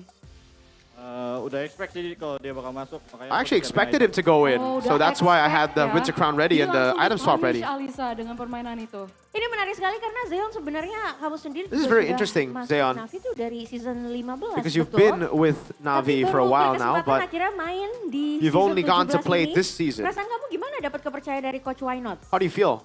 Finally able to get game time. Senang banget. Very happy. I'm very happy. Senang pastinya, up and down juga ya kalau kita ngelihat dari journey dan juga history Zeon sendiri. It's very, very Tapi inspiring to apa see your akhirnya? journey and your Maksudnya story. kemarin kan debut kamu sayangnya harus menelan You were able to debut just earlier this week. Unfortunately, you lost to Onyx 2-0. Sehingga kamu bawa ke match What did you ini dan learn akhirnya from that bisa match to bring menang here lawan today Bigetron? against BTR? Lebih belajar ke landingnya sih. I learned a lot of things, in lane because I went up against Kelra, Kenapa sih Kelra kenapa? and I learned a lot from him. What makes Kelra different from all the other gold laners in lane? No, he's just really good in lane. He's like, he doesn't care. He just keeps on trading with me. Now today you're up against Eman. How do you feel about the laning against Jago juga. Eman? He's good. Ada He's good. perbedaan nggak sih antara Kelra juga Eman? Is there a difference, Kelra and Eman? Kelra lebih berani ngepok sih. Kelra is braver to go for trades Oh, and ini poke menarik in sekali. the lane. Tapi kayaknya wajah baru yang kita lihat di Navi bukan hanya dari Zeon saja, tapi ada Jize. It's not just Zeon, but it's also Jize. Jize. Kamu, Hello. wow, Navi Nation. The Navi Nation are begitu cheering for semangat. Jize. Gimana perasaannya sebagai kamu tampil, baru masuk chemistry-nya tapi kuat banget ya bersama Zeon dan membawa Navi membawa kemenangan hari ini. Gimana nih? You were able to get a win for Navi today. How do you feel? I'm happy. I'm just happy. Senang, oke. Kesenangan ini tentunya berasal dari performance Jize yang begitu luar biasa juga. Jadi Obviously, kita he's very akan happy with his own berikut ini performance. We're untuk going to have a melihat clip apa to yang show ditampilkan dari Jize for di match Jize. kali ini. Kita ngelihat Look at that kalau Fear of the misalkan Phoenix. ultimate Landed kamu on itu everybody. kena 5 orang, abis itu follow up-nya juga begitu And then the cepat. follow-up was so good by the rest of the Please team. jelasin ke kita gimana Please caranya explain to us Symphony of Skill-nya tuh begitu indah kita melihat tim how that satu was ini. that combo came about. Gak tahu sih, cuma pencet ulti aja. Pencet ulti doang. I just ya. pressed my Fury of the ult, Phoenix that's kena it. 5. Tapi itu call dari mana? Apakah Was there a kamu call melihat from the team opportunity or itu did you atau see the sudah opportunity? di-planning dari sebelumnya? Udah ada planning kita sebelumnya. Oke. We had a plan jadi before emang that, mainin so- combo dari Zetiannya ya. So you're just playing the combo with Tapi kita Zetian, yes. penasaran, maksudnya kan tadi Alisa juga meng-highlight kalau misalkan kalian itu player baru dalam Navi. Ini udah week ke-7. You're a new player for Navi, Gimana caranya and kalian you bisa build only chemistry played in sampai week sekuat 7, itu? so it's crazy. How have you adapted to the scene? How have you worked on the Gimana nih, synergy? Mungkin yang paling ngebantu siapa yang bikin kalian nge-blend in Who banget helped you nih? guys out the most? Semuanya sih. Everybody. Oh semuanya? Rangkul aja. Oh. Kita dibantu Everybody helped sama me. senior 3. The seniors on the team, sama all three of them senior-senior helped ini. me. Andoryu. Andoryu. Kayaknya ada yang mau ngomong sesuatu nih Andoryu. You wanna say something, Andoryu? Ya, dari tadi. Bisik-bisik mulu, kenapa Andoryu? You keep on whispering to your teammates. Ketawa-ketawa. He just keeps on laughing, Andoryu. Gak apa-apa. Nothing. Kamu bisikin apa tadi? It's okay. Gue senang aja di timnya gue. Karena dua MDR kan. Terus I'm mereka just- lebih berani ke gue. I'm just very happy with the two new players because they're very Mereka yang brave bikin with me. play. Bukan dari ke gue, dari kayak harus mereka yang bikin. Oke, Like the berani game, ya, the player move Andoryu that ini ya. they Iya, make memang sometimes, kayak gitu, karena it's Andoryu braver than me in kayaknya cars. Memang mewadahi banget untuk You're able to facilitate player-player yang baru masuk all juga. these new Tapi ada players, you know, they're kesulitan able, untuk blend in, to apalagi baru blend ini di week ke-7. connect with them so well. Do you have any But what do you think? obstacle, any Is there challenges any obstacles and challenges for week 7, them entering with in week the 7? new roster, especially because you get in the week 7? Lagi-lagi dia ngomong juga. Oke, sorry. Jadi kamu ada merasa kesulitan nggak untuk blend in dengan Do you feel it? Jize, Do you dengan feel Zeon? any Sedangkan difficulties? mereka Do you baru have masuk any di week difficulties ke-7 nih. connecting with the Nggak new ada players? sih. Nope. Jadi karena apa ya? Mereka baru masuk kan. They just Gua joined. kasih mereka info. I Gua butuh apa. give them info. I tell them what I need, and they're Jadi able to mereka fulfill it. cukup adaptasi juga ya ke tim yang udah So they were also able to adapt untuk really quick. Navi. Tapi ngobrol-ngobrol ngomongin ini penasaran dari POV-nya Speaking Afro of, sih. you know, Apro, I Karena want to kan see your tadi kita POV. ngeliat klip barusan. We saw a Kita clip ngeliat earlier Symphony of skill yang begitu of you know indah. all those skills that Walaupun emang landed. diinisiasi oleh Jize, Even though it was initiated by Jize, follow-up-nya juga sangat cepat. you dengan followed batangnya. it up quite Apa quickly. yang terjadi di situ itu juga What ada happened? call kah? Atau kamu Oh, emang udah bisa was there a call? membaca pikiran Jize sih? Was there something? Apa ya? Sana aja sih, inisiatif aja langsung. Coba. It was just instant. Jadi insting. Oke, instingnya sangat cepat. Tapi kita jarang banget ngeliat Badang. Sangat jarang. We very rarely see Badang. Leg yang kedua kita mulai ngeliat lebih banyak Badang. Alasannya kenapa sih Badang keluar tadi? What's the reason for Badang earlier? Oh, lagi oke aja. It's just a good game for Badang for me. Oke, karena apa sisinya? Is it because of the CC? Mungkin. Kok Yep. nggak mau spill gitu sih, Jis? Afro, kan kita penasaran.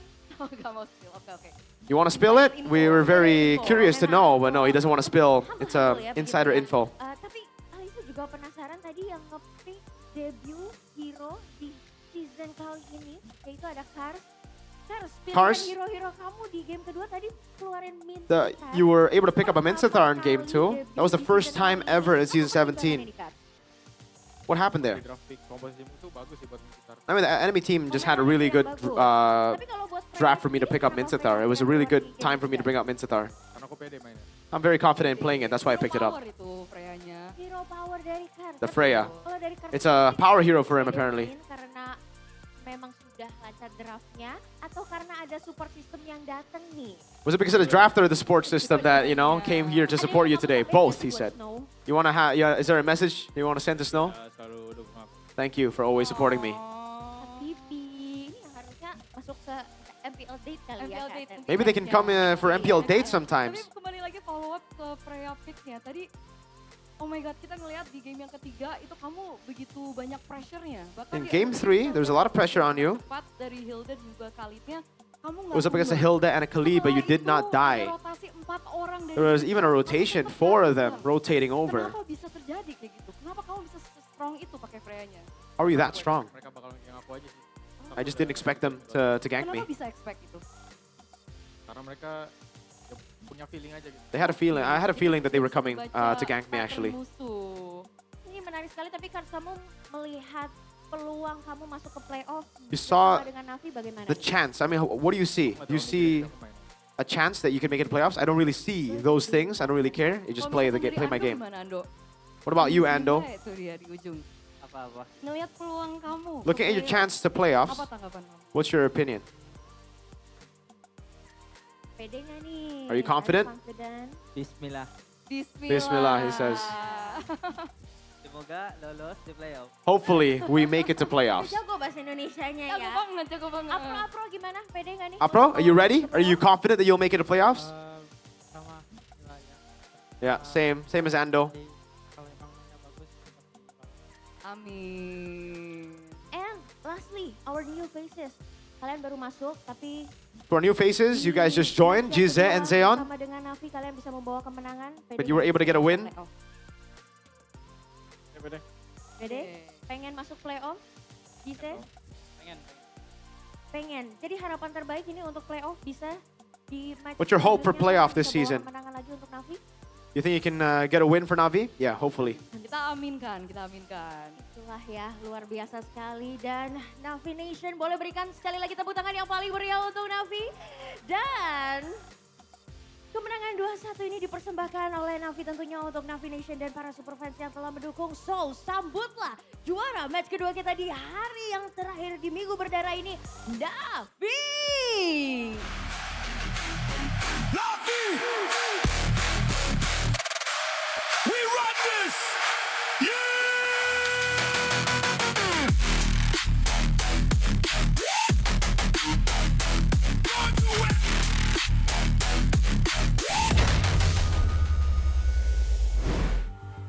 Hello. That was Navi. That was Navi. That was Navi. Where were BTR, man? What? Where were BTR? I thought you wanted to interview the second match so you can translate your Yeah. team. Listen, I have an explanation. Okay. Explain. You can't choke playoffs if you don't make it to playoffs. That was actually worse than I thought. That was good. I thought you were gonna say we're gonna choke in the regular season first, then no more chokes in the playoffs. That's what I hope, but I don't think they're making it to playoffs. You see how... Oh, there are words that need to come out of my mouth that you'll find out on stream, not here. At least Eman is still good. that's been the case forever though. Like, how long are you gonna stand on Eman's still good? Eman's been good even when he was in RSG. What happened to Bigatron, man? I don't understand. What happened? Oh, well, there's this pick that is really bad that no one has ever first picked in their lives that Bigatron left open. But also, really good stuff by Apro though. Seriously, this game was phenomenal by him. The CC locks, even last game we saw glimpses of that, right? He was able to lock him on, but this time he had follow-up damage. Something he didn't have. Follow-up CC as well with the Zetian.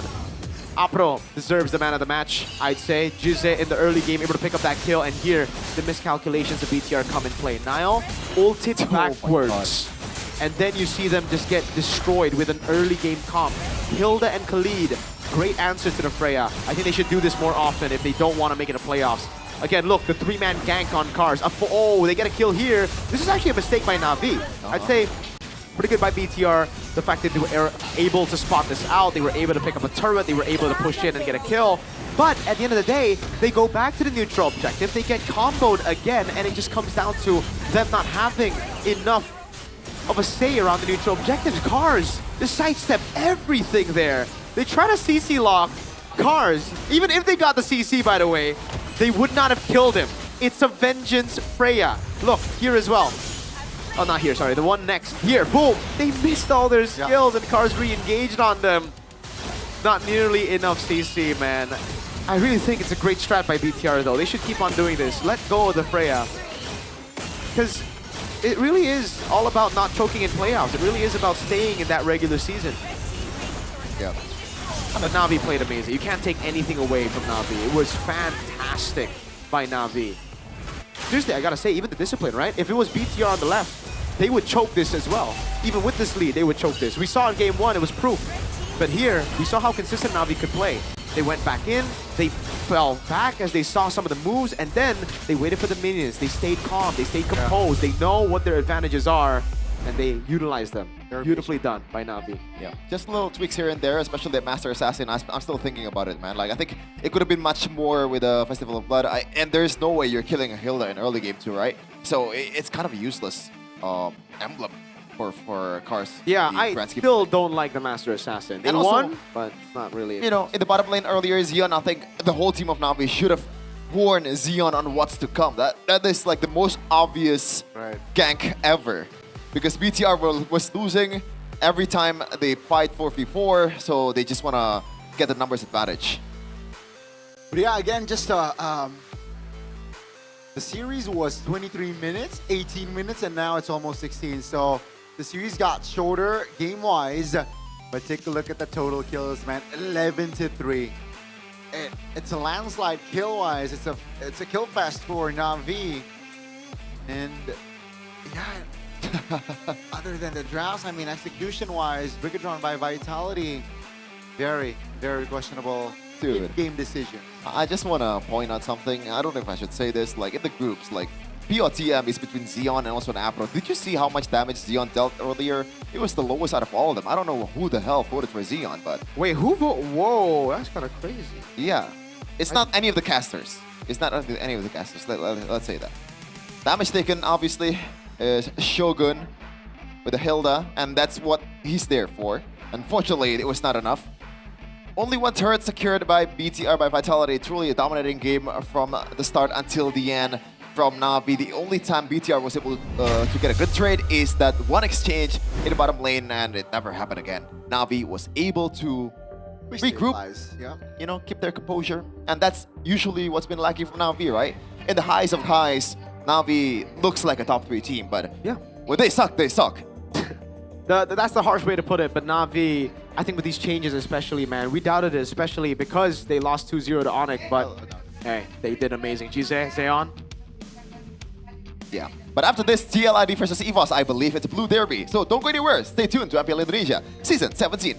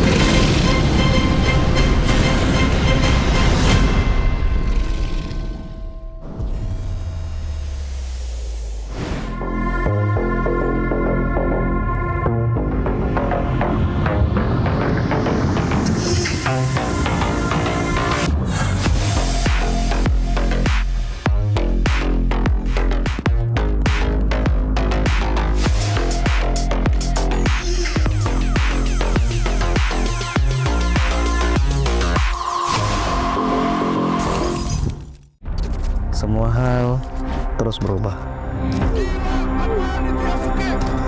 Dan kadang bikin gue pengen nyerah. Tapi banyak mimpi yang harus gue kejar. Gue butuh support yang konsisten biar gue bisa terus naik level, terus berlari tanpa henti. Skin gue banget nih, gue beli aja. Seperti Gope Games yang setia menemani walau meta dan gameplay terus berganti. Walau yang lain terus berubah, Gope Games konsisten ngasih yang pasti murah.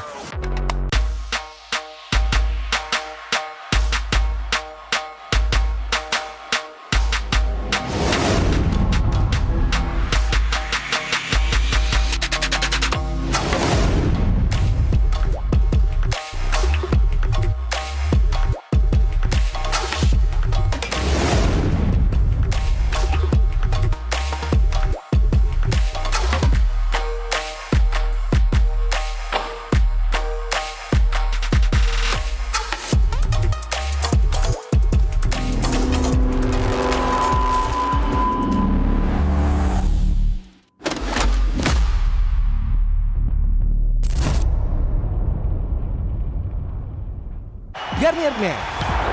Keringat, minyak, dan kulit sensitif bikin jerawat susah dilawan. Lawan jerawat dengan nyaman bersama. Baru Garnier Men Acnofight Gentle Gel Cleanser dengan salisilik dan sika. Lawan 99,9% bakteri penyebab jerawat. Teruji pada kulit sensitif. Nyaman di kulit. Optimal lawan jerawat. Garnier Men Acnofight Gentle Gel Cleanser dari Garnier Men. Tak ada hari tanpa mabar. Main nge-lag, kerap buat ku tak sabar. Gimana mau main sampai kelar? Ini waktunya ku bersinar. Okay, let's do it. Game smash andalanku bikin mainku semakin hebat. Pin stabil main makin mulus, rankku fix naik terus. Tukar DG rings, diamond dan voucher game kau dapat. Cuma Game Smash makin no debat. Game Smash Booster kini dapat DG Rings. Beli paketnya dan aktifkan boosternya di aplikasi Dunia Games. Hah? Habis? Ya, kosong. Jauh lagi. Tenang, ada Klik Indomaret. Klik Indomaret, gratis ongkir 1 jam sampai. Klik Indomaret, belanja online seperti di toko. Klik Indomaret.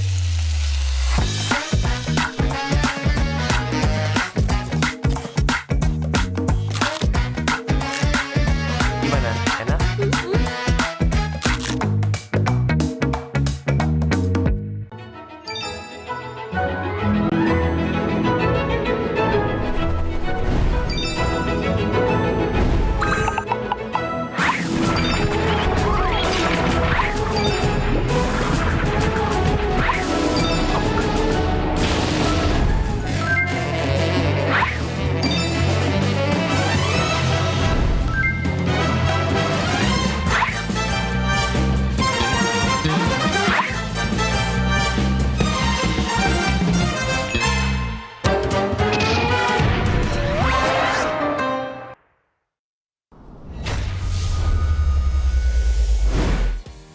We are now here with the English casters. We have Realize as well as Mirko to ask them what the meaning of "We Own This" is to them.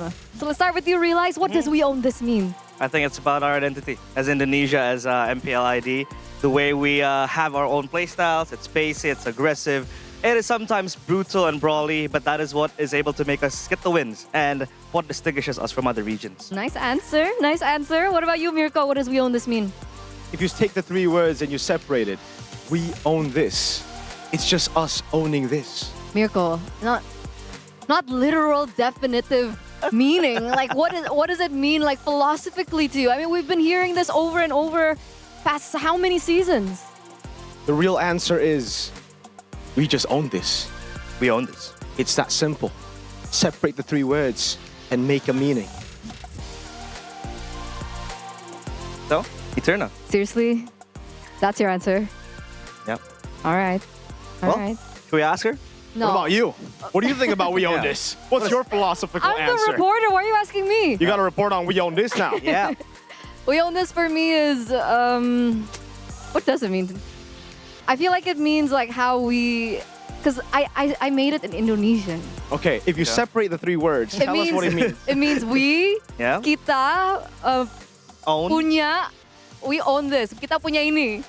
And what is this? It means no, but on a serious note, guys, for me, we own this is it's something quite personal because it's been around with us for a very long time, Yeah. season after season. I know it doesn't mean that we've been able to get the trophies, but every time we get up on the desk or whatever Yeah. we are doing on the day when we're working, we own this as us trying to do the very best that we can because at the end of the day, this is also for us.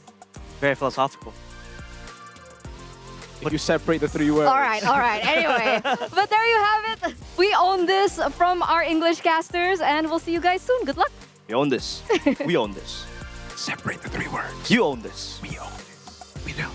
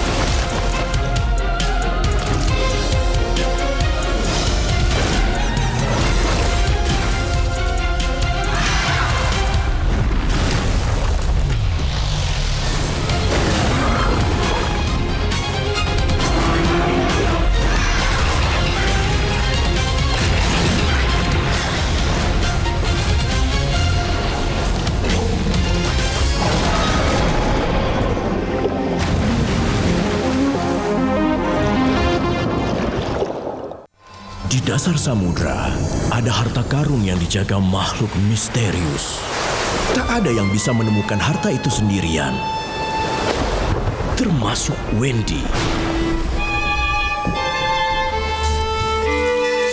Tak lama kemudian, ia pun meminta petunjuk.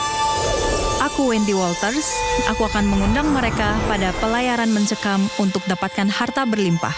Dan aku juga mengundangmu. Login MLBB sekarang untuk dapatkan hadiahmu. Dapatkan gold, diamond, dan skin Yuzong gratis hanya di MLBB All Star.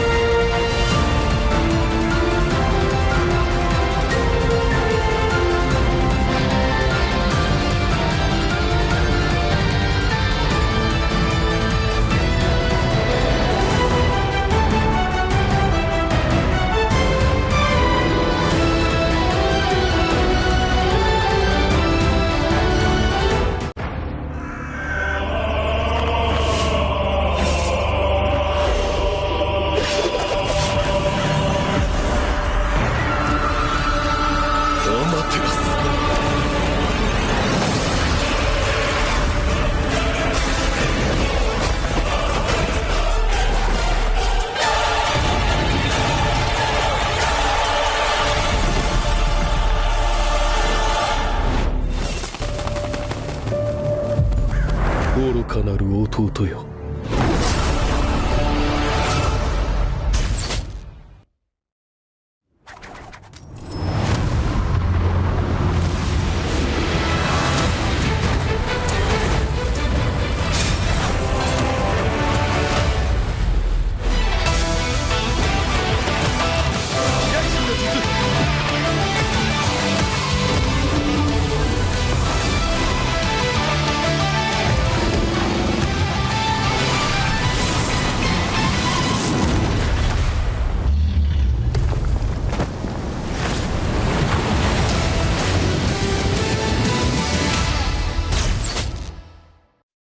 みんな、渦巻きナルトが帰ってきたぞ。飛来神の術。俺ってば父ちゃんを越す火影になる。愚かなる弟。子供騙しか。アマテラス。行くぜ。これが俺たちの力だってばよ。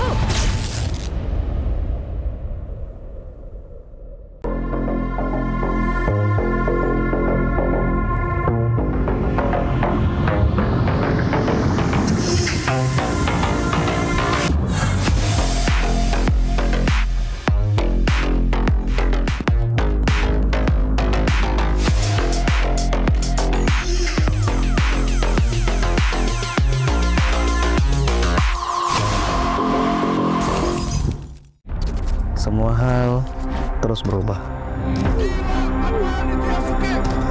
Dan kadang bikin gue pengen nyerah. Tapi banyak mimpi yang harus gue kejar. Gue butuh support yang konsisten. Biar gue bisa terus naik level, terus berlari tanpa henti. Skin gue banget nih, gue beli aja. Seperti GoPay Games yang setia menemani, walau meta dan gameplay terus berganti. Walau yang lain terus berubah, GoPay Games konsisten ngasih yang pasti murah.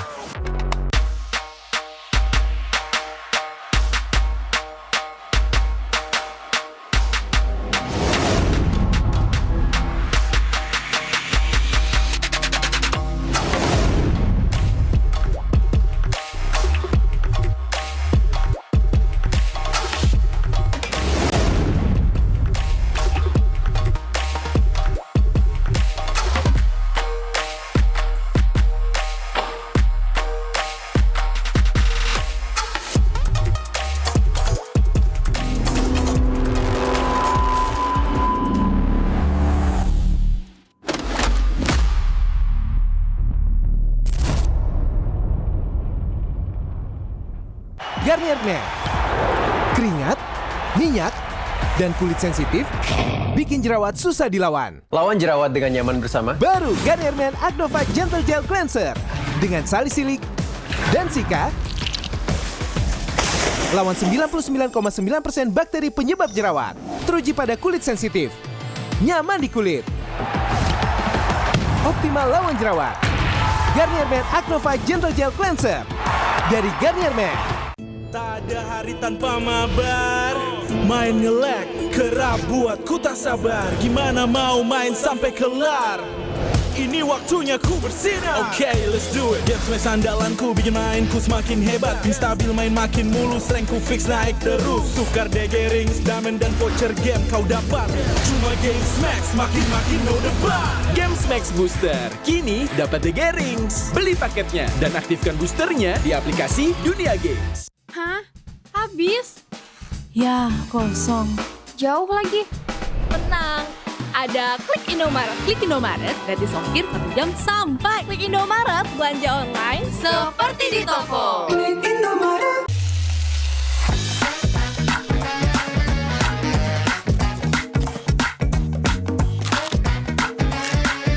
Gimana? Enak?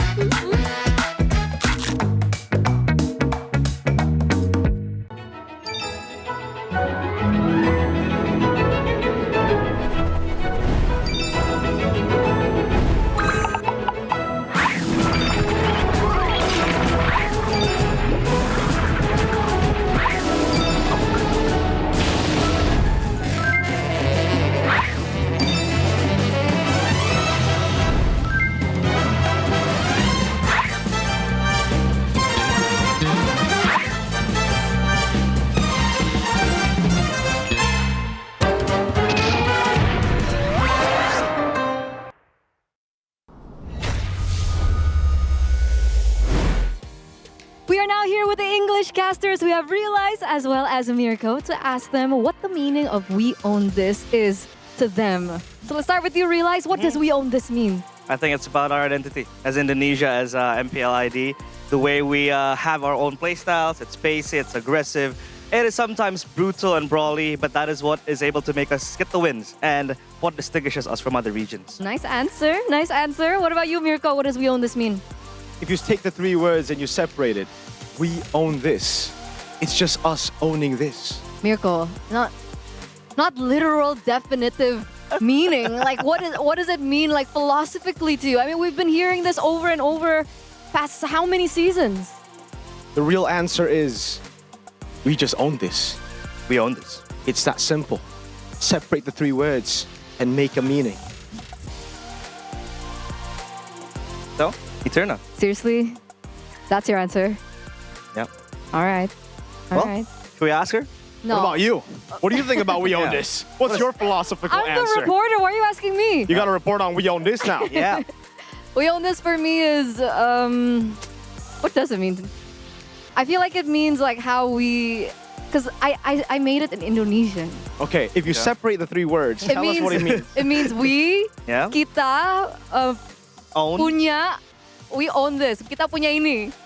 And what is this? It means no, but on a serious note, guys, for me, "We Own This" is it's something quite personal because it's been around with us for a very long time, Yeah. season after season. I know it doesn't mean that we've been able to get the trophies, but every time we get up on the desk or whatever Yeah. we are doing on the day when we're working, "We Own This" is us trying to do the very best that we can because at the end of the day, this is also for us.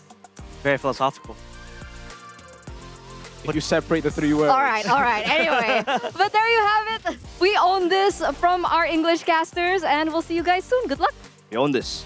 We own this. Separate the three words. You own this. We own this. We do.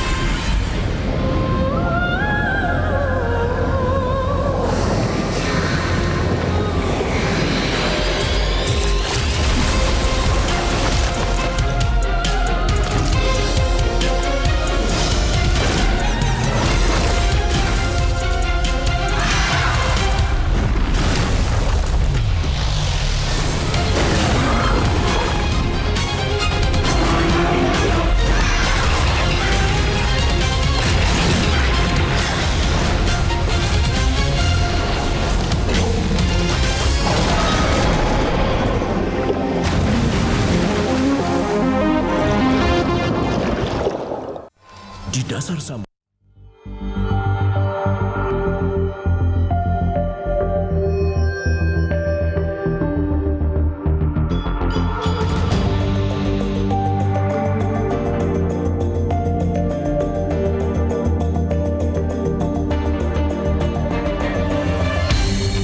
Aku kan berdiri dan terus berlari, terus ke arah puncak tertinggi. Ku takkan berhenti, hanya sampai di sini.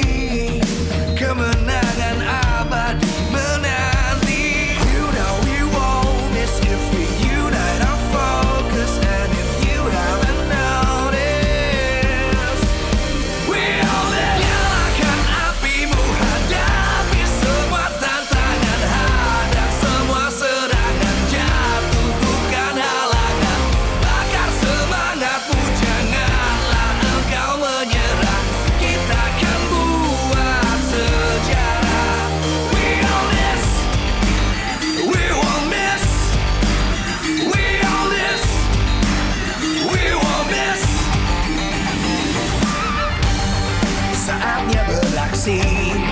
jalani ambisi.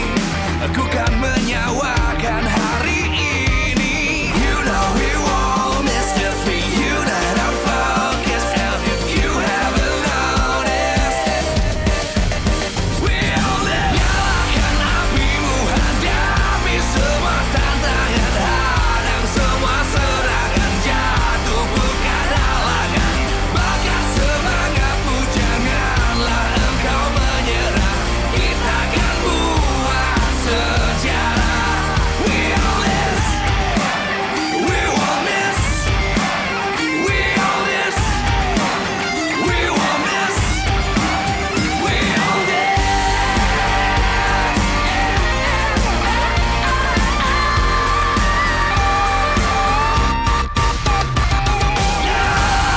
Apimu, hadapi semua tantangan, hadang semua serangan, jatuh bukan halangan. Bakat semangatmu, janganlah engkau menyerah.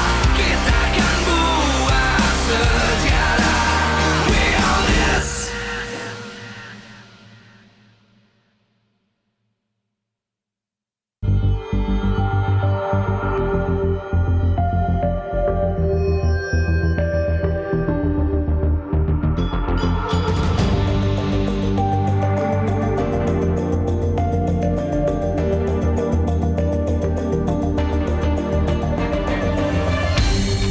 Aku kan berdiri dan terus berlari, terus ke arah puncak tertinggi. Ku takkan berhenti, hanya sampai di sini. Kemenangan abadi menanti. You know we won't miss if we unite our focus. And if you haven't noticed, we all live.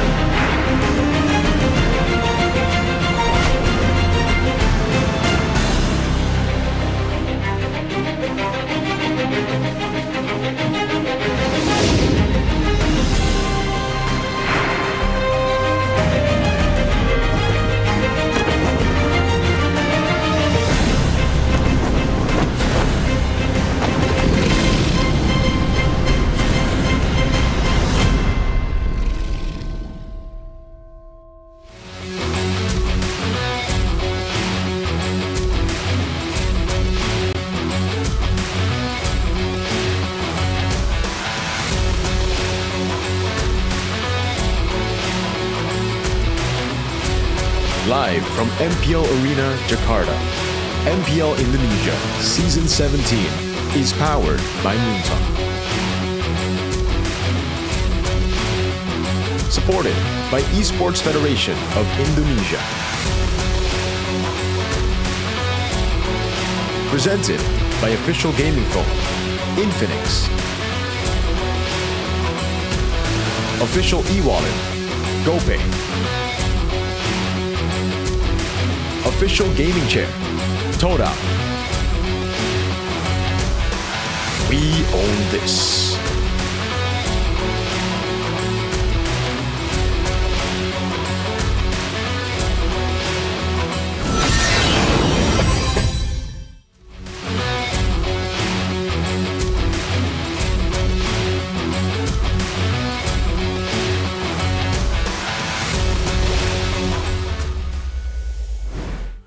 If you're feeling a little blue, unfortunately we gotta add more blue to your day because TL ID and EVOS is about to match up here in MPL Indonesia Season 17 with me, Sheffin, Mirko, and Gon, and obviously MPL Indonesia, powered by Muntan, supported by PBSE, presented by official gaming phone Infinix, official e-wallet GoPay, official gaming chair Toda, partner in esports Garnier, Bayou, Dunia Games, Games Max, One Play, our supplier IndieHome, Click in Mart, Yummy Choice, and Aqua.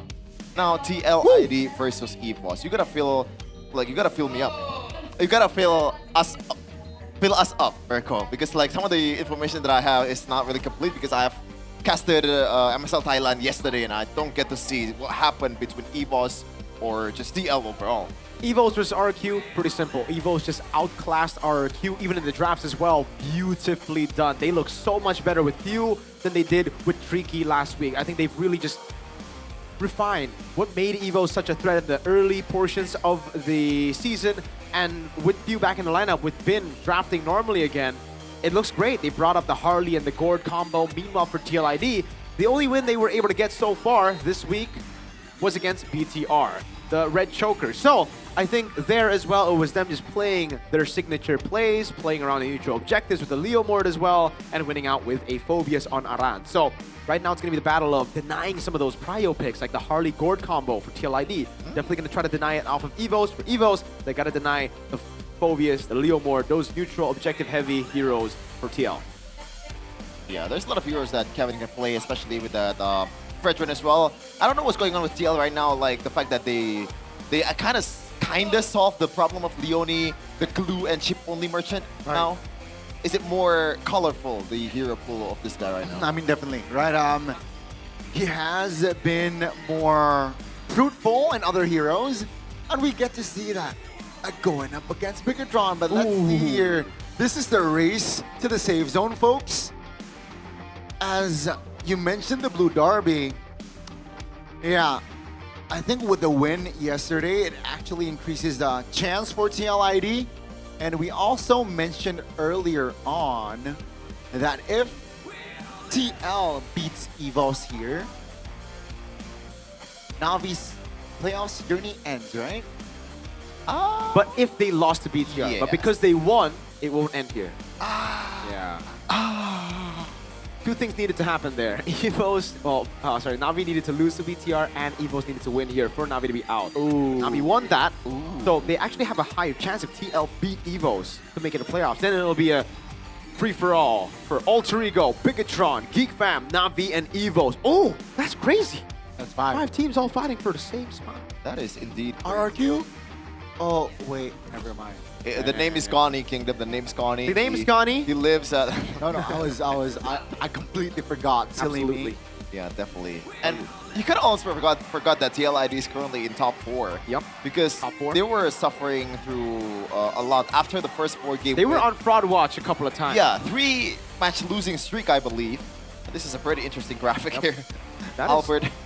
That is Albert with Fredrin's jawline. I mean, back then, he was also the Fredrin man himself, but now Kevin seems like the Fredrin man. Oh, against Leo Mord. That does not look like Albert now that I think about it. Yeah, Kevin looks like Kevin though, right? It's the Jote. It's the Jote, man. King Maharaja, I'll say the Jote. The Jote! Yeah, Kevin's really good, man, especially on the Leo Mord, but he's also as good on the Fredrin, so it'll be very interesting to see both of them duel it out, because they have very similar hero pools when they want to play around neutral objectives. Again, for TLID, the way that they've been able to win is through dominating the neutral objective game and then team fighting their way into wins with the Leo Mord. They love playing against it. The Jote outplayed Alter Ego a couple of times, man. They're definitely, I mean, they were maybe on fraud watch early on in the weeks, but they are no longer on fraud watch, especially Kevin when he's on the horse, dude. He even mentioned last time against Bigatron, why did Niall fail to use the Leo Mord, but why is he so good playing the Leo Mord? He said a very simple answer. My team has a horse logo, and you don't. So, with that info, Evo still are tigers. They don't have horses in their logo, so Kevin's the better Leo Mord. Ah, okay. So you're picking Irithel if you're Evos? Is that how it works, Connie? You're picking, what do you pick as an Onyx fan? What am I picking? As an Onyx fan, they gotta make a hero that is based on a hedgehog. Huh. Maybe Baksha? Oh. It rolls Baksha around. Literally lost them a world championship. Tortoise.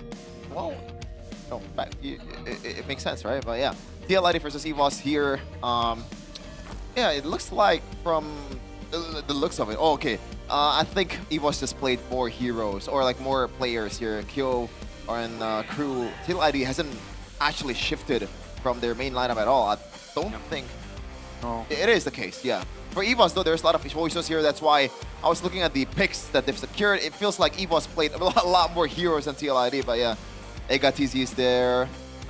Tricky is there. Like, even Fel is there too. Kind of forgot that he exists even. He played one match, I believe. Substituted Luke, and it didn't really look too good, so ultimately it didn't happen.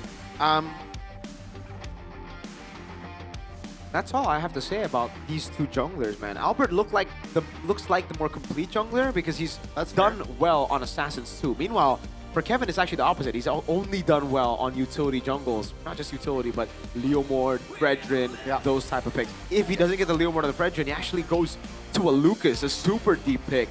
That has only won once, and it was against Navi in their first ever match in Leg 1. Yeah, it feels like Leomord is just a better version of the Lucas, huh? Yeah. And let's just shift towards the mid lane because this is a kind of a lopsided matchup if you're looking at the resume that these two players are secured. Few 2-time world champion, and he was able to flex his world champion emote in the last game, I believe, against RQ. I gotta say, Few is amazing. I think he's the best mid laner for EVO. But no buts. I just want to say, Dritchel's been getting a lot of hate recently because he spoke in media about him seeing all the mid laners as the same dude, as like normal dudes. Yeah. And it's crazy because, hey, Dritchel, I support you, man.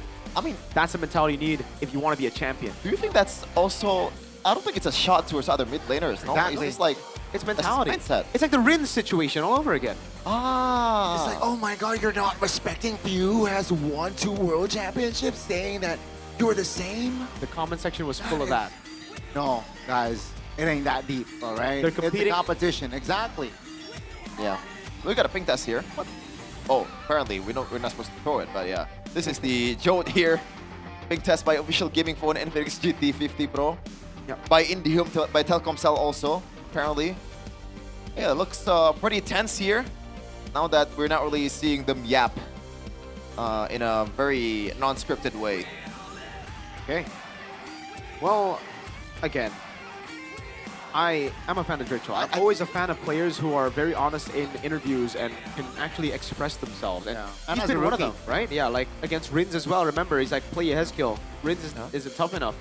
So, yeah, I'm a supporter of Dritchel here. I'm a supporter of Albert as well. This guy has been in the scene for such a long time, and it's just very rare to see an Indonesian player have the longevity of this man. And usually you see the longevity, but not the consistency. He has both.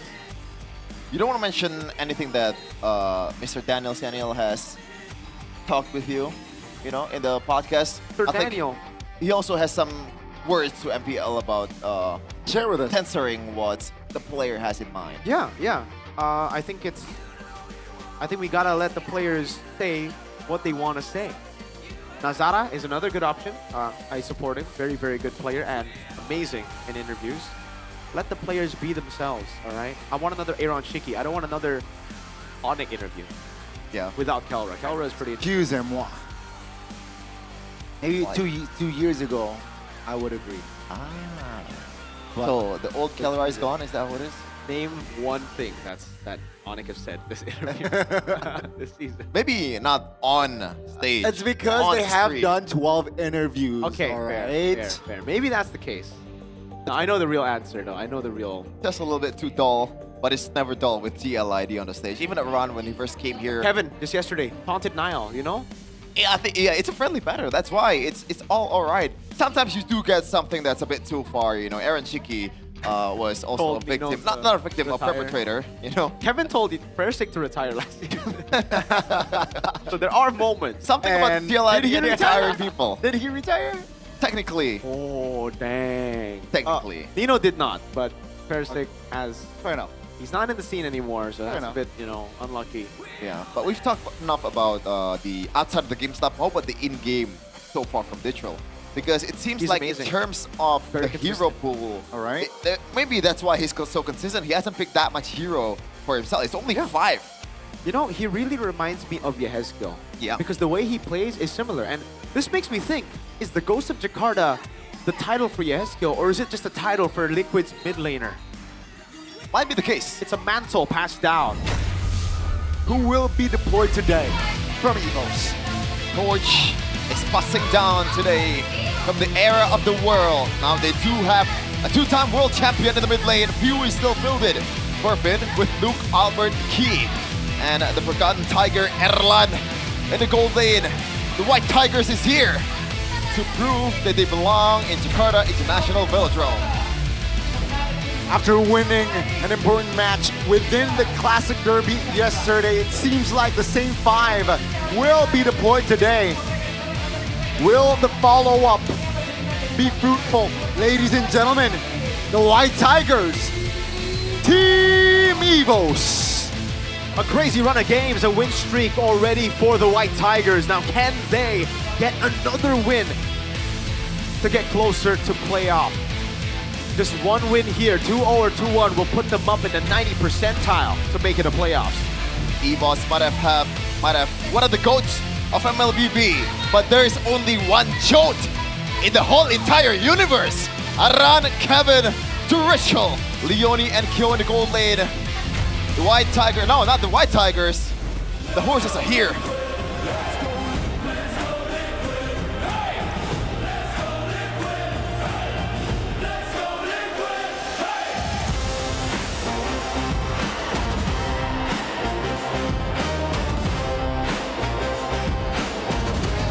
They dismantled the red robots yesterday and they will look to eat Tigers tonight. Will they be able to? Still the same 5. Grishol in the mid, Leone in the roam, Jotes in the jungle. The rookies are here to protect Kevin. This is Team Liquid Indonesia. Team Liquid ID, the Young Stallions. We thought that the Young Stallion nickname, moniker, was just gonna be that one season because then they would age. As one man once said, you split the 2 words, manage your aging men, and that roster is gone. Now it's a new set of Young Stallions, just with an aging horse in the XP, Mr. Aran. Definitely, you know the words, right? I think you're familiar with the words? Manage? Yeah. It's manage. A man that's aging. No. Man, I don't want to get reminded of that. Hong has aged his men quite well. Why are you giggling, bro? Yeah. What do you mean? What do you mean? EVOS, TLID. You know, the 2 teams that's in the top 4 currently. It's gonna be a tough matchup, especially with the form that they're currently in. EVOS is still running through everybody. They just beat the King of Kings before this. For TLID, the challenge becomes even harder, especially with this guy in the XP lane. One of the stronghold of XP, by the way. Unique Hero Rankings number 1. Also along with Nino. 12 heroes. Wow. That's more than 9. That's more than Cars. That's more than Boots, who is not in the top 5, interestingly enough. Who? Sorry, Ludwig. I was like, Boots? I haven't heard that name in a while. My bad. Ludwig. We're back to season 10 with this one. Yeah, the age is catching up. That's That's actually a good one. I'll give you that. It's been managed quite well. Anyways, yeah, Luke, ex-BTR, by the way, an amazing player. He's still part of BTR, but only loan, so he's not even ex. He's BTR, by the way, just like solid. Wow. So we'll see. Hey, TLID definitely have a very, very good shot at winning here. EVOS as well. It really comes down to the draft as well. I think as we get into the later stage of the season, coaches have gotten a better grasp on the meta and have been able to really just force their way into drafts, right? Gord Harley, a very, very good combo that we just saw by Vin. I think we also saw the Clint, no? Not here, no. Not here. Clint is Savero on Philippines, who's also winning right now against Aurora. Right now? Like literally right now? Live, 4,400 gold lead. Oh my god. And by the way, I don't know if this needs a congratulation, but Carl TT just passed his own record. Yep, I saw that. The fastest 15 minutes and also a record for minutes. The fastest 15 level. Okay. Okay. I was like, what? And also the most match in MPL PH history. That's great. Rats. And he's still playing, and he still wants to just win. He's not out streaming. Yeah. Unfortunately, that's not the case in ID. Albert, the only one. And Key. He's been here for a while, man. Key's victory, though, by Infinix GT50 Pro. TLID, play discipline in the late game. Hey. Prioritize Leo Mort for Kevin. Okay, prioritize neutral objective takes for Kevin and play around the neutral objectives. Play around your strengths. This late into the season, you don't want to let Freya go on red side for a first pick. Or you don't want to pick Hilda and Khalid and bank everything on early game. Don't learn from the best, not the worst. TLID, playing discipline in the late game. I think they've been disciplined in the late game. That's the thing, right? That was their whole thing in the early stage of the season against Navi as well. Yeah. They just played really well in the late game, mid to late. They control damages to an all-time low, and then they scaled in the late game. Piece of victory, though, for the White Tigers. Bring heroes to target the back line. Yeah, they gotta get rid of the front to back of TLID. We've known TLID as a very front to back reliant team for the most part of this season. Win the XP lane matchup, sure, but also I think get a hero that's more impactful in team fights over just lane matchup. We've seen this for both. For TLID, it's the Phobius pick, right? They can just dominate against BTR. For Evos, it's picking up a glue, say, against a Phobius, like yesterday we saw against RRQ. Taking away their strength through matchup, but also through having more impact in team fights. Oh, it's going to be a wild match here. Wow. The first pick selection for Evos here with a slight higher win rate as well. So, man, Vin, man, he's also a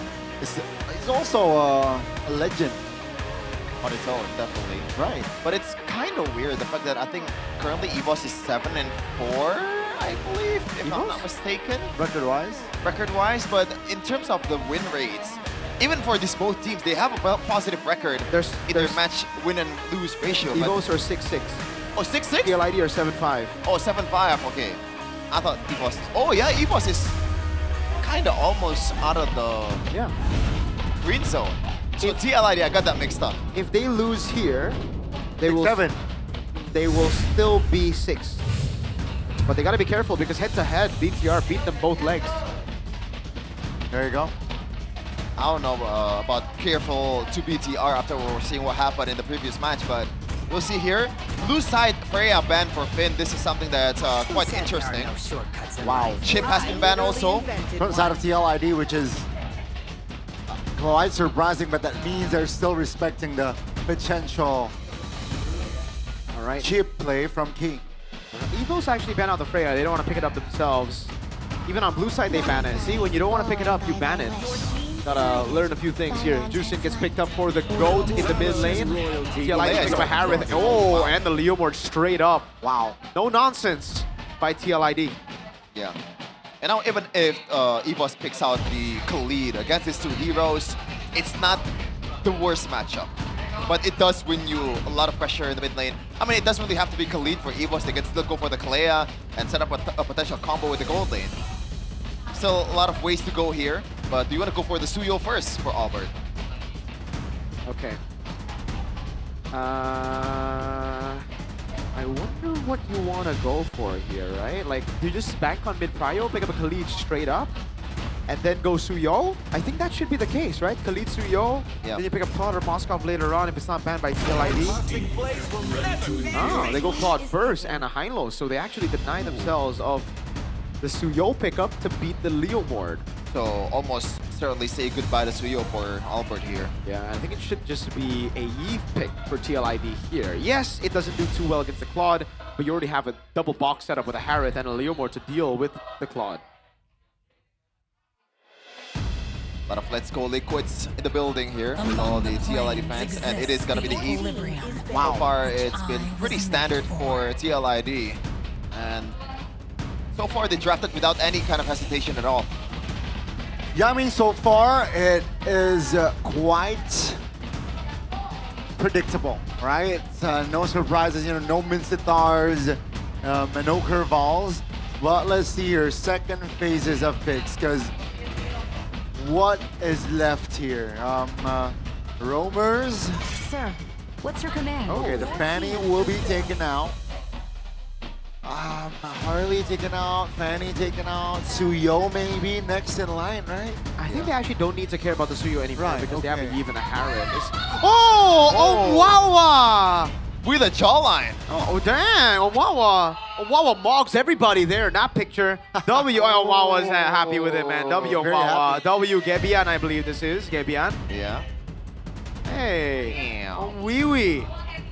Awan was very, very happy. You can see he was all red. Anyways, ask for the picture, man. Yeah, I think Owawa should frame that. Yeah, for sure.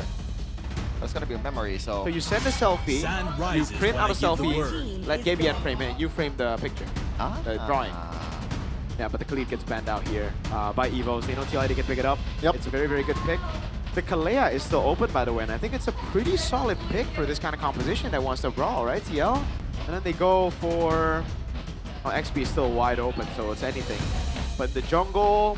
Maybe they take the Fredrin away? Do they take the Fredrin? I think at this point, EVOS does not want to play the Fredrin, man. Unless they want to go for something like a Masha in the EXP lane or damage dealing EXP lane. Could be an Arlet, no? That's true. Fredrin Arlet is pretty good, especially with the Jushin. Yeah. I like that combination, right? The parry there. There you go. Wow. So they good sniff. Yeah. Good sniff. Arlet taken away, so the power is not here now. The Kalea is still available though. I think they choose the TLID, but does it synergize well, is my question. Actually, I think if I was TLID, I would pick up the Terizla first, deny it away from Evos, because the Terizla could be a really nasty choice by Evos. If they really want to deal with the Leomord, then it could work with the Suyo to get the neutral objectives, right? So you snatch away the Terizla, then you pick up the Roamer later. That is an angle, but I don't know, man. I feel like the Kalea is... Aran really likes Alice, though. Against Claude, against Jushin, I guess you can hold out on your own in the early game. But the longer the game goes, it's gonna get even worse. But you want to go for the Baxia roam here. Interesting. Okay. So they revealed the cards. It is a really good Leone pick. Leone has played this a lot this season. It's actually one of his favorite picks aside from the glue and the chip. Yeah. He has 100% win rate on it. I wonder if Lancelot is an option here for Albert. It is. And then Lancelot is a pretty good pick if you want to deal with the Eve and the Harith and the Baxia, right? Because if you're a Suyo, dealing with 3 magic damage dealers like this will be tough. And then you pick up a Terizla and XP. I think that's the way to go for them. Lancelot, Terizla. If that's the case, then for TLID. I mean, Lapu Lapu still works and Suyo. But this is a good Uranus game for TLID. No? This is tough. Yeah, I mean, the only one that can shred if they were to pick up the Uranus, you know what, Chef, is the Claude. I think the Esme is not bad either. Against this Lapu Lapu? Yeah. And the Suyo. It's Lapu and the Suyo. Yeah. I don't know. I feel like I prefer the Uranus over the Esmeralda. I agree. Clouds are ever shifting, but this Gotta be neither, folks. Huh. This is weird. Aran. He's played Sora, but it's not one of his best picks. It's 33% win rate only. Yeah. And it's not really like the TL way. Okay. So it looks like both teams are doubling down and trying to win out in the early neutral objective with these picks. Yeah. Especially the Lapu Lapu and Suyo. It's gonna be a bloodbath or at least a convincing neutral objective win from each team. Yeah. I think it's quite a balanced draft, but I will lean towards TLID a bit, just because of the magic damage they hold against Albert. It looks like TLID's draft definitely leading in terms of stats here, based on the AI. And let's see the match that's gonna close out week number 7. We are inching closer and closer to the playoffs, and we're gonna end it this week with TLID versus EVOS. The Blue Derby is on in the line of dawn. It's the last match of week 7, folks, so stay tuned between the Blue Derby indeed. Draft-wise here, it's 50-50, but you know, the Baxia roam against the Claude. It's gonna be very interesting later on. Once the Claude has the items here, can Leone maneuver around? That's a good question. A very, very good question. Erlan in lane against the Harith. Playing it safe right now, Kill. It is few on a sprint on the Jushin, something that we have seen rise in popularity here in MPL. Not sure. What do you think? I'm not sure if I'm rocking with that, but now Fuse is gonna get dove on. That's the shield unity crashing onto his shield. Has enough rage to poke him down, but that's the regeneration already. And look at TLID. Oh, dude, look at that Eve presence. how it is. Now Kevin does not have that ultimate just yet. Alan wants to join in the party, but he does not have anything to offer, at least not right now. Alright, so far doing a good job here. Oh, pull yourself together! Hiwati! Ritual really wanting to use the RWM and the Flicker a lot more here. Tenacity and agility for Few. A very conservative route for Few, as we know him. That's about it. I guess we can also talk about the Vitality and Festival of Blood of Aran and the Tank Emblem. This is a full tank Sora just made for CC. Yeah. Because he knows that in terms of damage, they're definitely not lacking in it, right? Even Bakshed with DOD early in the game, that is a good source of damage in the first and full objective.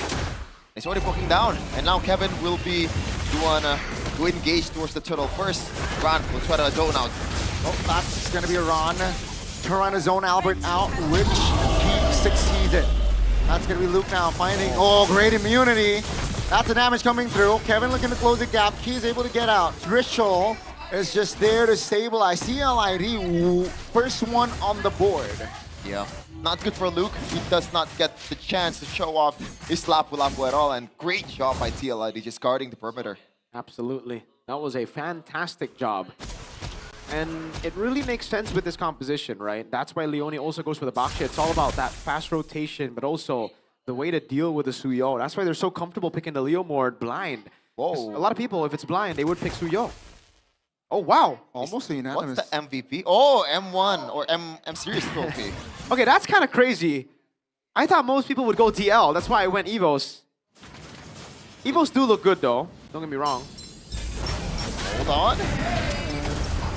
One of the ways you can abuse the pull yourself together is to get as many assists as possible, as many kills as possible in the early game. Those eliminations will help out with the pull yourself together for your RWM cooldown. By the way, getting back to the talent prediction earlier, if you need liquid drip, then you might ask Kodan-san after this because you're the only one who voted for TLID. Hey, listen, man. That's an easy varsity. Listen here. Listen to what? Dan saying, I got this jacket. It's very nice. Thank you. Yeah, that's only you. Oh. Well, I'm a TLID fan, all from the beginning. Yeah. So no more Pikachu fan? Oh, those guys, man. Okay, let's get back to the game where the depression starting for Mirko. And yeah, so far not much going on. Kevin is actually... Whoa! Look at that, super aggressive. Yeah. What the heck? But now... I think that's good by Kevin. It's gonna be down for the turtle. Yeah. 10 seconds before the turtle, so they gotta play the long game, trying to just zone out Evos and wait for that Phantom Steed to come out again. Yep. So this should be good for Evos, and Albert's doing a good job. Despite losing turtle number 1, he's still ahead in XP. He's still ahead in gold even. Wow. Albert thinks. Just Albert thinks, man. I still think the best jungler in ID so far. Let's see what he can do with the whole team now ready to support him.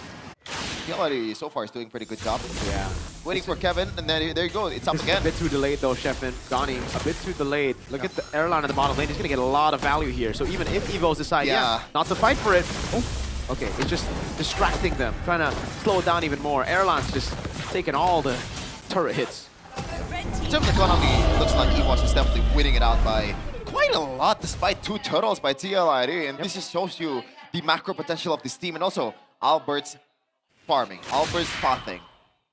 Just superior to Kevin currently. Yep. Very slow game by oh, good RBM. Yeah, lots of shield immunity to follow it up. Albert still able to escape, barely though. So expect that combination right there. If Evos members are open. Steed again popped here. In the bottom lane, it's actually Erlan pressured. BMI to the back allows TLID to claim the first Rupture here in the game. Yeah, also that denied towards the gold card. Some cheeky maneuver from Kyo. Yep. It seems like this Phantom Steed is just, every time it's on, you want to secure at least something. A camp does not matter. Even a minion could be good. I agree. TLID doing a good job pushing their advantage. Evos, on the other hand, still looking to just farm and wait for later. Yeah, it is a full component start for Aran after the Rapid Boots. We know that he's going to build tanky, but we didn't expect this kind of start. Dreadnought, Robe. And it's working out for him. The base damage alone for the Sora is already dealing quite a bit of damage on Luke. Albert will finish the War Axe. Not a Sky Piercer second for him. He knows he needs a bit more sustain up against this comp. I love the adaptive build by Albert, dude. He didn't even finish the boots. He went straight Fury Hammer boots, small one, a component, and then War Axe because he knows the magic damage from TLID is the big problem for him. I think Aran knows the MO right here. Just protect the Jote and provide anything, everything for him. Luke though, got a good position here. I don't think he wants to fight for a previous fighter. So far, the slap to Lapu is not really working out at all. Meanwhile, in the middle. That's a lot of pressure. That's a lot of damage given on towards a two-timer winner of the M series. TLID rotates around the turtle. I don't think EVOS, they have time to... Erlon possibly placing left BMI towards the back. That's a steep pop. Luke now trying to find the stun on towards Ritual, but take a look at Luke and Key. Luke isolates himself here. Not enough damage as he will fall. As that's going to be the first kill on the board here, 7 minutes in for TLID. But they baited out everything. Yeah, real world revelation pop. Ritual is still in the mix. That's going to be Albert securing the turtle. He is able to get out here as EVOS, they lose Luke, but they got the turtle. I think that goes to EVOS' plan, right? Yeah, that was so beautifully executed by EVOS. Are we watching MPL ID? Is this a fake video? 1-0 in 7 minutes and 30 seconds, and it's so smart. Both teams playing through to their winning conditions. TLID trying to fight it out at the start, but Luke baiting out all those resources so that Albert can take control of the neutral objective and Few with the zoning. Dang, I love this game. Yeah. And I love the way that TLID is building the boots. 3 rapid boots miracle. The double, the Baksha and the Eve secure the rapid boots. So does Arana. I mean, Kyo cannot build the rapid boots for sure. No. He needs the cooldown boots on the, So they know they wanna win. They know the winning condition. Just rotate around and find the team fight before EVOS gets the chance to actually respond. Yep. And they do respond here. And Few has really been abusing that tenacity, right? Like, he's just getting chunked, but as the game moves over to mid-game, it's going to get harder and harder for TLID to do anything. EVOS pulling the trigger. Leone taking very low, still able to tank with the Poissons popped. EVOS says, you know what? We have seen enough. Let's go back. Take a look at the action mid lane, though. Just touching and going. He is still hovering around the bot side. So again, just a kill. 8 minutes in. Okay, I think Fuse DNA is starting to, get contagious towards EVOS. Not only towards EVOS, to TLID too. Like this, 9 kills. 9 minutes, 1 kill for both teams. Like this is, I'm feeling very uncomfortable. The stun, but Aran, that's why he built those components. No kills. Nope. Yeah. And he has the wings too now. Whoa. That's a bold move from Albert, but he understands that the structure is quite vulnerable. Great timing on that flicker. Here comes Kevin with the speed. Albert is able to keep the distance. Luke is still around as well. That's just a spirit taken away like a trade, right? Bomb for top. Kevin's too trigger happy with the Leo Mort, old man. He needs to keep it steady, right? Because, yeah, here, luckily, EVOS don't want to go for the neutral objective straight up. But Kevin, later on, if he keeps on using it like that, there are going to be small windows for EVOS to punish him. Yeah, both teams, like it feels like there's no clear win in every exchange that they make. Every time EVOS gets something, TLID gets something in return, and vice versa. Wow. Really a good game of MLBB right now. It's a chess match. As Erlan is able to push in the bottom lane, catching the farm, gets a turret as well with the minions. Aran missing the shifting skies. And now I think Albert will be the one sent below after the orange buff to clear out that wave to build a slow push. It's such a refreshing sight to see. After the 3 AM MLBB, in the 2 matches earlier, now we get a proper MLBB. Albert does not go bot. They do not form a slow push. This is good for TLID. They have an opportunity now to start the Lord Dance. EVOS instead... Oh, they sent Suyo bot. Okay, there you go. There you go. Still stalemate, both teams still trying to figure out and feeling out the situation on what to do. Few secured a big item there, especially towards Leone, man. Albert can't show yet. Oh, he shows. But TLID, right as they were letting it go. Oh, really good timing by Albert there. Yeah. Is it building for TLID or for EVOS there? This should build towards, after Albert cleared it, I think it was a grouped up minion wave. We have to... I would love to see a camera down below. I think we'll see more action there right now. Queen's Wings. Okay, so it is the Dreadnought Robe. So it's still slow push for TLID. It's going towards Evos there. PL ID here rotating with 5 members around the mid lane already. Spot South 2. Wow. 3 members of EVOS. But yeah, now we get a clear view. The bottom lane now it's built is built for the White Tigers indeed. Yeah. I wish we could just get a camera there to confirm it. By the way, Wishing Lantern's second item by Dritchel. I like it, dude. Like in this game, such a slow game, he needs to just keep on poking, and you can see the effects of the Wishing Lantern this early. Yeah. I just hope that like in a situation like this, usually as a mid laner, as an Eve especially, you want to poke as much as possible, right? Yeah. That should not be the main mindset from Dritchel. It's survive first. Really slow push. Look at that. Harrod down below. Oh no. He spots him out. And Albert is ready. That's going to be the trigger pulled by EVOS. Real Word of Relation his own members out and gives Recollection. Leone finds a stun. Revitalized Pop. Take a look at the damage from K and Albert. Albert finds a Lord. That's going to be Kevin. Taken very low. Taken down. Here comes Kyo. Claiming 1 people. But that's going to be few taken down. Surely. EVOS denies the kill. They find a wipeout. And they got the Lord. One small macro mistake. That is all it took to decide this game. It was that quiet. It was 1-0 through 11 minutes. And EVOS, through one minuscule opportunity, was able to fully capitalize. Great execution by the White Tigers. I mean, what is there to say? That was incredible, fantastic, phenomenal, all the words that mean good, great, amazing, find all the synonyms, because that was good MLBB EVOS. My lord, what has happened to this team? Is this tough? They went from, oh, that was just so good, that was perfect, that was so good. That's the kind of game that I dream of seeing in MPL ID, man. Day in and day out. Lord, I am so happy. I am so happy with that. I am so EVOs. These are ex-BTR boys right here. Inside, I am screaming, by the way. Bro, Fuel's DNA, that discipline, that conservative, that play towards your winning condition. This is everything I've ever wanted from... it's so good!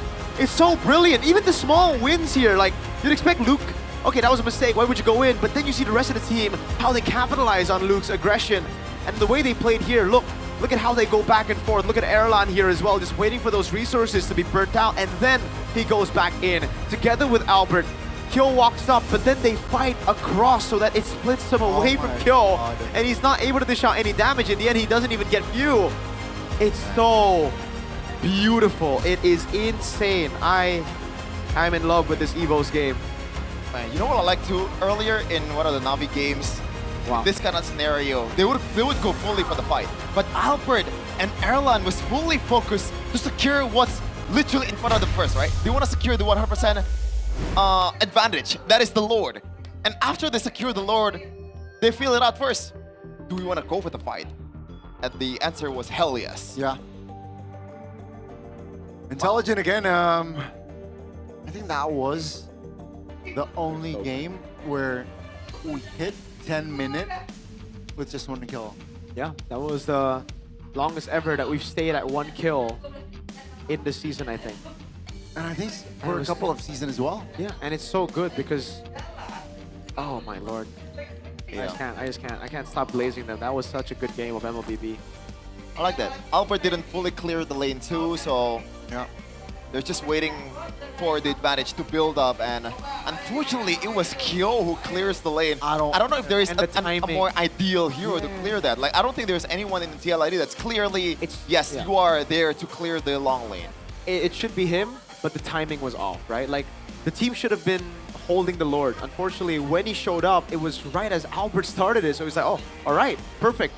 That's why when Albert did it, I think he was constantly waiting for info, or he had a screen on the Lord. He looked at how they were holding the Lord. Once they reset, he goes straight for the cut, or straight for the clear in the bottom lane to forge his own slow push. So it's those little things as well. Those little wins build up, man, I'm telling you. It's all about those little wins. Yeah, this is probably the only MPLID match where we only have to show one clip to tell the story of what happened. Because this is the decisive moment, you know? And the fact that it was so good too, the fact that the glorious pathway was perfectly placed in the alleyway. And Trichel was stuck there, Lapu Lapu jumping at him, pretty much everyone can dive. Even View to a certain extent when you have this kind of items. With the Crimson Beacon, with the built-in shield as well. That gives you some kind of sustainability. And MVP, as always, Albert. But now it does not feel like an Albert esports. He was the most pivotal member, but it was through the whole team just playing it cleanly. He was 0-0-0, by the way, before that fight. He got a triple kill in the final fight. But it's not just that, it's the way he was able to farm out, I think, because it's such a slow game. You got to appreciate the little things. And the little things is always something that Albert has been able to do really, really well. He's farming up a notch. The fact that they were able to capitalize on this quote-unquote mistake by Luke's aggression there, right?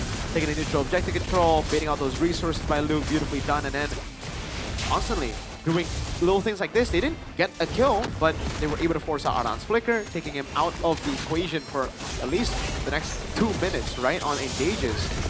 And even here, the way he played it was beautiful. Went in, went out, went straight back to the Lord here, controlled it, went for the Lord, and then he just scouted around, threw away some of those Quellers. Then he walked up when the coast was clear. He stayed in the bush, walked out, Airlock, beautifully done by the Forgotten Tiger, who's also pretty much forgotten this game. And that's how he strikes. Man, I am just so impressed by Eagles. This was such a good game. Oh man, interesting. So there's one thing that I want to note earlier. I thought if I were the Lapu Lapu, I would have immediately flickered to Trichel. But Luke decided to save it and didn't even use the flicker. I wonder why that was the decision. Because he was already out of the fight by that point. I think he was trying to bait out flicker so that later on Airline could just jump behind him, you know? And he would instead just act as a body because, again, you need some members to stay with your team. This is something that a lot of people just forget about. Like when you have this kind of roster, right? You want to group up together. You don't want to let them just pick you off one by one, especially with a fighter like Leomore just scrambling through. He was very squishy. He needs a little bit of help, and I think the Lapu Lapu did that. Meanwhile, Erlan, he could just go into the back independently. Tuyo can do his thing as well. It's just those three need to stick together. And I think it's also the fact that Luke is not going fully on the damage-dealing Lapu Lapu, so he's not really fully sure that he can burst down Trichel in a one single combo, especially with that shield that's built in when you use the first skill and the RWM2. Yeah, like, no complaints here at all. Like, I wish we have more of these in ID. Yeah, there were no misplaced aggression, there were no misplaced skills, it was all there. I think even from Team Liquid, unfortunately, the only mistake they made in this game, not the only, but the glaring mistake is the fact that Kyo tried to deal with the slow push when Albert, or when Evos rather, were on the Lord. Should have waited for a reset, should have waited for a different thing to happen. But yes, you can see the orange buffs, turtles, they were the ones leading this game. It was the one turtle due to Luke's aggression that they were able to control back Evos. Yeah. I'm just very, very impressed. The entirety of that last team fight, I was just clapping. I could see here, right? Both gold laners didn't really have a chance to usually be the main character in the late game. Like, we didn't even get a full late game at this point. Albert, though, look at that stat. 30k damage dealt, but only 18k damage taken. That is super clean. Super clean. That is super clean indeed. And it's just such a different take on MLBB in ID, you know? In ID, we are used to seeing just brawls, maybe, I mean, aside from like Onyx. It's bad either, especially for teams that knows how to do it. Yeah. Like Alter Ego. Yeah. It's not bad, it's good. Hey, Team Liquid ID got to a grand finals of a world championship with that style as well. Yeah, it's just something new here that we haven't seen since, I guess, Onyx, right? Onyx or the Geek Fam do that, but I don't think to this level of execution, yeah. This level of execution is something we have not seen this season. Thank you. But yes. You an Evo's fan? No, you mentioned Onyx earlier. No, not really. Mirko did. Not really? No, you're imagining things. You're imagining things. The age is catching up. But hey, I actually enjoyed that game. I'm just satisfied, dude. Like, I'm I want more of those I've games. ever I want- been this happy after a game. I want more of those games, you know? It really feels that way. Usually you order something from Click Indomart, eating at your home, comfort food and all that. Now you're just with full, dressed up in a suit, walking into the restaurant, fine dining. Yeah. You get the wines, you get all that, you get the steaks. And life's good. Michelin star meal that was. I felt that way. Couldn't have put it better. Yeah. Especially when we're sitting on a Todak chair. That makes it even more enjoyable. Cultured by Todak. There you go. Ah. You want to be cultured by Todak? Yeah. Talk about performance, talk about class. It's not just about what happens in game. Having a comfortable setup plays a huge role in how you perform in the game. Big one. Yeah. We the best. Right? We the best music. We the best music. It just said we the best. Probably the worst. What was it called? What was tagline? Producer tagline for it's the worst tagline of all. But we have What on about this DJ? And by the way, if you're curious to explore the full collection of Todak, there's a lot of them. Not just the Todak gaming chair. You got the tumblers, the hats, the beautiful jackets there. Apparel. Scan the QR code or maybe head to the website www because they are indeed w.todak.id to browse the catalog and see the latest promotion. Because here, it's not just about the performance. It's about coming. It's about style coming together as one identity. And that is you gotta be cultured by Todak, man. We the best music. What was the best tagline production? Huh? What's the best tagline production? The best one. Nothing comes. Oi, JMC. What? What? What was that? What was that? I think it's Storm. Storm? Yeah. Arashi's tag. What is tagline? What is tagline? Whew. Right? He does that a lot. Right? Just before analyzing that has no business being that funny. Like when someone throws, Rashi, what happened? Woo! Is that not? Oh my god! Right? I don't know why I'm crying, man. That's how slow the game was. That this little joke got Chevin crying. And by the way, this is the Epic Battle Championship cultured by Todak, I did not expect that. We can explain the mechanism right now. 1v1 matches every Saturday during the regular season at break match. 8 participants. Knockout system. Participants who get 3 kills or destroy 2 turrets will be declared the winner. Whoa. Are you a winner? Second place winners will receive exclusive merchandise from Todak. Whoa. Not really, I'm not a winner, unfortunately. The first and second place winners from each week will advance to the Epic Battle Championship Final, which will be held during MPL Indonesia playoffs June 10th to 14th, Connie. Todak, if you're watching, I'm in love with your chair. Man. I want to be cultured by Todak, all right? IRL. I'm in love. I'm in love with MPL Todak. Indonesia. Oh. For all of you MLC lovers, We that the is Football best. Legends. Don't miss this one because every Tuesday at 22 o'clock, WIB, that is Indonesian, the Western Who are those Indonesian time. dudes? That's GMT plus 7. You can see the Todak Talk, MPL Talk Indonesia with Abang Lord, Navari, Kyrie, Coach Age, and Cabes. That's Caves right there. Professor Cabes. When are you going there? I don't know. I think they only have 4 mics. I mean, at this point, you're a big-time name, even in Indonesian MLBBC. Oh, absolutely, You got a moniker, bro. Yeah. Got a moniker? I don't think we can say it here. Oh. I think you can kind of say it, but I'm not gonna be the one who is gonna tell you it is safe. Well, the first batch of Legend Skin exclusive Radiant kits in MLBB are out. Freya Galactic Vanquisher. There's also the Sovereign of Realms. What's that skin? Sovereign of Realms what? Johnson. Revenant of Roses, Alpha, and we got Saber codename Arashi. Codename Arashi. Taber. What? Now that I got to think about it. What? I think that's true. What? What's fun? His analyst tag. I gotta create my own analyst tag, dude. You gotta. What's my analyst tag now? See, it's addicting, right?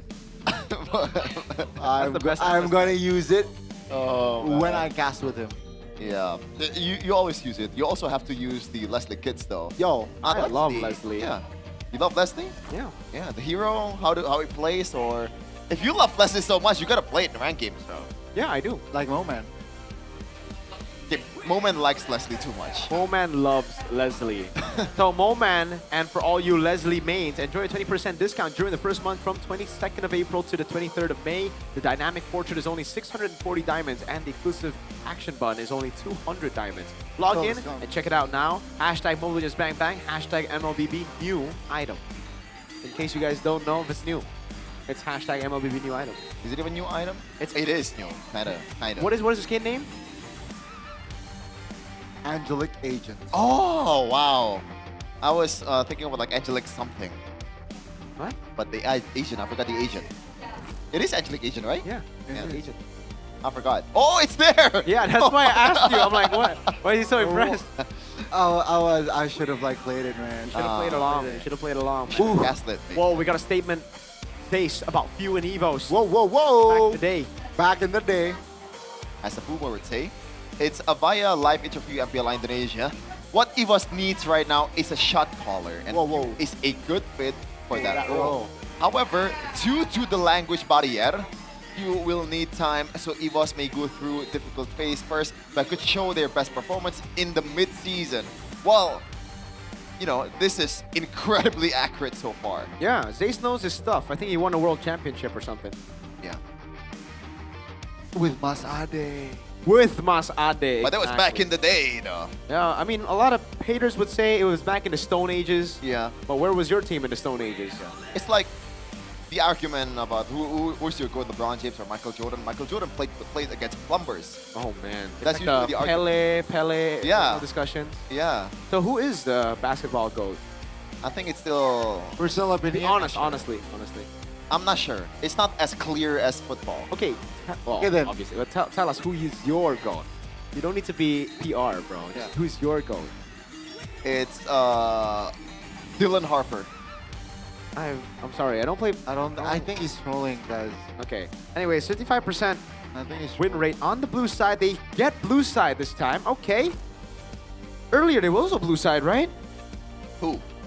Evos. That's why they picked up Jusin first, right? Oh, Yeah, 50-50? Oh, the pure 50-50 team right here. So Flip a coin and it will be 50-50. It's weird. They're 7-5 right now. It's 50-50 in a game rate. Yeah, because a lot of times it could be like 2 O's, 0-2 losses, 2 1s, you know? Uh-huh. So Well, chat. They're officially mid. Who's the GOAT of basketball, chat? Someone said it's easily LeBron. I mean, longevity. I don't watch basketball, but I think it's LeBron. Okay. Longevity. He's 40 years old, bro. Right? Isn't he 40? He's playing with his son. Oh, that's true. Yeah. Ronnie James. Isn't it crazy that the fact that you you create your teammate? Like imagine someone in this team right now, 20 years from now on, is gonna be playing with his son. Like Beloy. Roaming. Oh, that later on, I'd say. Beloyski Jr. All right, let's go. Evos. Ooh. Bobby's in a glue ban already. Did they ban out the chip now? Or do they still ban out the Freya? It is Jennifer. The Guinevere for TL. No, I'm talking Evos. He's still gonna be the same, no? Oh, some people say Steph Curry. Interesting. He's yapping. All right, it's the Freya ban, so the chip is still up for grabs for TLID. They didn't pick it up in game 1. I think they will go for the same ban. Oh, they banned the chip. They know Evos can play it too. All right, Evos, Jusin. This should just be the Jusin. There's no Harley as well. TLID, I think, responding to it with a Suyo would be wise instead of the Leomord, because the Leomord run it back, I guess. Sure. Evos should just go Claude and Hylos again then. I mean, to be fair, like it was a matter of execution, right? Yeah. It's not a winning draft either, so if it's a full-on same draft, like I'm not fully opposed against it. Yeah, I don't think so too. I think it's a pretty good draft to go for. It's just they need to execute it a bit faster. They need to go for those fights. So Red 3 Eve, Claude, and Hylos should come here. There we go. This should be the Eve if they are going for the exact same. They want to win against the Jusin. But if not, did they change some things? Did they go for the Zetian instead? Ooh. I guess EVOS' draft. Oh no, never mind. All right, so the same exact picks. Now, will it be the same exact bans? Fanny and Arlet was banned out by TLID. Maybe they swapped Fanny and Suyo, maybe? I think the Suyo is fine, dude. Seriously. But the one that wins them the game and keeping them in terms of economy was Albert at the end of the day. And when you are playing with a Frederick, then EVOS I think is it's forced. more. I think it's more. Yeah. I will choose my own. I don't know. Team is banning. They do ban out the Arlet, so the Fanny might be left open. Oh. It is still the Marcel, and it's probably going to be the Khalid as well. So, is this the Fanny or do you ban Suyo? This might be the only adjustment so far, and it's gonna snowball to a different pick. Because you after don't this. have any lockers here, right? Yeah. And if you don't ban Fanny, EVOS, instead of the Khalid, they'll just ban Kalea, and then they'll pick up the Fanny. I mean, there are two ways for you to counter Fanny. First of all, it's obviously lock him down with the CC, but you can also just bruise through the Fanny. It is definitely harder to actually practice than said. Yep. But I don't think you want to go against Fanny when you're a Yves, right? Especially an Albert Fanny. Yeah, and the fact that there's a Claude as well, yeah. So they still ban out the Fanny. It's still going to be the same. Khalid should be banned out by EVOS now. Isn't it crazy that back then? Oh, Aran! Wow. He is good at drawing, man. Yeah, definitely better than me. Wow. What can you draw, Gani? What's the best thing you can draw? Me? Okay, he's still setting up his Ask headphones. again. What's the best thing you could draw? A bridge with a What? sunset. Ah. With two mountains, like a bridge or a road, two mountains and a sun. rice field? And a rice field, With the sure. birds? With a bird. With the W M birds, yeah, M birds. Oh yeah, M birds. That's why I'm a known. Yeah. Okay. They're taking a while though here, EVOS, so it might be a different ban. And it is a different ban. I honestly think the Baksha was... I think the Khalid is more troublesome than the Baksha, honestly. But let's see. Because the Khalid can get you insta-prio. But at the same time, EVOS, when they're trying to get aggressive against the Baksha, most of the time, they didn't manage to punish it because it was too tanky. Yeah. So maybe they won the more, like, aggressive roamer on the other side rather than defensive. No. It's not going to be a Khalid. Yeah, they don't even bite. They just go for the Gata Kacha instead. So EVO's last two picks. Last time it was Suyo and Lapu Lapu. This time, will it still just be the same? Suyo and Lapu Lapu. Ooh. I think the Terizla's not bad either, again, against Leomord if they really just want to win out neutral objective battle. Yeah, but at least, like, when you're playing Lapu, I hate playing Terizla because... They take the Sora. Whoa, whoa, whoa, whoa! Okay. Okay, it's Suyo Lapu. Nothing changing there. Yeah, the thing about Terizla is once you go in, it's hard for you to get out. Meanwhile, Lapu, you still have a lot of dashes, A lot of, yeah. and also the shields, and also the spell. More kits in his... Definitely. So is there a change for TLID aside from Rome? Do they go for the Uranus? Oh, the Uranus, yeah. Could be the case. It was Sora earlier, and there was barely any. There were no sets at all. There were sets, it's just not impactful. Yeah, I think Uranus fits the bill here. I think that's even worse than a Sora, though. I don't know. Because it's a Badang XP. Yeah. Last time we saw this, he built full damage. I don't like this Badang pick, man. I guess we'll see. Like, even if the justification is it's comfort for Oran, Uranus is also a comfort.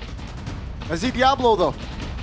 Alright, in his debut season, Aran beat Onyx, and that was Prime Onyx with a Badang XP. So, gotta give it to him. He knows his stuff on the Badang. It's just, I don't know about this meta, man. It's very, very different, and teams have adjusted to that style. I think I'm gonna have to lean over to EVOS this time around. Yeah, and the stat definitely says so. 7.7 compared to 5.6, and also 1.0 on the counter index. EVOS is looking to close this one out 2-0.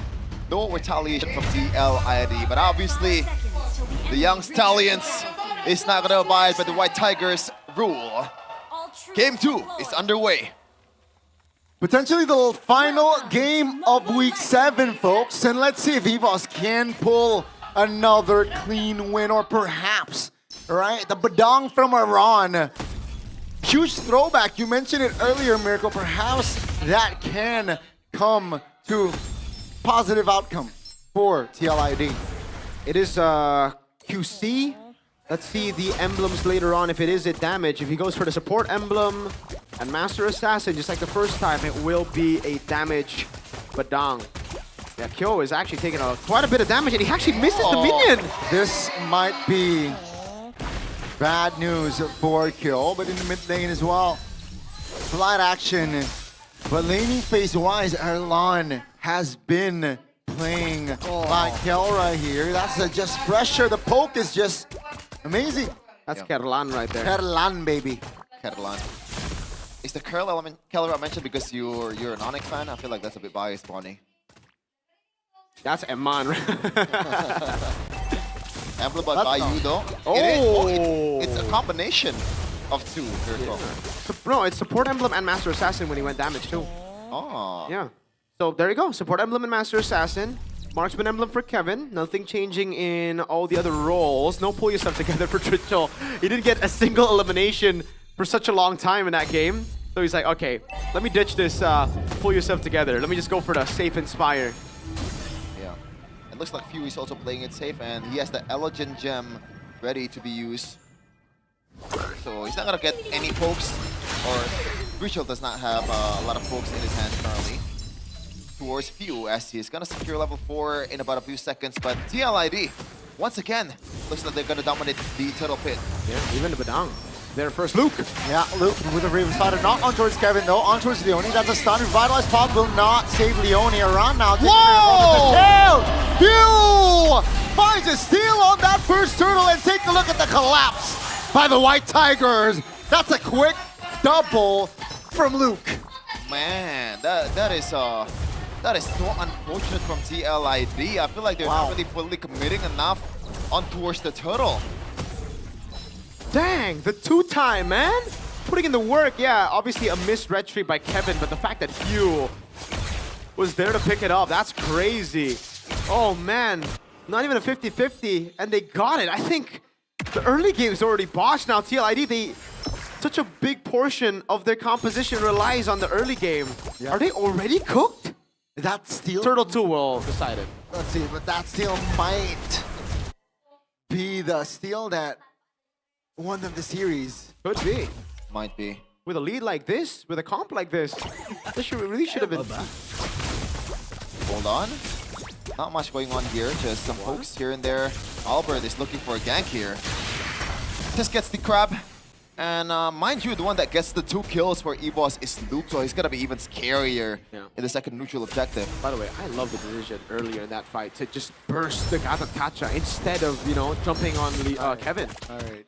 Pretty much getting the one that's already in front of you, right? Getting the guaranteed win. Front to back. But hey, it's another reset. 2,500 gold though, as we enter minute 4. That's actually already like a landslide here. And the mid-prior advantage that Trichel and Leone worked so hard for, it feels like it's gone now. Yeah. I do agree. That's why I was more of a fan of the Khalid instead of the Gatatacha for Prio. But it is what it is. They made the decision to have a little bit more sustain instead of more damage and lane presence. And you can really see the effects on that now. Can't even go and start the turtle first. Yeah. They're still gonna force it though. Not gonna be Steve Pops. Leone here looking for a reposition. Erlan jumps in with a blazing duet. Take a look at the gloves again. Kevin taking down Leone's neck on the top and block, baby. And EVOS. It's a different approach from game 1, which was slow and quiet. Take a look at them. Game 2. Iran finds a 3-man stun, but no follow-up damage. The damage from Iran is just not enough to be a threat. 4 kills on the board already for EVOS. This is too clean. They're very good. They're way insanely too good. clean. And I gotta question the decision of TLID. You don't. It's not even a 50-50, and you are up against an Albert Suyo. As I said, Sheffin, this composition relies on them winning neutral objective battles. If they play damage control and leave the turtle, it's cooked anyways. They gotta try something. They gotta gamble with this kind of composition. I don't know, man. I feel like it's still not a risk worth taken, and you do have that late game insurance and Kyo. The thing is, Evos have late game insurance too, and if they snowball, Erlan will just eat Kyo up. Wow. And Suyo is there too. There's Evos, if they get a big lead from just the neutral objectives and then they cut, it'll be the same story, I'd say. So TL, they really need to make the most out of this composition. Yeah. Even Erlan is just eating all the Synchro Fusion and Chrono Dash, and he's still winning in the, you know, damage threat purely off of basic attack and the Art of Thievery. Yeah, that's the Fighter Emblem, the HS Rush, and the Festival of Blood work in double time for you. And also a lead 1,000.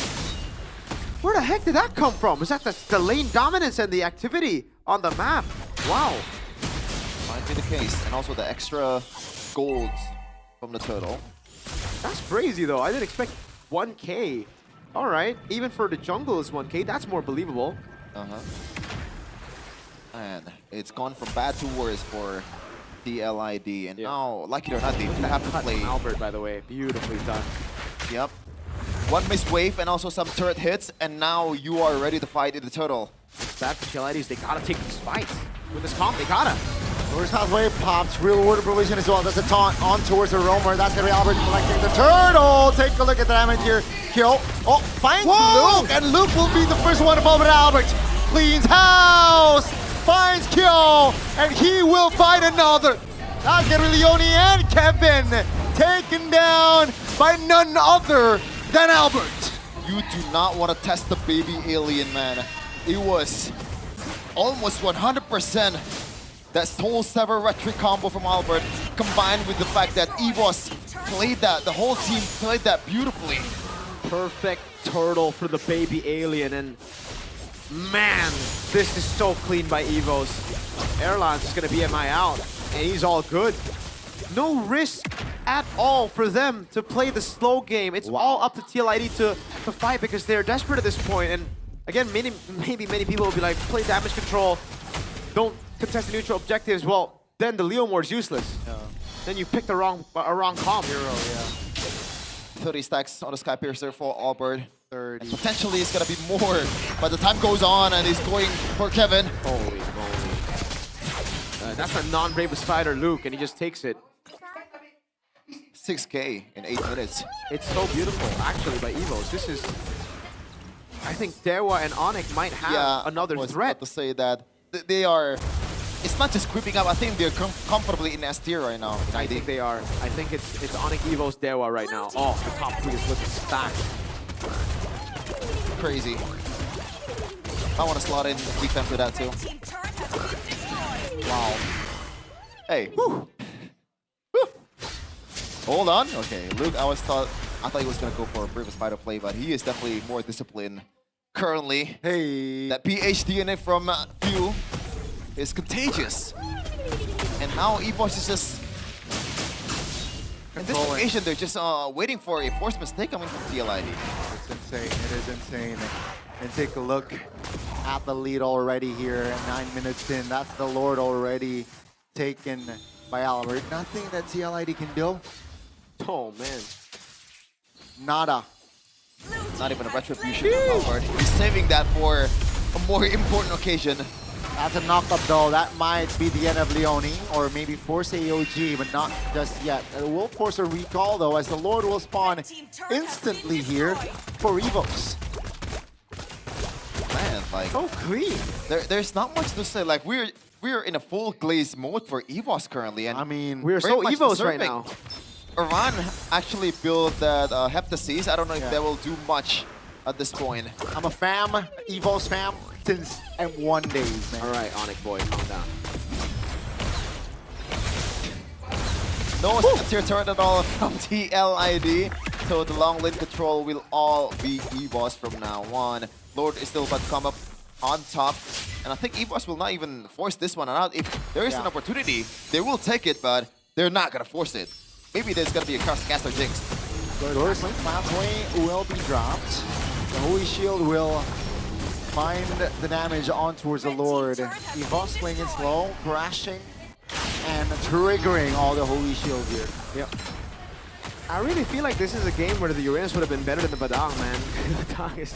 I don't know. The last a weird pick. Badang is weird indeed. It's all in on like a one-moment team fight, but TLID, he just cannot find it. At least, though, I think in this moment currently, Badang's risk is better than Uranus. Wow. Like, you don't want to play Uranus from behind. That's not fun. Nah. Yeah.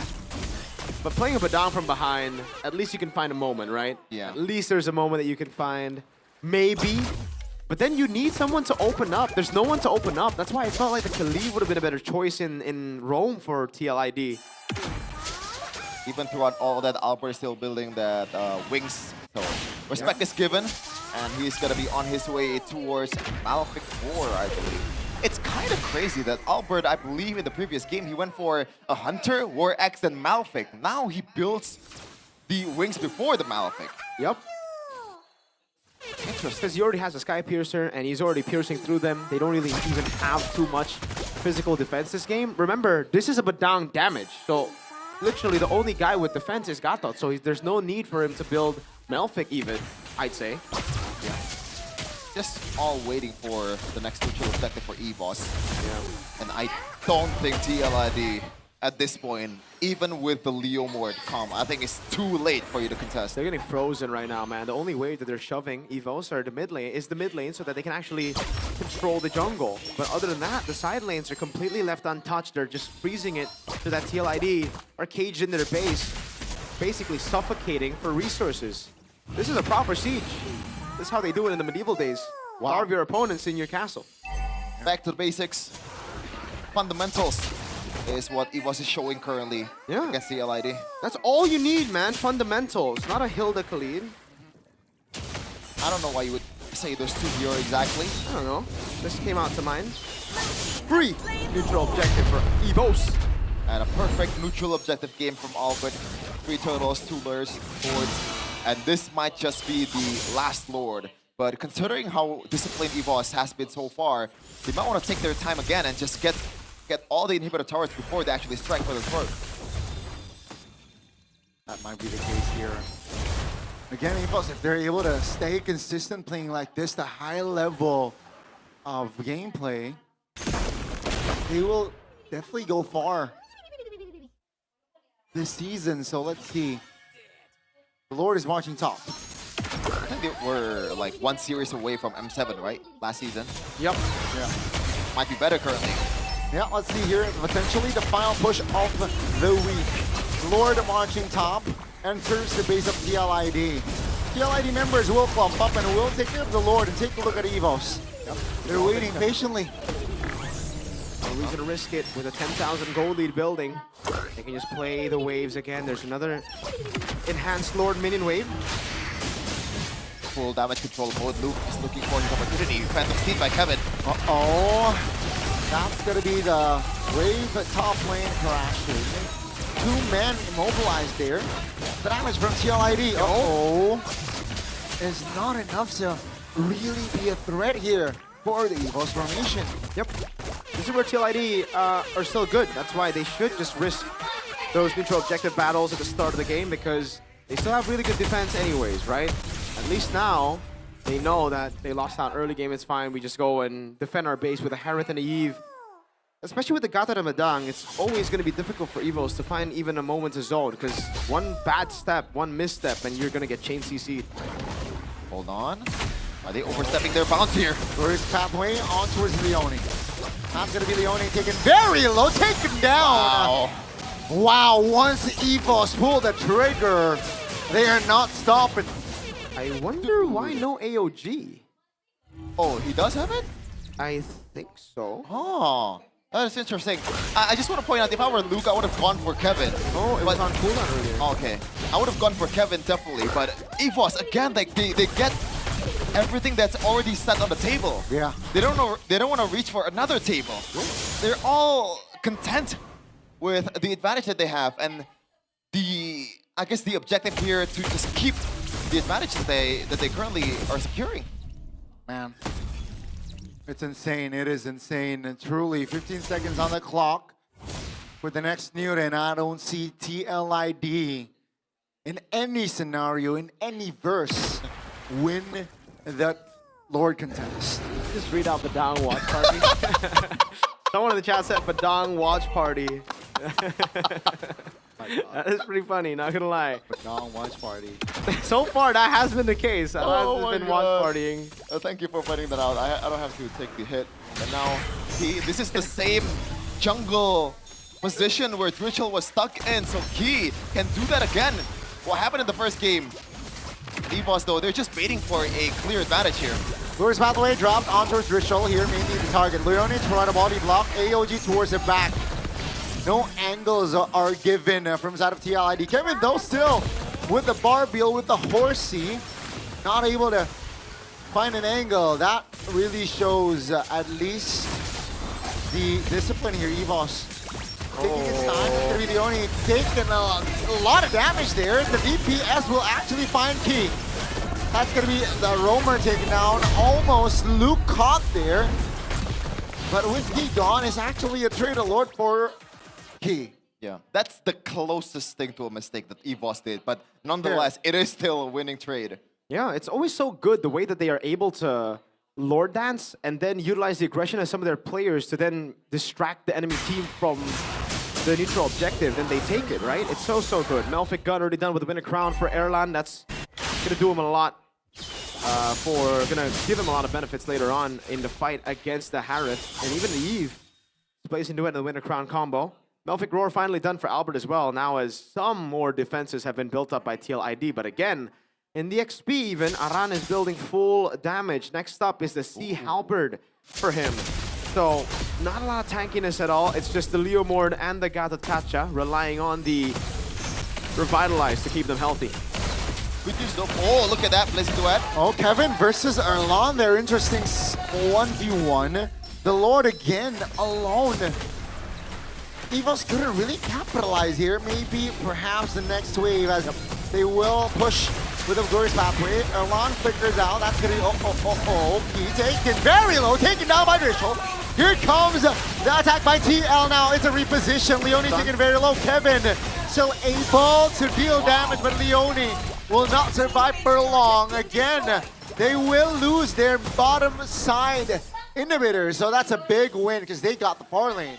Slowly but surely. Super disciplined. Like, we keep just sounding like a broken record. It's all the same thing. EVOS is just playing with the fundamentals. Yeah. And the 3 kills that, again, TLID have been able to get so far is only on the front line. It's just Luke and Key. They are scaling. It is getting better for TLID, but as they are scaling, EVOS are getting new advantages. In the previous Lord fight, oh, good steal by Albert. In the previous Lord fight, they had the far lane control despite not having the base turret. Now they've actually cracked open the base turret in the bottom lane, so they don't even need to send anybody over to the bottom lane anymore. They can just rely on the super minions to clear it out, and then they go neutral objective. They play the Lord Dance all over again, and this time it'll be different. It's an evolved Lord spawning in the Land of Dawn in 40 seconds. So, TLID, this waiting game of theirs, at one point, they're going to have to pull the trigger on a fight. I think this should be time. Yeah. Nasty. And folks, if you were wondering what the hell Aran is doing, like, bro, like, put yourself in this situation. I wouldn't go for a fist crack combo if it's on 5, or if it's on 3 at least. Yeah. That's how bad it is right now. This is interesting. 11k gold lead. 20 minutes in. It's not a close game, but it's a 20-minute game. Yeah, that's why in the win condition, it was play discipline in the late game for TLID. I think TLID have always been a pretty disciplined team all the way from the start of the season in the late game. And that they're showing right now. Drichel, Kyo, only 1 death combined from both these 2 carries. Who are the real carries at this point? Kevin, at this point, is just another tank, a shadow carry. Someone that can deal damage in the front, but mainly they're going to have to rely on Drichel and Kyo. And then Aran, that guy is going to have to look for some big sets. Interesting that Erlan builds both the Glorious Gold Meteor and also Winter Crown. I guess he wants to be extra safe. There is no need for extra risk, but now Key, really good position. Oh, that slow push down below is just ridiculous, dude. TLID are going to have to make a decision. They're going to have to just gamble it. Yeah. There's no way. Look, they're going to have to deal with it. They leave it, and now it's just Lord Dance for free for EVOS. At this point, even it is it is 95-5 or 90-10, you gotta take the gamble. Yeah, you have to take the gamble. You can't just let the wave crash into your crystal. Evan will be on the housekeeping duty. TLID still 4. It's gonna be 5 after this. He pulled the trigger as the bottom side is crashing on towards the base. That's gonna be real-world information. Take a look at Leone. Take a look, Kevin. That's gonna be kill. Finding one. The minions are already touching the base of Evos. Albert finds a double, finds a triple, and he gets almost a maniac. It's GG. The Manions are the MVP for this series as the White Tigers will find the win. Folks, that is easily the cleanest macro game, the cleanest macro match we've seen so far this season. EVOS has stepped on a new level. It's so beautiful. It actually is so beautiful. No glaze, valid glaze by Sheffin actually. That was fantastic, fantastic. Yes, there were errors on TLID's side, but all of those errors were forced. It was forced by Evos. They got a baser in the bottom lane. We also spoke about it. That far lane is going to slow push with no one there. It's just going to push in favor of Evos. So all they needed to do was play around the Lord. In the end, TLID made the gamble. They took the gamble, but it was a bit too late. But it was forced on them. They were thinking about the wave bot. They were thinking about the fight. They had to think about both things. Evos obliged in the fight, went even in the fight, and the minions just ended the game. It was pitch perfect by Evos. TLID were outclassed. We have a new threat in town. And it's the M1 World Champions. That veterancy is coming in full display for the White Tigers. It's not just Pew, Albert. Like all of these players, they have a lot of experience in their hand. Erlan might be the only one that still kind of counts as a new blood, but even him, he has a lot of experience already. That is scary. Really is. It's all a matter of how consistent can you keep up with this performance. Because from now on, there's not gonna be any of those like long lane clears without doing the housekeeping in the Lord Pit. You're gonna be facing against Onyx. You're gonna be facing against Dewa United. The challenge becomes even harder from now on for EVOS. But it looks like they are up for the challenge. There's nothing to like nitpick. It was perfect. You know that meme with Homelander? Yeah, I know. It's perfect. It is perfect. It is absolutely perfect. And they're on the stage right now, getting interviewed. Balas dendam yang begitu manis dari Evo. Sweet victory for Evos. Wow. 2-0. Hanya butuh 2 game saja untuk menaklukkan. It only took 2 games to Mungkin kita pengen tanya dulu ke Ki. win Gimana against nih TLID. perasaannya melihat tadi dengan 2-0 begitu sempurna? Alhamdulillah lancar. Ki, di week ini. any thoughts on the Alhamdulillah 2-0? lancar ya. Dan ini ada Thank hal God yang it went well. nih Kak Tena. Absolutely. Kita kayak semuanya pada culture shock. Dari Everyone- viewers, dari caster itu semua culture shock melihat permainan EVOS hari ini. Tiba-tiba berubah banget. Everyone was in Kayak, shock. "Kok bisa sih?" Seeing your performance or seeing Gara-gara Evos' view, Kak? performance. Ya sesuai latihan kita aja sih, karena kita latihan kan disiplin. Beberapa waktu belakangan kita kalah banyak gak disiplin. Just as we practiced, we trained on being disciplined and we applied it here today. Kasih lihat sedikit apa yang terjadi di game 1. Silakan.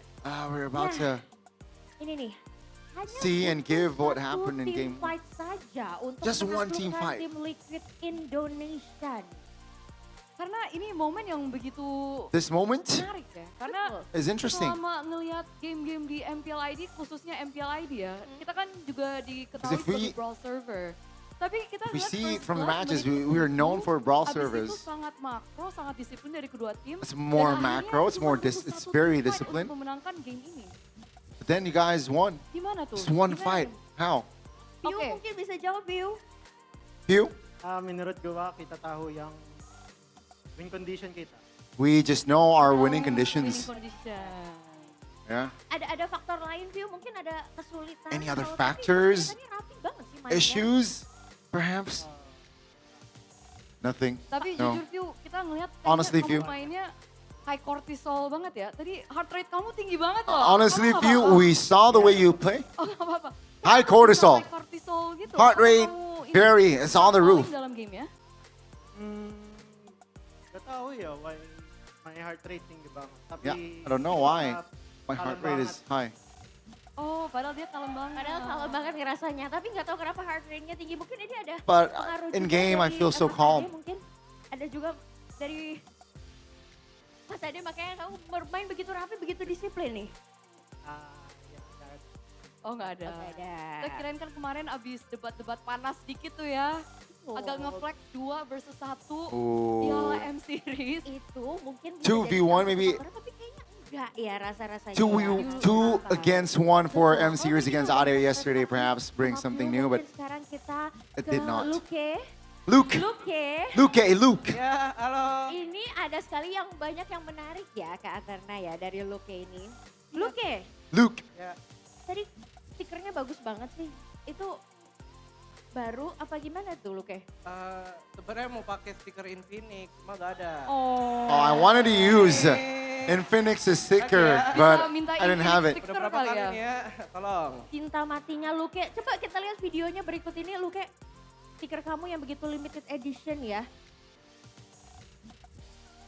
Nah. A lot of recalls, a lot of like emotes there was thrown by Luke, and he said, "Yeah, I wanted to get Oke. Oh ya boleh. wanted boleh. to emote out Infinix's." RRQ kan udah gak lolos playoff. Jadi Oh, this is why he fan RQ, because he was, giving his flowers to RQ who did not, who was not able to Tapi kita juga ngelihat tadi ada go through the recall playoffs, tipis and he's tuh like, selain sticker. Sempat ada recall setelah Aran make a play. Ada apa tuh antara Luke sama Aran? gak ada apa-apa sih sebenarnya. "Anything between you and Iran after that?" Oh nggak ada. Nah. Jangan diada-adain. Iya benar sih Luke. Tapi kamu sendiri tadi gimana nih saat laning melawan badangnya Aran? Ada kesulitan How- mungkin? Any issues going up against Iran's Badang? Ngapa-ngapain juga. Nah, Iya. I mean, Karena disiplin banget. Sekarang kan EVOS PH kan. I mean, EVOS PH. we're very disciplined because Asli. we're called EVOS Sampai PH. kita asli ya. Langsung saja. Banyak ya kolaborasinya ya Luke ini memang. Banyak. Tapi momen tadi yang begitu kita highlight tidak hanya dari Luke ya, tapi kita ke Albert nih. Albert, tadi retribution kamu, permainan kamu di game 1, game 2 itu on point banget. Your Ada retribution rahasia game apa 1, sebalik 2, itu, Albert? on point. Gak juga sih kan. Not really. Gak dapet turtle juga banyak. I haven't claimed a lot. King Kevin. Oh, King Maharaja Kevin. Ya, Maharaja Kevin. Dan kita juga penasaran, kita ngeliat King Maharaja Kevin tuh back to back mendapatkan Leo Mort-nya. Padahal banyak Back to banget back kalau Leo kita Mort lihat Kevin. Tim-tim berusaha untuk nge-ban atau nge-deny picking Where dari a lot of teams are trying to deny this King Maharaja approach Kevin. Tapi against King Maharaja Kevin. But you guys, mungkin persiapannya let it go. atau Any mungkin special apa yang preparation? dibutuhkan ketika terjadi. Kudanya lemas kayaknya belum makan itu kudanya. I don't think he has eaten yet. Hebat ada Elos. Oke. I think his face are shown that he is Ada yang mau disampaikan mungkin buat Kevin sambil nonton King not Maharaja Kevin motivated nih. today, jokingly. Semangat aja King Maharaja. Just keep the spirit, King Maharaja Kevin or Kevin the Jago, Joe. tapi kurang makan sedikit aja. Ya, kurang makan aja. Maybe you need to eat more or get dinner first. Offside. Sorry. Offside. Sorry. Gak apa-apa, kemenangan harus di-celebrate. Betul, harus kita rayakan. Tapi ngomongin soal kemenangan yang kita rayakan, ada juga satu highlight yang pengen kita kasih lihat ke kalian. Kita pengen lihat tanggapan kalian nih. We Berikut want to ini. show you a highlight that, and we want your opinions. The minions. Oh. Ini sebenarnya apa yang kalian pikirkan dalam fight ini, EVOS? Apakah sengaja? Karena kan kita ngeliat kalian udah sibuk banget tuh ngurusin Lord Fight, Lord Dance-nya, team fight-nya juga keras. Tapi ternyata mungkin TLID-nya kurang housekeeping ya di far lane. Last, Ini I udah mean, diprediksi the housekeeping atau emang kalian juga from the kaget? side of TLID is lacking. Komunikasi sama minion dari tadi. Komunikasi sama Oh, minion Luke ya? said we were communicating with the Tolong minions. dong. Ya, kita semangatin Minion. We were communicating with the minions saying to end the Ini kan bingung game. kan siapa MVP? Ya Minion aja. So MVP player of the game. Ya, yang prediksi Nanti tolong Go to minions. Minion ya. Pesan-pesan dari Luke nih. Tapi kita pengen juga nanya ke Erlan nih. You also want to Erlan, ask tadi kita Erlan. melihat tidak ada perbedaan hero di antara game 1 dan game 2. Game 1 and 2. Dan Herit, kamu ada mengalami kesulitan gak sih kalau dilihat di game 1 nih kayaknya cukup sengit nih laning phase-nya? Enggak. Tidak. Any issues on laning Tapi game phase? 1 game 2 tuh beda banget loh laning phase. Nah, Kita ngeliat said game 2 Erlan. kamu lumayan mendominasi ya. Tiba-tiba apa yang menjadi perbedaannya sih antara game 1 sama game 2? So what differentiates game 1 and 2? Mungkin dia kurang semangat aja sih. Maybe he wasn't Bukanlah dia. Oke. as baik. motivated for game Congratulations. 2, and Mungkin that's gara-gara why I ketemu dominated kamu more di in laning game 2. phase-nya. Laning phase? Betul. You guys are used to Ya rupanya, tapi yeah. kita pengen tahu juga nih, You also wanna kalian ada know? nggak sih pesan-pesan yang mau disampaikan? Karena dengan kemenangan kalian hari Any ini, kalian messages naik di klasemen menjadi posisi to your 3. fans? Because with this win today, EVOS. you guys Boleh are dong EVOS fans, sitting kita at tepuk third tangan dulu place. ya buat EVOS. Naik ke peringkat Yeah, 3. So ada yang mau kalian again. sampaikan mungkin untuk tim Liquid Indonesia? Kalau buat EVOS Fam, siap-siap beli Any messages? playoff aja. Get ready to buy playoff tickets. EVOS is back kah? EVOS is back. Yes, amin lah. Yes, Ki, mungkin ada yang mau amen. disampaikan untuk EVOS fans? Any messages, Ki? Buat For EVOS EVOS Fam, fans. Velodrome, EVOS is coming. Velodrome EVOS is coming, said Ki. Ada Luke nih, kayaknya Luke. punya banyak banget yang pengen disampaikan nih unek-uneknya nih. EVOS is back. EVOS is back. Jujur kirain dia mau ngomongin Infinix lagi. Iya, karena Jujur. kan pecinta itu, dia kan BA Infinix ya. Infinix. Ya. Infinix. Langsung saja. Albert View, last word gimana nih ajakin EVOS View. beli tiket ke Albert Pektum, View, kan last kalian udah words. pasti masuk nih. Albert first. Ya buat EVOS Fam semua, For jangan EVOS lupa fans. beli tiket. Don't playoff forget to buy 17. playoff tickets. View katanya pakai Tagalog soalnya kan for- EVOS PH nih, EVOS PH. Sa mga 17th. fans namin, supportahan nyo kami sa paparating na playoff. Wow. Kagalingan namin. Sorry, but I can't translate that. Dan itulah tadi rasa-rasanya EVOS is back seperti yang dikatakan oleh Luke. Dan kalau begitu langsung saja EVOS Fam, sambutlah EVOS! Please welcome and congratulate EVOS.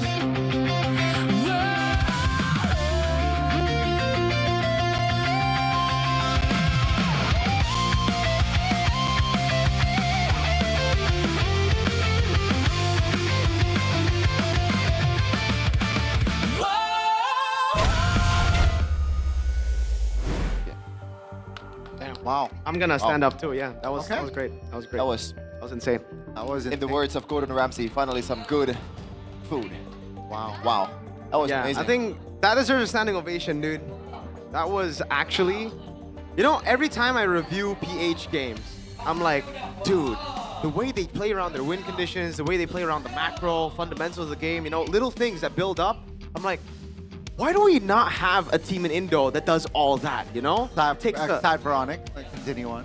Even Onyx, I think fundamentally flawed sometimes. But EVOS, this game particularly, I hope it stays consistent Both because games. it's different. Both games, this match. This is the team that I've been asking for. Like, oh, why don't we have a team like this in Indo? It took us a pretty quick 17 seasons to get here. And But 7 weeks in. We can only hope that it's consistent. Yeah. Because knowing EVOS, there's Yeah. always going to be the ups and downs. I hope it's like this. I hope it's not just we reach the peak and then we go down again. I hope That's it's the thing, man. And other teams are able to, okay, this is what they do. This is what they did to achieve this sort of quality of MLBB, and they are trying to at least replicate that. So let's see. Because you could also say it's harder to maintain that consistency, right? It is Yes, harder to you maintain. can get here, but how do you stay here? Especially against different opponents, especially better opponents too, potentially Onyx and Dewa. Can you keep the same gameplay? Can you keep up? Can you? Can you? You can. And Come on, sometimes EVOS. You kind of have to adjust, right? It's not always have to be that micro-dominant game. Sometimes you have to be a bit brawly just a little bit against these opponents. Just gotta say, if Bigatron don't make it, I know who I'm supporting. Heal PH. No, Okay, let's walk through the game again. Yeah. Oh, that was just beautiful, man. Again, all the way from game number 1, it was just playing around the fundamentals, knowing where their strengths lie. And their strengths lie on long team fights in game number 1, right? It was all about waiting for the moment. Oh, this was game number 2, where, again, they forced the mistake on TLID. You see this fight, it was relatively close, but then you look at the side lane. The fact that they already built this up before, the fact that they were always Lord dancing and they only decided to go in for a fight after the wave is already built up. It was beautiful from start to finish. I'll say here, this man is the best jungler we have in Indonesia. Second that. Yeah, I feel like that gamble was the correct decision. And once again, it's just the timing for TLID. Like, even then, the fight itself is not... I mean, it's already 10k behind, so in the grand scheme of things, it was not that bad for TLID at the time, you know?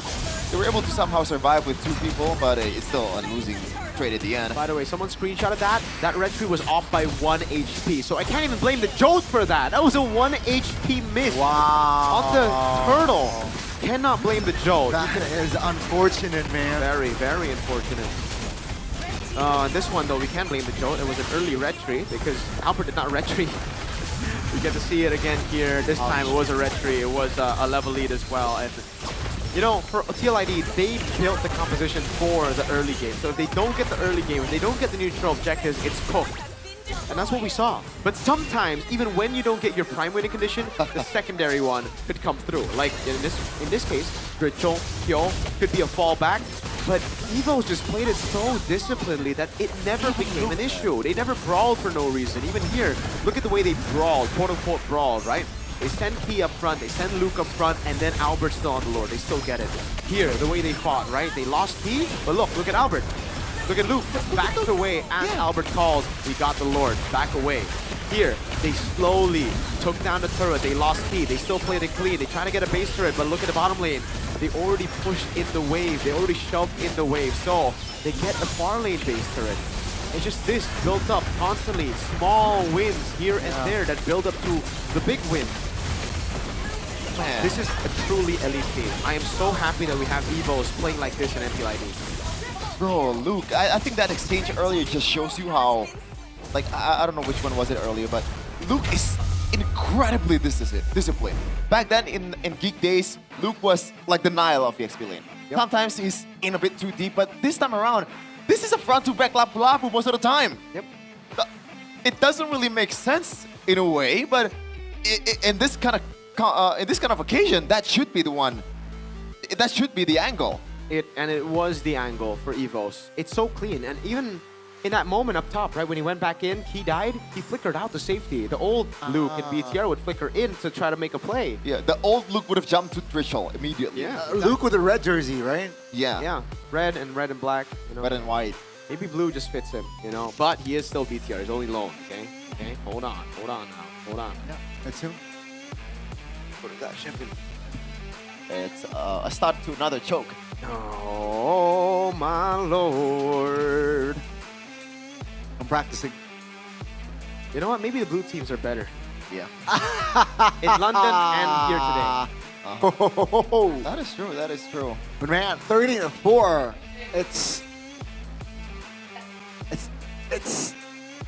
It's so cool. It's so. To quote the words of Video Game Donkey, they're so cool. Yeah. W reference. Oh, you watch Donkey? Not really, but I do watch other game reviewers out there. Donkey's the best, man. Donkey review Mobile Legends? He's so cool. 20 minutes, 43 seconds. It doesn't feel like that. Well, maybe it does feel like that, but EVOS all the way until the end did not give any chance to TLID. Yeah, if they don't need to fight, they won't fight. That's what's brilliant about this team. And Erlan, again, I'm so proud of this guy because, like, I've always vouched for him, right? And I'm so happy to see that he's now part of a team that trusts him and he's able to perform as well. Dude. Luke, obviously, I love him because they're ex-BTR. Few, we gotta respect him because he's the GOAT. Albert, we gotta respect him because he's such a good player and he's been there for such a long time. For me, I'm happier. I'm the happiest for Erlan. Yeah. The two damage dealers, the leading damage dealers for this game specifically is Hyo and Twitcho. That is kinda nuts in a way. But when you look at it, it makes sense because they were just spoken. didn't really amount to anything in the end.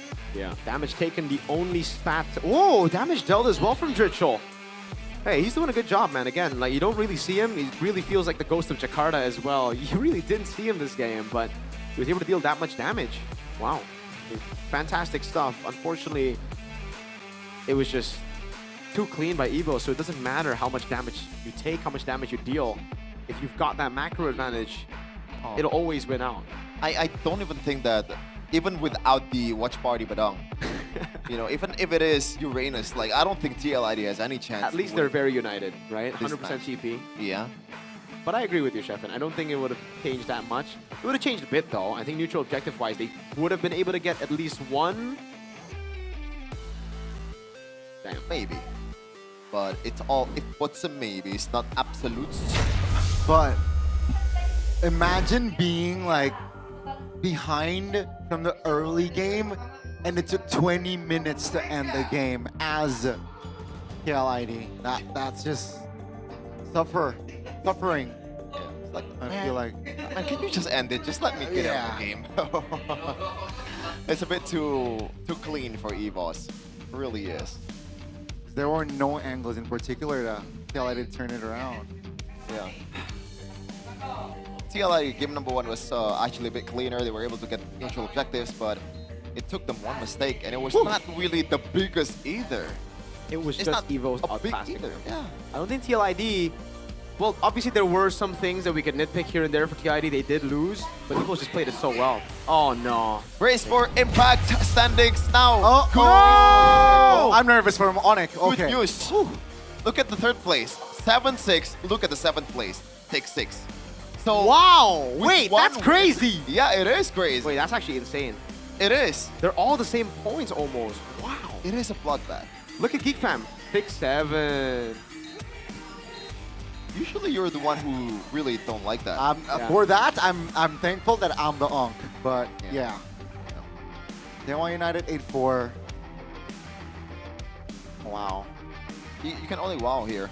Like seriously. There's only one green and one red. This late into the season, usually we have 2, right? Like green. Yeah, it's 2-3 green usually. Yeah. It's unlike an RQ sandwich. Dude, you know what's crazy? Daewon can still not make it a playoffs if everyone starts with. That's crazy. Like, that's how close it is, I'm saying. It won't happen. Yeah, I don't think it's Daewon gonna are happen. still very, very good, but you know, just saying. Yeah. Odds are odds. I know that I just showed a lot of motivational word for you, but by the current form, then it are not really making the looks playoffs. like, yeah. They look like the worst team out of the top 7. But even the top 8, heck. Now, this is the point where you hope that Bigatron is inconsistent. Because so far, they have been consistently losing Goni. Listen. They've only lost against the teams that are below them. Even against TLID, TLID were below. Now it's time to get back at everybody. Let's go. I mean, that's the pattern. Looks like we're gonna see Rookie up. Hey! Yay!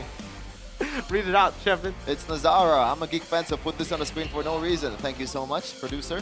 Love you. And also, though, like, I love this guy as a player, man. The honesty that he brings to interviews. Hate him all you want. He's a great player. Intelligent as well. That's what makes him different from all the others. And I'm really, I'm a big fan of this kid. Nazara, wish you all the best, man, for the next weeks. Truly deserving of the Rookie of the Week. If it's not him, I think it was Marcel that would have gotten it. Yeah, that's fair. And again, you mentioned the personality, you mentioned the hunger, and I think hopefully he stays consistent, ambitious, and ceiling is definitely high. Player of the week, who is it gonna be? Dun, dun, dun, dun. I agree. Whoa, we got a full-on I agree from the Filthy Onyx fan. Do you agree that he's the player of the week? Okay, or do you agree that he's the best jungler in Indonesia? Sorry, let me refrain. The best jungler from Indo. Wow. Stubborn. Are you sure? This man is as good at Assassins as he is on utility. He's the most complete jungler in Indonesia right now. And I'm not talking nationality. I'm talking league, bro. Wow, okay. So you're saying if Kai wears an EVOS jersey right now, he won't be doing as good as Albert? I don't think so. I think Kyrie would do maybe better on Assassins, but on utility, I take Albert. And that how complete he is. Right, Makes him okay. the better. Yeah. me If step I up. want to show, then I would pick Kyrie. But if I want to win, I'll pick Albert. Now, that's a good way to put it. And we're also gonna show next week's schedule. Interesting. The continuing, Maybe like that's a it's bias. also another bloodbath week. Actually, it's another bloody week, It and is. it starts off with BTR versus Geek. I don't know why I'm laughing because there's a real possibility that I'm gonna lose. And You're this is big. above BTR. Remember, BTR No. are Robin Hood. They got to rob from the upper, throw it to the I'm lower. I'm gonna check where Bro, will even I that, cast. they were versus Onyx. Oh, God. EVOS That is lobby, an though. insane Friday. That is literally fantastic Friday. Yeah. That's FF right there. I am gonna be casting on Friday. The gift. You're casting on Friday? Yeah. Gift that keeps on giving. Navi versus EVOS. Kind of tough for Navi. TL versus RQ. Oh, man. I just want to say, oh, man. Onyx versus Alter Ego. This is pretty good. Dude, Dewa EVOS. Oh my God! Battle for upper RQ bracket. Navi. Battle for upper bracket. Oh, yo, this week is actually stacked. And then the Chaos Derby, BTR AE. AE are not safe either, by the way. Like no team in the top 8 except for Onyx are safe. Maybe Dewa are safer, but they're not safe yet. Yeah. But for you out there, the Kingdoms, we got some consolation prize for you. And that is Kingdom is the best at Mobile Legends in Indonesia. Yay! Wow, they are dominating. What the heck? Wait, that's actually crazy because, like, again, they're reversed the main team 1-11, 11-1. Yeah. And then look at Bigatron Troopers. They're the same as Bigatron 6-6. They also lost today. Oh, What the heck? What about the geek community though? No, we're doing pretty good. We alright. We alright. We are at music. We alright music. why does Gani always do that emote now when he That's closes me his eyes? emoting the speed. Yeah. The speed emote. You're doing it and the camera can't even see it. Evo's fans though, not doing too hot. I don't know. Wait, if Evo's making the playoffs, they don't. What happens? I mean, yeah, they're gonna be there to watch the game. It's not They gonna, can't compete. Are they blacklisted, Arashi? Arashi? I don't think he would be a burden, man. What? I think he would be a burden. Where did that come from? Like blacklist Arashi from the Super Fans Cup, right? I don't know. No, I mean, no, I mean, if they were to not make it, but EVOS were to make it, Would they be would they blacklisted? be black? Arashi. He called you Arashi. Yeah, I called you Arashi on purpose. Maybe I'm slow. I don't really get it, but what I get is this GoPay Super Fans Cup, you know, will be also held in the playoffs, I believe, after all this done in the regular season, and we're gonna fight it out in the playoffs to decide who's actually gonna win. There are rewards, right? Diamonds, weekly diamond pass, cashback from GoPay, so don't miss out on the fun. Get your ticket for your favorite team's match and seize the chance, because there is still time to join the Super Fans Cup. Yes, sir. What time is it? It is on. It's choking time. What is that? Choking time. Token time. Get your tickets now, by the way, for the playoffs. Let's because go. ticket sales are officially out and they're selling like hotcakes, especially after that EVO's win. Because Airline just promoted for the EVO's fans, like, buy the playoff tickets. Tickets will be available. That's horror. I hope they don't start losing. I after hope they make it, yeah. that. Tickets will be available at affordable prices starting at 90,000 IDR. 90K. 110,000 for Mythic. And we got a new VIP Mythic tickets. Ticket sales that will be out as well for you guys. Also, the Infinix VIP zone that is cultured by Todak, where pass holders will enjoy the most comfortable seat and strategically located as well. Exclusive access and special merchandise benefits designed to elevate the viewing experience. Look right there. The yellow part on the screen, that is The Mythic VIP. They're By the way, foreshadowing. There's no red there. So did Bigatron not make it? Oh. And since the yellow color is Mythic VIP, By the way, I just want to repeat this again. Like, you might see 90K or 110K. That's $5 and $6 for you international viewers. Yeah, it's not as expensive as you think. It's just we have a very weak currency. Yeah. Whose fault it? Okay, that's a bit too far. Not gonna go there. Not gonna go there. Oh, Kevin, man. that is a dangerous game to be playing, brother, man. For sure. Sometimes you just want to test your luck. That's no risk, no reward, high risk. Well, you get more fun. That's it. Okay. You gotta find your own fun, you know? Like Bigatron fans currently. They're Dude, gonna listen, hope for listen, inconsistent. you can't choke in playoffs if you don't make it a playoff. Like, legit. I think we're doing it. That's a great deal. like you can't lose UCL next season because you won't be participating in anyone. Okay. But you can in a few But yeah, weeks. that's gotta be it. Week 7, Chef and Berko Goni signing out. MPL Indonesia season 17 will continue. We Own this. See you guys. Bloody week done. Love Next you. week's gonna be even bloodier.